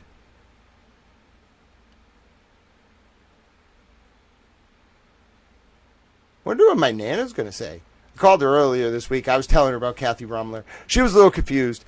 I had to be like, Nana, she was like Obama's like friend. And my Nana doesn't like Obama. So she was like, oh, okay, I don't like her. I was like, very good, Nana. I don't like her either. And Nana was a little confused. But I was like, Nana, she was like, Graham, why do you know about this random person who was Obama's White House counsel? And I was like, well, Nana. And then I tried to explain to her a little bit about it, and she was like, oh, goodness, I don't know if I want to learn about that. And I was like, okay, we don't have to go into detail, Nana, but if her name comes up on the news, remember this conversation. Tal, Nana, and I are really funny. Like, I just call her sometimes, and it just starts, she's like 85, but she's very smart. She, like, does the crossword, so, like, her brain is good. She's so smart. And so I just say things to her, and she'll be like, oh, I was doing the crosswords today, and, like, Gaddafi was the answer. Like, thanks for telling me, Grant. Like, that was really helpful. And I'll be like, you're welcome, Nana. Yeah, Towel Nana's great. We interviewed her once about, like, the situation down the lake. I wanted the road, Nana wanted the Italian flag on the road in Nonantum. And so, like, I went down the lake and just, like, I backed the people trying to get the, like, Italian flag painted on the road. Nana was so thrilled when she got to go down there that she gave an interview on this channel telling us about the history of the small Italian community called The Lake in Newton, Massachusetts. It was very endearing. It was like a man on the street interview, but it was me interviewing my Nana. It was great. It was very endearing. All right, listen. We're going to how about this? You're going to listen to this Goldman Sachs like article by the Times. Kyle, can we, if you're here, can we find one where they talk about her being CIA? Because the Times fucking butchered it. But since this is the paper of record and they fucked me, like, I I'm so mad. I understand why they did, because they're run by the CIA. But, like, come on. Well, first of all, I'm still not over the doggy thing. We got to return to the doggy thing. Second of all, this is a big deal. So you all listen to this, and I'm going to get some water. And then I'm going to compose myself and do a video about this. Goldman's top lawyer departs amid revelations about her ties to Epstein. Catherine Ruemmler, a former top Obama administration lawyer, is out at Goldman Sachs after emails showed a friendship with the sex offender Jeffrey Epstein spanning many years. Listen to this article 321 Min learn more. Catherine Ruemmler, the general counsel at Goldman Sachs, in 2014. She said Thursday that her responsibility is to put Goldman Sachs's interests first. Credit: William B. Plowman, NBC. By Rob Copeland, Maureen Farrell, Lauren Hirsch and Dewey Nguyen. February 12, 2026. Updated 9:06 p.m. Eastern Time. Goldman Sachs's top lawyer, Catherine Ruemmler, resigned on Thursday night in the wake of the Justice Department's release of emails and other material that revealed her extensive relationship with Jeffrey Epstein, the disgraced financier. Ms. Ruemmler and representatives for Goldman said for years that she had a strictly professional relationship with Mr. Epstein, a convicted sex offender. But emails, text messages and photographs released late last month upended that narrative. Before joining Goldman in 2020, Ms. Ruemmler was a counselor, confidant and friend to Mr. Epstein, the documents showed. She advised him on how to respond to tough questions about his sex crimes, discussed her dating life, advised him on how to avoid unflattering media scrutiny and addressed him as Sweetie and Uncle Jeffrey. Mr. Epstein, in turn, provided career advice on her move to Goldman, introduced her to well-known businesspeople and showered her with gifts of spa treatments, high-end travel and luxury items. In a statement, Goldman's chief executive, David M. Solomon, said he had accepted Ms. Ruemmler's resignation, and I respect her decision. Ms. Ruemmler, in addition to being Goldman's general counsel since 2021, was a partner and vice chair of its Reputational Risk Committee. She earlier served as White House counsel under President Obama and was a white-collar defense lawyer at Latham & Watkins. My responsibility is to put Goldman Sachs's interests first, Ms. Ruemmler said in a statement confirming her resignation. For weeks, Goldman had publicly defended her, saying her dealings with Mr. Epstein predated her hiring and were appropriate. But many of the documents in the latest release by the Justice Department, more than 10,000 of which mentioned Ms. Ruemmler, revealed an extensive relationship that spanned many years. Beginning in 2014, Ms. Ruemmler cultivated a relationship with Mr. Epstein that, in one email, she described as a friendship. She educated him on how the law differentiates between underage victims of sex crimes and adult prostitutes. I think the point is that if she was underage, she could not legally consent to engaging in prostitution, Ms. Ruemmler wrote to Mr. Epstein in 2015. She offered advice on how to knock down the credibility of one of his accusers, writing in one email that Mr. Epstein's lawyer could push the woman into perjury trap. She signed some emails, Zoxo, and swapped photos. She joked with him about the weight of visitors at New Jersey rest stops and speculated about the sexual orientation of a well-known hedge fund billionaire. And over a series of meetings, she sought his advice on personal and professional matters, including dating. Men aren't interested in women my age, one email lamented. Goldman Sachs and Ms. Ruemmler have said Mr. Epstein was never her client. But in 2018, as she helped him edit a legal document that defended his 2008 agreement to plead guilty to soliciting prostitution from a minor, the subject line of their emails stated, attorney-client. Listen, this is not okay. The New York Times butchered this story. Okay? They butchered this story. Okay? She sent him emails asking her to show Epstein asked if Ruemmler would show Epstein her version of Washington, including CIA, NSA, or boy stuff. Of course, Ruemmler replied. And then she told him she was CIA. They butchered this story. They're covering for the CIA. I'm not pleased. This is my find. NYT, show me some fucking respect. Seriously, how hard is it? Like, come on. It's clearly a new era. She stepped down. How can you butcher my fucking reporting? Now I have to bitch out your journalists because they disrespected a colleague. And I worked fucking hard. I'm an independent fucking journalist, and you're gonna fucking shit all over the fucking story. And then I have to interrupt what I'm doing, which was important, to deal with the fucking New York Times, who doesn't know how to fucking report a story. I'm yelling at these people. How dare you? All right. I have qualms with the New York Times. That's it. I'm just directly calling them out. You want a problem, New York Times? You've got a fucking problem. How dare you? Come on. I don't understand what like independent journalists have to do. If we have to directly call you out, I'm going to do it. I have been doing this since 2017.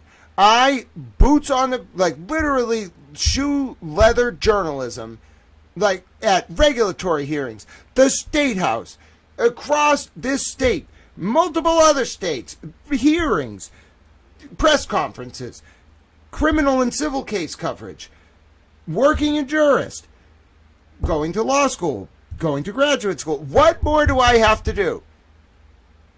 I don't understand. It's so frustrating. Not only did you butcher the fucking story, but you didn't even cite to the person who originally, because it was about the CIA. So now I have to, like, literally yell about it. Why must they make me do this? I don't want to yell at the New York Times, but I have to now because they're terrible people. Oh, damn it.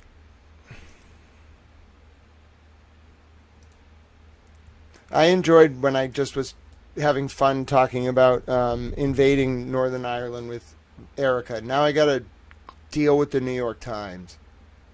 Now I bet I'm going to have to bitch out a fair amount of journalists over this because they're all CIA-connected patsies, you bastards. When you leave out the most important emails, and I was the one who broke the story, I know you're fucking lying to the public.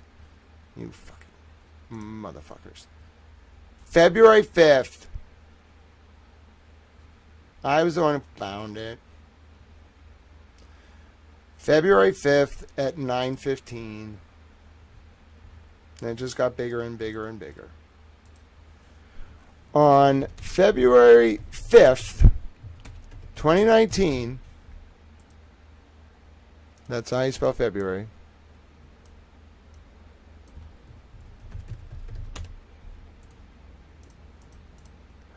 I reported that Kathy Rumler, White House counsel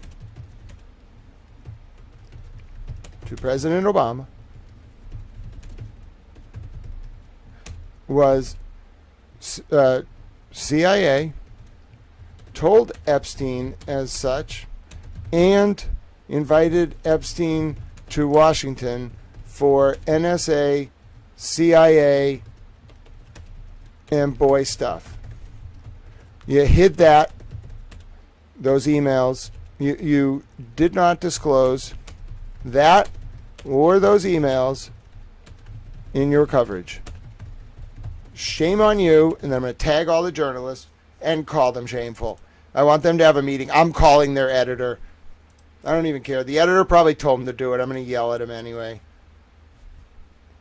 Let's see. All right.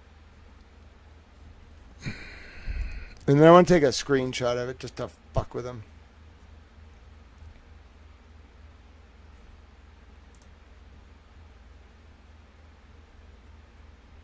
Got to find the original post. Hold on.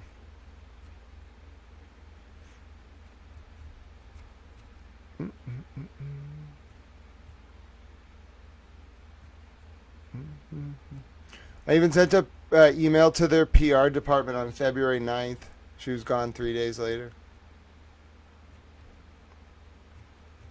Oh, yeah. We should probably read this one, too. Because there's going to be congressional inquiries about this because it touches Obama. I think Little Towel might have just changed American journalism. Well, God bless America. I'm a little towel. You look at your little towel growing up right in front of your eyes. Look at me. I think I'm going to get a Pulitzer. I've always wanted a Pulitzer. I want to give a speech. I want to go up there and be like, you are all towels. And they're going to be like, oh my God, why did we let him do this? And be like, well, you know, I'm hilarious. Listen, if you can't pull an Andy Kaufman every now and again, are you really like embodying like what it means to be an American? You know what I mean? Even Jimmy now, Auntie Deb's going to be like, okay. Even Turtle Boy's going to be like, oh dear God, he took down the White House counsel. What are we going to do now? They're all just going to run for the hill. Well, I think Turtle Boys might be pretty impressed. I don't know if he liked Obama. Kind of got the sense he's a Trump guy.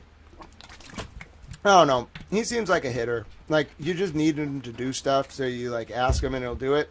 I imagine he's kind of a Republican, though. Anyway, I imagine he's going to be like, oh, dear God, he took down the White House counsel. What do we do now?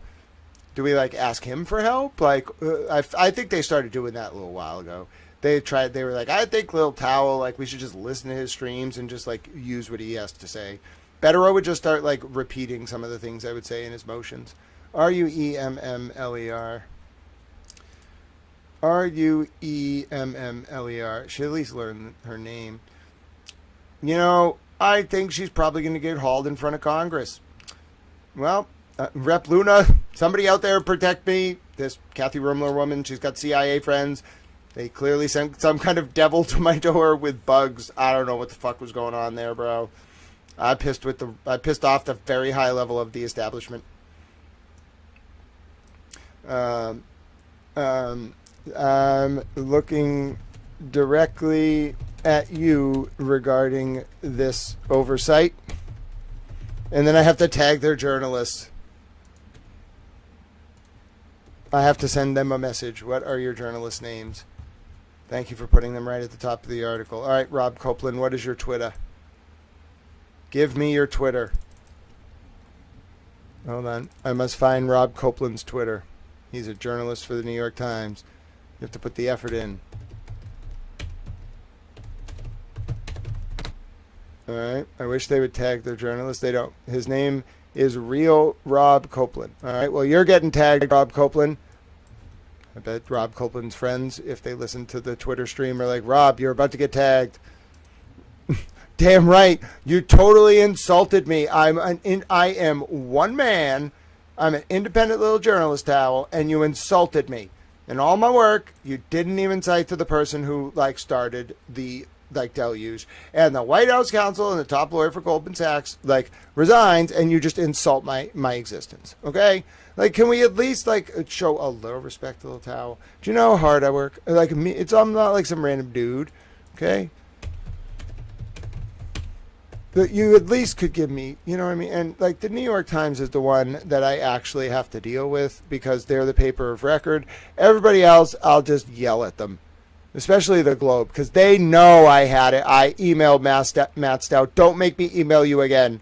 Matt Stout's going to get yelled at on Twitter. He knows it's coming. Matt Stout's like, oh, no, I should include Grant in the article. Damn right you should. Aren't you proud of me? I don't understand local journalistic establishment. What more do I have to do? What do I have to bring down President Obama himself? Then maybe you'll consider writing about me, but then you'll ignore the CIA part. I'm upset. I don't understand.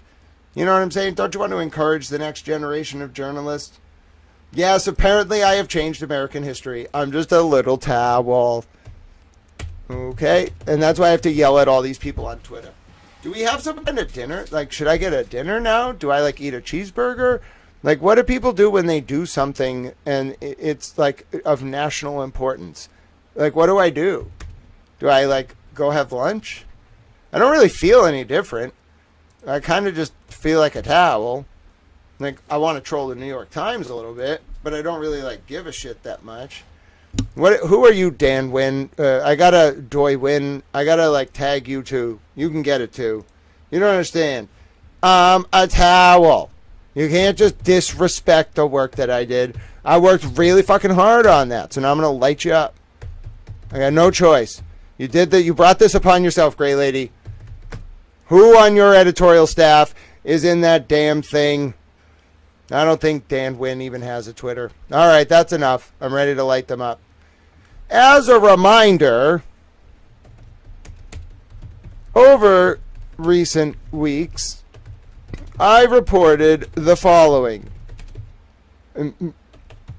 I think they need, you know that Jay-Z song? Sometimes you just got to show them a reminder. All right? All right? You know, I want to show you a reminder. Do I, like, go listen to music now loudly in a car? Like, I don't really understand what I'm supposed to do. I really don't. Like, what do I do? Do I, like, continue being a towel? Do I, like, you know, stop being a towel? Like, I don't know. Do I, like, become more than a towel? Do I like speak to people in power and tell them I'm a towel? I guess I already do that. Listen, we just have to have a lot of conversations now. I don't think I'm a towel. I don't think we're in Kansas anymore. I don't think I'm a towel anymore. I think this has entered a whole new stage. But first I got to yell at the New York Times. Priorities, people. You can't just let the New York Times be all disrespectful. I might have to send these people emails. I am gonna do it. All right. All right. All right. I demand satisfaction. I demand these people not disrespect my towelness. I am a towel. You will respect my authority.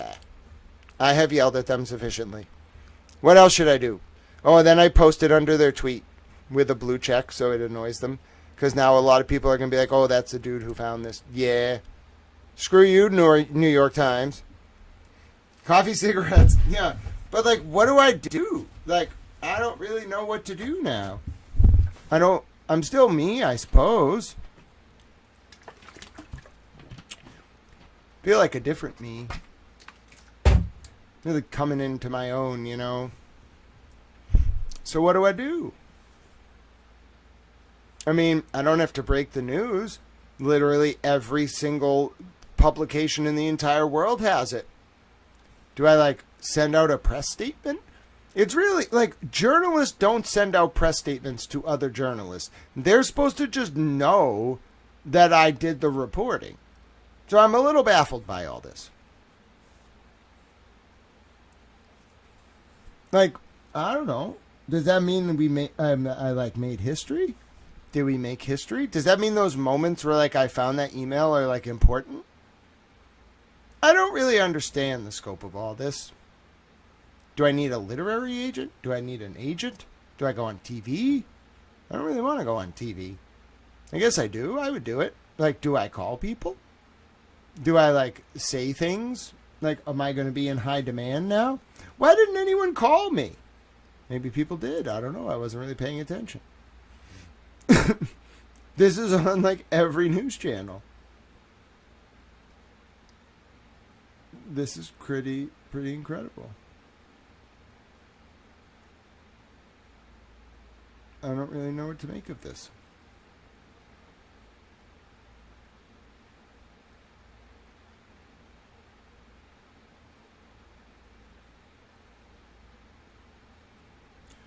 Like, oh my word. Yes, putting Rummler Pack on the street. Jesus Christ, it hit the White House. Like, listen, I don't think some of you understand the scope of this or, like, the impact of this. So I'm just going to read you this. I'm going to have the AI read you this post. And then, like, I don't know. I mean, we can, like, do a recording where I talk about it. But, like, it's so much. Listen, go open any like, it's the biggest deal possible. Like, she was the White House counsel. It's just one more step to Obama. You don't understand. Like, it's the beginning of the end. The only way she resigns is if her and her people are completely out of power. Now that makes me think, do you think they, like, actually did send a demon to try to buy me off? Was he going to be like, I'll give you everything you want? And before he could talk, I just told him to screw off. Was that their, like, last plan? So smoking pack, like, it's kind of a complex thing. It started as, like, honorarium, like, to honor, like, a fallen, like, soldier in, like, a gang. You would, like, put pack out, like, it's like, it could be eighths or, like, ounces, but, like, you put out, like, packs of, like, it's mostly weed, and you put in the pack, like, you know, flour, and then you put their picture on it. So, like, then when you're smoking out of that pack, you're, like, smoking in their honor. Well, what do you think happens when people do that? Like, the people who want to take out their ops will be like, oh, like, I'm going to, like, not only get them, but I'm going to get some of the pack that they put out on the street, and then I'm going to get my ops pack and, like, smoke on it. It has a little bit of darker undertones, like with ashes and stuff like that. I'm not going to get into it. Just know, like, smoking on pack is like, if you want to insult your ops, you'll be like, oh, like we're going to take, like, your op down and then smoke on the pack when you put it out on the street to honor them. It's kind of like a deep insult. It's like going to someone's grave and, like, filming a video insulting their, like, gang kind of thing. It's very insulting to do it. You trademark your work. Well, you don't trademark journalism. It's public. This is a public information service. The point, though, is that other journalists, because, like, I style my work as a public information service, they kind of have a duty. Like the New York Times, it's really hard to get them to do anything, especially about the fucking CIA. But they have a duty. When it's someone like me, I'm not like a freelance, I'm not like a hobbyist journalist. Like, I actually try to abide by the standards of the profession. I follow the Society of Professional Journalists Code. I have press credentials. I've been doing this for a long time. I'm known locally. I'm a bit of like a unique reporter. Like, think like Hunter S. Thompson meets Ida Tarbell with a little bit of Walt Whitman, some Hegel, Thomas Jefferson, Teddy Roosevelt. Like it's just kind of a hodgepodge, little Kant in there with some like Jesus mixed in. It's a lot, okay? Like, that's the reputation I have. So, like, the New York Times doesn't know what to do with that. Traditionally, if it was like a colleague at Newsweek or something, they would be like, yes, so this is how it started, this is the story, this is the first person, that's what they're supposed to do. We're running into an issue here, which is why I had to bitch out the New York Times, because they look probably, like, obviously Goldman Sachs had some meetings about this. They didn't respond to my press request. They had to go to all the other media and be like, yeah, she resigned. The media didn't cover any of the shit, basically. They were very quiet about it. Some media covered it, but they were very quiet until she resigned. That means they all coordinated together, and they were like, we're not going to give this to him. Like, we're not giving him the pleasure, and don't cite to him. All right, well, I'm mad now. Like, I'm mad. Like, it's a professional integrity thing. I have to, like, focus less on the work I'm doing because my colleagues aren't doing for me what I would have done for them. It just pissed me off. Like, there's a rule. It's like, I mean, you can send emails if you want to complain to them about it, but it's really like a professional courtesy. And it's also like it's very petty because they know if they do that, it instantly catapults me. Like, if you say that in an article, like, this guy, Grant Smith Ellis, was researching the word CIA like over 13 days ago, almost 2 weeks, like almost right after the files came out. Found, I think it was the weekend the files came out, found the word CIA in a email where Rumler told Epstein on January 8, 2015. We should just do a recording about this because I'm just going to get so pissed at the New York Times. Like, it's just so disrespectful. Like, it shouldn't even be about me. Reporters really aren't supposed to be the story. What's making it about me and why I'm angry is that, like, I'll look at the other publications too, but, like, one, they didn't cover the CIA thing. Bullshit. That's the source of the story. Two, I know the source of the story because I was it. I found the file. I'm a reporter. You didn't cite your fucking colleague. It's so frustrating. You don't understand how frustrating it is. And it's not like it's hard to find me. It's not like if you search Kathy Rumler's name, my reporting doesn't come up. It's just like, why is the institution of American journalism so willing to trade access for integrity and also slap the face of the younger generation over and over? What the fuck do you think we're going to do? We're not going to join your publications. We're going to go out, triple your readership in like 3 days, and just do it on our own and stick the middle finger at you. You're not making it better by doing this. You're making it worse. Instead of trying to bridge the gap and work with us, you're just, me in particular, you are alienating me. Like the entire journalistic establishment, which means I'm not going to stop. Like, you're never going to catch and kill my stories. I'm never going to play ball. And that is a terrible way to do politics. So I don't understand what the fuck they're doing. You're not going to calm this fervor among the polity. You are going to make them want to burn it all down more. You're not helping things. You're pissing them off. They know she's CIA. They know she fucking was talking about boy stuff, and you're fucking pitching it as if she's some fucking, like, you know, hoity lawyer who, like, maybe, like, would have kissed him and signed her emails XO. Bro, you're a propaganda rag, and you should know it. Disgusting. Disgusting. Not even worthy of the label journalism. Stop printing now. You don't even deserve it. The paper that published the Pentagon Papers. And this is what you've become? Writing love letters to Kathy Rumler when she resigns because it touches on the CIA? You're a disgrace. Your institution's a disgrace. You shut down. Just give up. Stop bleeding money. You're not worthy anymore. I'm offended. See what you did, New York Times? Now I'm going to look in these files until I find what Arthur Schlesinger was up to. You want to play ball like that. Now I'm mad.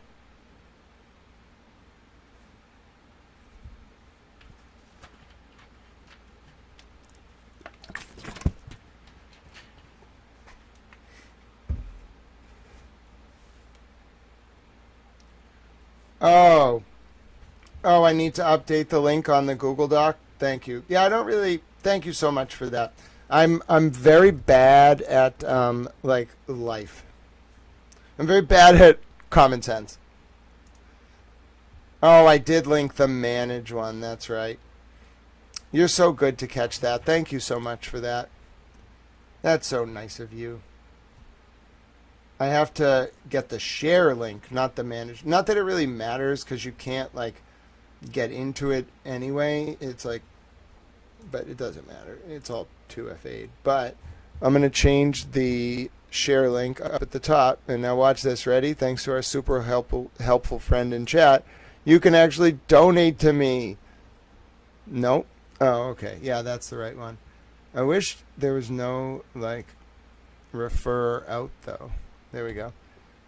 Okay, there you go. That should work. Let me know. I'm going to drop this in the chat. It's a bit of a long link, but I don't want to deal with, like, shortening the link, and I don't like link shorteners.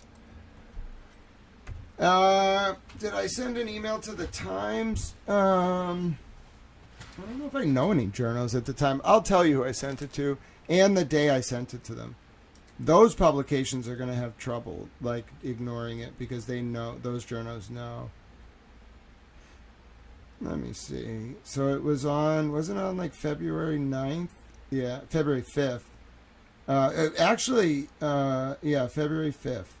Matt, so it was Matt Stout at the Globe, and WBZ, The Intercept, Flint, and then that was it. So there you go. Those four outlets dropped the ball.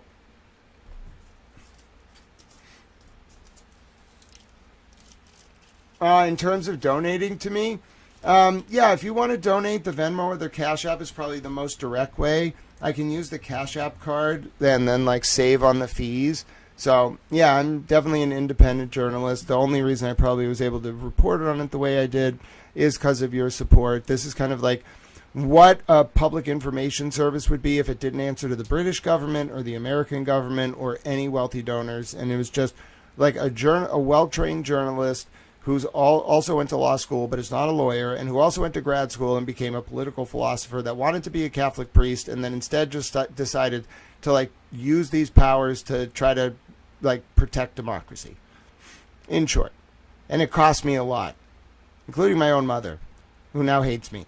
I think I broke some kind of spell she had. I don't want to get into it. There's this whole like undercurrent of magic to all of this that just it blows me away. But anyway, yeah, God bless you for your support.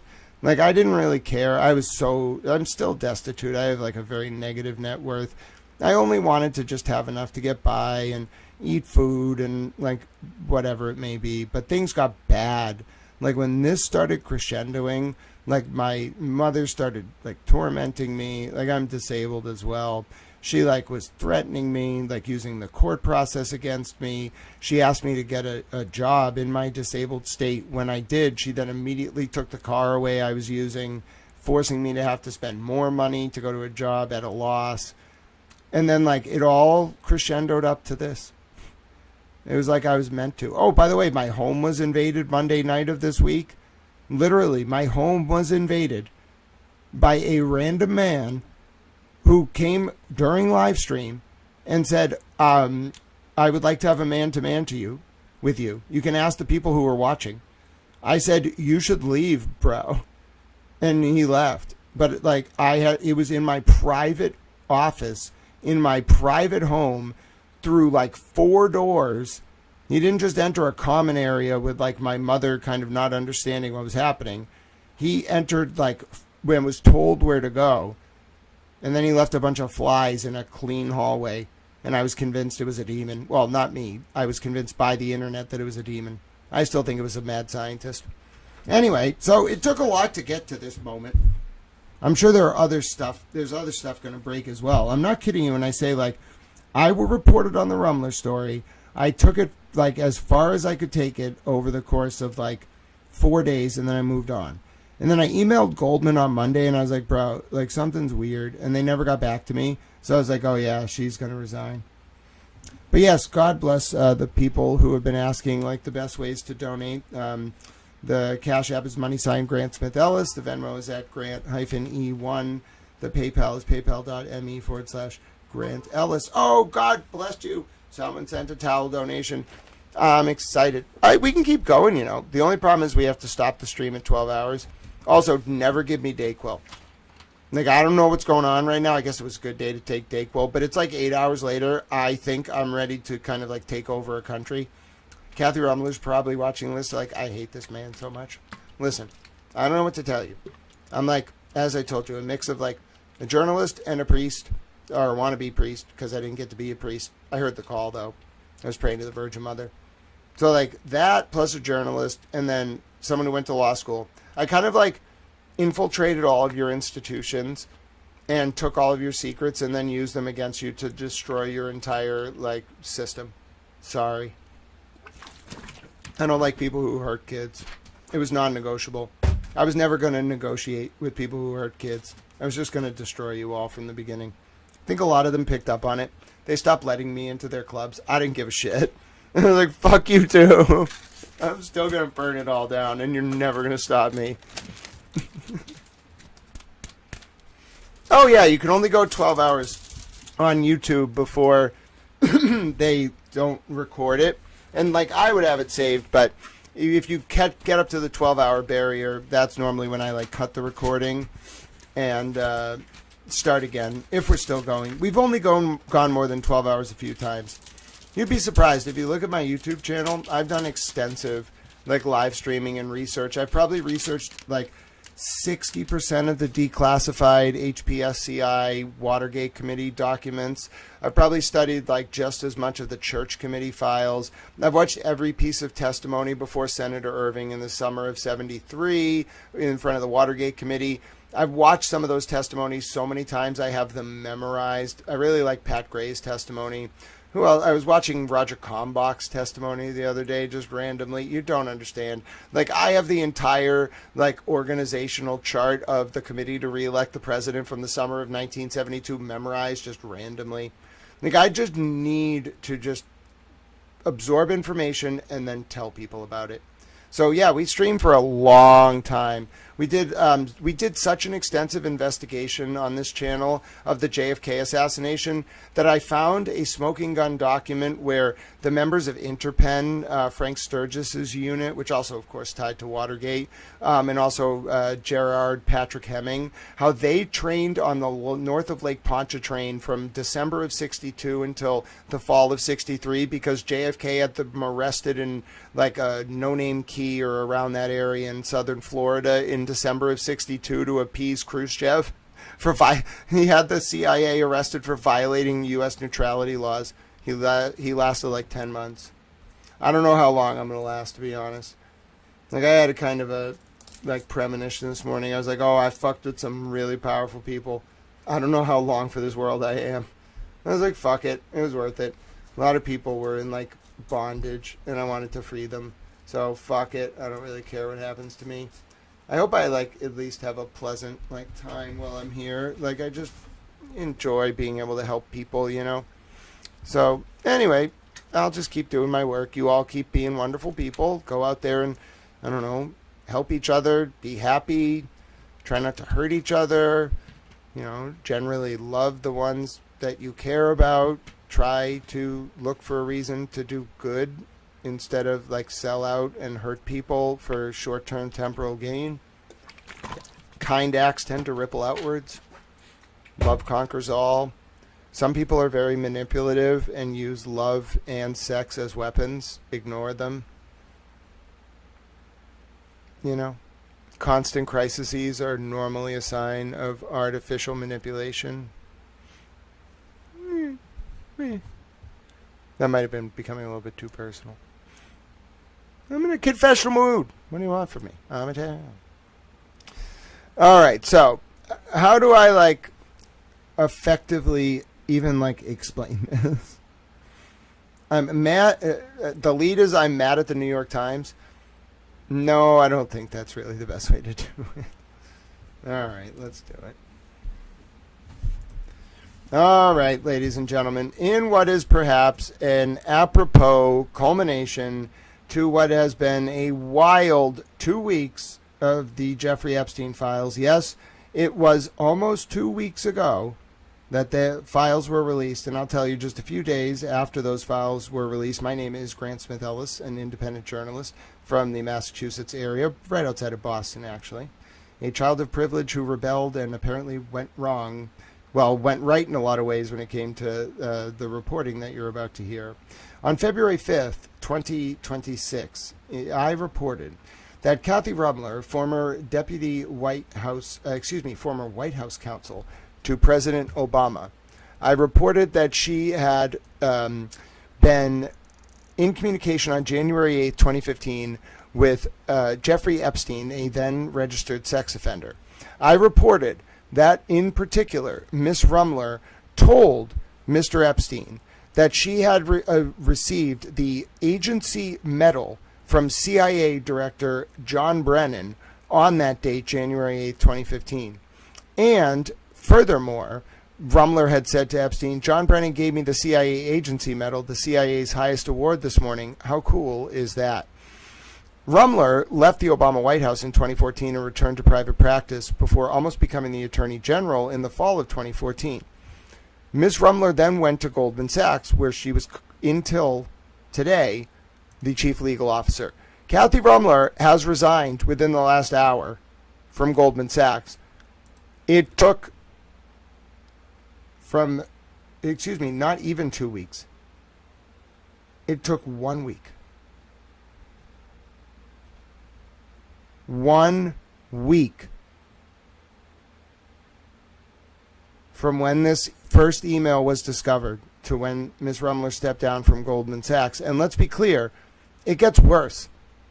Because what else did Ms. Rumler say to Mr. Epstein?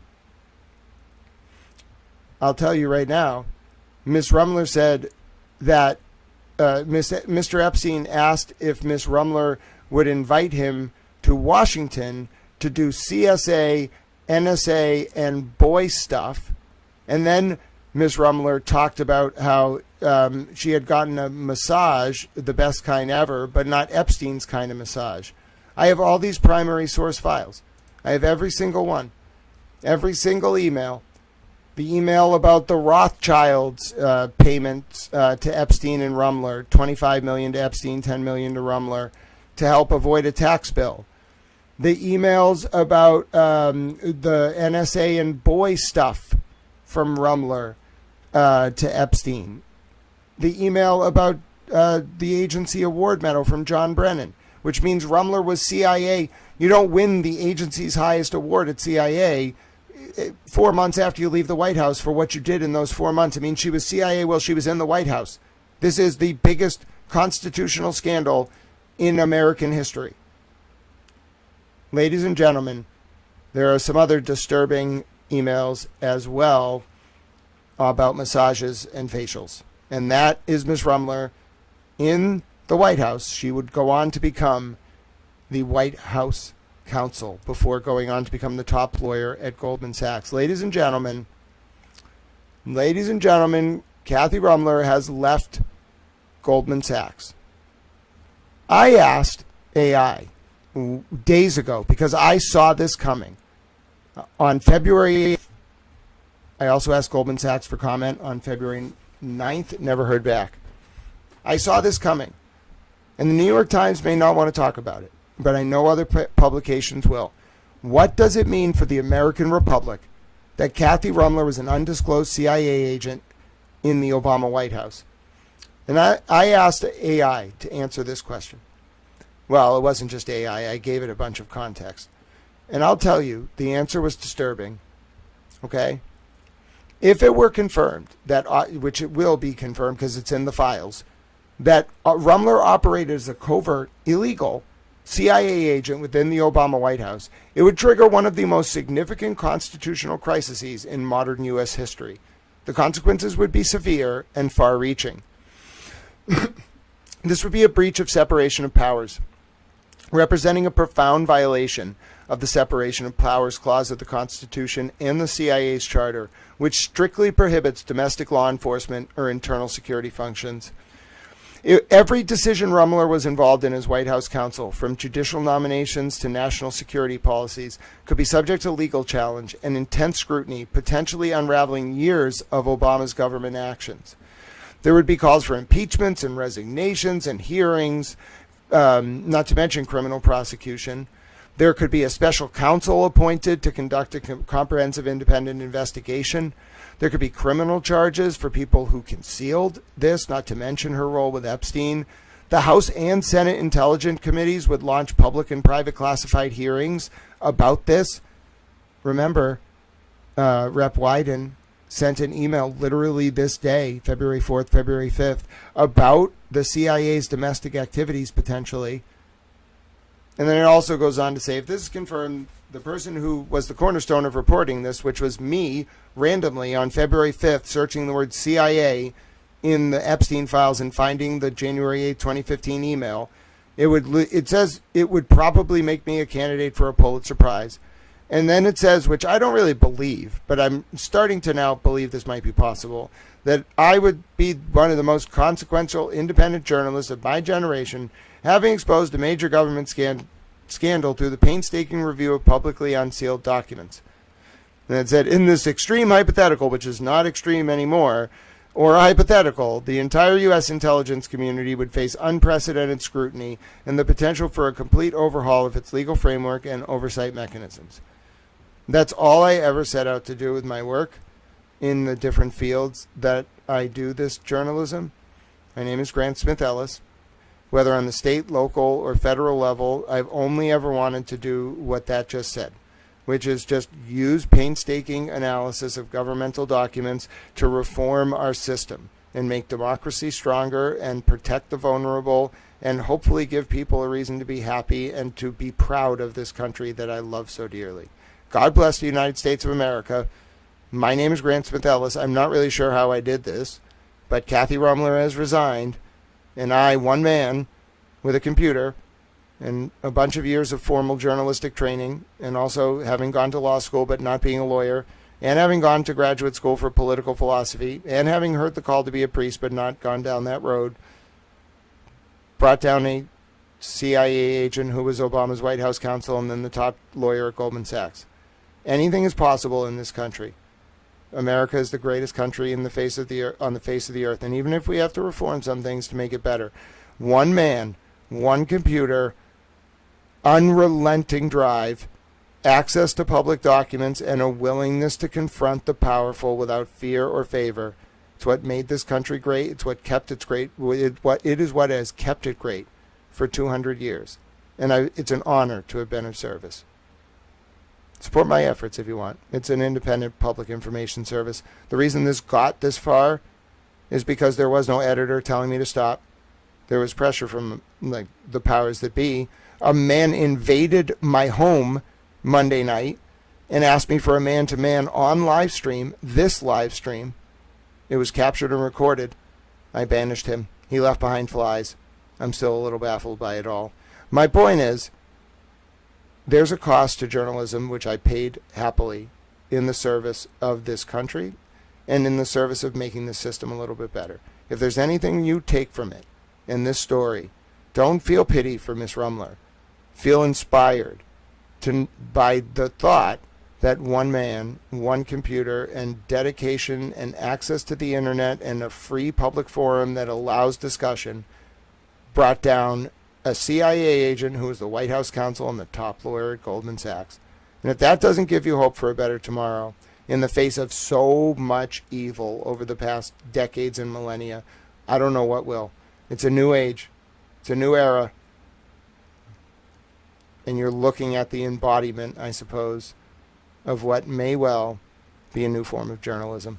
Shout out Hunter S. Thompson and Edith Tarbell and Walt Whitman and also S.S. McClure and Teddy Roosevelt and Lincoln Steffens and Henry Demiris Lloyd. I walk in the footsteps of giants. I stand on the shoulders of giants, and I hope the tradition will revitalize this country. We almost lost it.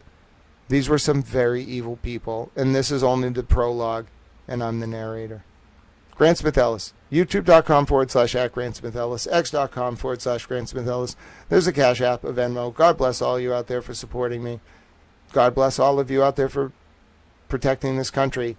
And may more people, like Miss Rumler, meet their well-deserved fate of public ridicule, shame, months of congressional hearings, and eventually criminal charges, because that's what should happen when you talk to convicted sex offenders or sex offenders who have pled guilty and are registered, and bring them to Washington for boy stuff and reveal that you're a CIA agent after working in the White House.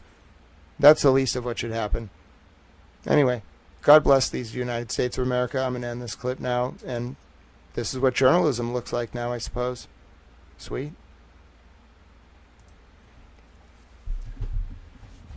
Hi, Grant. Per MSM, Rumler is leaving. She has not fully left the firm. Yeah, but she said she's stepping down. That's it. Like, they might keep her around for severance, but the New York Times is literally reporting it as her stepping down.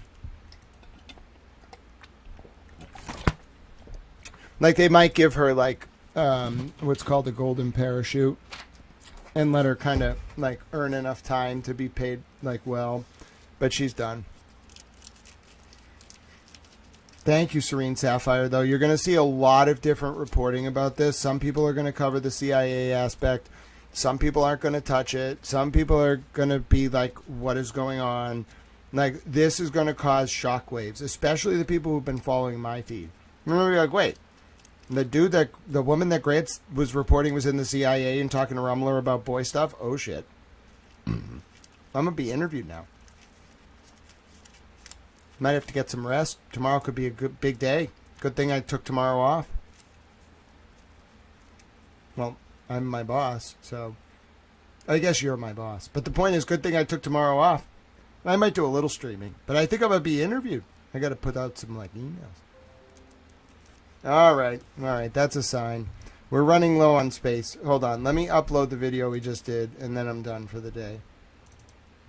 The doggy video really traumatized me. It was a doggy and a kid. You don't understand.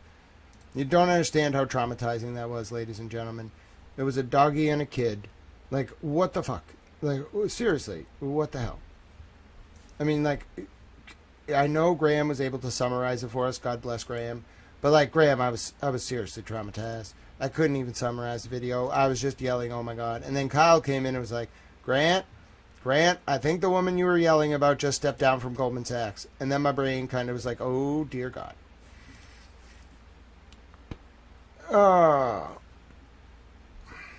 right, it's 11 o'clock. Oh, my God.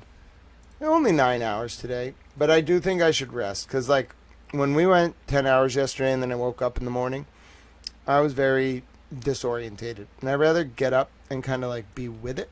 And then move into, like, more streaming. Okay? And maybe I will take, if I have a stuffy nose, maybe I'll take one Sudafed tomorrow instead of two. I learned my lesson today. I talked a lot.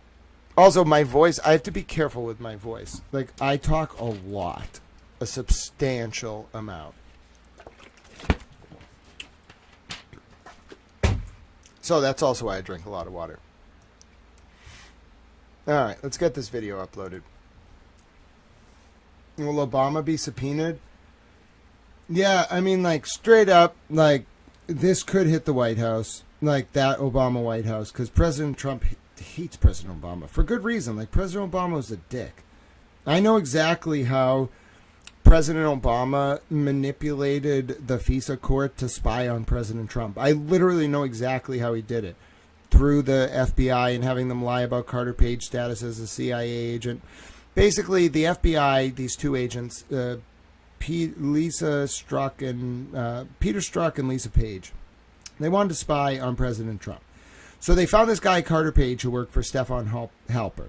They were anti-Trump, kind of, but like the point is they were working for the Trump campaign, and the FBI wanted to spy on the Trump campaign. So the FBI went to the CIA and was like, is Carter Page a CIA agent? The reason they were doing this was, if Carter Page was CIA, then he had a reason to be talking to the Russians. If Carter Page was not CIA, he had no reason to be talking to the Russians. Well, Carter Page was CIA. The CIA sent the FBI, these two agents, the lovebirds who hated President Trump, a message back. You think Proctor talking shit about Karen Reed was bad? You should have seen the lovebirds at the FBI talking shit about President Trump. So anyway, these two lovebirds get the message back from the CIA being like, yeah, Carter Page is CIA, nothing weird there. In their brilliance, they manipulate, you want to talk about obstruction of justice, they manipulate the email. I don't know which one it was that did it or who on the unit. They manipulate the CIA's email. This is in the DOJ OIG report from Horowitz. Jim Jordan nearly lost his mind when he found this out. They manipulate it to say that Carter Page was not in the CIA. So therefore, when they go to the FISA court, a secret ex parte court, to get a warrant on President Trump's campaign, the FISA court judge is like, oh, FBI, is Carter Page in the CIA? And they're like, no, here's proof, Your Honor. He's not in the CIA. He has no reason to be talking to these Russians. So they got to spy on President Trump's campaign. So Obama is like he was a great propaganda candidate, but bro, he allowed them to do that. He hated President Trump. He wanted to screw with them. I'm not down with that. So you want to go dismantle the Obama White House, President Trump? Go ahead. The real consequence is going to be for the Democrats. Forget those 6 states, New Mexico, Arizona, the eastern part of Pennsylvania, a little bit of I want to say not Michigan, Iowa or Kansas. There's 6 House races, six districts across 5 states that will determine the House. And the Democrats are going to get they're going to get smothered with this stuff. This is going to be remember, the Republicans have the House, the Republicans have the Congress. If they move on it right away, you can tee up an entire fucking series of hearings just about this.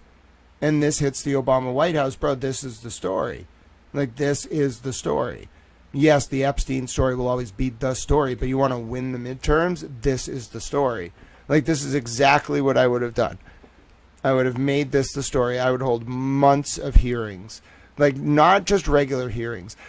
I would hold Watergate style, Senator Irving hearings, and I would put Jim Jordan in charge on the House side, and then you can't put Wyden in charge because even though he's good with the intelligence community, you cannot risk a Democrat selling out. So you have to put a fucking virulent Republican in charge of the Senate side, and they have to be from the Intelligence Committee. Who's a good anti-establishment Republican in the Senate, which is a oxymoron, but you need just a special select committee on the Obama CIA Jeffrey Epstein relationship from 2011 through 2015. Bro, you could decimate the Democrats. Oh my God, people would hate by the time that committee was done, no one would vote Democrat in most areas of the country for 20 years. It absolutely goes to Obama. We have that phone call where Epstein was talking to the doctor about Obama trying to give him a pardon that he didn't need. I'm telling you, this is going to bring down the Democratic Party. The Republicans played this perfectly. The Democratic Party, Epstein was a liberal. He claimed he wasn't a Democrat, but he was a fucking liberal. This is going to bring down the Democratic Party. 100%. There is not going to be a Democratic Party after this. It might come back as the reformed Democratic Party under some new leadership 10 years from now. But the Democratic Party, as you know, is done. It's over. Like Kathy Rumler was a weak link that brought them down, but like it was a time bomb. They were never going to last. They were so like chaotic and just whatever. No, it'll be Republican domination at this point. I didn't think it was going to go to Rumler resigning. I really didn't think they were going to push it that far. I thought they would give her like kind of an off ramp, and the Dems would kind of like do what they needed to do. Nope, she's got no cover. That means Obama has no cover, which means the Republicans and the Dems in the Senate and the House are willing to do this. They're going to have an entire fucking set of hearings. They probably won't be called the Jeffrey Epstein hearings, because if you're the Republicans, you don't like. Remember, when the Dems got Watergate, they didn't call it the fucking CIA hearings. They did the House. By the way, just so you understand, there was no House Permanent Select Committee on Intelligence or Senate Permanent Select Committee or whatever it's called on intelligence. Those both came out of Watergate because there was a, like the first ever, like HPSCI came about after the Church Committee in 75. But the way that they go about holding these hearings is just fascinating. Like the way that this is going to happen, like the Dems in 72 and 73, they didn't go after the CIA. Like they called it the Watergate hearings because they wanted to take out Nixon. Now I think that might have actually been like a Rumsfeld and Cheney plan. Now that I like think more about like whether Mark Felt was actually deep throat or not, but story for another day. And that also makes you think about like Watergate itself, even though it was Bernstein and Woodward and Bernstein, that was a modified limited hangout. Like everything in that was like Spook City, okay? The reporting on Watergate itself. But the Dems wanted it to be about Watergate so that Nixon would be forced to resign. Okay, Nixon was very popular. He, like they took out his vice president first, Spiro Agnew, the first vice president to resign. He was going to be criminally indicted. He resigned on his way over to the courthouse so he wouldn't have to face arraignment as sitting vice president. They took him out. Then the House of Reps got to vote for the vice president, who was Ford, and Ford was just kind of like a stand-in for the power structure. But anyway, Watergate was all about taking out Nixon, so the Dems carefully massaged the narrative.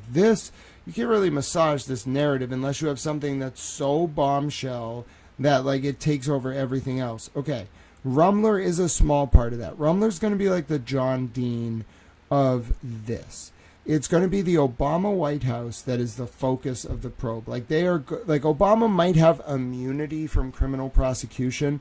And it's kind of like a stretch. I'm not a lawyer. This is not legal advice. But when you look at like the Obama like legal immunity argument, like from the President Trump case, like where President Trump got immunity for presidential actions, like it doesn't really extend to what Obama was doing.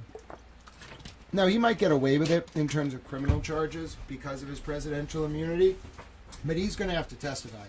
And like the Clintons testifying, like you can already see how the Republicans are teeing it up. This is going to be about the Democratic Party. It's going to get decimated. There will not be a Democratic Party after this. I've been calling this for weeks. It is even very likely that the Republicans are going to win a constitutional office in Massachusetts. Maybe two. Very rarely do they win two. But they're probably going to win one. And I think I know which one it's going to be. I'm not a CIA plant. No, you don't understand what I'm saying. I'm not saying that it's a party thing. I'm saying that it's a purely political question as to what the hearings in Congress will be about. The Republicans control the House. The Republicans control the Senate. The hearings leading up to the midterm about this will be about the Democrats. Now, I happen to be more like Teddy Roosevelt. Like, I don't love the establishment of either party. I like people who shake things up and do things like what we're reporting on today, expose corruption. But it's not really like a two-party system. It's more like someone has to have the hearings. Now, do I think a lot of people will duck for cover because of this? Yeah. But I don't know.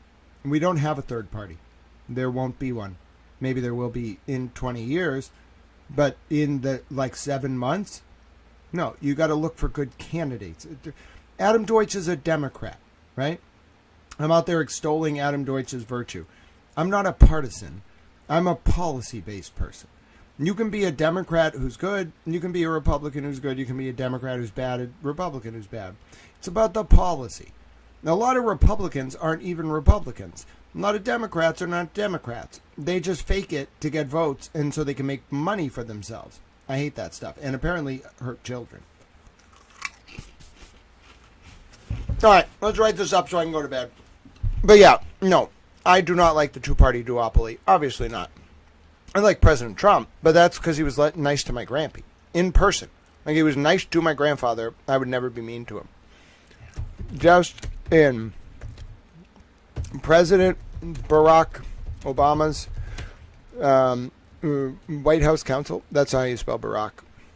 My grandfather used to always say Barack Obama's name wrong. I love Towel Grampy. But that's the point. Like, do you think President Trump knew in 2009 that by being nice to my grampy, like, I was going to like him for life? No. And that's why I support him. It's not political. He did that. He spoke to my grampy for 3 hours. My grampy had no money. Fire chief, retired guy who played a lot of golf. 3 hours. And he didn't do it and then say to me, see, Grant, I was nice to your grampy. Like, remember this 20 years from now. No, bro. He didn't even really interact with me. He was talking to my grandfather for like 3 hours at a table. My point is, like, think about it from that perspective.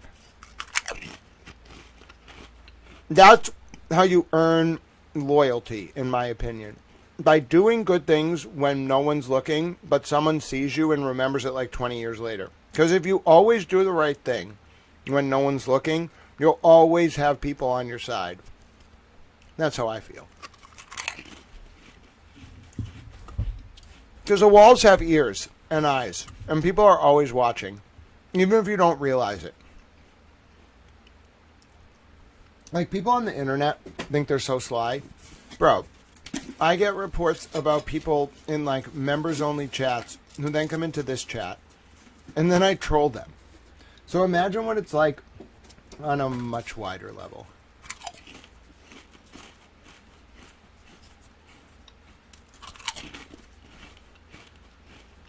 All right, let's do this. Sorry, I'm eating chips. Well, it's the life of a journalist. You got to eat chips. White House counsel.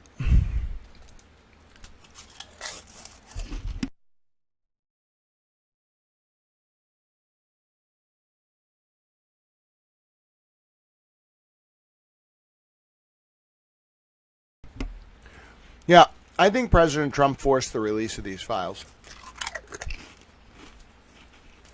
Him and Epstein had a vicious falling out in like 2004. He hated him. They hated each other. Epstein tried to bring President Trump down with Bannon's help, and it didn't work.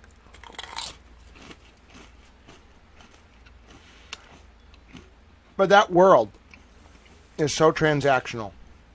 We'll never know how these files got out. We'll never know if it was a mistake. We'll never know if it was a political maneuver. Whoever did it, whether it was France or the U.S., like, they made it happen and then got out. They dropped these files and then got out. Like, it was a mistake, clearly. We know it was a mistake. But was it actually a mistake? You might say, how do you know it's a mistake? They started taking down the files that should not have been put up.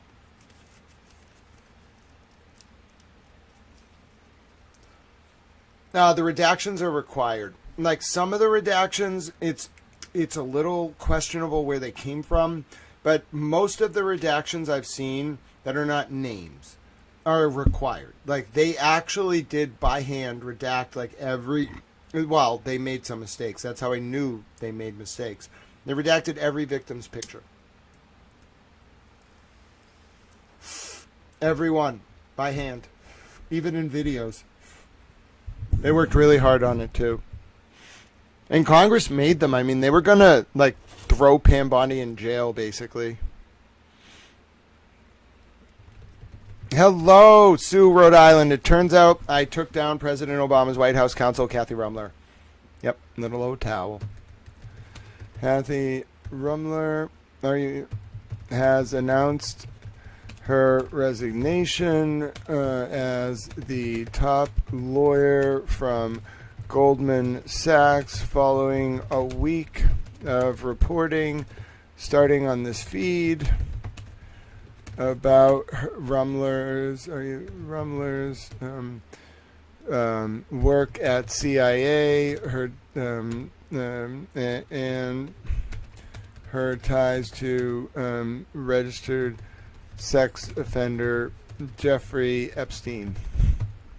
I mean, it's the CIA thing that really does her in. Like, bro, you cannot. That single email ended her career. When she said to Epstein that she worked for CIA and that got leaked publicly, bro, have you read some of the CIA's internal files about how mad they get when you do stuff like that? Dude, they, like, I don't know if people understand how angry these people get, but, like, when you do something like that, when you compromise the CIA like that, they're going to blame you forever.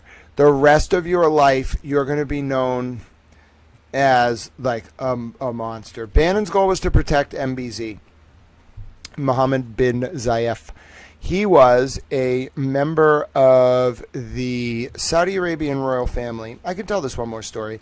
I love this story. This is one of my favorite stories. You have to watch a lecture from Dartmouth about Saudi Arabia's role in 9/11 to actually understand the nature of this all. But basically, it's like this. There was a crown. So Saudi Arabia has a royal monarchy. Okay, it's headed by a guy named King Salman. It used to be headed by a guy named King Fayyad.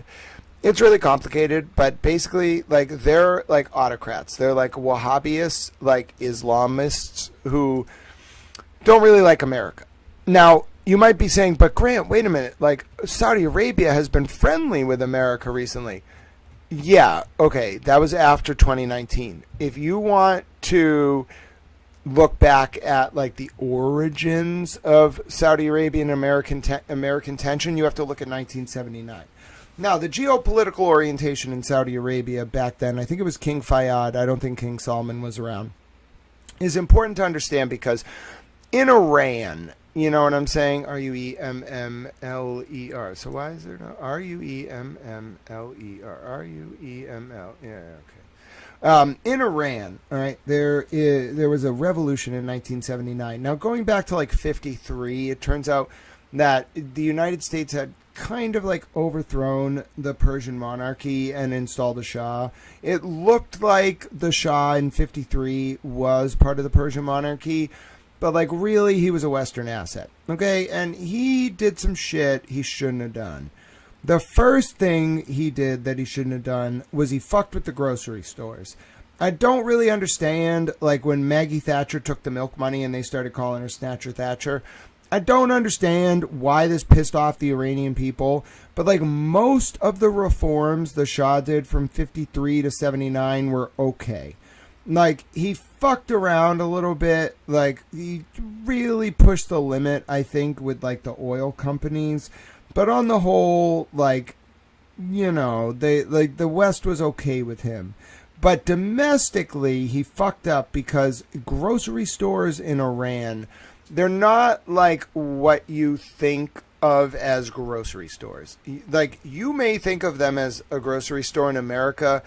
In Iran, they were more like fiefdoms, kind of. Like, I don't really understand the full history. I've studied it a little bit.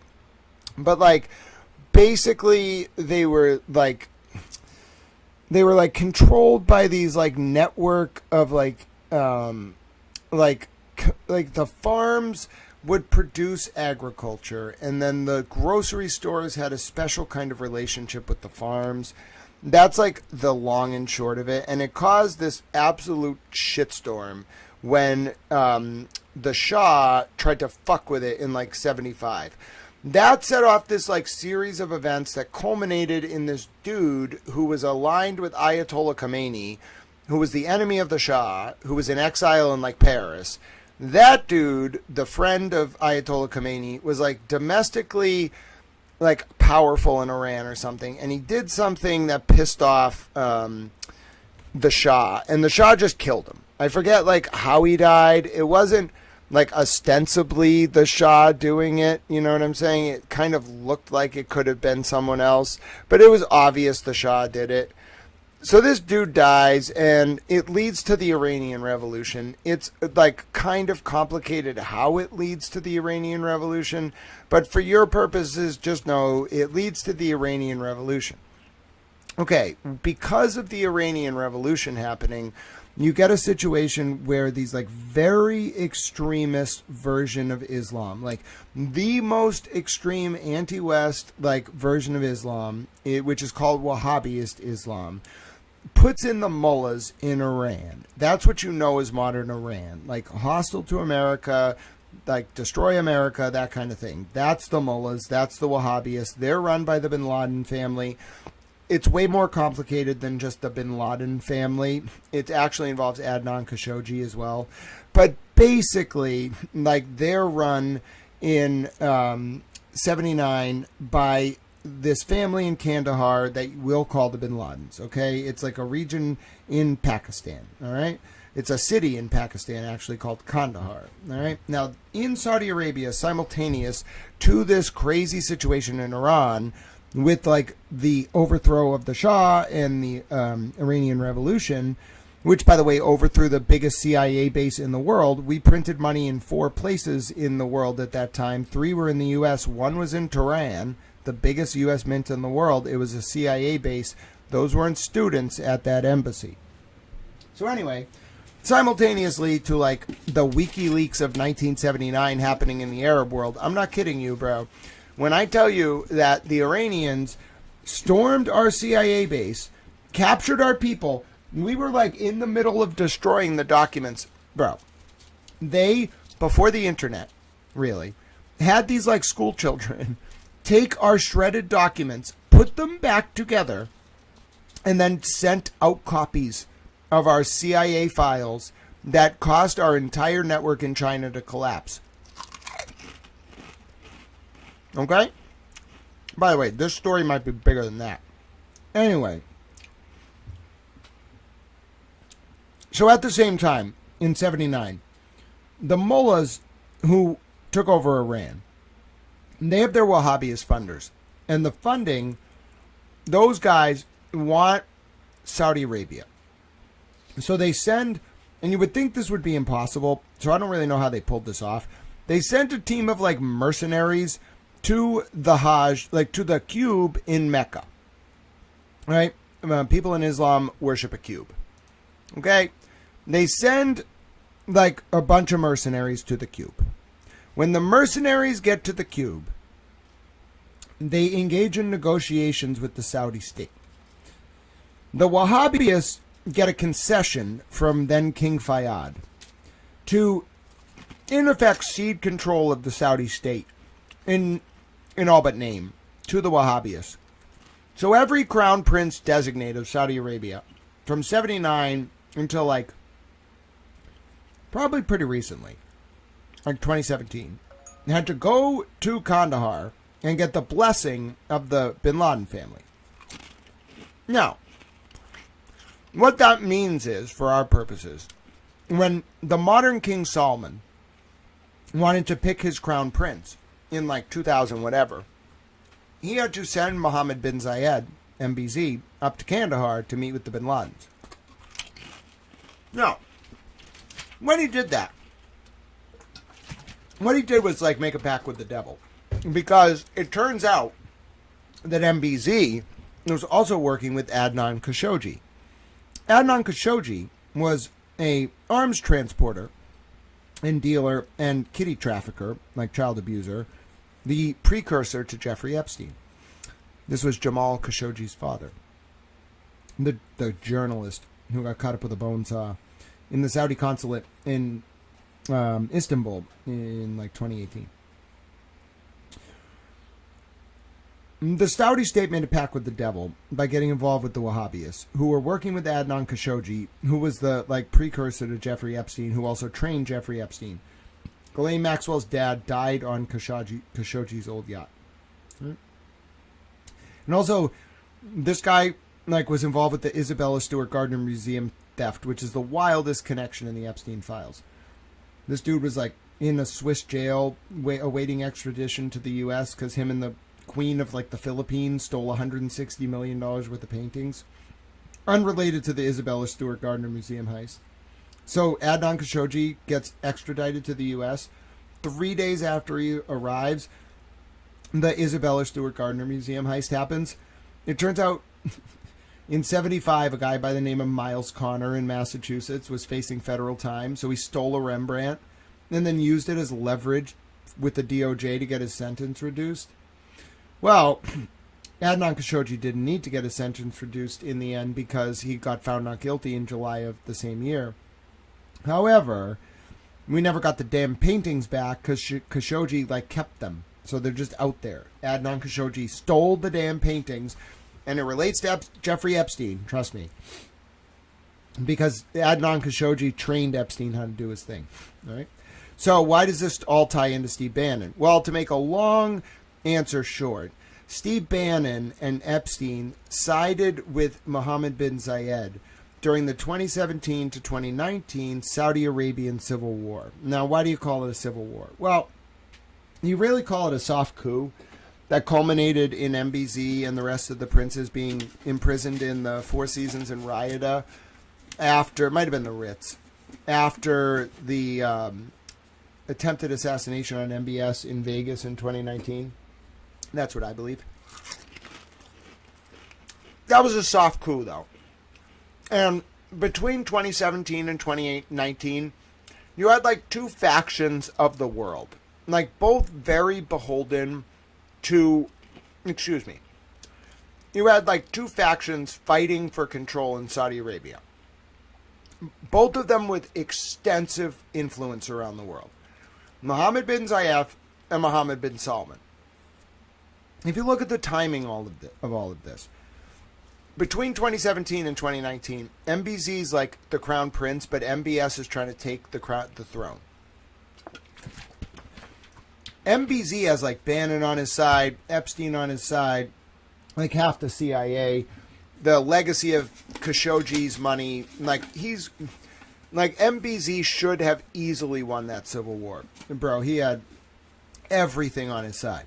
But MBS is a savvy man. If you know anything about Mohammed bin Salman, he's very smart.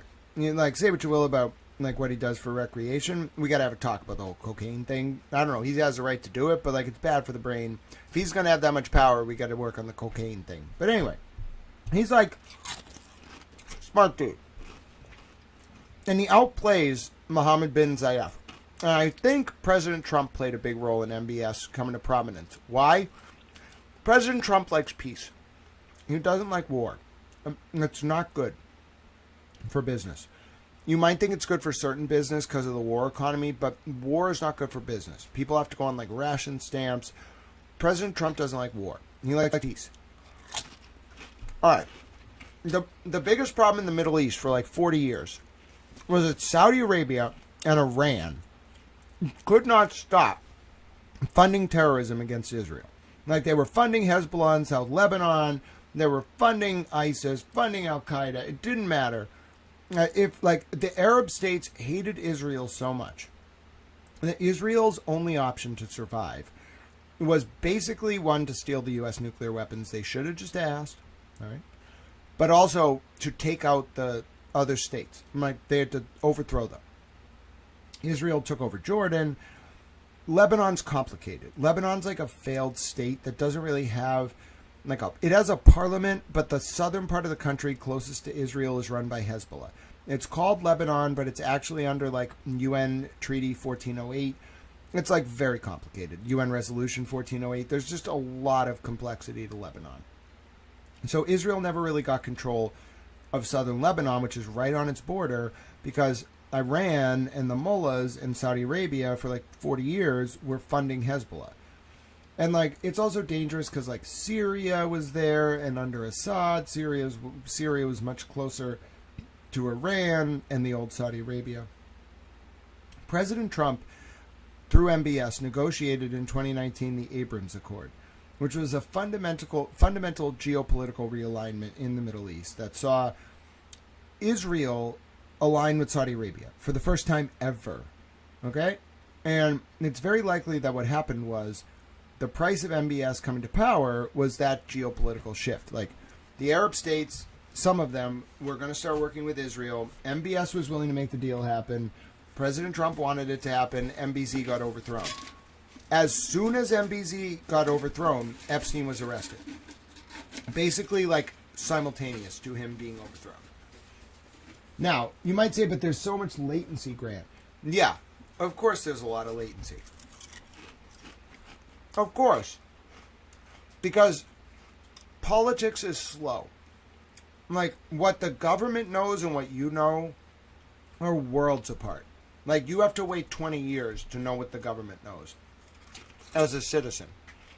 Do you know how rare it is to get these kind of files within 6 years? Most of the record dates are like 50 years on these files. It's almost unheard of for Congress to actually mandate release of these kind of confidential files because it will show you real-time geopolitical developments from recent times. And I'm telling you, because Steve Bannon and Epstein bet wrong, and half the intelligence community bet wrong on MBS versus MBZ, they all fell. Like, this is really Mohammed bin Salman who made this happen. It's so much power. Like, to do that, I don't think anyone can conceptualize how much power you have to force these files released.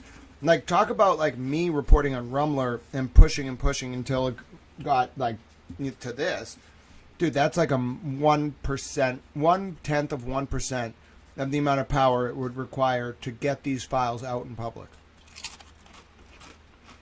To do this, you would have to burn down every single person who was involved for like 20 to 30 years. Most of them are still alive.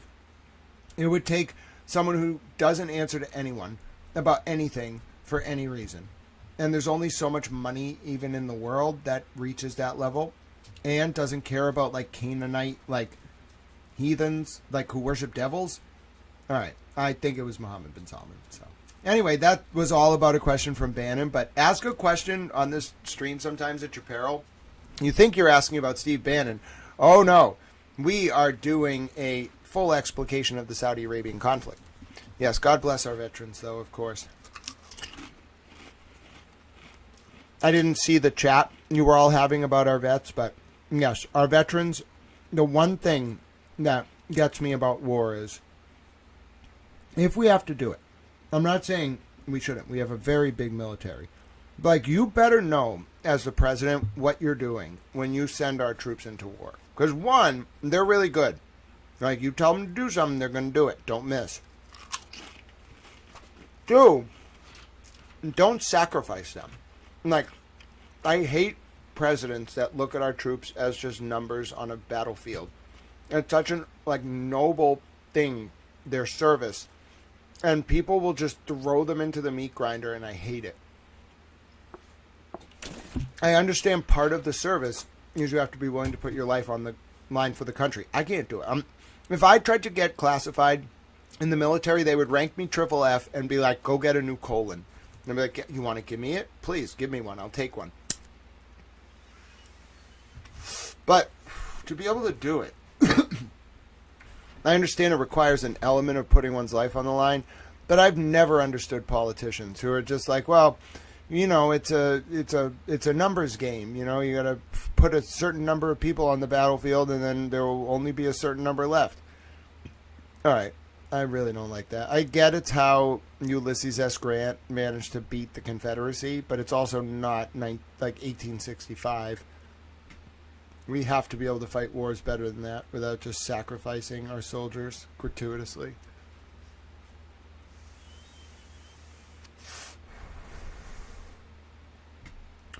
Yeah, SEAL Team 6, they're pretty epic. Like, I think they did have a loss of a helicopter on the Obama mission, but they're epic. They definitely didn't lose any guys on that mission.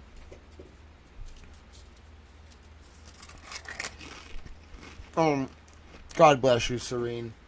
and your family. It's such an important element of our country. We talk about sort of the check and balances that journalism creates, but without our service members, we wouldn't have any right to do these checks and balances. I think it's all undergirded or sort of sustained at the foundation by that legacy of sacrifice. There's no question about it. We couldn't do any of this work. You think they get to do this shit in totalitarian countries? No. Part of the reason we get to do this is because of our service members. And I hope people remember that. They're probably going through a lot right now. And they don't really, I'm sure they're kind of just like baffled. Like, I'm sure they all knew the political establishment was this bad, but like the military is the one who kind of have to pick up the pieces. Like, once all this is like settled, they're the ones who have to be the chain of command, deal with the continuity of government plan. They're the ones who really run point if the political system is a little unstable. Trust me, they do.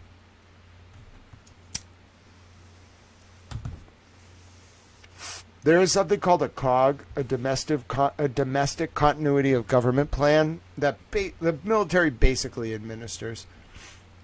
They're a very important element, not just like protecting the Constitution, but like they built this system. They fought to protect it, and I am grateful for our veterans. Okay, 10 hours later, I'm going to bed. I will wake up tomorrow, I promise. We will do more research. First of all, I don't know if I want to post a dog video. Like, I feel like I kind of have to.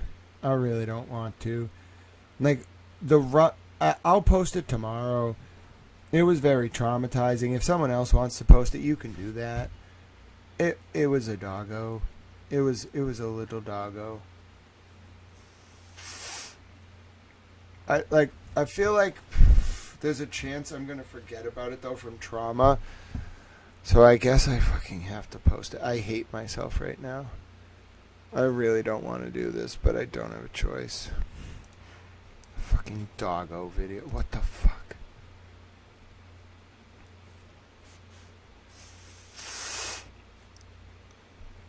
There's just something wrong with this world. Like, you know what? Actually, I want to post this to just show who Kathy Rumler was hanging out with. This one's for you, Kathy Rumler. We're going to call this the doggo. Oh, dear God. I hate my life right now. I hate myself so much. Like, why did I have to see this? Why did anyone have to see this? There should be no such thing as the doggo video. That just doesn't need to exist. You know what I'm saying? The fucking doggo video. Alright. I don't even know how to report this. Alright. I don't even know how to report this. Here is a horrifying video of what from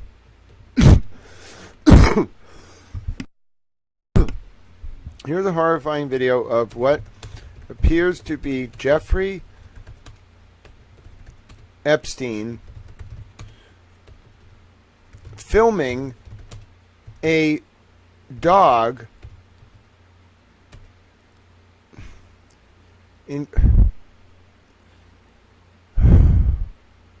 engaging in a simulated sex act with a child on camera. The video is censored, but still extremely traumatizing. Watch with caution. I have to put a content warning on this. I never do content warnings on Twitter. But like this, even censored, this is horrifying.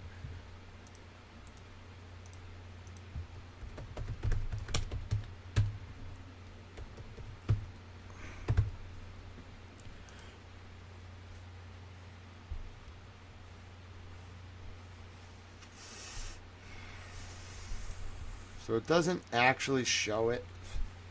I mean, thank God it doesn't actually show it.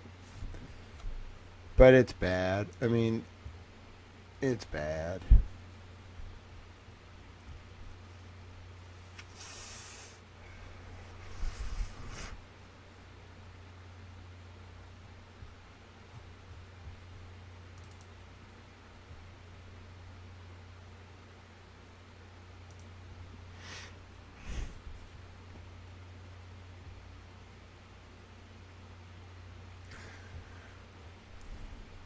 And that Rumler thing managed to like make my brain not think about this for a little bit, but I'm just telling you right now, if you go on Twitter and look at this video, like, you need to be aware, like, what you're getting yourself into.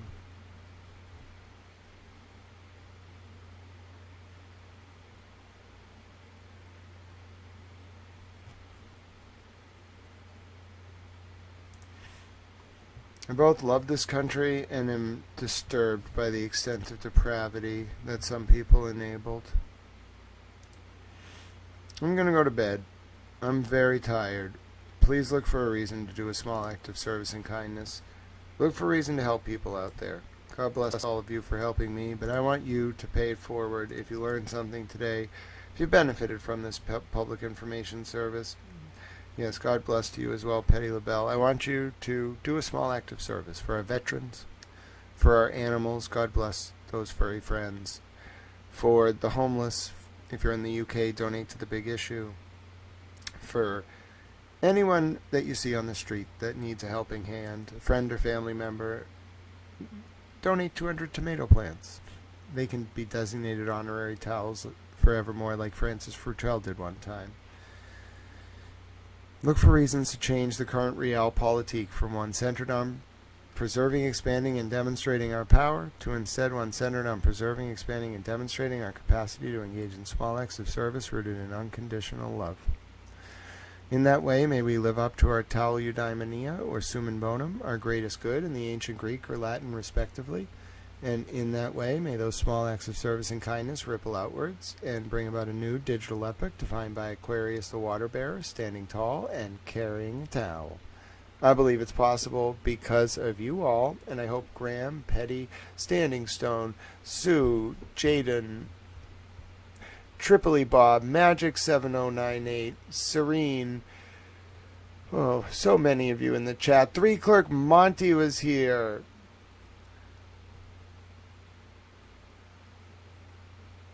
Were the lights a lot dimmer? Yeah, Standing Stone, the lights weren't just dimmer, like the whole, like when, like the light was on, but when I looked at him, it was just a dark void. Like even the memory I have of him is so dark. Like I don't ever want to like think about that dude who was at the door. He was so demonic. Free plus tax, thank you for being here. And Ryan, thank you, Ryan Massagist, for coming by. Kyle Sharkey was here. Jaden's like, just one guy, my ass. Oh, you're also good to Little Towel. You were cheering me on the whole time. Life is real. Thank you for being here with us as well. Oh, some Boozy Beauty was here earlier. I was having a lot of fun. Boozy Beauty was losing her mind. I forget what I was yelling about, but I was mad about something. Kevin from South Boston was here. It was great to see you. I forget what I was like saying about, oh, we were playing chess and I was trying to teach Boozy Beauty chess, and I was like, listen, Boozy Beauty, basically you're Cardi B. And she was like, okay, all right, that's the lesson from this. I'm Cardi B. All right, God bless, good night, be well, tell friends. My name's Grant Smith Ellis. I'll see you tomorrow. I'm going to bed, I'm tired. You get some rest too. We had a long day together, and it culminated with Kathy Rumler's resignation. That's how you do it. That's how you be a little towel. Towel loves you. Good night. My name is Grant Smith Ellis. Be well, America and the world. Towel loves you very much. Towel friends on YouTube, you didn't get very much extra tonight. You know why? Because I'm exhausted. I want to listen to music, sit in this room with like some like air blowing around, and just be like, is this what it's like when you accomplish something? All right. I hope America continues to move in a good direction. God bless our veterans. God bless all of you. Try to help someone today. Know how much I love you and appreciate you for being here and for supporting my work. We'll be back at it tomorrow, I promise you. My name is Grant Smith Ellis.